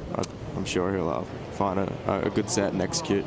Time to go check in with winner of the last heat, Luke Thompson, with Claudia. Look, locked in for the quarters. How does that feel? Yeah, it feels so good. I feel like you end up saying this every round, but it's so nice to get that one over and done with. I've been saying that since round one, but yeah, every heat's so stacked, so stressful. It's just a nice relief to be in these two-man heats. I feel like those four-man heats, a lot of it is based off of strategy, and I mean, obviously two-man is as well, but it's nice to just rely on your surfing a bit more in two-man and get the chance to do the surfing you want to do, because there's only two of you out there, so you're just trading waves. The waves are super fun. Went a bit slow in our heat, but yeah, just happy to stick to my guns and get that one done. You hanged on for a bit in the beginning, but still got that 8.5 straight away. First wave, guide us through it. Yeah, Flip. My plan was to go on the second wave of the set. And that wave came through, but I said to my coach before, if the first wave of the set has a good angle, I'm just going to pull the trigger. And that one came through, and I really liked the angle of it. And yeah, luckily it just opened up for me. It felt like a couple of those sections I was back at a little bit of a J-Bay wall. I know Geordie's probably going to slam me for saying that, but yeah, no, it was nice to just be able to open up a bit more. And yeah, just looking forward to the rest of the contest, and yeah, just staying in the present, and yeah, just excited. Thank you so much. Good luck for the next one. Back to you guys. Luke Thompson has had the winning feeling on home shores this year. Something our guest has also had last year, mate, getting that amazing win in just incredible conditions. That must still live pretty large with you and everything, like kind of informs how you, in the morning you get ready to train, you get up to go and surf heats. You still think about that? Yeah, for sure. I'd be lying if I didn't. If I said I didn't, but yeah, I guess, yeah, it was such an amazing day and such an amazing thing for me, but yeah, that's in the past now, and I've got an end goal, and you know, the end goal is to qualify for the CT, and that was a year ago now. Does anything change for you personally? I mean, obviously more people kind of know about you, maybe outside of Australia now, but from your point of view, anything different after getting that win? No, not really. I don't think so. Like I said, I feel like, you know, the wins are great, and yeah, that was so amazing, but for me, the big thing is getting on that CT. It's such a big dream of mine. I want it so bad, so I feel like, yeah, it was hard, but you know, you kind of have to brush those ones off and just move forward and look to the next event. It's the same with having a loss. You've just got to focus on what's in front of you, and yeah, like, you know, last year coming into these last few events, I was in a much different position. I was right there and only needed to make a few heats, and you know, this year I'm not having probably the best year I've had. But yeah, I'm sort of coming into it as it's a much different position that I'm in. But I'm trying to sort of relish in that and yeah, just put up a fight. And there's still 3 events to go. And yeah, it's never over, and I'm still in the fight. Yeah, my goal is to win an event. So yeah, I'm just want to focus on that and try to bring that winning feeling back for sure. Still 3 events, so loads yet to come. Just in terms of the Challenger Series and how it all plays out, the CT is obviously the dream, and that's where everyone wants to get to. Yeah. How hard work is it competing on the Challenger Series? I mean, obviously the venues aren't as good. We've improved the venues with Pipeline this year, but overall, how tough is life on the CS? Yeah, for sure, it's tough. I've spoke about this before, but you experience so many lows, and I think that's what makes the highs so sweet. But yeah, I think it's just about it's riding those lows out. It's tough, and however many people are in this contest, everyone's capable of winning it, and it's so tough. But I think you just got to stick to your guns and keep at it, and your time comes for sure. If you want it bad enough and you put in the hard work, your time comes. The venues are tricky, but I think that's what makes it sweet. It's figuring these places out and figuring these challenger waves out, and yeah, I love it so much, and yeah. And obviously with these 2 events coming back to back, Sakurima just next week, I mean, that probably feels like whether you've had a good result here or otherwise, both ways it's good to have another event like the next week firing up. For sure. I think, no matter what, whether a good result or a bad result, you've got another opportunity next week to make up for it, and yeah, I'm really looking forward to Brazil. I feel like Sakurima is a place that can suit me, so yeah, looking forward to get down there. But in the meantime, just trying to enjoy, wash the loss off and enjoy beautiful Portugal. Like I said, it's my favourite place to come to, and yeah, and get down to Brazil next week and get back to work. What do you reckon, Chico? What's going on with Callum Robson here? He's just been real patient. You reckon he'll be starting to think, what's going on here? Where's my wave? Well, he kind of knows Luca as a 6.67 and a 4, so by the numbers, he knows he needs to post like a 7, 6-something 7 to come back on this one. And I don't see him standing up on a wave until a wave that has that scoring potential comes. I think he's that type of surfer, and if he needs to wait another 10 minutes, he will. So yeah, I think there's some lines out the back. He kind of expects that to happen anytime on this seat. So yeah, I think he's going to post a big first number for sure, as we see some big lines coming out the back. Yeah, obviously a lot of experience, surfer on surfer heats, with the laps that he's already done on the CT outside. Some energy. Messina's deeper, with a crumbly section he kind of had a little bit of a look at, but no real intent to go. Cal will probably try and get a little wide here and get in a position to pull the trigger and go. And he'll do that. So here goes Robson, a late entry. And then driving off the bottom, first turn. There's plenty of it. It's a big one. Up to the lip. Down again. Nice rhythm to this stuff. Nice pace. And then realizing on a softer section, wants to stay close to that pocket.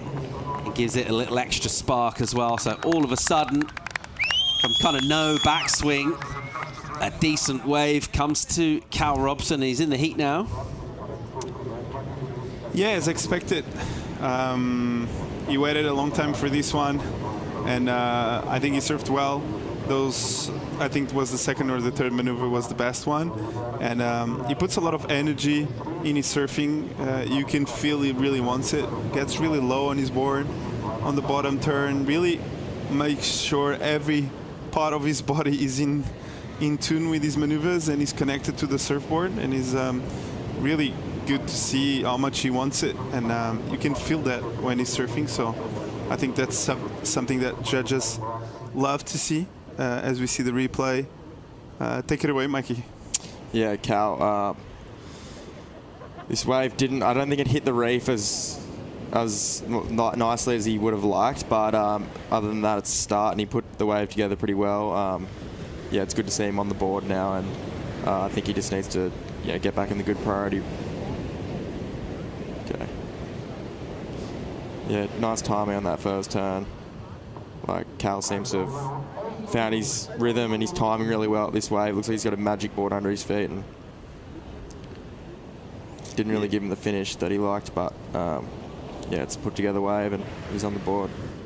Yeah, as you said, I think he didn't really hug the reef. This one was a bit wide, and we see Lucas out the back having a look at it. But yeah, I think he's back on this one.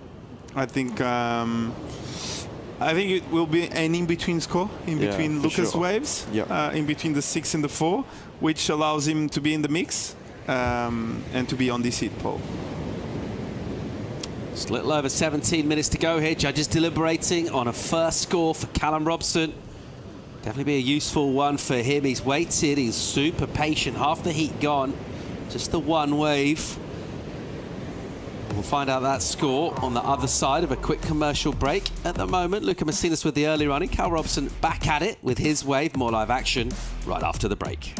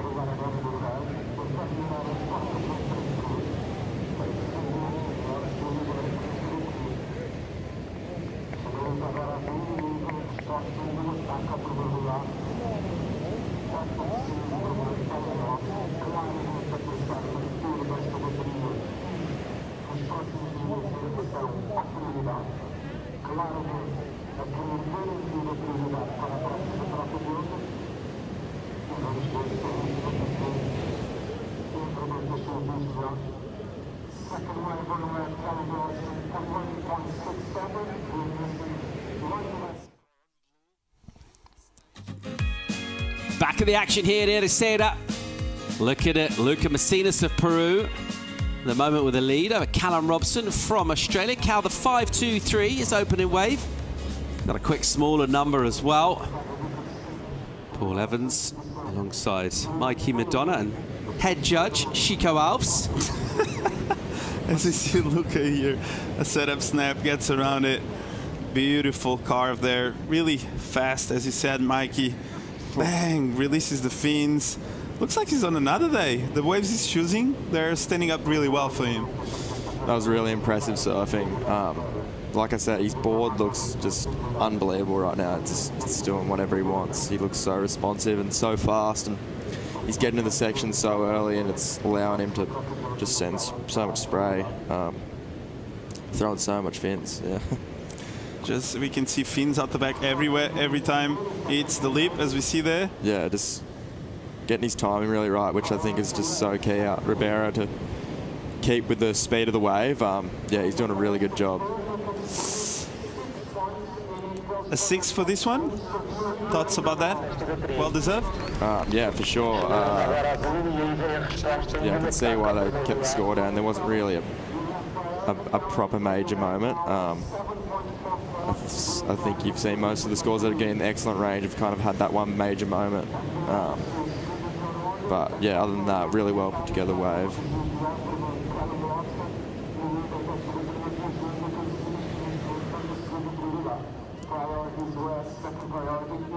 Another quick look there. Callum Robson's 5-2-3. He's got priority again now. He's chasing down a bit of a number. 7-4-4 is after. Messinas, he's doing all right here. Couple of 6s. Seems like pretty good return for what's on offer out there. We do got waves. We've got some energy pulsing through here. Get a bit excited when we see the lines. Let's see how excited this pair get. Cal's wave. This 5-2-3 took him a little wider. Got himself in position to do some manoeuvres out the back. He needs something like that, a little more of the same. I'd love a finish as well. Needs to go up. close-ish to that excellent range. Is totally capable of that, but does seem like one of those venues, Chico, where such a difference in the scoring potential of the in-between waves and the quality ones. Meanwhile, sort of form up of those two. It is Luca Messinas. He doesn't mind it. He'll throw a layback in. Won't quite get that one completed. Interesting choice to go that way. He's already got a couple of sixes and never looked like offering him a low, but he just wants to stay in motion. Yeah, it's just staying active. You can sense that he's feeling confident. Like when you get to sixes, the other stuff and needs a 7-5, you kind of like get a bit loose. Try to keep the rhythm going, not lose the momentum on top of the surfboard. So yeah, but sometimes you can save some energy as well, and if there's like a big set coming, you can kind of like try to sell a wave to your opponent, and sometimes that works as well, because you sell the first one and the second one is a good one, or you just go on the first one because it's looking like the one with priority is not going, and you ended up being one of your best scores. So Ribera, that can happen to you easily. If there's like a 3-wave set, it's so annoying to have priority, because the decision making, it's way harder than when you don't have, and basically you just have to go on the one that he's not choosing, and sometimes it turns out is the best one. So yeah, it's a tricky wave to have priority, especially when there's a bit more swell and there's a lot of waves coming. So yeah, it's a tricky wave to compete, right, Mikey? Yeah, for sure. Like I said, it's a really hard wave to figure out. Just getting your lineups, and sort of, you know, each day can be different depending on the swell angle. And yeah, we're so used to surfing Ribera with 100 of the other CS competitors, so I think the lineup can look a lot different when there's only three people, and for in this instance another person out there. I think yeah, it can be hard to get your bearings right. So yeah, I do agree with you. I think, yeah, being in the non-priority, it's a little bit tricky to sort of choose the right wave. But to be honest, it just looks like Luca is enjoying his surfing so much, and it looks like that board is just so magic, and yeah, he's staying super busy. It looks like he just wants to ride waves and keep the foot on the gas. Yeah, feels like he's having fun for sure. That board looks insane, really fast off the top and off the bottom, and hopefully we can see a bit more waves coming on this one. Yeah. I feel like I would love to see Kyle get a bit more opportunity on this one. Yeah, I think he's definitely set him up to. He's put himself in a good position for, you know, the last 10 minutes of this heat, and I trust that he's going to make the right decision and choose the right wave for sure, and put up a good fight. I think that was joking. 9.5 on the clock here. A quick glimpse of preparations from Cowley Vast and Oscar Berry. They're coming up next. Great looking matchup, that one. Oz going great this year on the Challenger Series. Cowley's doing all right himself. Just snuck inside that top 10 on the live rankings that we saw just before he came on air this afternoon. So far, he's made it through heats. He hasn't really had to have one where he's had to dig particularly deep. He's just kind of got scores on the board, kind of cruised through. Let's see how he goes about today. A completely different afternoon. Meanwhile, in perpetual motion, Luca Messinas doesn't really go anywhere. Bit of a road to nowhere, that one. He's just going to keep spinning here, buzzing around. Won't change a requirement for Robson. A lot of dogs on the beach today, as we can hear. There's a bit of dog watching the event as well. Beach is packed. Every man in his dog, I believe. But yeah, everyone is here for today. Seems to be a lot of people. Have you seen the beach today? Yeah, there's a lot of people down here. Yeah. There's a bit of a soiree, I think, tonight as well, down at Indigo, the official event. There's an official party with the Shinobi DJ, one of the best in Portugal. So I believe everyone is gathering there for the post-show. You think you'll make it down there, Chico, or are you going to just do your research for tomorrow's commentary and have a honey and lemon tea and get to bed early, tucked up, hydrated? I'm a research. With your favourite blankie. You know I'm a research guy. Comforter. You know I'm a research guy. I know. I'm getting old. Yeah. I love the books. Also, because you like to get to work so early in the morning, you like to get to bed early to make sure you're the first one down here as well, isn't it? Just over 7:45 to go here. Messinas is really the best of the action thus far. Callum Robson, kind of half the job done, but even his wave, slightly inferior. We'll remind ourselves exactly how all this has gone down. It's the Peruvian doing the early work. Yeah, Luca started off strong, big turns out the back, choosing the right waves, the ones that really hug the reef well, and just surfing on the pocket, showing us a lot of variety as well, and surfing seamless, I believe, Mikey. Yeah, he looks super on. Hasn't really put a foot wrong, and his timing's so on. It's just allowing him to stay with the speed of the wave, and yeah, he's putting some good surfing together. Yeah, beautiful turns like this gives him the lead until now. So 667 in the 6. Luca looking really sharp this event. Callum as well, on the other hand, has surfed some pretty good heats until now. And we know if the big man can get a proper wave, we can see an excellent number coming our way. This was his first wave, 523. A bit of a slow wave, really hard to surf, and didn't really hug the reef well. So Cal for now in second with priority. 6 minutes to go. He needs a 744. Mikey, do you think he's going to do it? Yeah, if the wave comes, I think he'll do it for sure. Like I said, nervous steel, Cal. Such a smart competitor. I think he'll pick the right wave and execute. Yeah, but you know he's put himself in a position to do that with priority and 6 minutes to go. So I think he's just got to wait it out here and find the right wave that hits the best part of the reef. And Cal's been ripping all week, so and putting up big scores. So yeah, I think that 7-4 could come pretty easily for him. Yeah, I believe he's the type of surfer that can do that, especially on a wave like Ribada, like today. If a big set comes, he can do some massive carves and get that number.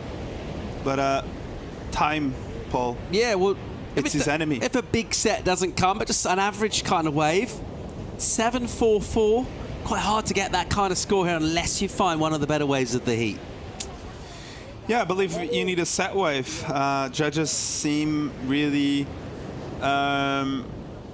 harsh when you're not catching like a big set wave, so it always stays on the 6th range. But when you get a bigger one, it doesn't really count how many turns you make. But if you do like some big turns out the back on a proper set, they tend to go excellent. So hopefully he finds one of those waves. For Luca, of course, hopefully in his head he doesn't find anything until the end.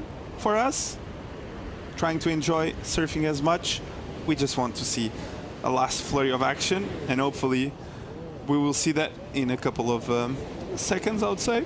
But looks really flat now, so a bit of a 15-minute lull, Mikey?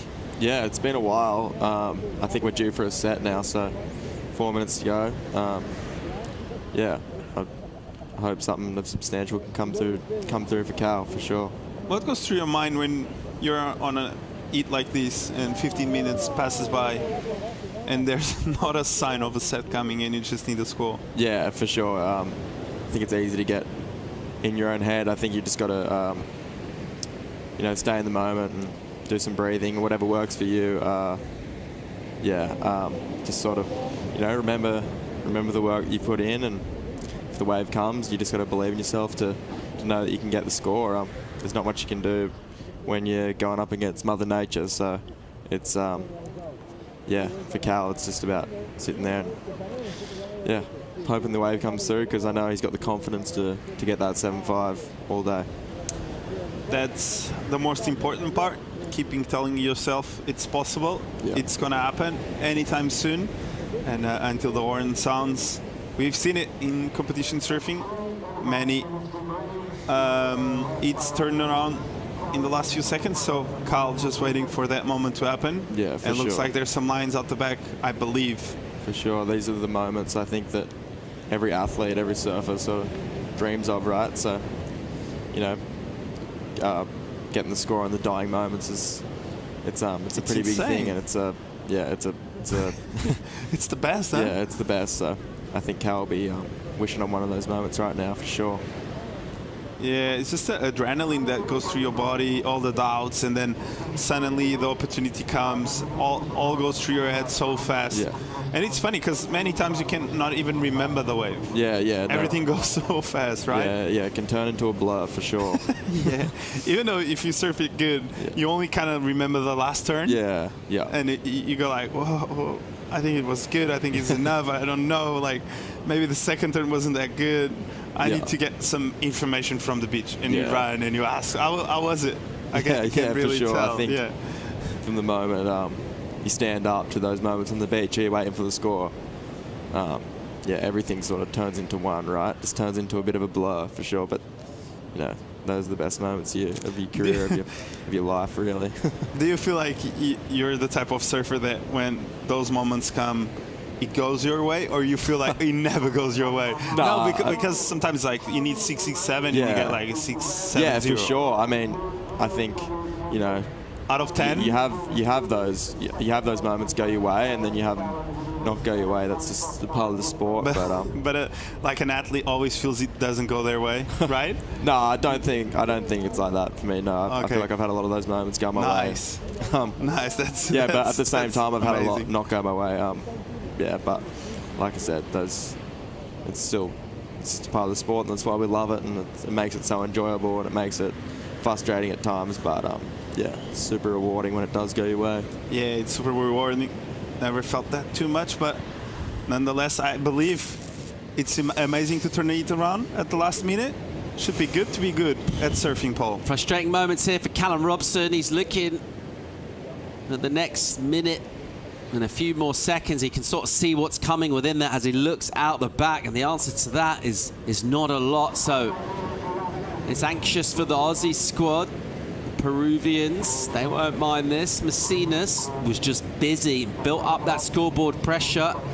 His work already done, and by the time the ocean becomes becalmed, Cal Robson's work has still been ahead of him, and he's been unable, with priority for what feels like an eternity, to get anywhere close to it. No real decisions to be made. He's going to try and buzz around here and force something, get to his feet if he possibly can. Right now, it's not looking good for him, and his run will come to an end. Not really by anything he's done surfing-wise on a wave, just with the ocean shutting him down. These moments are all part of a season, competing at whichever level. Just a suggestion of a lump here. Will he be able to get there on time? I'm not quite sure he will. Look at Macinas. He's been great throughout. He's pretty good out there. A couple of sixes is decent, but even his scoring just a little bit muted by the fact there's not loads of energy that's come through, but he's been good value for the win here. Well done, Luca Macinas through the quarterfinals. Commiserations to Cal Robson, who'll be annoyed. He's in good form. The ocean just didn't give him much of an opportunity. And that'll wrap up our fourth heat, the round of 16. Mikey, mate, thanks for coming in to chat to us. Been good having you in, getting your thoughts. Best of luck for Saquarema and the rest of the season as well. Go smash it. Thanks so much for having me, guys. It was a pleasure to have a chat, and enjoy the rest of the day, and hopefully some good heats to come. Thanks so much. Boys. Well, as this tide will continue to go out, we're hoping a little bit more energy out on the reef here at Ribeira del. Some great-looking matchups to hit the water. We've got the Olympic champion, Cal Vivas, taking on Oscar Berry in the very next heat. More live action from Ericeira, Portugal on the Challenger Series right after this.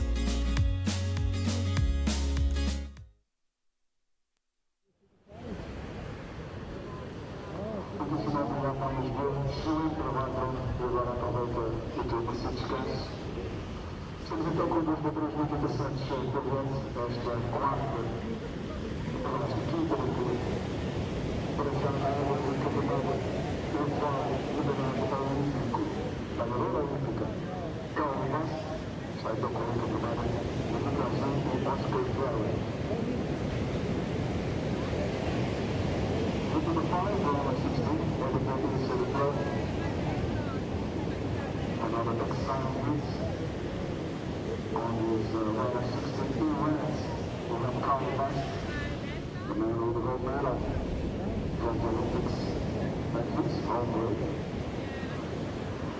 And in blue, Oscar Kelly. Now, Oscar last year ranked 5th on the Challenger Series. And McCarley on the 12th spot on the Challenger Series. So only the top 10 qualified for the World Tour. So this is very exciting and important when you look at the rankings too. Oscar Kelly, the Challenger Series. McCarley last two places, swimming that ranking. Acordamos que o top 10.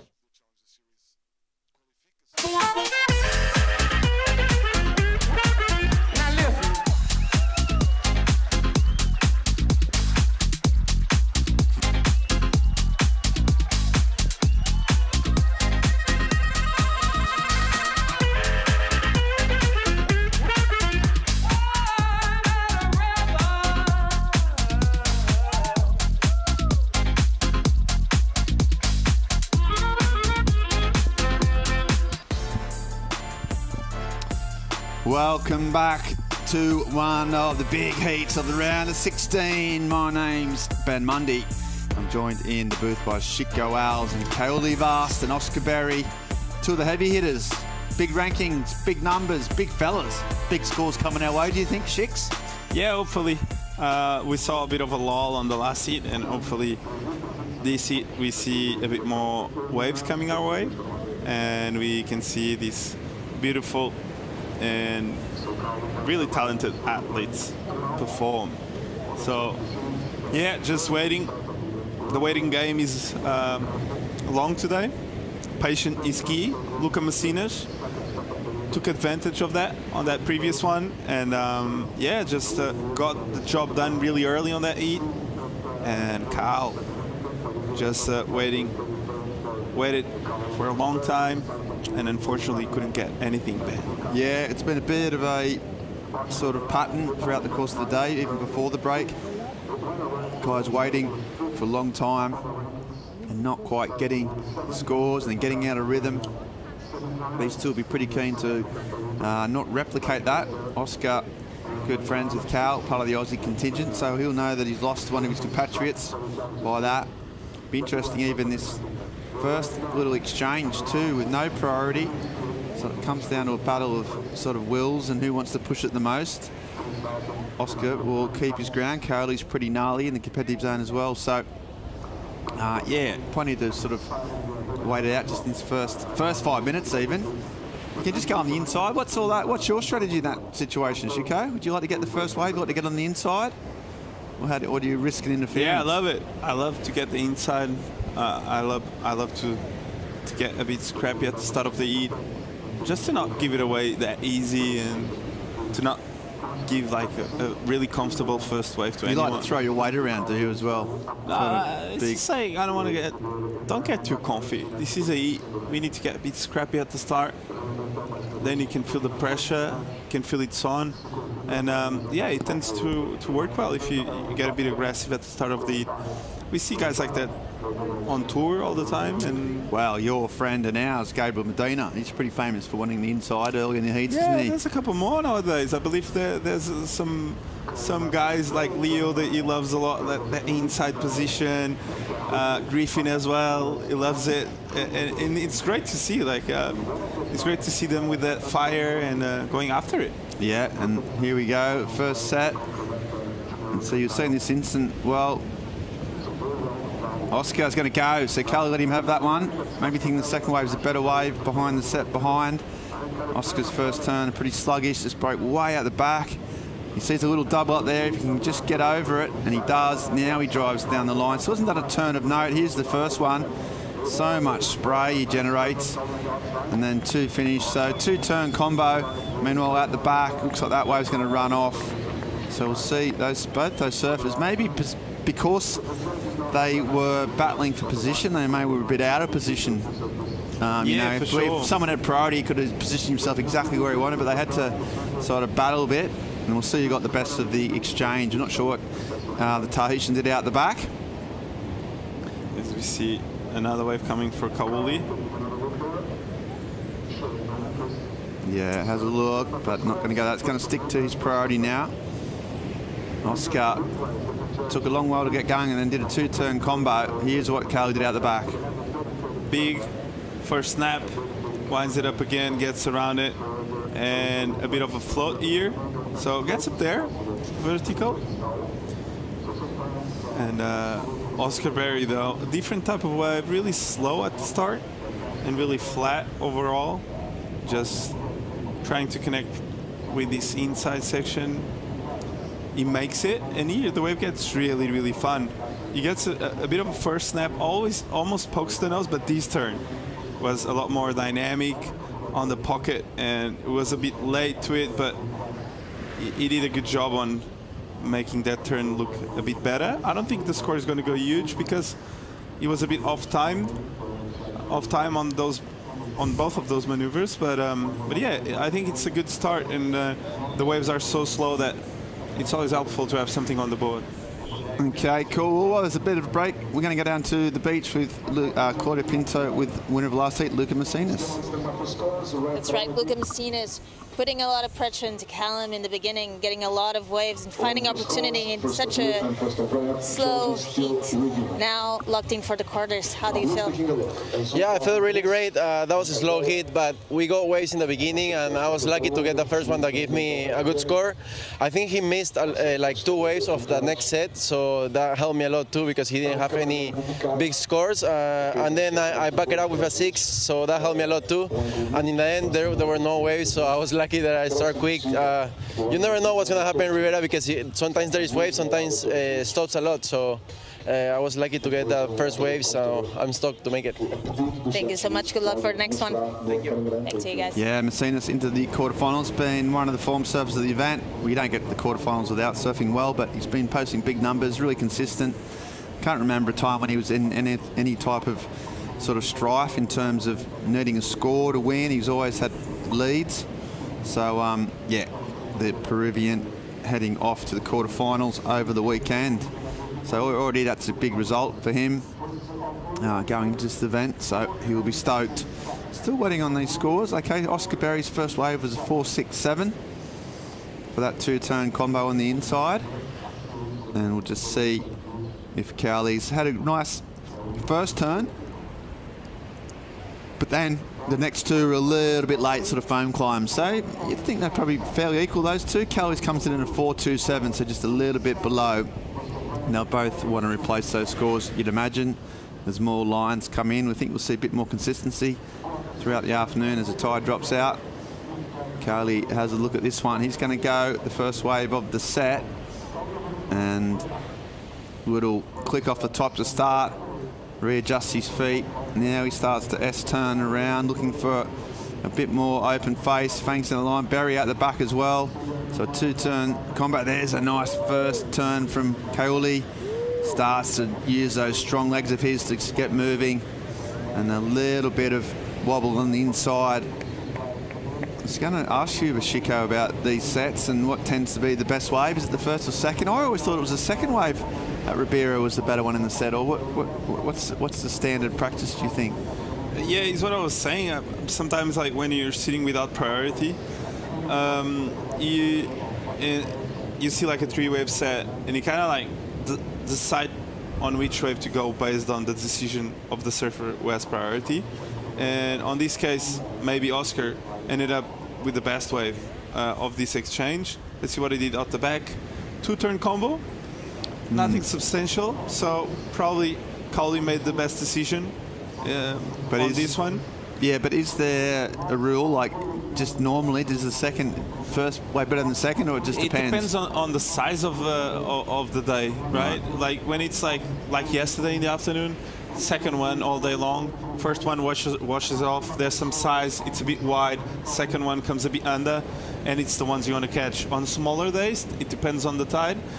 Lower tides, it can be the first one that hugs the reef really well, and on high tide can be like the ones that go a bit more towards the inside. They run and they give you an end section before the rock. So it always depends on the size of the wave and the tide.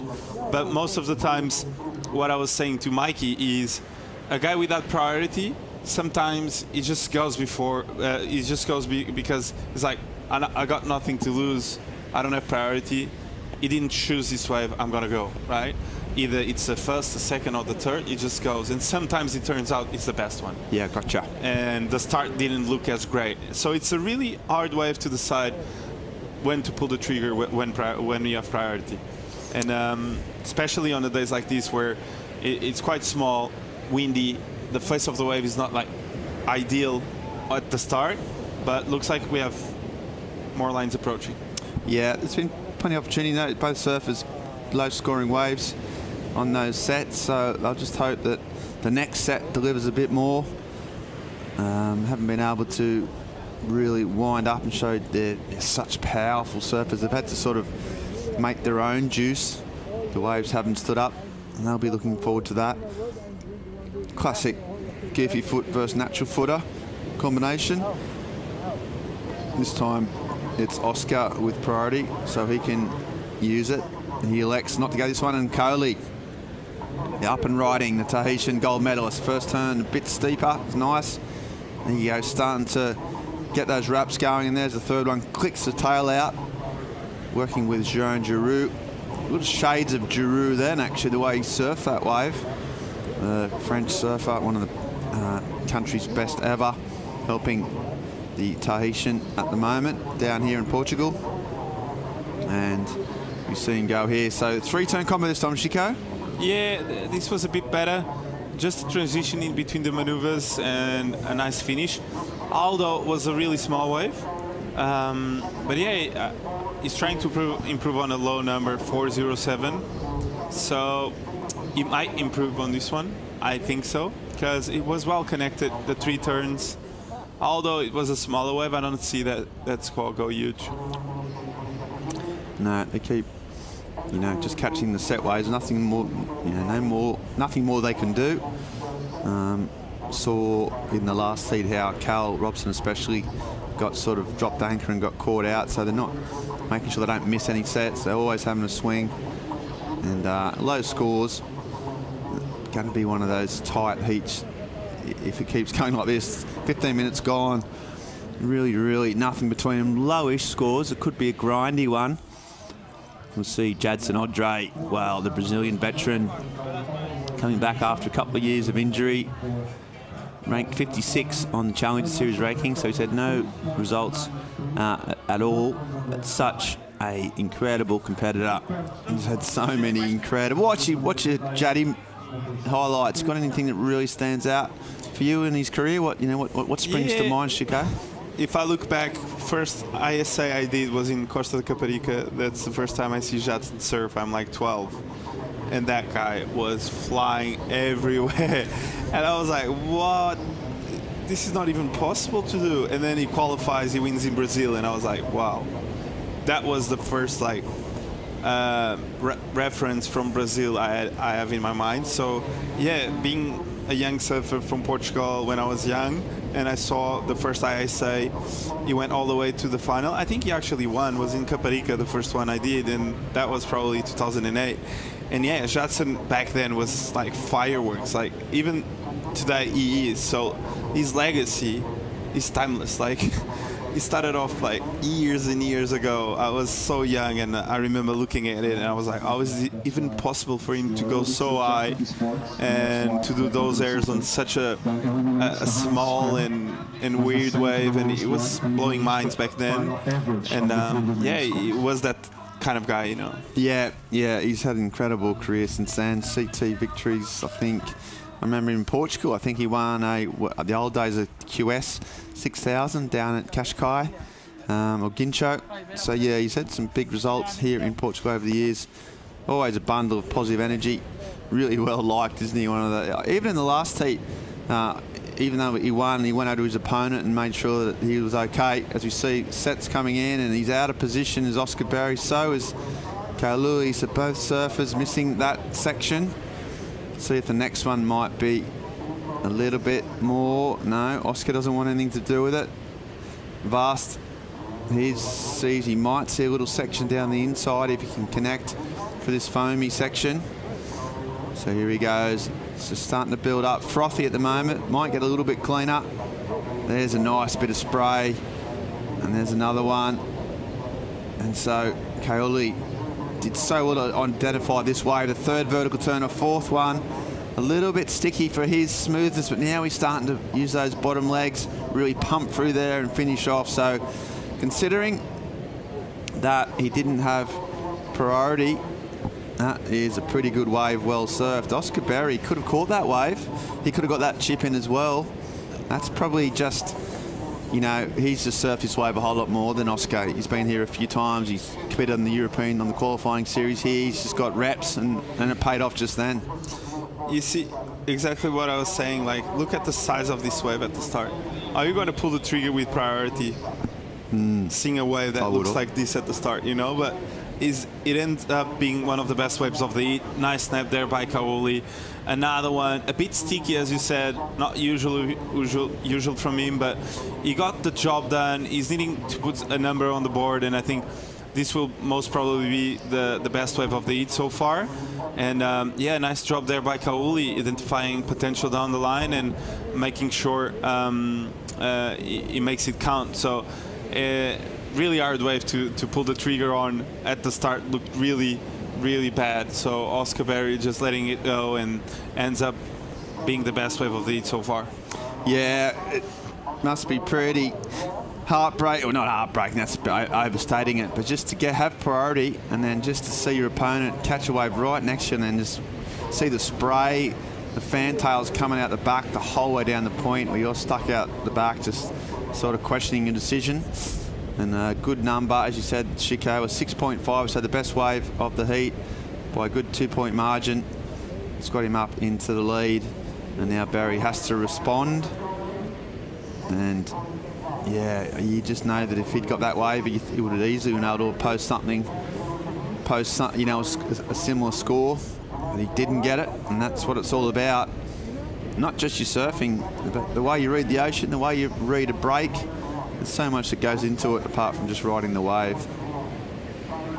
Yeah, and this happens all the time in Ribeiradilhas. Like, you don't have priority, you just have a go. Turns out down the line the wave is sick, and Oscar, you could see the signs of frustration when he heard the score. Having priority, deciding not to go, and then you hear the score and you feel it on your skin. That wave was good, I should have gone, damn it, you know, like. And yeah, and sometimes it goes all the way around. You can maybe go and down the line it's horrible and you go like, why did I lose priority on such a bad wave? So yeah, you just need to roll the dice and play with it, because Ribeiradilhas, there's no certain answers. No. On none of the waves you catch. So you gotta go and just do your best. Yeah, and a 6.5 across the board there, unanimous from all 5 judges. And he'll be happy with that. There was a few little wobbly moments because the wave wasn't that sort of powerful, but he surfed it so well, connected it well, and yeah, rinsed it. So right now though, as a bit of a hold on proceedings, we're going to go to a short commercial break and come back with more live action from the EDP Ericeira Pro right after this.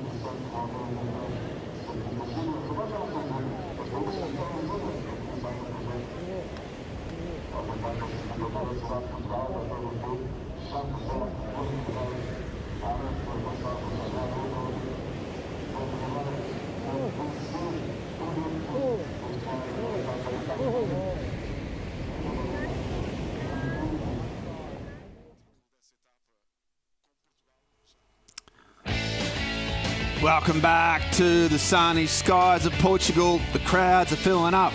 The surfers are getting busy. Quarterfinal spots are open for vacancy. Who can get that all-important spot? Right now it's Kauli Vast out in front. Oscar Berry has now been patiently waiting for probably a good 10 minutes. Exactly what he kind of didn't want to do, what Cal, his mate, did in the heat before. But he can't do much about it. He's just got to wait for a wave and then let his surfing do the talking. It's a bit of a mind game at the moment. Doesn't need a huge score, just a 6.11. And so he'll knows that he can get that pretty easily, given the right waves. He's just staying calm, staying focused, looking around at the lineup, just trying to get his positioning. Still learning about the wave in his first season here, so plenty of time. There's his dad, Tony, and then the Dakota, the Walters brothers, Harley behind him. Part of their good mates, are a good gang, all pushing each other. The Walters. We've seen Oscar Berry in the mix, Callum Robson, Joel Vaughan has been hanging out with them as well. So they're a real tight-knit pack, all pushing each other, same age, same dreams. And right now they'll be nervous. TB just going, well, he wants his son to get away, and he needs to get it pretty quickly. It's this sort of faltering swell, it's lacking a little bit of energy. Not much we can do about that. We've got tomorrow and Sunday. Sunday looks solid, but you know what, Chico? When we've got one more day, we've just got a few heats to run. We've just got to sort of do what we can. And this swell just seems to lack a bit of energy at the moment, doesn't it? It hasn't had that pulse like we had yesterday afternoon. No, it's supposed to drop a bit this afternoon and tomorrow. So supposedly tomorrow it's going to be the smaller day of the waiting period, and then again Sunday it's going to be a lot bigger. So we expect like a big day for Sunday, for finals day, and tomorrow a touch smaller. So we had I think yesterday afternoon was probably the best day of the waiting period until now in terms of size, direction, and consistency. And most probably the biggest day will be Sunday. Yeah, we've got fresh energy coming in for the finals day.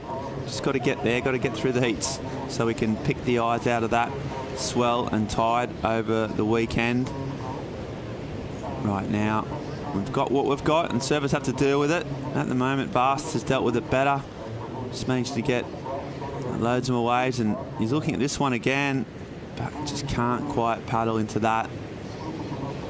Some of these insiders hugging that reef. That last wave was, he was just a little bit, you know, only a metre or two in, and that just meant he was in a sweet position. Oscar out the back with priority. You can see him looking back at his mates and dad, just seeing if he's in the right position. It's just been that single wave that's made the difference so far, with less than 10 minutes remaining. You can't really paddle anywhere else. There's not much you can do, is there, really, Chico? He's, you know, he could paddle up the reef, he can paddle inside, but he's best he's just got to stay put. That's just of your head, just moving. Yeah. You can paddle up, down, but yeah, you can paddle anywhere. You can paddle anywhere you want. You can paddle to the horizon. Yeah, you can paddle. Just never come back. Yeah, you just gotta wait. Like, Ribeira de Ilhas, there's no other way around. You can just paddle a bit more towards the inside, outside, but yeah, there's nothing much you can do when there's not waves coming. You just gotta look at the horizon, think about your favorite music, and just sing it until the wave comes. Yeah, what do you think? What music you reckon Oscar Berry's singing to himself right now? Well, I don't know him that well, but by the look of it, maybe some Metallica. Looks like you like it. Yeah. And Kaoli's some like French rap. The worst type of rap. Like Ramène la coupe à la maison. That kind of song. Right, gotcha. Do you remember that one? No. During the World Cup they had? Yeah, it was their song for the World Cup. Okay. And got pretty famous actually in the whole world. Yep. So yeah, it's just two different styles of music in the water. Yeah, I believe. Different surface, different folks for different strokes. As we see, like the drone must be having it's like an helicopter. Yeah, it's about to have a crash landing by the looks of things. What's happening? Hope he doesn't take out anyone from the crowd. What a nice driving. Look at that. Yeah, I hope he hasn't had any of those Australasias. Yeah, a bit of a wobble from the drone pilot. He was having it. Like, I loved it. Looked like He's doing a few loops to loops, like acrobatics. Yeah, I'd love to see him just going into the restaurant and out of it. You know, those videos where the drone flies inside places and they kind of do those tricks. He needs to learn how to do that. And we have like the 360 view of the comp as we see live action. Okay, so Oscar's waiting for this wave and he's paddling hard to get to it. And he gets into it with some heavy strokes. Here he goes, Oscar Berry. Banging down the line. Nice clean face in this wave. Wow. Well, that's a nice first turn. Sort of karate chops the top of it. Roundhouse cut back. Just going through the foam here. Nice pace to this wave. He gets inside section. Oh, nice bit of spray, which the Aussies love. Oof. Then another one. Ooh. Oh, and that is a really well-surfed wave from start to finish. See the Starling sisters down there. Particularly, you know, they're loving it, and Oscar loved it. He waited a long time. That is clutch surfing, Alves, to wait all that time to pick the right wave and then to actually hammer it. Yeah, he's needing a 611 on this one. What's your thoughts on that? Yeah, he's got that. I think that's a much better wave than Coyote's. That's a big call, Ben. Let's see it. Big layback jam here. Nice gouging. Turn out the back, gets around that section, just waits for the wave to build up again. Wave gets pretty small though, Ben.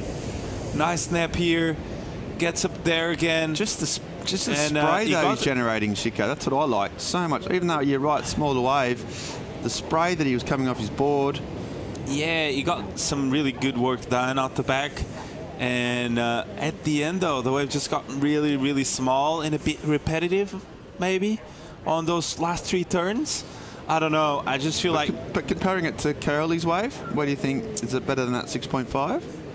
Well, I think it's going to be right about that number, I believe. Okay. I think they've got different approaches, but the wave at the end got really small, so I don't think it can be enough for the 6.2 he needs. And just based on the size of the wave, but pretty well surfed. Yeah, well, you're right, because it comes in to 5.3, so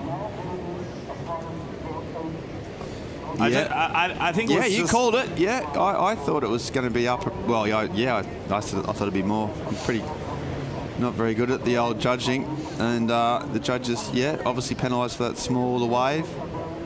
Carolee's had probably a bit more open face, a bit bigger, and they've rewarded it accordingly. I didn't think there was a point difference in it particularly. The Aussies tend to liked it. They were pretty excited. They won't be too excited about the score, but he's got himself right back in. Now he needs a 5.48, and now he puts a bit of pressure on his opponent, paddling up the inside, trying to get away from him, really. I don't think Cayley's going to let him do that. I think he might sit on him. And now just needing a smaller score. I think that first turn was pretty good out the back. The thing is, like, if he gets another one like that out the back, I think he was going to go into the 60s for sure. But yeah, the wave just got pretty small at the end and a bit repetitive in terms of maneuver selection. But he did some really good work. Don't get me wrong. Like the wave wasn't really outful at all, and he smashed it. But it's just a question of how we managed that in between, outside, inside. Was really slow, really flat, and then 3 kind of like back-to-back same maneuvers. And if you compare it to Cowley's had a bit more steepness in it towards that middle section. So I believe the comparison came about how steep Cowley's wave was and how vertically got as well.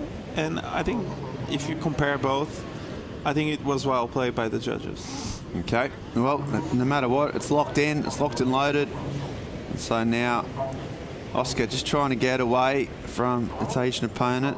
He's just keeping an eye on him, just keeping it in his sights and hoping that one more set comes in. Well, Kelly hopes for no sets, but yeah, this is the way we're talking about. Whoa, this is the comparison. I know, sorry, my mistake. This is his first wave here, first scoring wave. A 4.27. And then he backed it up, Chico, with some really good surfing. Yeah, this was the other wave he got. I believe this was... Just didn't count, did it, this one? Yeah, this one didn't count, yeah.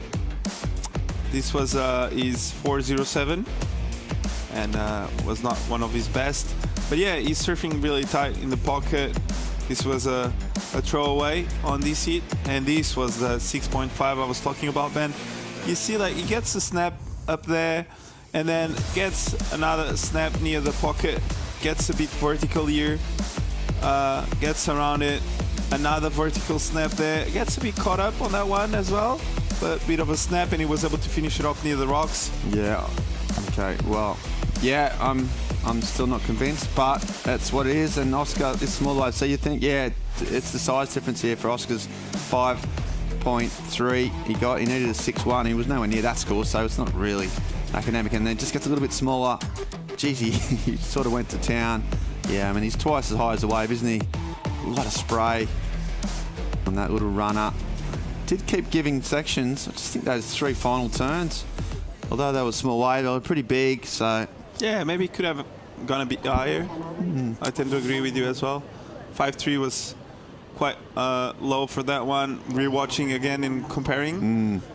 Which the judges probably would have done. Compare them both at the same time. I would love to, but yeah, I think maybe a shorter gap in between those. Yeah, I tend to agree. And anyway, we can hear some whistles. There's some whistles. There's some action in the ocean. There's a minute and 30 seconds left on the clock, and each surfer hopefully is going to get one more opportunity to try and improve their scores. Could be the case of the next wave wins. Whoever gets the better of this exchange, if it works. Sometimes I just go wide. That set went a little wide on the reef. Oscar trying to get away from Kade, or at least force his hand. And there's more sets coming. Because he paddled up the reef though, they might be just a bit out of position here. Trying to readjust pretty quick. Again, this is a case of either one of them's going to go, so Oscar's going to go. Kade decided not to. And there's a big mistake. It looked like that wave wasn't going to run off. You could hear the awes and ohs of the crowd. Meanwhile, at the back, a bigger wave for Kade. He wants to keep his priority rather than go that wave. So after all that, a mistake from Oscar. Well, not quite sure if that had more potential on it. Just come close there. Don't even say get out here. No word spoken. And yeah, you're not going to get it away from the Tahitian now. He's going to try and sell him on this one though. He might have to go this Kade rather than let his opponent do it. See the frustration from Barry. 20 seconds to go. Looks like Vast may have had this heat into the quarterfinal. And he goes down. That was more of a blocking manoeuvre than anything else. Oscar had done that first big turn and just inexplicably really just came off on the second one. So unfortunately for the Aussie, we will definitely see him. It's been not that good a day for the Australians. Barry out. We just saw Cullen Robson also go. And so the French are happy though. Carly Vast, well, he was in 12th on the Challenger Series rankings coming into this event. He's already got up into that all-important top 10, and now he's going to go even further north with a good banker score here already. So Kade edges closer to his CT dream. Oscar, who was in the top 10 prior to this heat, may just fall out of the running, but we'll see. Kade, so that's a smart heat. Not a huge in terms of numbers, but it was impressive in the way he held his nerve and held priority. Gets a clasp of the hand. Gets a high five from Tia Zabrowski. High fives from the French all around. Bisou, bisou, bisou. A hug from Joanne Giroux. That feels pretty good. And we're going to go to a break, although just debrief that and a bit of a laugh. So good news for the French clan. While they talk about that, we're going to go to...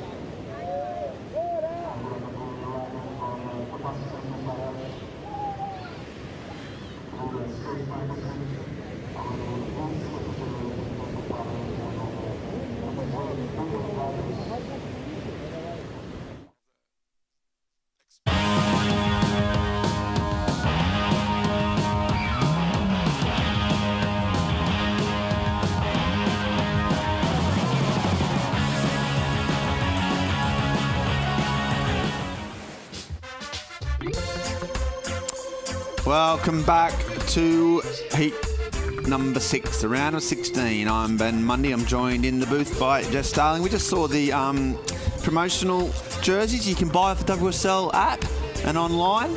Whose jersey would you get if you want to get online now and buy a WSL jersey, Jess? I'd like to get one of Molly's the year she won. Right, I feel like that'd yeah. be pretty cool to have one of her yellow jerseys. So I'd say the old Pickles. Take the Picklum, number 1. Yeah, what a performance from Molly. First world title. And what a popular winner she was. She's one of the good girls, isn't she? Oh yeah, she's the people's champ, that's for sure.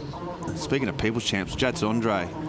Yeah, Jaddy getting underway. Yeah, speaking of people's champ, that's so he's a true. people's champ. Hey, everyone just loves him. He's got such a contagious smile and really great surfing. I mean, just this beautiful style we've got so used to seeing for over the last decade here. Jaddy just finding 1,000,001 sections on that wave. They didn't have that many to offer, and he just kept putting his board straight back up there. Didn't get the ride out, but got a lot of really nice damage done. And you just can see that CT class, you know, just not bubbling, not second guessing. He's just putting his board exactly where it needs to be, up in that pocket. So Jadson Andre finding a 24 turner out there when everyone else is finding about 2 or 3. And so many times in Judson's career where you thought, you know, he's pretty much down and out. He's either been injured, dropped off tour, there's been sort of issues, but every time he's fought back, he's got back on the CT, he's come back stronger and fitter and with even a bigger smile. And yeah, it's so great. He's had a couple of years of being dogged by injuries, and he's back again. And with surfing like that, there's no reason why he can't make the CT. And all that experience and all that talent, and if he stays injury-free, he'll be so dangerous. And just a bit of good karma, you know? Like, I feel like as far as, like, good people go, he really deserves it. And I love this role he's taken on as almost like a mentor for the rest of the Brazilian field. Has obviously the most experience, a lot of class about him, and he's not afraid to pay it forward and pass it on, especially to guys like Mateus Hurdy, who is still coming up in the draw and is one of, you know, Brazil's next hopefuls to get onto that championship tour. So yeah, just a really stand-up guy.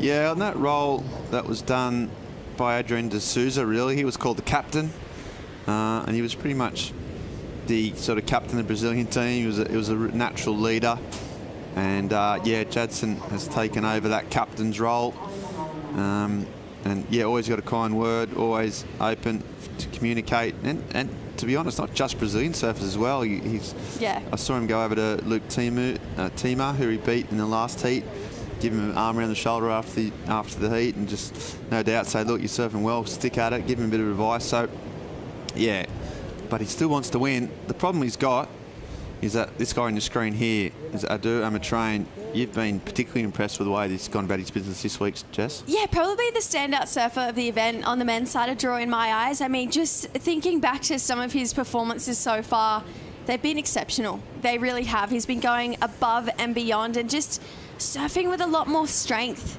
than I think I've ever seen before, especially a lot more confidence in the Rashi as well from Adu. Starting off with not a big score as a 217, but we know he knows this wave. He's got a particular style of wave in mind as well. I feel like he's been taking those almost closeout waves and just capitalizing on 2 big turns. Jaddy here, he's got that completely opposite approach though. Yeah, he's staying busy. More up and down. First turn, second turn, a lot of spray, like vertical whip. And here the crowd in the background, they're loving it. Meanwhile, just trying to set up for a finish. He's not going to get stuck out the back waiting. He's going to just keep pulling the trigger. And somehow still managing to milk these turns on that really small wave. But he got a 4.5 for his first wave. The Brazilians are impressed. Bit of encouragement. Probably the second turn was the one that had a bit more whip and a bit more spray. Meanwhile, out the back, a better looking wave for the Basque surfer.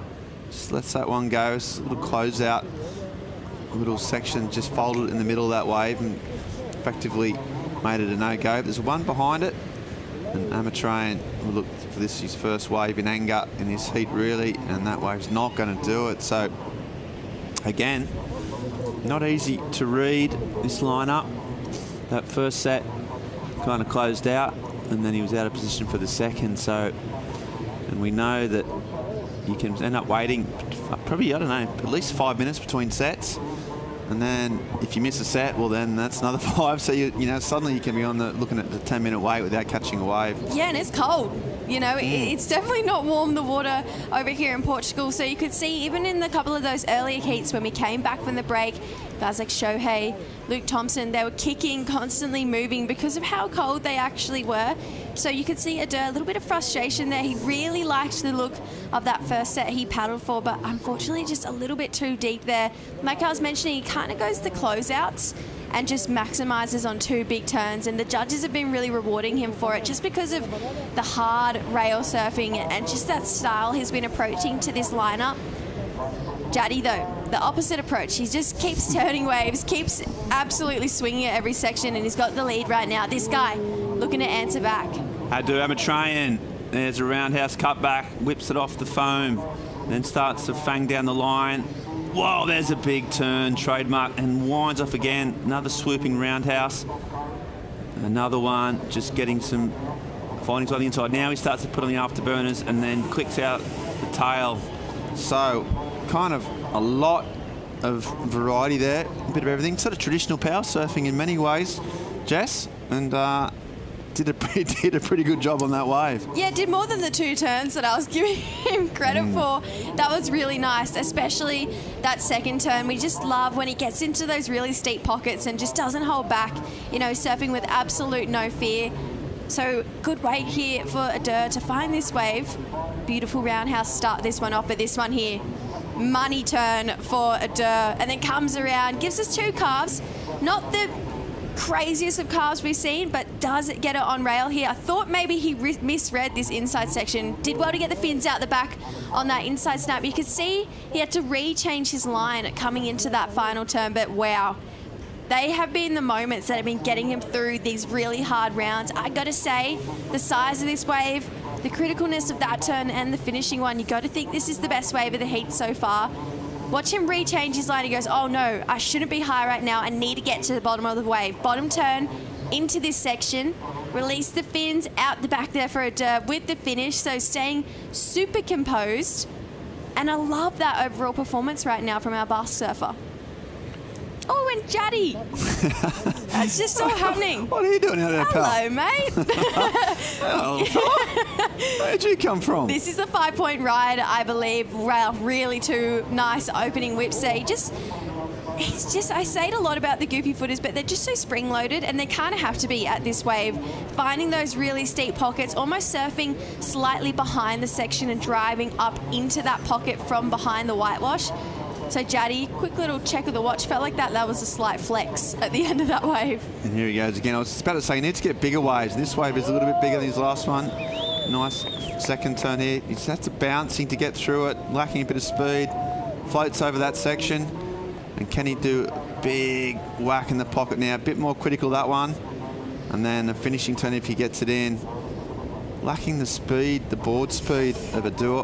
What I liked about Adair's wave, you know, he does that big turn, Jess, in the middle, but he pulls it short enough that he can still fang down the line. So it's still super big turn, there's big spray, but he in no way loses any speed, and it allows up for the next one. It really reminds me of George Petar. I feel like he has that same style of turn. He gets up into the pocket, but cuts it short ever so slightly and almost comes down a bit more laterally and then gets it back up into that next section.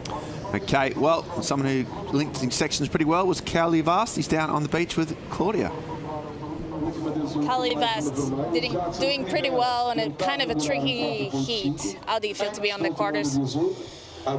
Feels good. It was hard after the first result I did in Australia, second place, to back up a good result. I only did first round, and no, this one feels good. I start getting points on this round, so yeah, now it's just try to better points and then to go further in the contest. I really want to try to win, so this is the goal for sure.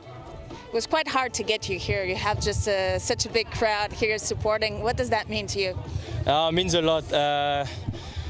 You need crowd, you need family, you need person that you with you to bring the good vibes, to bring the energy, and this is a little thing that can make a big difference, I feel. And yeah, I'm lucky to have all of my friends here in Portugal, and yeah, coach and everything. So it's a good energy, good mana. So yeah, I like it. Good luck for the quarters. Thank you. Thanks, Claudia and Curly. Yeah, bringing the good energy, the good vibes. A bit like yourself there, Jess. You're like the good vibes. You like the vibes Meister General amongst our crew. Oh, that's really nice. Yeah, well, I mean, the bar was set by Evan, so it's pretty low to be fair. But it's nice. Yeah, here replay. Speaking of setting some bars, what's Adu got for us? Oh, here we go. Trying to back up this 667. Great looking inside bowl. Slashes it in the pocket. Ooh, love that bottom turn from behind the whitewash. Quick 2 for 1 there on the inside section. So goodbye to the 217 there for Adu. And then this wave, I agree, lacking the board speed and just that usual board speed that he has on a general basis on these waves. A lot of downtime, a lot of hopping over the dead section. I love how this is him lacking board speed and it's still so yeah, fast. he's absolutely dropping. I just was like, hang on a second, Jesse. And then drifts the fins on this last turn. I mean, definitely not the fastest we've seen him surf, but if that's his slow, then I'd hate to see my fast in comparison to his. Yeah, it is all relative, but one of the quickest surfers on earth, just lacking the waves that, yeah, give him that trademark. Probably will definitely, I think, improve on his scores, so makes life a bit easier. But Adu's got a 6.67 for the first one, then backed up really quick with a 5.67. So pretty solid numbers there from the Bass surfer. And he is looking in command, to priority now as well. So, you know, absolutely ideal, isn't it? You get that really good wave, one of the highest score of the heat. Your next job is to back it up quickly, and he's done that. Yeah, I mean, this is that same class we've been seeing from him all event, and this is why I've been so impressed. But I do ask the question of where was this in the earlier competitions. You know, we're into the 4th event of the season, and this is his best result. And I feel like now I'm used to this Adu.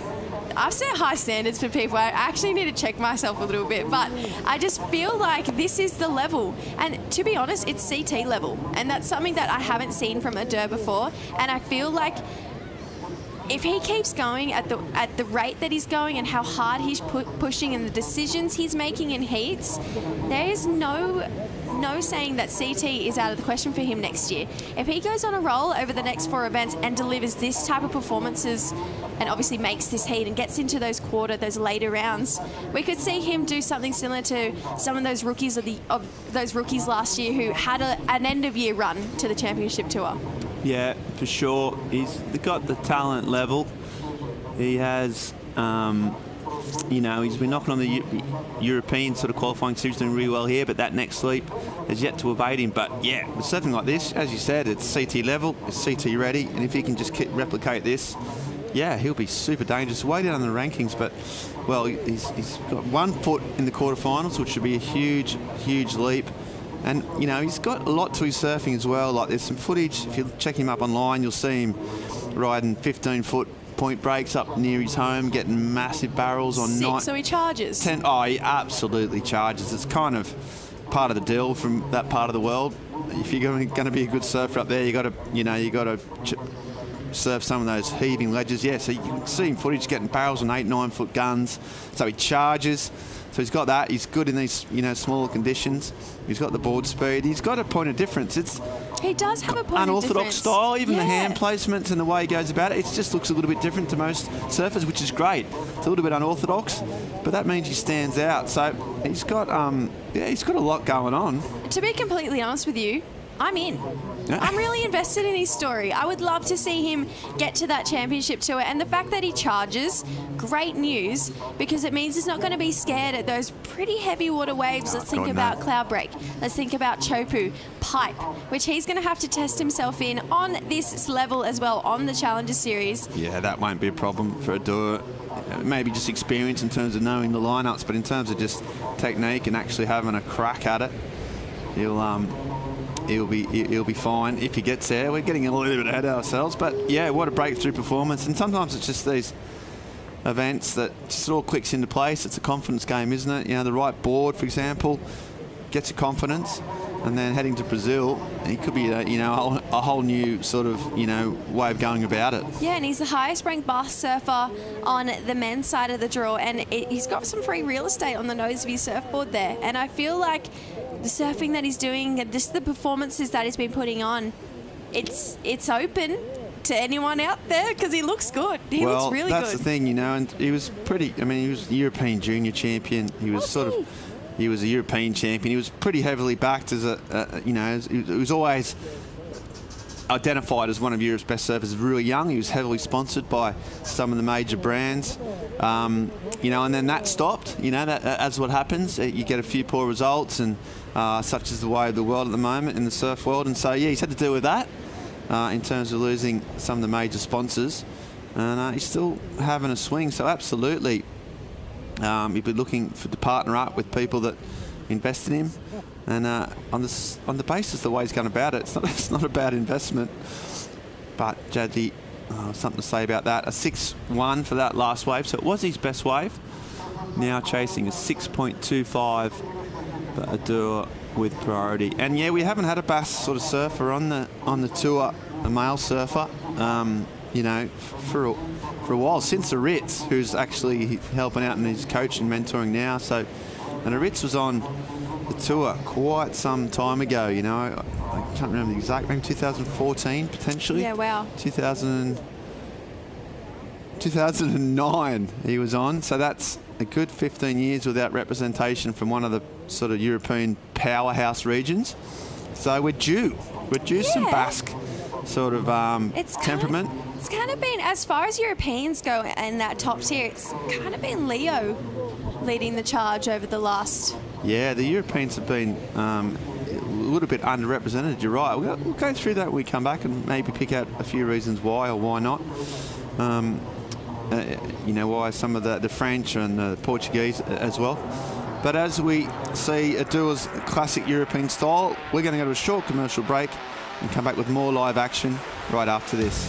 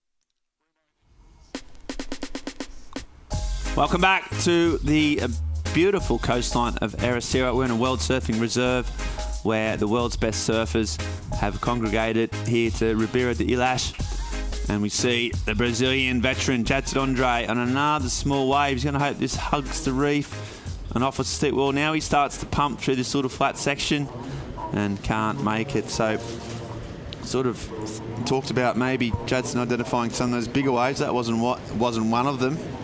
Does he need to change his approach, or is he just kind of stuck in a bit of a non-priority rut here? What are you saying? It's such a hard one because easily another set couldn't come through. We have seen it really slow down this afternoon. You'd have to think 13 minutes we're going to see at least one more big set, but they have been shifting to and from the takeoff zone. We've seen a couple of sets go really wide and then a couple of them run right to where they are. So even if the set comes through, it has to come on that bank. Jaddy, we know, we've seen in this event so far that he loves to turn waves. Thinking back to his round of 64 heat, I'm going to say he was the only guy that had a wave until about 7-8 minutes to go. He had Dimitri Poulos in that heat. David Silva was in that heat as well. So that's his strategy. You know, he catches a lot of waves, but a 625 and has to be a particular type of wave. And I don't think you can surf a 4 up to a 625 unless you go to the air. And then even then it has to be pretty special. And getting to the air on those small waves is the hardest thing you can do. I mean, trying to do airs on small waves is so, so hard. And on your back end as well. So yeah, I feel like Jaddy, potentially just needs to bite the bullet and sit and wait, try and get himself back into that priority. Maybe try and sell Adur onto a bad looking wave, but Adur seems like pretty cool, calm, collected at this point in the heat. Yeah, he's surfed a lot of heats. Surfed a lot of heats out here as well, so he's probably not going to fall for that. As you see, Matthias Hurdy down there on the beach. The current #1 on the Challenger Series rankings in terms of live rankings after Jacob Wilcox got knocked pretty early. So your man there looking pretty focused, actually. Pretty chiseled, pretty focused. And just start concentrating. Such a showman. He's been surfing really, really well. He's been one of the dominant or standout performers of the event so far. Coming up against Morgan Siblick. So a little bit of a different approach. There's Morgs. Looks like he hasn't even got ready yet. What's he wearing? He's just chilling out. Morgs, your next heat, brother. Mate, get your wetsuit on at least. As you see, Adur fanging down the line. Nice little speed floater. There's a bit of a sticky rail carve here. Now he identifies another speed floater. He's made some distance here. Another floater. And then after all that work, he traversed some landscape, but he didn't get any of the manoeuvres he was looking for. The Basque surfers all just going through what he did wrong and right. Sort of, by the time he got to that end section, it was almost all over. He had fanged down the line, but there'd been no re-entries, no real turns of note. So we're talking about that priority decision. Well, it's been handed to Jadson, as you said, and now can he make it pay? Yeah, this felt like it was one of those sets that kind of ran maybe potentially a little bit wider. He just was chasing this whole entire wave. Gave us a lot of really nice speed floaters, one carve. Stayed up in that top third of the wave here, but I don't see this really going above the 5, 6, 7. Nothing super critical on this wave. I mean, great speed. He knew he had to do something pretty special, and so that's why he went for that air there for Adur. But yeah, I don't really see that going anywhere crazy, that last wave. Well, speaking of crazy, we've got Claudia crazy. Pinto. We've got her down on the beach with Aritz Aramburu. What's the Basques got clean up to, Claudia? That's right. I have Aritz here with me, the coach of Adur Amatri and the surfer in the water. What's your advice for him in slow heats like this? Well, when it's slow, it's really important to make the right decisions. And he had a pretty good start, but now he did a little mistake choosing a wave that it wasn't helping much. So now Jadson has a little opportunity for him. But yeah, it's a slow day of waves. And yeah, it's tricky. It's not easy to have the right plan today, but I think he's been really good surfing. Actually, he's in the wave right now. Ooh, surfing good. Sorry.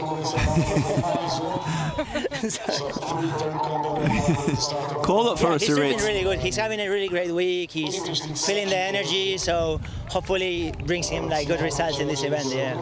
Thank you so much. Thank you. Sorry.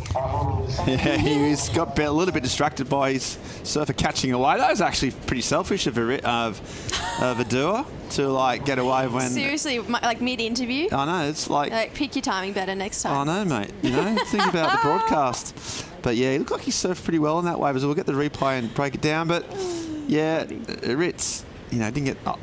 He was so keen on watching that wave. But yeah, he's just been basically do what you've been doing. It's been working. I think was his take of this wave. Yeah, don't change a thing because he's just added to the board here. Really, really nice turns to open up this wave. Just so much speed. That's really set him apart from the rest of the field. And I think that's what's helped him level up his game. It's just surfing with a lot of speed and intent down the line. You know, he's really just pushing hard off these tails, getting up and nice and vertical into these lips. And yeah, Dirt, I mean, this is just textbook, really. I mean, it's pretty hard to fault, to be honest, when it comes to surfing and this size of wave as well, just how much he's staying in the pocket. It's just, oh, a little fish jumped out behind him too. Bit of sea life action for Dirt in this heat, but they're close. It's a close heat between these two surfers, but Dirt just identifying that these waves that have a really nice bowl to it, they have a nice taper, and just good steep sections, and he's staying in them. And he's making it pretty simple for the judges to reward him with scores. Yeah, we're just waiting on that score to see if he's improved on that 5, 6, 7.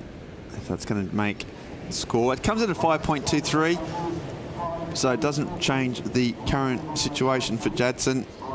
Jadson now needing a 6.25, which, given how Adua's kind of been fairly comfortable throughout the heat, that's still not a massive number to get. So 6.25, he's got priority. He's just there getting an update on the scores. He's pretty keen to find out what his opponent's been up to, getting a time check as well. And he's just looking around. He's been in this situation so many times before. I mean, I cannot tell you how many buzzer beaters he has had throughout his career, so he won't be in any way, shape or form rattled by the situation. You're actually pretty positively looking forward to the challenge if he can get a wave. Yeah, he's probably one of the few competitors who may just love being in this position, and if anyone's got that glass half full just competitive edge because of how much experience he has, it's Jadson. You know, he really does know what he needs to do. 10 years on the tour, I mean, that's got to count for something, especially on this level. Had his back against the rope on every single stage, QS, Challenger Series, CT, and he's had so many clutch performances, especially in these dying stages, so we know he's good under pressure.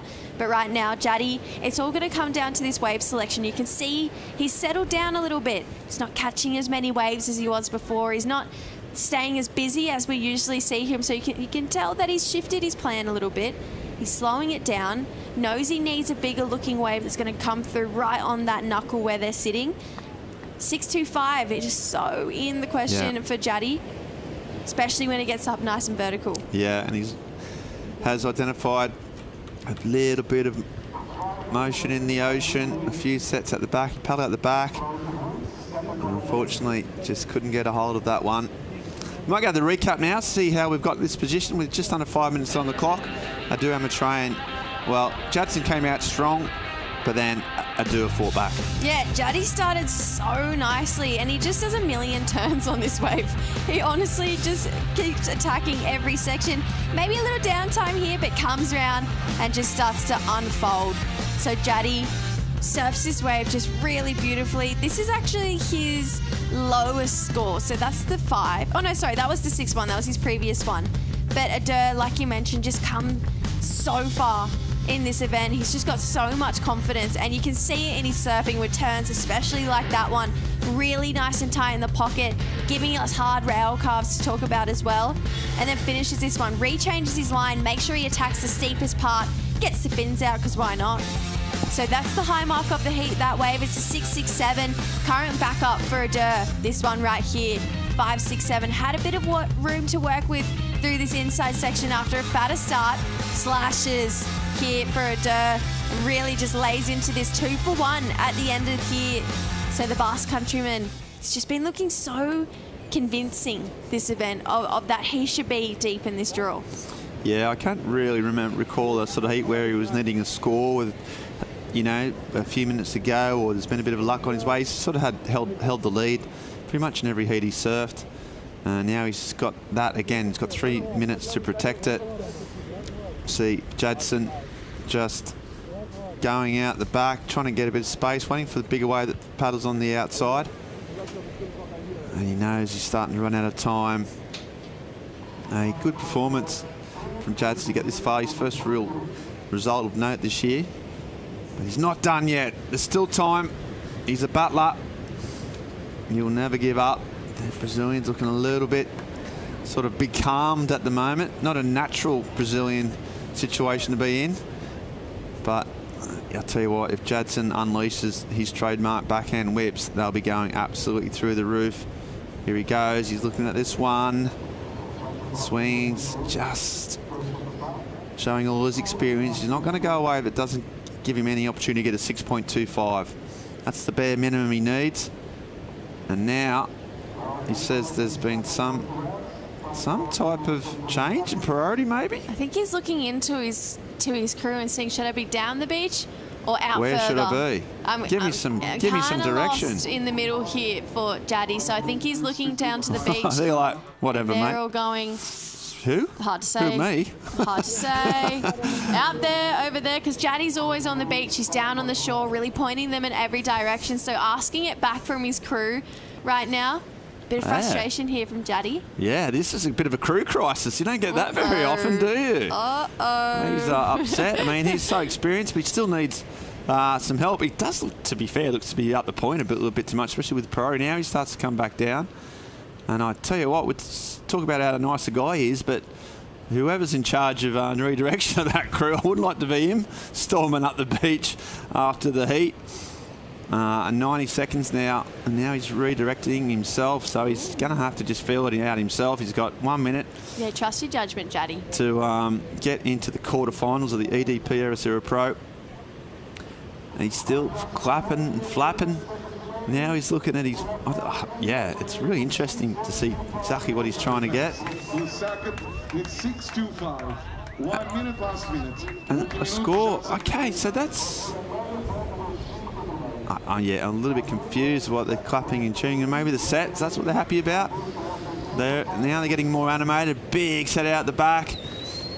If he's in position, Adura on the inside.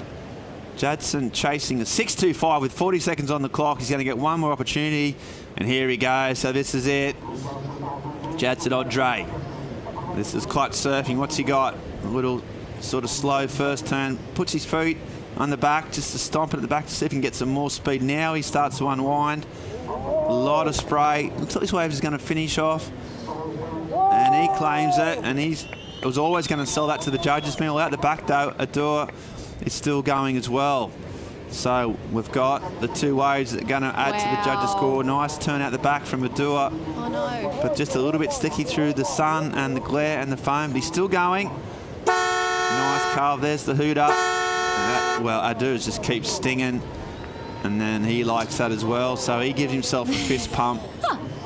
So pretty exciting end to that after what was a slack kind of last 15 minutes, and then suddenly it erupted with Judson blowing up to his crew, getting a wave, and did 3 turns trying to get it in. So we'll just see if that was enough.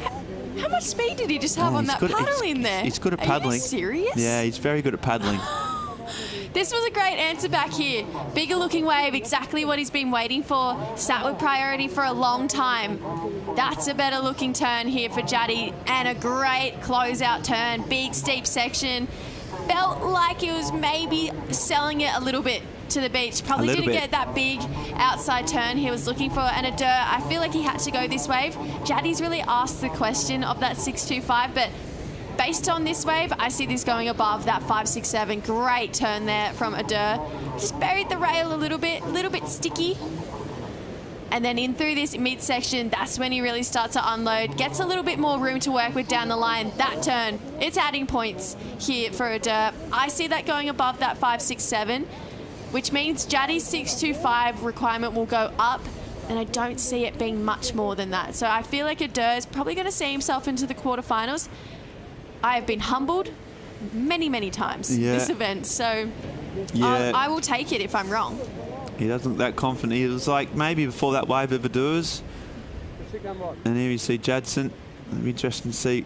He gets his hat. He's confident he's going to do the heat interview. He's put the hat on.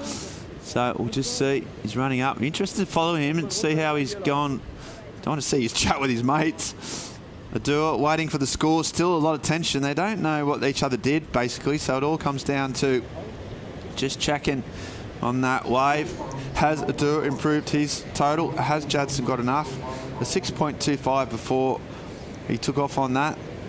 So we'll see. He's just sitting down, taking in some deep ones. Tanning. So much riding on this one individual score for Adur. His quarterfinal place is huge here. And we've got the numbers still for Jadson. A 5.77. So you were right, it did just increase, and now Jadson needs a 6.35, so not a big jump. So Jadson Audrey chasing a 6.35 to get into the quarterfinals. We'll see where he's at. Oh, looks like he's also pretty nervous about it. So he thinks he's there or thereabouts. And he's just so tense right now. And is he watching the scores drop in? Yeah, he's got to get right in there. Good. He looks pretty relaxed though. Stephen Jaddy's still laughing. He's got the best smile. It's Even so contagious. in this situation, which is incredibly tense, he's still got that laughter as his default. The judges are taking their time on it too, aren't they? They know how much is riding on it. I tell you what, if Jadson gets it, he's gonna absolutely go ballistic in that tent. It's a different approach. He's on his own. He doesn't need anyone around him. He's happy to just sort of get it down there. And was that last big turn enough? 3-turn combo. Was it better than his 6.10 is the question.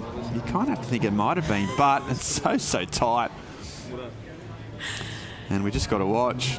God, that feels like a turning for us. I feel like I'm hanging on for the ending of a movie to go the way I want it to go. You want a happy ending. Yeah, you well, know. There's Either way, it's a happy ending for one person. Well, there's a happy ending for one person. No, I know. Honestly, I'd be another. stoked if either surfer got through. Yeah, and the number comes at 5.97, so it's not enough. And Adur gets it. And Jaddy, well, he went down swinging. And Armatrayan deserved that. I thought he was the better surfer throughout that. He got the better waves and didn't make many mistakes, or if any, in the bass. So stoked. Look at that. There's your happy ending you wanted, Jess. Yeah, and the emotion of professional surfing at its very best. We're going to have a short commercial break while I wipe the tears from my eyes, and back with the final heat number 7 of the EDP Ericeira Pro after this.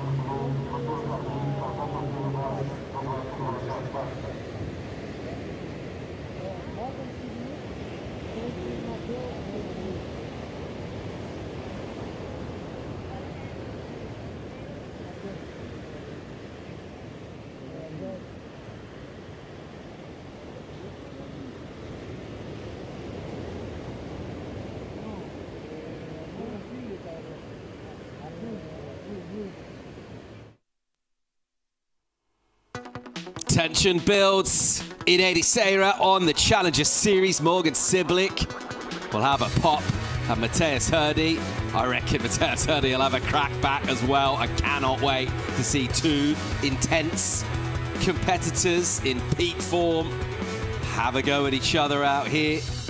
Really enjoying the spectacle this afternoon. Just a couple more heats to go, but we love the look of this matchup, JJ. Yeah, this is a good-looking heat between these two surfers. Morgs, not too far away from the top 20. Needs a big result, though, to get into that top 10. But look at this from these two guys. Jaddy, win, lose or draw, is just the kindest soul.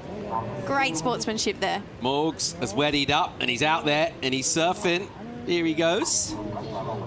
Deal with some sort of fluffier stuff out the back. It'll join it up.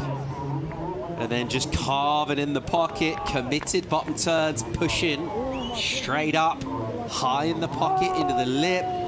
Jamming as well. All sorts going on the beach. Vociferous support. Up and down. Carnival atmosphere here. A great moment with Jadson, just wishing the youngster well, which is really, really cool. Let's go and hear from Adur Amatreyan. He's with Claudia Pinto.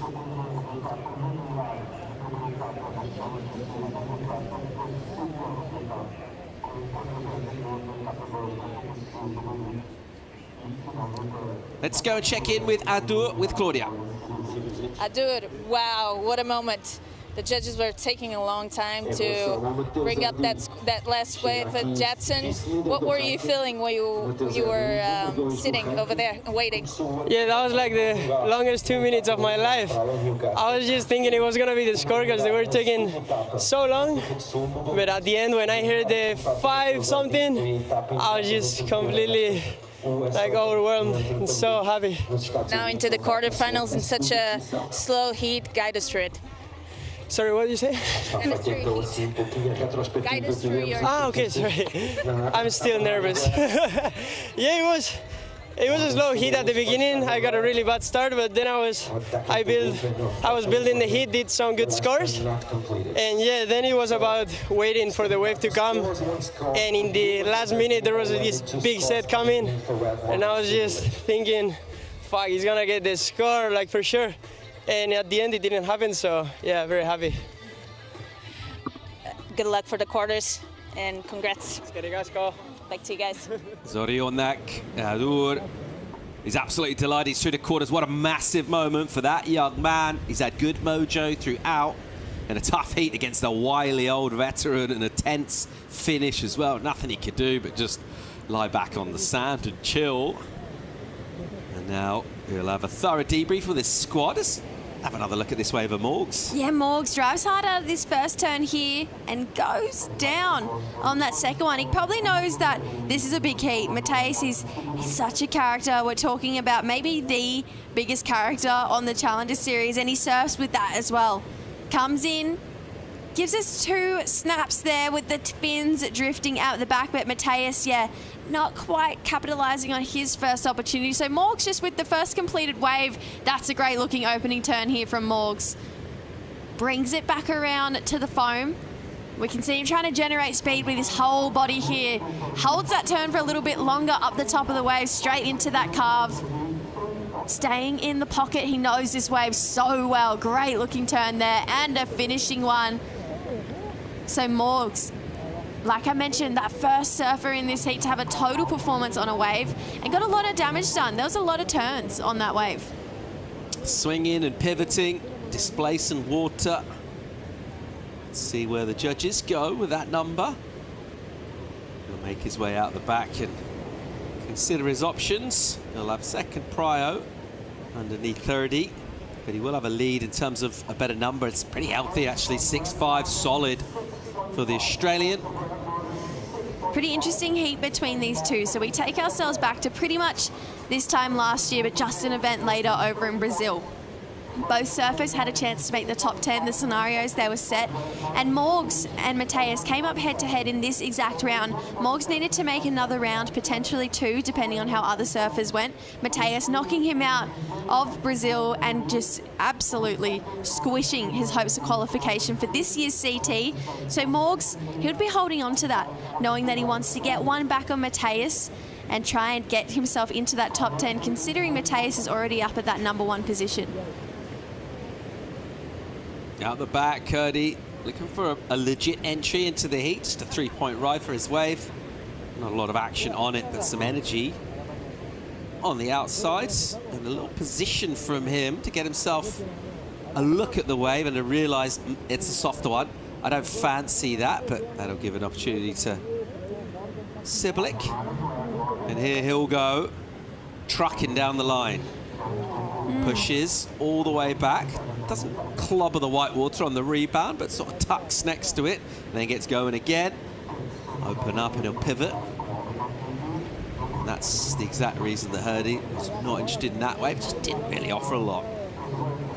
Did well with the sections he was presented, though. I mean, those calves, they meant business. He just held that rail seriously. So Morgs had a quick check out the back, saw that there was no waves coming. Look how much he pushes off that carb, really just driving all the way back around, not cutting these turns short by any means. Comes around again. He's really capitalizing on any slight wall that comes his way. It wasn't much down the line.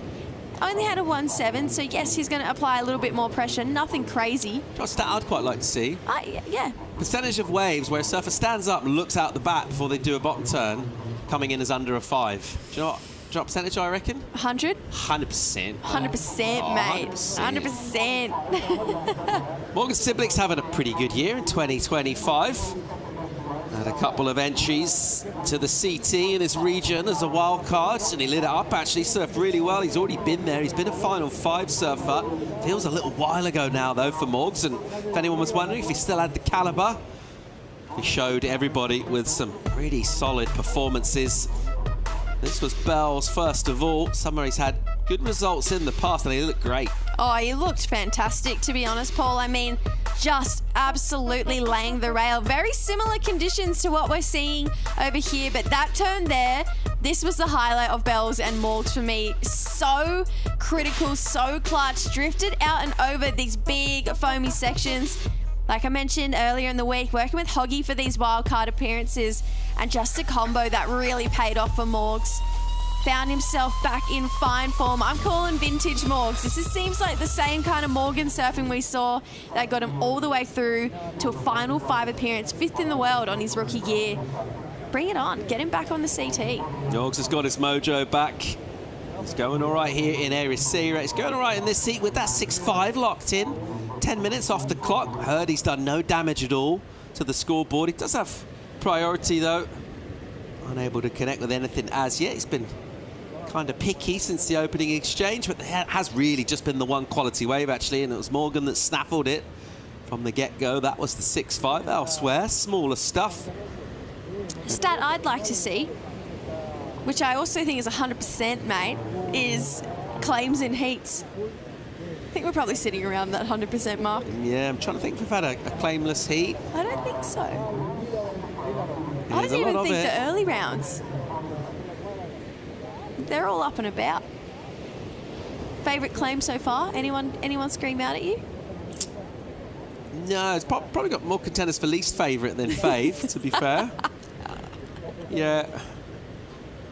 I feel like just keep it brief, you know, would be the thing. Just one main movement. Yeah. If you're kind of like mixing up different formations, yuck.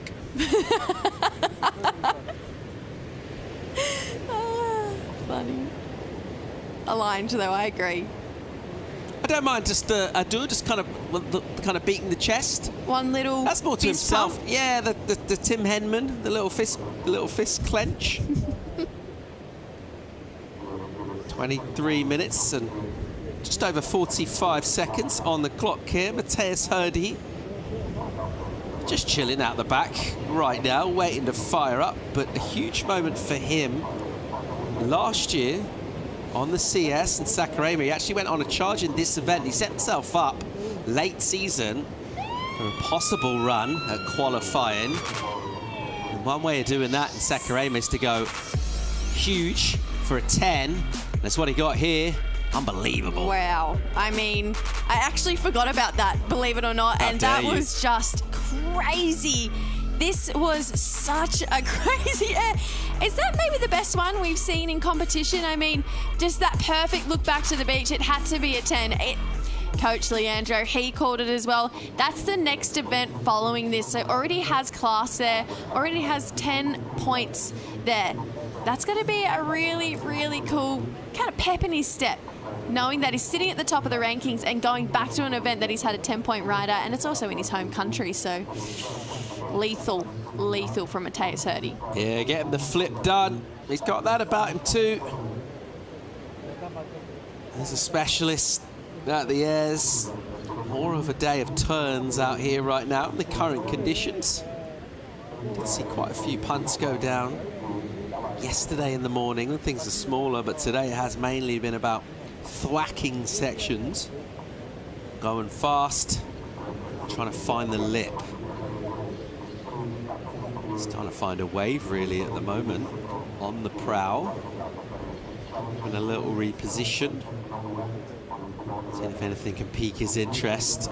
That patience, control, calming the mind. He's going to have to draw upon that. He's very well coached, working with Leandro Dora. We saw on the beach giving him final instructions, and that what we could sort of glean there did feel a bit more like positional stuff than anything else. Maybe places on the way where scores would be coming. I think emotionally, all that sort of side of it, definitely the surfing side, that's already dialed in advance. It's just those last minute instructions to do with the recency in terms of where the sections are and that kind of info. Felt like that was being imparted, but hasn't really had many decisions to make. Just sit there and wait, essentially. Yeah, we've seen this kind of be the theme of all of these heats this afternoon. We get a great start, we get a flurry right at the start of the heat, and then we sit and wait for quite some time. We wait for another solid set to come through, but we've got a bit of movement in the lineup right now. Matei's starting to paddle out, potentially some energy coming their way. The thing I love, though, about Leandro being in Matei's quarter is that it's already building a relationship that it'll be pretty easy to slot into once Matthias qualifies for that championship tour, considering he's already coached on that stage. Morgs swooping in and getting out. All right, Hurdy covering some ground.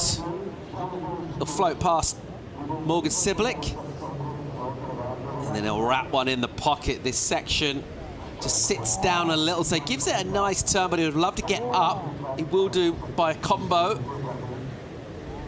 but it's just a touch soft. He'll stand on the tail and be patient.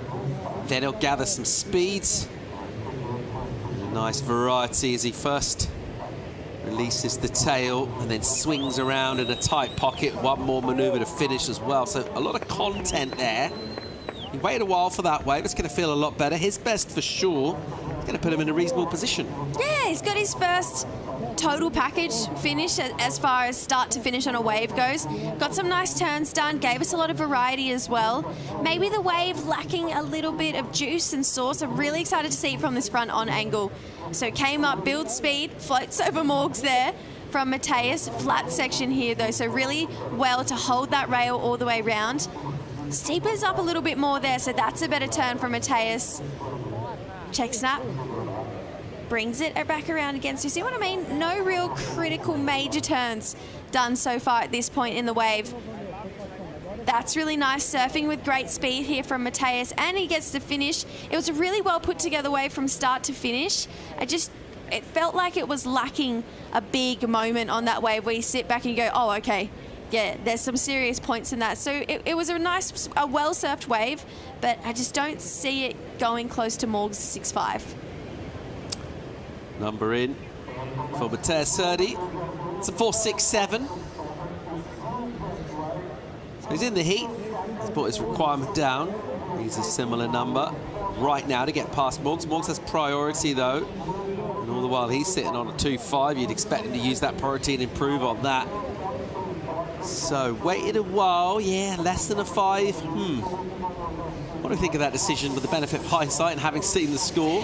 How good hindsight. Yeah, would you rather have just continued to sit and hold, or do you think that's a good call to get that 4-6-7? Probably sit and hold, to be honest. I mean, that 4-6-7, that's going to have to be his backup score now. I know it's saying he needs a 4-3-4, but look at Morgs' backup. It's a 2-5. Now he has priority.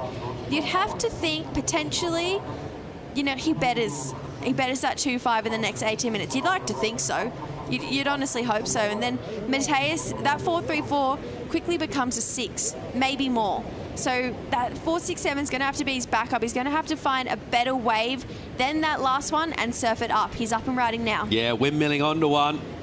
And he'll push the energy here, just forcing the issue. A softer wave, he'll clip it. There's all sorts of kinetic energy as he wiggles around. He'll do it pretty well.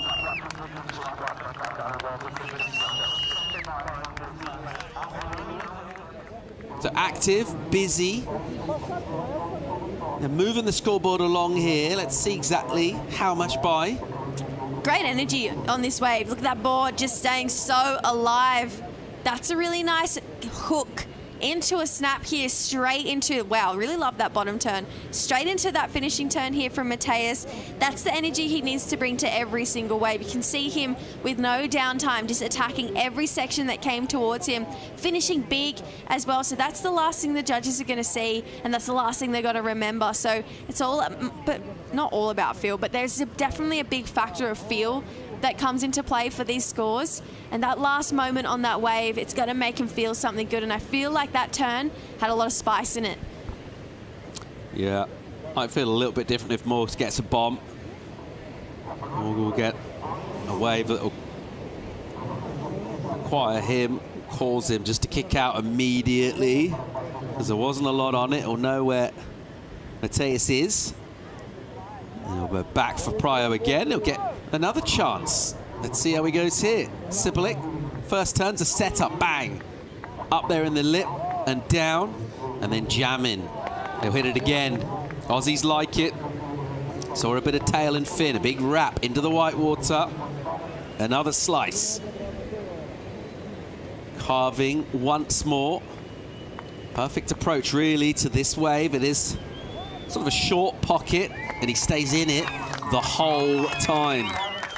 So the Australians will clap that. Cal likes it. Did you like it? I didn't mind it. Yeah, I didn't mind it.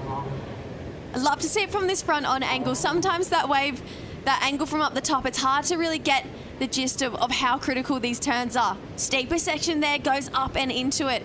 Felt like that was a bit of a carve down setup to go big into that turn. That's the money turn of the wave so far. Beautiful carve back around to the pocket here. Comes through this inside section, draws out that line, back to the whitewater. And just keeps on teeing off through this inside section. So I liked his 6-5 better, but I feel like this is a really great moment right here. Great looking turn on this wave. Sorry, this is the turn I like the most. Really critical in the pocket. Drifts that fins up and over there. Straight into a full roundhouse cutback. So Morgs definitely bettering this 2.5 and his backup. He's going to ask another question of Mateus to answer back here. Just putting together a really nice performance from start to finish. Nothing breathtaking and super out of body here from Morgs, but it was a really nice tidy performance from start to finish.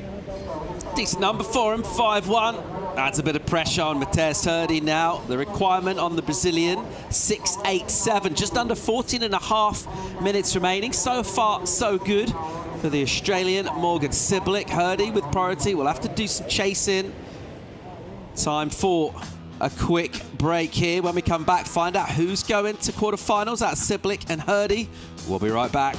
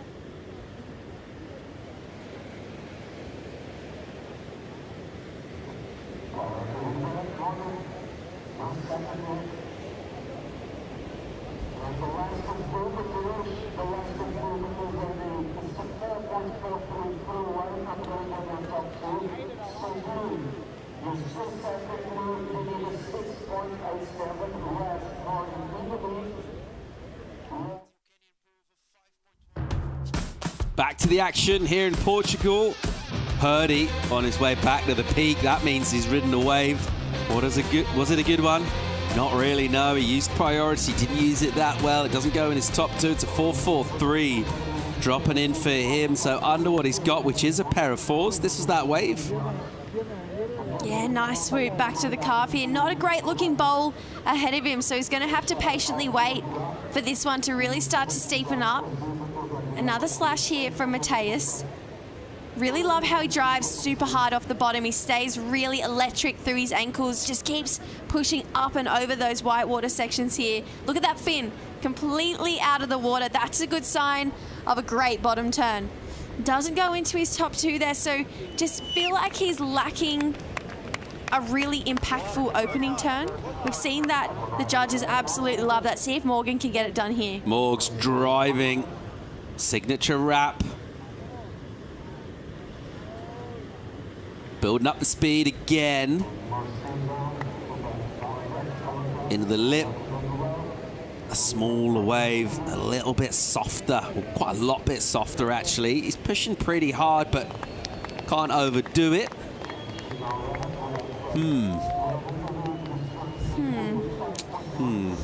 Bit of a mistake there, I'm going to say, from Morgs. A smaller looking wave. The wave lacked energy as well, and he's trying to better a 5-1. Got a 5-1 on his previous to last wave, so this has to be better than that. Beautiful swoop. I mean, there's nothing wrong with the surfing, but a lot of downtime through the middle of this wave. Didn't have that traditional bowl that we know Morg loves to find himself on. Roundhouse there, nothing crazy happening on this wave. I mean, another tidy performance from start to finish. Just felt like the wave was a little lackluster. Nothing wrong with Morg's surfing. He's looking great. That board looking amazing under his feet. Gets the tail out on that, but he's getting some really nice work done just as he comes into that opening bowl there, but it just felt like that wasn't the best choice of wave selection, especially at this point in the heat and how lethal Mateus Hurdy is. We can't forget Mateus has an air game, you know, so Morgs has to be really careful. It ends up bettering, so I stand corrected. It's a 5-3 for this last wave, but I just feel like I'd love to see him on something with a little bit more substance coming towards Morgs. Just nudging up the numbers a wee bit and adding a bit of pressure. Mateus's requirement now goes above a 7. It's the 7.07 that he's looking at. He's been some way off that in the first 15 odd minutes in this heat. He's gonna have to find something a little bit special now. Maybe that's gonna help him in a sort of slightly perverse way, because he's been going on waves that looked a little bit questionable. He's going mid-range. Now he knows he needs to find something cool. He's going to need a bit of a bomb. So let's see how he pairs that requirement with the situation of holding priority.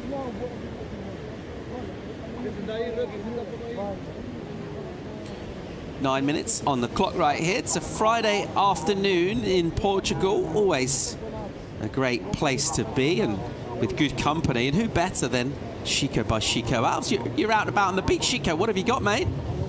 Yeah, mate, look at me. I'm on a kind of a danger zone on this event. Basically, I'm standing on the rock that everyone broke their fins on the high tide. It's lovely. They're quite scary, actually.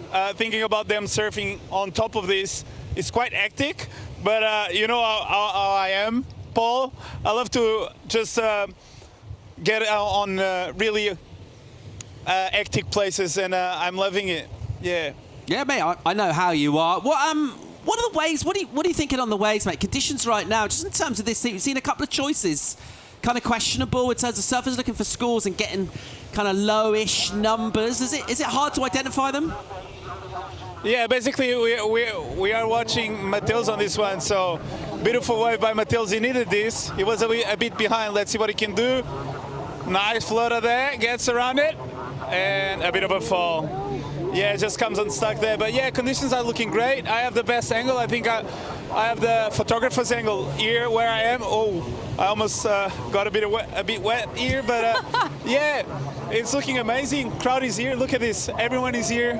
There's thousands of people on the beach. I'm on a really dangerous place, but I'm loving it. Yeah. Living on the edge, mate. I better get out of here. Sorry, boys. Go and take a break, Chico. You've earned it. Have a little rest. It was a long walk down there for him. Good man. Love that update. Here's some energy from Hurdy. Kicked away. Yeah, overcomplicating it for himself right now. He's got a pair of fours. Surf that wave start to finish, 2-3 turns. Gets himself a 6, maybe higher. He's right back in this heat. So Matheus just getting a little bit too carried away right now, thinking he needs to do more than what he actually does. You going to get out on those rocks later, Paul? Oh, they looked savage, didn't they? Yeah. Yeah. Yikes. And to think that Morgs was upside down, being in the air. Pretty crazy. 6.5 to go. Sibilik out the back. He'll be feeling pretty happy about life right now, overall. He's heading towards quarterfinals here in Ericeira. Currently, see some energy stretched out the back. And that'll start to make its way in. Various signalling and whistles coming from the beach. I think Morgs is well aware of what he's looking at. Let's see if he can line any of this stuff up. He won't mind if things go quiet as well. He doesn't really need to do more surfing unless Matheus Hurdy can find himself something up there in the good or even to excellent range. Both of his numbers being superior gives him a bit of a cushion. Sibilik at the moment. And Matheus, who's been firing throughout, really. He's had all that customary spark that he usually has and good numbers, and this one, very modest scores. Hasn't been able to go midway on the scale yet. Nothing above a 5. Quite surprised to see that. Yeah, it's pretty wild to think that he's still stuck in that 4 range and we're 30 minutes into this heat. It's not that level that we're used to seeing from Matheus. Having a great year, though, hasn't dropped below a 9th, but the last thing he wants is another 9th place finish. Obviously had that second over there at the US, but definitely looking to dig a little deeper in this one. It's been a pretty big matchup, though, for Morgs. This 6.5, it's really set him up for this heat. It's the high point, and he's not lucky because he made this for himself, but this has been the best wave and the biggest wave of the heat so far, so great priority rotation for Morgs to find himself on this wave and then just absolutely capitalized. I mean, put together such a beautiful performance from start to finish. Just staying on those trademark big whips in the pocket from Morgs. And he's really just setting himself apart by just putting together total performances. Matheus, his best wave of the heat so far, it's a 4.73. Getting on these smaller waves, it's letting him down ever so slightly. 3 really nice turns there. Loved that last one there. But Morgs backing up on this last wave. It was a 5.3. Look how beautiful his technique is off the bottom. Gets really low, crouches down. Getting a lot of damage done through this mid part of the wave here for Morgs. All the way back to the pocket. It's really these 2 waves that lets him have the control of this heat so far. 11.8 is the total that he has, and he's really forcing Matheus to push a little harder and maybe second guess himself a bit. He's up and riding here. Oh, hello, here's Hurdy. What's he got for us? Little push. What a section. Right now he's doing cutbacks with some speed, but it's not going to score him loads of points. Gets a sort of semi-angry snap, couple of them. There's another one. He's going to try and punt here. He'll get a ramp. He'll find the ramp. And he'll kick it away. Sort of sums up his heat in many ways, that wave. Showed a bit of promise, It's his under-delivered. best. Yeah, it's his best wave of the heat so far. Had a couple of great moments on it, but just that finishing turn, I love the fact that he went for it. You know, he needed something big. You can tell he was looking for at least a 6 to get himself back in this conversation, but potentially could have just done a big snap and finished it, you know, sat himself in that similar 5.3, 5.5 range that we saw Morgs get, but look at this energy out the back here for Morgan Sibley. Here goes Morgan with a big section to aim at. Can he get around it? He hit it pretty hard. It just slowed him up, and it'll hold him up, and he'll stay out the back. Meanwhile, in motion again, Mateus, sprightly here. Look at this stuff. Oh no, overcooking it again there for Mateus. This is super weird, to be honest. He usually has these on absolute lock. Pick this one up down the line. Morgs hits this one, gets the fins out the back, but maybe pushing a little too hard. And you can see how frustrated he was having to pull off this way because he could see the wall down the line. Mateus lucking into this one. Nice finner off the top here. Goes for it, but just can't pull it off. So Mateus with 2 scores to lock in here. This is the wave prior. Great looking snap in the pocket. This is a nice bowl to work with. Sorry, this is the same wave. And then here it just comes undone. You can see that back foot moving really far up the board, coming detached with that deck grip. Yeah, decision to go. At the same time, haven't seen a lot of big scores come through for kind of half-ridden waves here at Ribeira. Just that end bowl, if he did something truly special and big, you can understand why he is pushing. But generally speaking, get a good number. You want a bit of quality with multiple sections throughout. He's still in the game here. He's got 90-odd seconds. He's got a long paddle back. He's feeling the physical exertion, understandably, but the pressure really is coming from the scoreboard. 707 is a pretty hefty number to be chasing down all the while. Siblic has got that priority, and he'll look to control this lineup. Bettering his situation there, 497 for his previous to last wave, so now chasing a 683. Morgs is going to be careful. Feels like, although with the falls, Mateus may be catching a little bit of fire right now. In good rhythm with the ocean, got 2 waves back to back really quickly.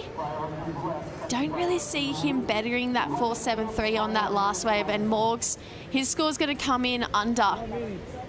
So Morgs, with 50 seconds on the clock, is going to stay close to Mateus here. You can see them moving and potentially hear a couple echoes from the beach. What is out to sea right now with 40 seconds on the clock?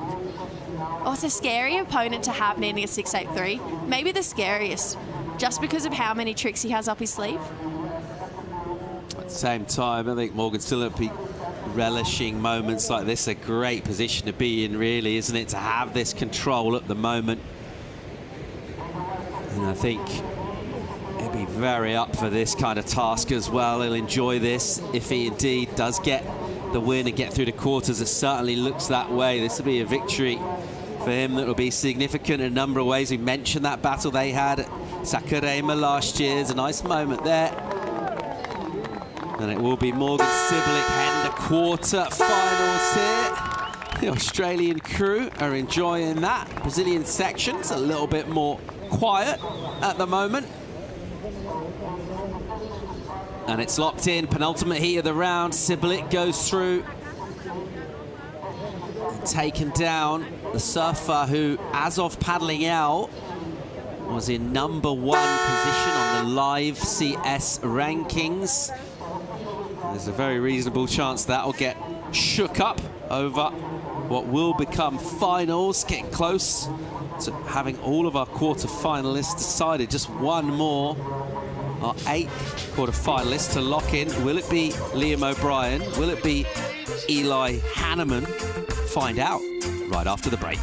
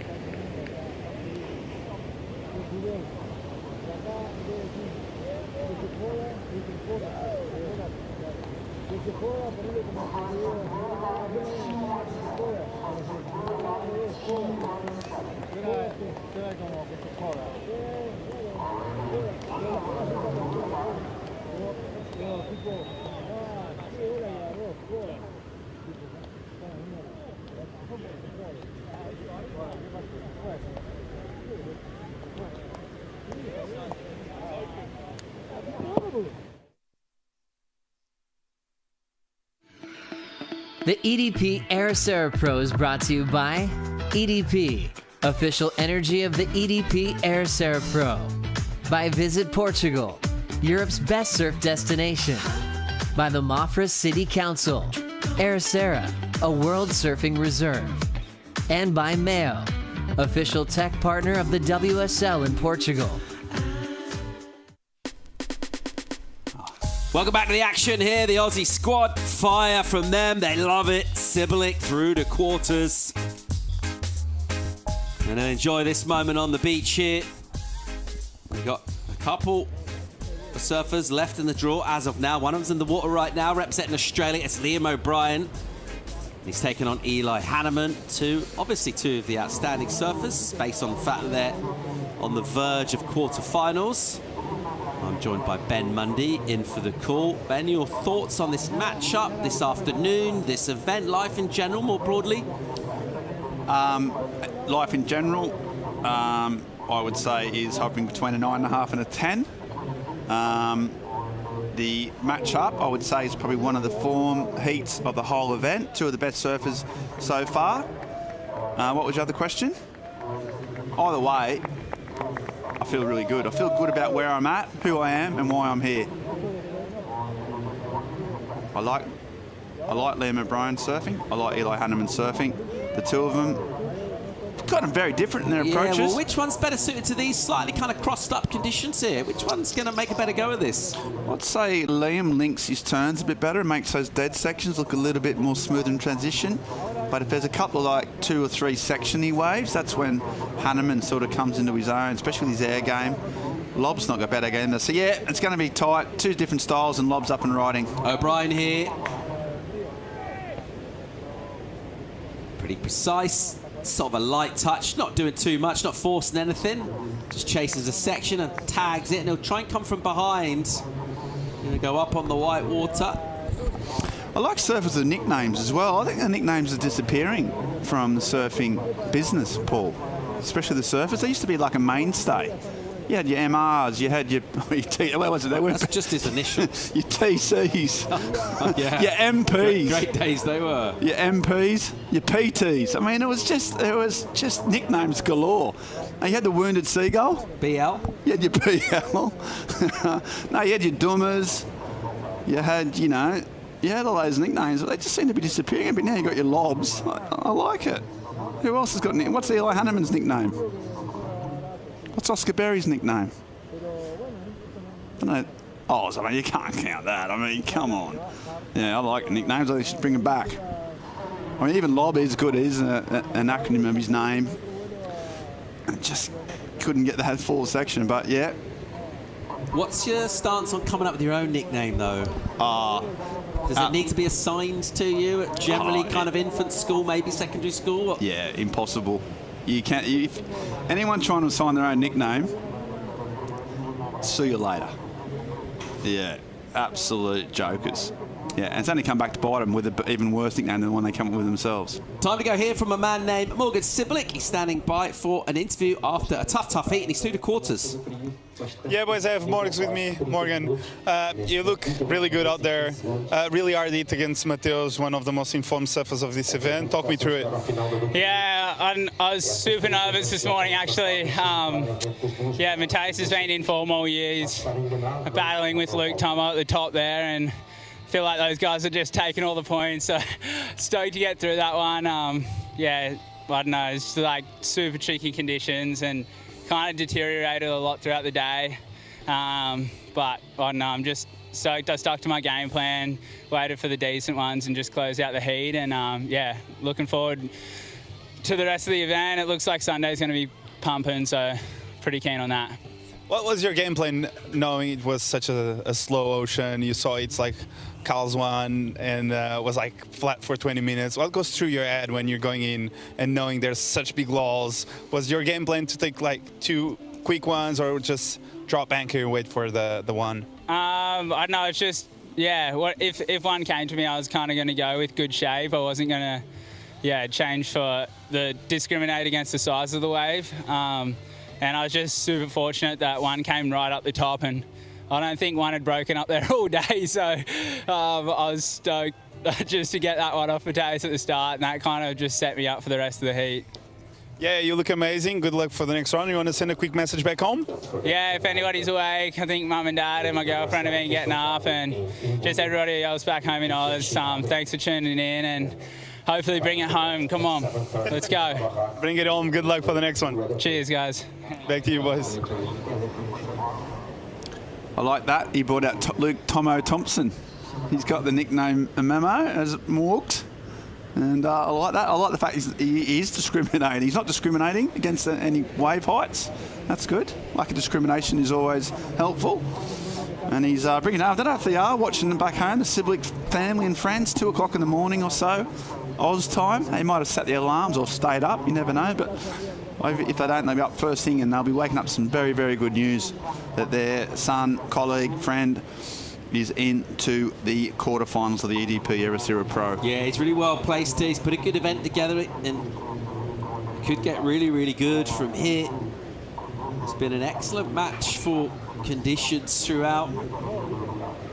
Taken on one of these 2 surfers at the moment. Liam O'Brien with a bit of an advantage, 4.33.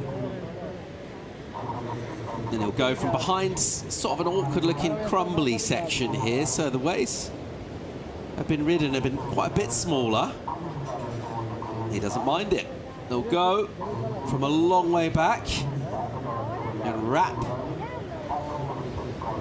Just pushing, exploring, investigating, and ultimately running out of juice. Yeah, he's obviously identified to stay busy, not discriminating against the size of the wave, just to keep having a swing, especially out priority. Not a bad approach. Liam O'Brien from Burleigh. Point breaks in his blood. And yeah, this one took a while to get going. I'm not sure if it's going to go into his scores, but a couple of 4s, could be helpful. He's done some good clips this year, been working on his filming. Him and a few of his mates come together riding some big, thick slabs down in South Australia, West Oz and Hawaii. His big wave tube riding is pretty much starting to be actually rated. It was underrated. People just didn't realise how much of a psycho he was. But if you're putting him down as a point brakesman, what's Hanneman? An airsman? Yeah, what's Hanneman's? He's a Hanneman's. Yeah, he's an airsman. He's a whipsman. Really whippy, yeah. He's grown up on Maui, obviously, so sort of range, a little breach back. Does a lot of time on the North Shore. He absolutely, speaking of charging, he absolutely charges as well. Incredible at pipe. So such all-round surfers, both of them. And, he just burst on the scene so young. I remember seeing clips of a 10-year-old, 12-year-old or 6-year-old, Hanneman. It was already, just when you see some of those young kids and they're just surfing so great, you knew he was an exceptional talent, and now he's gone all the way up to that top level. Okay, pretty interesting little chat going on there. So yeah, he's been around a long time. Well, been in the public eye, I suppose, well, even though he's so young. And got CT experience, now just trying to put together back on the Challenger Series.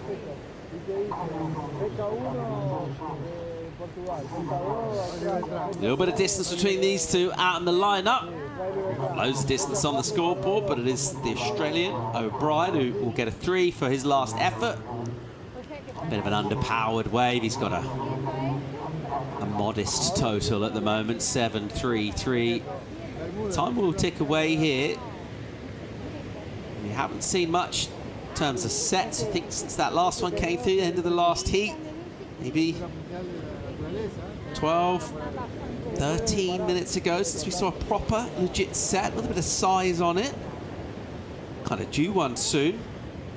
Looking to finish off the day in fine style. Who will be sending to take on Morgan Sibilic? Are you surprised to see Liam struggle and get cut from the tour? I was actually, because he had a good start. He's sort of established as well.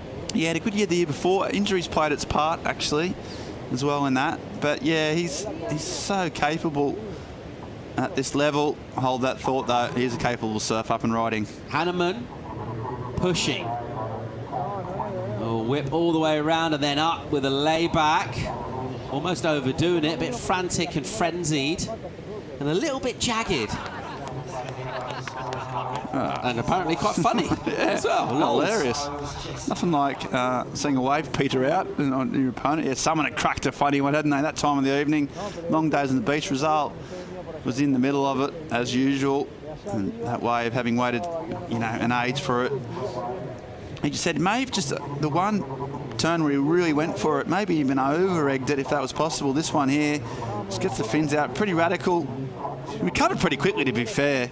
And then, unfortunately, he couldn't sort of get another section, which would put a nice exclamation point to that one. Sort of pretty savage turn on a small wave. That one there, fins out. Bit of risk, which we like to see. But the wave just let him down, and all the boys just cracked up.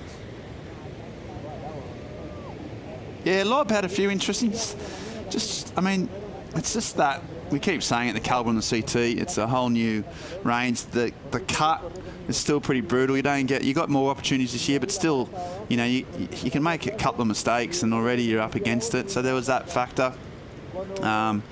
Plus the injuries, yeah, it all culminated. He was really close to the cut too, I think, at the time. It was right on the bubble. So it was only probably a heat or, you know, 2 heats in it in the end. But yeah, now 10 on the rankings here, so already starting to scrape his way back in. He's definitely at that level where CT, you know, he could get up into those, maybe even top 10 surfer, I think, if it all came together for him. Hanneman, a smaller inside wave for him. He'll just punch a turn and then things will get a little flat and small, but then it'll fire up again and he'll fire up. Slightly force a turn on the inside. How important would it be to get straight back as well? If you can get the qualification stitched up this season and get straight back on tour for the start of next season, I mean, you sort of flip that to the story of Morgan Sibilic. It's been a little while and he's been struggling, he's been surfing great, but he hasn't been able to make it happen. Yeah, well, you think Morgs went from that 2021 in the finals in the top 5. So an incredible rookie year, came out all guns blazing, and then once dropped off, he hasn't got back. And, you know, if 1 year leads to 2 years, it's a grind, you know, it's a whole new sort of ball game, especially once you've had a taste, you know, of that. It's like first class travel, isn't it? Once you go back to economy, it's never the same. And yeah, it's really important to bounce back. That bounce back ability is the word that's used, and I think Liam's got that. Been in a pretty solid spot, but nowhere near it, you know, absolutely safe. But yeah, as you said, you've got to get straight back on that horse, and especially next year with a pipe finish, more events, quality calendar, you know, all those waves, the J Bays and the Chopus and the pipes, all waves that really suit his calibre of surfing. I think he can establish himself if he gets there. It was interesting. I spoke to Toby Mossop, who's like he's his best mate from Burleigh, and we're talking about Lob and just how, you know, he's quite a bit's mate of his academic. You know, he deferred from university to doing a building degree. He's pretty bright. Yeah, smashed all the his HSC. It was like the ducks of his school, that sort of stuff. He's a really bright kid, and he was saying the only time that he switches all that off is when the big waves come. You know, there's no calculation. There's just raw charging. It's so interesting. But Eli Hanneman, well, he's trying to charge on these little inside runners. Identify these smaller ones, Paul, as maybe a way out of this. Yeah, a little wave fair for Eli. Then a punt. Back foot goes up to sort of midpoint of the board and he'll pull it off. Not super convincing. But the claim wasn't either. I mean, even he didn't believe that. I mean, that was a half-hearted claim. You know, he's trying to manufacture a score. He got a 5-5 for that one sort of finner that we saw before. So just going again. He's saying, you know what, I'm not going to wait for these sets, especially without priority. No, just keep swinging. Sort of go to his air game, which is one of his strengths. Probably got the ability to add a point or two just with an end section if he gets it right. It's a little bit lazy. The claim there, I mean, more just for himself that he's backed up that 5-5. Leaves lob out the back.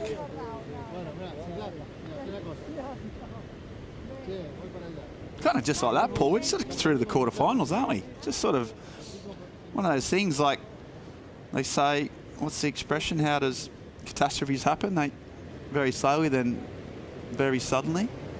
And suddenly, just through sheer weight of numbers, we're at the quarterfinals. We've only got 16 serve. Well, got 18 servers at the moment left in the draw. How do you feel about that? Are you happy that we're going quickly, or are you sad that it's going to come to an end? Equally suddenly, Eli Hanneman's got control of it. He's got the high score, the 5-5. He's just knocked out a 4-8 as well. So a shift of the approach. Going smaller waves, maybe a judging panel as well. Maybe a little shift on the scale from them to what we maybe saw 3 or 4 heats ago. Just recognising the fact the waves are smaller out there. So a couple of decent mid-range numbers. Is into double figures. And he's got that on pretty underpowered kind of sections, so just bring in the spark. Now I'm looking forward to the finish. Always the best part of the event, isn't it? Finals weekends. I think that's when we really see, obviously, the best surfing go down, but everything matters so much, and particularly, you know, the outcome of every wave, every paddle sort of has a real significant effect on careers when you get to that stage of an event. So, no, I'm not sad it's coming to an end at all. I'm actually really looking forward to it.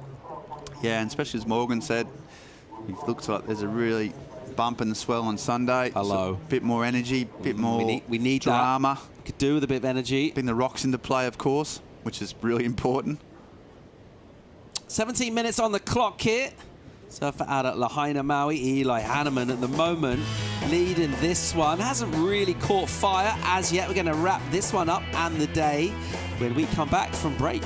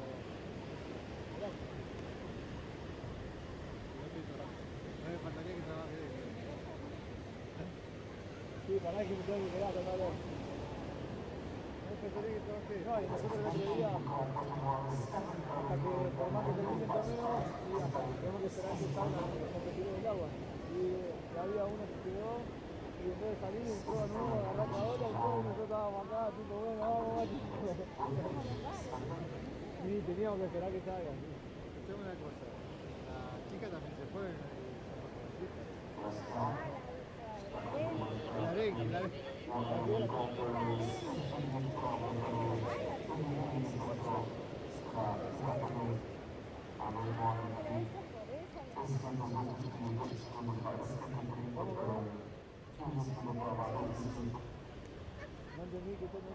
No, que dice que Finishing up the day here at Rebeda Dillis. Having a look at Eli Hanneman. The lead over Liam O'Brien right now. Tide's pulled all the way off the reef. It's stretched our line up out the back. Waves are a bit sluggish and slow. That outgoing tide going against the swell, which is a little bit on the wane, which has just drained the energy out of this. And in the meantime, while that was going on, it has been the diminutive surfer, Eli Hanneman, who's got smaller waves but been real busy on them. light on his feet, and progressive and dynamic, Ben. And, you know, I think 5-5 particularly, that one wave that just sort of fizzled out halfway, maybe not even that far down the reef. It's a great return and sparky surfing. Yeah, absolutely. And it's one of those cases, and we've seen it a few times today, where that non-priority position is a bit of a liberating factor. You're not worried about waiting for the best waves. You're happy to go anything that comes your way. And because of that, you kind of rely on your own surfing, not the waves so much, to try and generate scores. And he's done that really well on small waves. But while Liam's been out the back, just waiting for that set, you know, he's managed to just manufacture some pretty solid numbers, not huge, but enough to put scoreboard pressure on. And you always want to be in the lead, no matter what position you're in.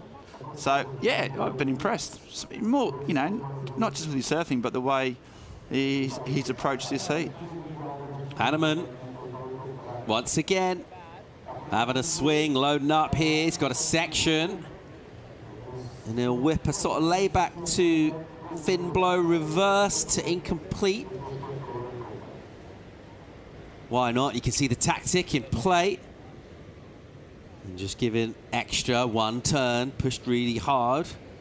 Would have been trying to maximize that potential. Quite close to sticking this. Yeah, well, I thought he was going to go to the air, but instead he went for the really nice layback. Look at the fins out, then just went for the reverse. And as he did that, just came unstuck. So, yeah, that's what he's got in his surfing. He's so radical and progressive, really inventive as well with his turns.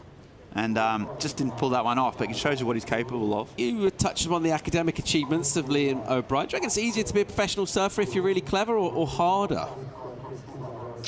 Well, I think it can't hurt. There's all Do you think that the lure of a glittering career in academia maybe could possibly... I mean, I think, you know... tear him away from pro surfing? There's all different forms of intelligence, isn't there, that can be applied to different models, and academics is one form of intelligence. But I think having some smarts really can't hurt.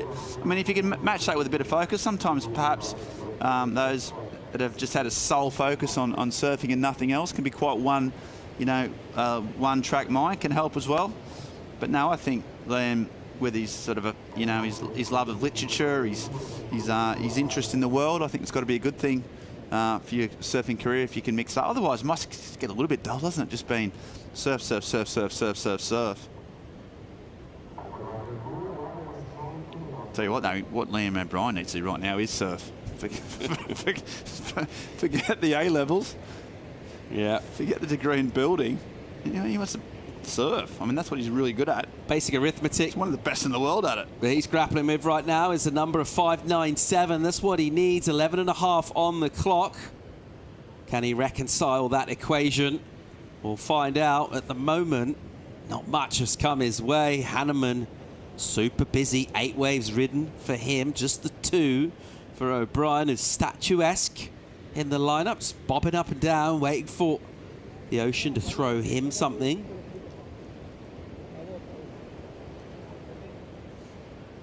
Yeah, it's interesting whether you'll have a few little segments of his heat to he'll be carving up. The 10-minute mark would be one mark. He's like, right, I've got to now potentially start to mixing up, maybe move off the reef or try Hanneman's approach, maybe go to some of the smaller ones. He has a little look at that.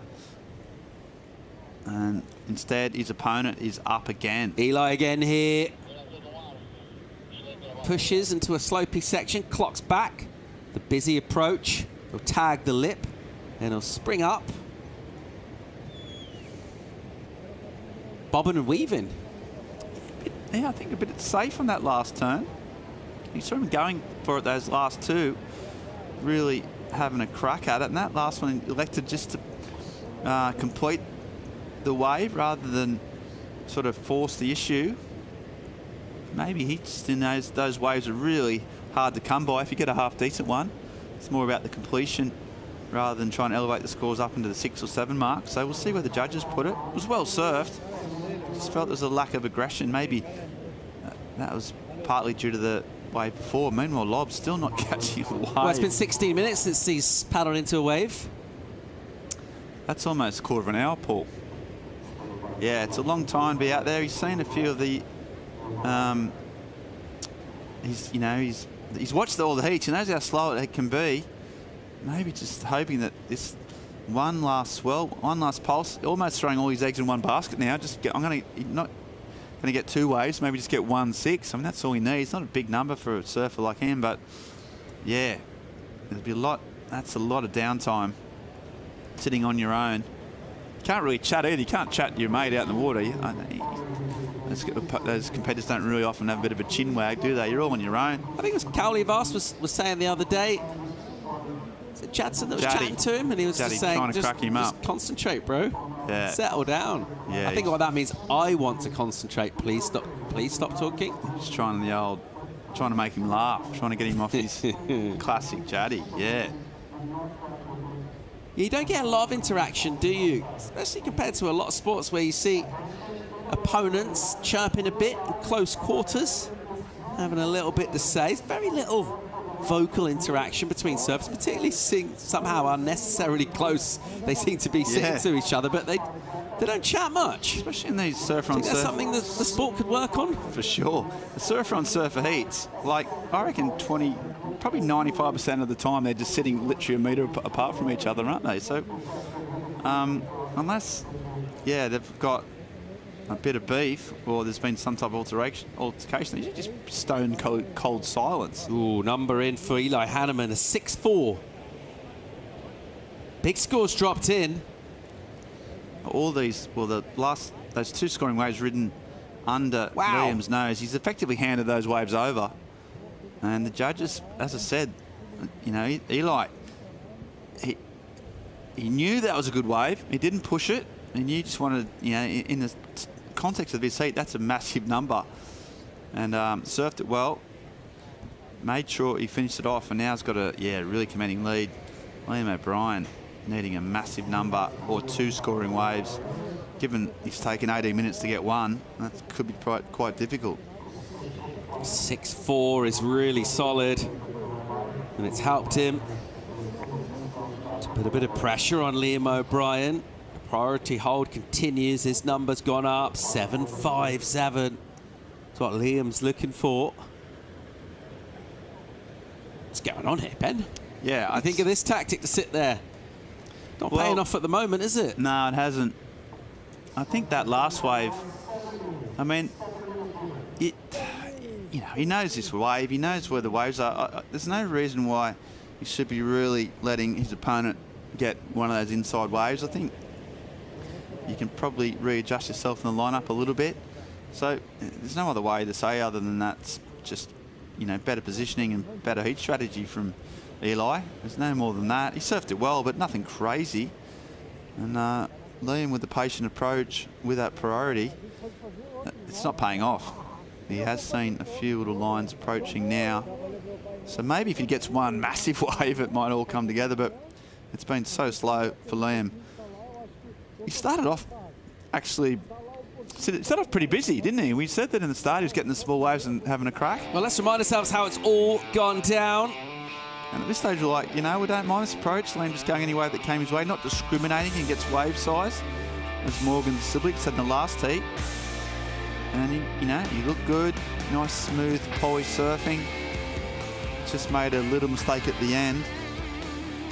Meanwhile, Eli, he just started getting these smaller ones. Once he lost priority, he decided to sit a little bit inside. That was, probably the flashpoint of the heat, really, that one turn. Really that was the 5-5. And then this wave on the inside. Nice little turn. You can see him eyeing off down the line. A little slap in the pocket. Oh, no, that wasn't his score. So, yeah, that was another little keeper in between, a 4.8, I think that one was. Even he didn't believe the recap. And they got a 6.4 with probably the biggest wave ridden so far in the heat. He's got another quick throwaway. He's buzzing around still here. 5 minutes now. Liam O'Brien needs to do something different other than sitting there. He will need to ride a wave. It needs to be 7.57 or better. And that'll assume that there's no further improvement. So he needs to go pretty big here. It needs to be a considerable wave, and rather than stay involved, probably Looks like maybe being one score now. And it needs to be pretty significant, the sort of wave that we haven't really seen anything close to a high 7 or an 8 come through at all. You look at the numbers that Eli's got, 12 points, couple of 6s. Yeah, okay. But one high 7, that's going to be a tall order. Time not on his side either. Energy, momentum, not with Liam O'Brien. Can he pull this off, Ben? Look, yes, he can. He's capable of it. But I would say that it's very, very low odds at the moment, just as you said, just for the way the tide's drained out all the energy. This swell is dying. And so the combination has left him literally high and dry at the moment. He's sitting out there on a rock with another little boulder as that energy just dissipates, and trying to manufacture a big number in these waves is difficult. So it just seems nothing out there. You can't see any sort of sets. We haven't seen any sets come through, and well, since that last wave, you know, Lob. So it was now 20 minutes he's been waiting. So yeah, it's possible, but highly improbable. Well, no one's ever gone to finals day in this event, certainly won this event without realizing its ever shifting conditions. Some big names from the surf world, icons really. Rizal, center of your shot, next to Kai Otten, who won the CT up in Super Tubos, Paniche, back in 2013. Yeah, those two have ridden some barrels, haven't they? Crikey, some of the best barrel riders in the world. Otts, yeah, has won at Paniche, now coaching these Aussies.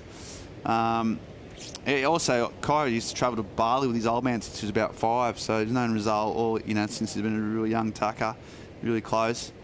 But yeah, I'm not sure if Otts is helping out with Liam, but here we go. Oh, that wave just not happening. He's sticking to his guns though. Pretty sure Liam's not going to, he's just going to wait it out. There's no chance of trying to go a little insider. He's come this far, I think. Going to die on his sword. Have a look at that one. Lets it go again. Meanwhile, Eli's going to swing. Hanneman will continue to buzz around. You can see that cross shore really getting into the waves as well as we go further out on the reef with the lower tide. We're more exposed to that Nortada, as it's known locally, and it's kind of chopping things up. I think the judges have reflected the scoring potential has changed, has shifted, and they've been rewarding the surfing done by Eli Hanneman, who's been sprightly, progressive, super active, really. He's done a lot. He's put energy in. At the moment, he's pretty good value for his spot in quarterfinals here. He's just forced the issue. He's realised, been the cool guy out the back, probably not going to get it done. He's rolled his sleeves right up. Hang on, bit of energy here. Oof, 90 on the clock. Will we see Liam O'Brien get involved? Let's hope so. That wave's going to slip underneath. There's still a few more lines, and it will be one wave for Liam to get the 7.57. There's some energy. I mean, it's probably a bit more lines than we've seen in a while. Are they going to come in time? They seem to be moving at a glacial pace, don't they? As this power and energy of the ocean just ebbs away. And it looks like he might not even break. Lob's just going to sit out there. As we said, he's not going to change his approach. He needs a big number. 40 seconds on the clock. And he's just waiting and waiting. He's a patient guy, but even this must be testing it somewhat. Counting down, final 30 seconds now. I don't think we're going to see a 7.57 from Liam O'Brien. And his run will come to an end in conditions that have been pretty drastically different from the kind of stuff he's been doing, and we haven't really seen him surf for about half an hour, I think. Something like that, which generally not great tactics. That's been dictated by the ocean. From his point of view, he set his tactics. Meanwhile, on the flip of that, Eli Hanneman, you have to say, well done. Nice little thumbs up. He's like, you know what? That is not the way he would have wanted to go out. Didn't go out swinging, went down sitting. Pretty relaxed back in the Hanneman clan. They're not prone to over displays of emotion. It's just all calm, job done. More jobs to do. Quarterfinals, big result for Eli. Lob will be fairly philosophical about that predicament. Might look at some of the ways he potentially could have gone. That one wave that Eli got a 6.4, but sometimes the ocean just calls the day, doesn't it, Paul?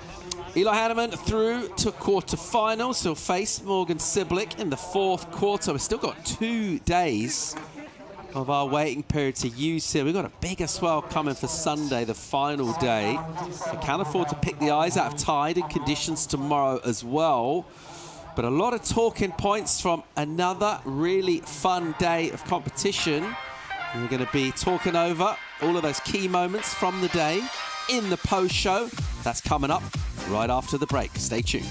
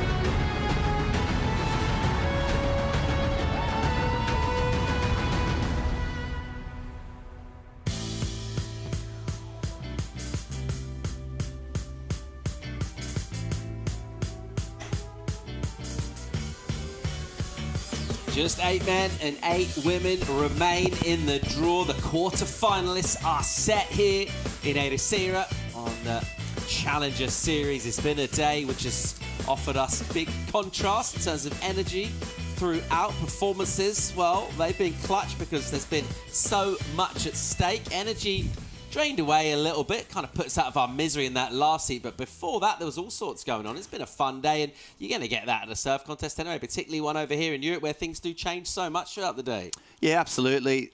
We had a little break at lunchtime. We still, got the best of it, really, in terms of the tide and the swell. Yeah, the last heat was a bit of a bummer, just in terms of lob not getting opportunities. But, yeah, throughout the course of the day, we saw some great surfing. And as you said, we've got down to the pointy end, just 16 surfers left. Key learnings, thoughts from today, JJ? I feel like it's just been the same all the way through. It's been consistency from the athletes who are just getting that early start and then just kind of forcing the hand. I feel like as soon as you have an inch of a lead, we haven't seen many fight backs in this event. It's kind of been just one person dominating. Feeling the same. It also feels like one of those days where maybe slightly lower energy, but everything really ramping up towards finishing strong as well. We don't want to have an anti-climax. We're looking really good. We're still pretty confident about finishing big in big swell. Let's remind ourselves a couple of moments that set the tone for the day. And it was actually, it's quite a while ago now. It was down here this morning, and we talked about a past winner, Alyssa Spencer, the Goofy, taking on Wong. And it was, in fact, the American with more experience of success out here. They got the nod. This is probably one of the few occasions where someone did have to fight back. We saw Wong with this wave. I think it was around a 7.17. That was a mistake from Alyssa, but then she just bounced back really quickly. You can see the energy in the waves, how different the size was from this morning. We have just lost a little bit of that sort of power and energy, but Alyssa just fought back. And, yeah, the CT server who's won here before, she was just too good in the end. Yeah, Liz, I can't believe this was today. Wow. Liz, she's got the win here. She's got so much class, so much experience. Eve, she's just that dark horse. She has that real underdog energy. This was that real comeback wave from the Hawaiian surfer. So much variety, really surfing tight in the pocket. She said, working with her coach, Doug, that she just wanted to surf like herself. And I feel like that's a big box ticked down here at this event. She looked really free, really loose coming into her heats, but Alyssa just looked really sharp, switched on, and looking like not winning, looking like losing wasn't an option. Yeah, happy with the coach, Chris Gallagher there. Gally, they've been just calm, composed, been surfing really well, and points on offer now. Just getting through to the quarterfinals, you get, I think, at 3,000 odd points, 3,200 points, so big numbers. And you see down there Alyssa Spencer up into 10th, big jump in the ratings there, Jess, and eyeing off that all-important top 7 with another couple of heat wins. Yeah, moving up 6 spots isn't easy. So Liz getting into the quarterfinals, she's really giving herself the opportunity to go up into that top 7. Kira Pinkerton, she's gone up into that top 7, so making it through to the quarterfinals yesterday. We're seeing 2 new names, Raupp, Kira Pinkerton up there, but Teresa Bonvilla unfortunately falling out of that top 10, so that one must hurt for the Portuguese surfer. But from 3 to 6, so those 4 servers, Fitzgibbons, Veselko, Ericeira and Raupp, all gone. So that's 4 servers out pretty early in this in this event.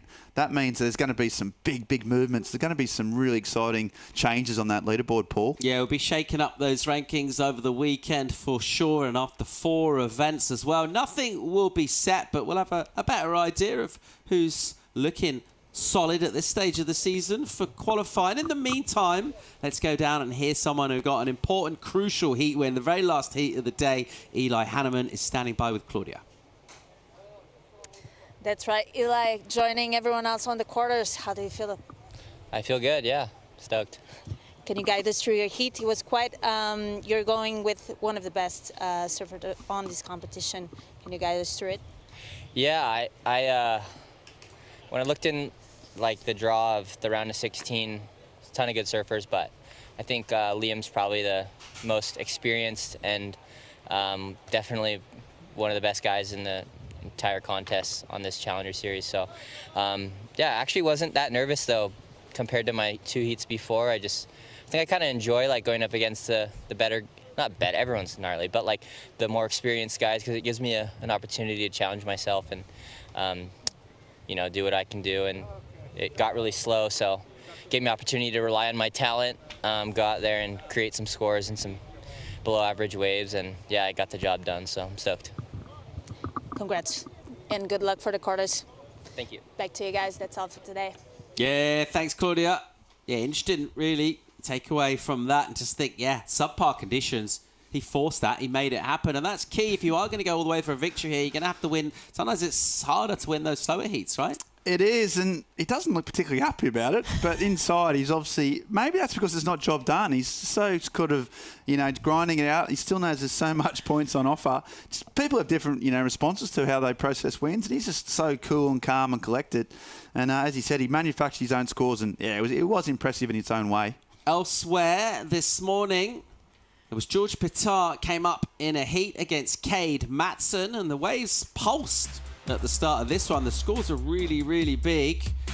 The way it panned out, Georgie ultimately had too much, JJ. Oh, looking really smooth. As soon as he puts that rail in the water, it's just magic, to be honest. Getting a pair of sevens, he's going to find himself, just creeping up the rankings here himself with these bigger points on offer in the quarterfinals. I mean, doesn't mean he had an easy heat. This was not a walkthrough by any means. Kade came out the gates with a big number, an 8.67, one of the highest we saw all day. And I feel like this swell this morning, it really suited these guys surfing. It was a really great matchup going down, but unfortunately, that's when that tide started to fill in a little bit, and it started to get just that little bit trickier. Slowed down for Kade Matson, so never quite got to have the answer back here. But I mean, just beautiful surfing. He's going to be on fire over in Brazil. You got to think that he's going to get another chance, but Georgie looking really good. Yeah, he'd be a GP if he's a nickname in my eyes. It is. That is his nickname. Oh, there you go. We're back with Classic. GP. Yeah. And I'll tell you what, MPGP, look at the, it's a long lineage of great Australian style masters. I love his smooth style, his wraps. He makes even the dead sections look good. And he just rinsed this and bit waited for it. He was working on the pressure angles of his surfing, he said earlier on in the event. I like that he unpacks the heats really well after the on the interviews, and I'm backing him. I'm backing him to win. I'm going to say that now, Paul. All right, let's have a look at these rankings here. Luke Thompson, Tomo, he's going all right. He's gone back to first place. Matthias Ernie was there for a while. It was a nice moment. He's down in second now. That's all right too. Yeah, that's fine. No, just swap and change. Oscar Berry, we saw him lose, but Vast Hanneman making big, sort of gobbling up the ratings down there and still in with the hunt. So, yeah, George is looking good. And Tomo, Luke Thompson way out in front, still in the draw. So, yeah, it's really exciting. Tomo, Lukey up at that number one spot. But look at that for Eli. 12 spots. Massive. Based off that heat just then, Lobby, he's up one as well. Levi down on that cut line, down to 10th spot. Yeah, maybe Eli didn't know he jumped up 12 spots. He didn't seem overly enthused in the chat with Claudia, did he? He didn't seem that bothered either way. No, he's just focused on the job at hand, but he'll know. They know their points so well. Even Kaylee and his heat say, I need to get through this round to get points. They pretty much lock on what they can throw away, what they can't. So they know where we're at. So, yeah, Eli, he's the biggest jumper right now. Well, it was fairly obvious, and apparently the energy just drained away from the afternoon a little bit towards the end of it today. Let's find out exactly what's coming at us over the next couple of days. We're pretty confident about things are going to click up a couple of notches, and we're feeling pretty comfortable about some quite solid surf out on the refit on Sunday, which could well be finals day. Yeah, tomorrow morning we're seeing a bit of pulse again, so offshore winds 3 to 4 foot faces. So that'll be tomorrow. I feel like we may have a short day tomorrow. Might see a couple quarterfinals out there because Sunday morning looks great. 6 to 8 foot faces, offshore winds. That's that bump in the swell we've really been hoping for, hanging on to. So I feel like once we see these guys back in some big chunky waves, it's going to be looking really good for competition. Yeah, love it when the surf picks up for finals day. Doesn't always happen Monday. No, absolutely. It's a bit of a dream. Sunday, it's a massive day here in Portugal. The crowds are huge. Everyone has a real celebratory feel. And if you add some 8 foot waves into the mix, bring it on, Paulie, bring it on. Let's remind ourselves about some of the key action that went down today in our top 5 moments from Friday here at the EDP Ericeira Pro. And the first of those moments, bit of an upset, and it was Samuel Pupo, who's pretty much the Ribeira GOAT, 2-time winner, the defending champ, down and out. Yeah, we had a real underdog story in this one. Lucas Vicente, that backhand whip, it's really doing him wonders over here this year. But that winning attitude and that winning energy we've seen from Sammy Pupo kind of went nowhere today. We didn't really see it, to be honest, because this guy just stole the show. Sammy, you can tell that body language on this wave, shoulders, they look a little down. The surfing, just not as spicy and on rail as we're used to from Sammy Pupo.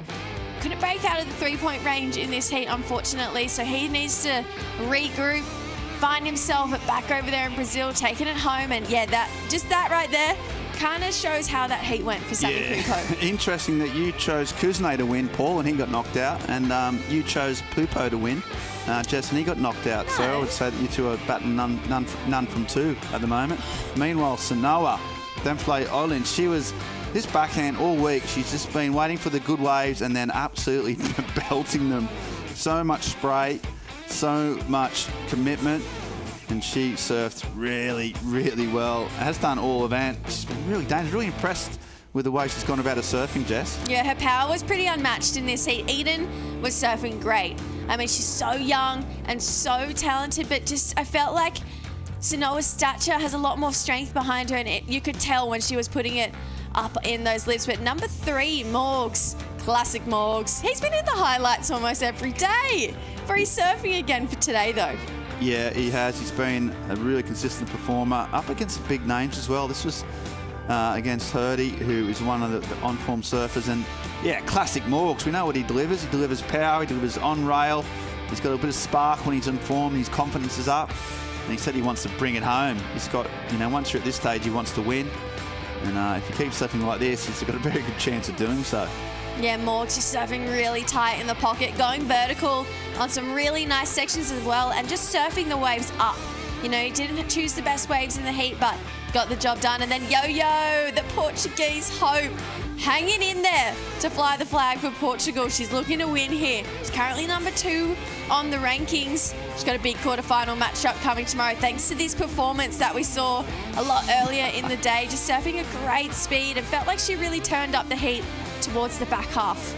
Well, that's that claim before she dropped on the dry rocks. Still had time. Do I do a claim or do I hit rocks? Always chose a claim. Yeah, the Portuguese hope. Always. They haven't had that good a return, the locals, but Yo is flying the flag yet again, and she's way up the top of those rankings. She's eyeing off that CT place she's been dreaming of. And yeah, it's a big one for the locals' hopes. Tomo. Oh, Lukey, number 1 for our top 5 and number 1 on the rankings. I mean, this performance, he meant serious business. It was just so clutch, so much power in his surfing. I don't even know him anymore. He's just surfing with so much confidence. This time last year, the surfer who's he become, it just shows a lot can happen in 12 months, because Lukey has leveled up this year. Look at that turn. Just absolutely flaring. We're losing out Shohei Kato, who was another underdog that we had in the competition, but the number 1, the Brew, going on through. Shot Brew. So many South Africans backing him, and yeah, he's been another absolute highlight performer. Time to look at some matchups coming up in our quarterfinals and beyond. Let's take a look at the brackets, and we'll see. What do we think here? What's standing out? I want a pick for a winner, but also wanting to pick a quarter each of you. JJ, you can go first. Got 2 really opposing styles in quarterfinal number 1. Really silky smooth George, GP. Taking on Lucas Vicente, who's just a bit more aggressive in his turns, gets a great pivot point off the bottom. But I've got to say, my pick for the quarterfinals has to be number 2, Luke Thompson, Luca Messinas. I feel like they've probably been 2 of the standouts so far in this event, and Luca Messinas just building, and Luke Thompson not looking like he's slowing down anytime soon. Very good day for the name of Luke as well. Lucas and Luca, they're all in there. They've all been surfing. Messinas has been a bit of an underdog, just quietly going about his business, but getting massive points. So if you're interested with him in the ladies, well, it's hard to go past that top bracket there. Zabrowski and Pinkerton. We saw Kira outdo Sally Fitz in the round of 16, and she's up against the form surfer, the 14-year-old. I think, if we see perhaps a Zabrowski Hopkins kind of final, that would be my pick, just for a bit of the mix of the young and the local hope. I got to look at number 2 again. It's just a day of 2s for me. Amuro and Anat, again, 2 different opposing styles, but feel like the last time we saw them compete, it was on. So I think that's going to be a really great matchup in quarterfinal number 2. Paul? Maybe a little minor advantage. I'm not having to do any surfing today, so the whole day off to recoup and watch and recover and get ready to come and bring it. We'll find out if we're on tomorrow or not. We'll come back down here tomorrow morning for a 7:30 call for a potential 8 o'clock start. We've got plenty of time, so we can afford to be a bit selective. It'll be interesting to come back and have a look at the surf. We know things are picking up Sunday. We'll send you out some highlights. We'll see you tomorrow morning. Stay tuned to worldsurfleague.com. Até amanhã. We'll see you tomorrow.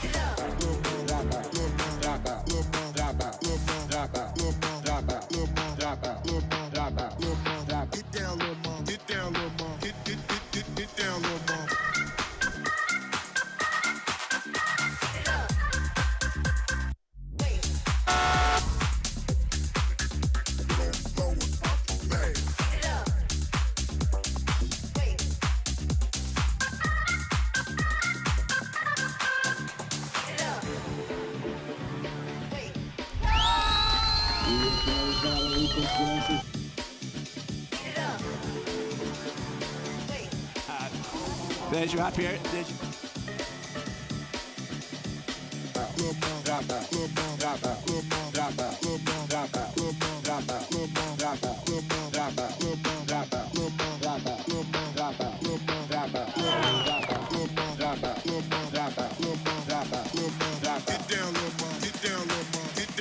This copyrighted event broadcast is produced by the World Surf League for broadcast around the world and may not be retransmitted, reproduced, rebroadcast, or otherwise distributed or used in any form without the written consent of the World Surf League.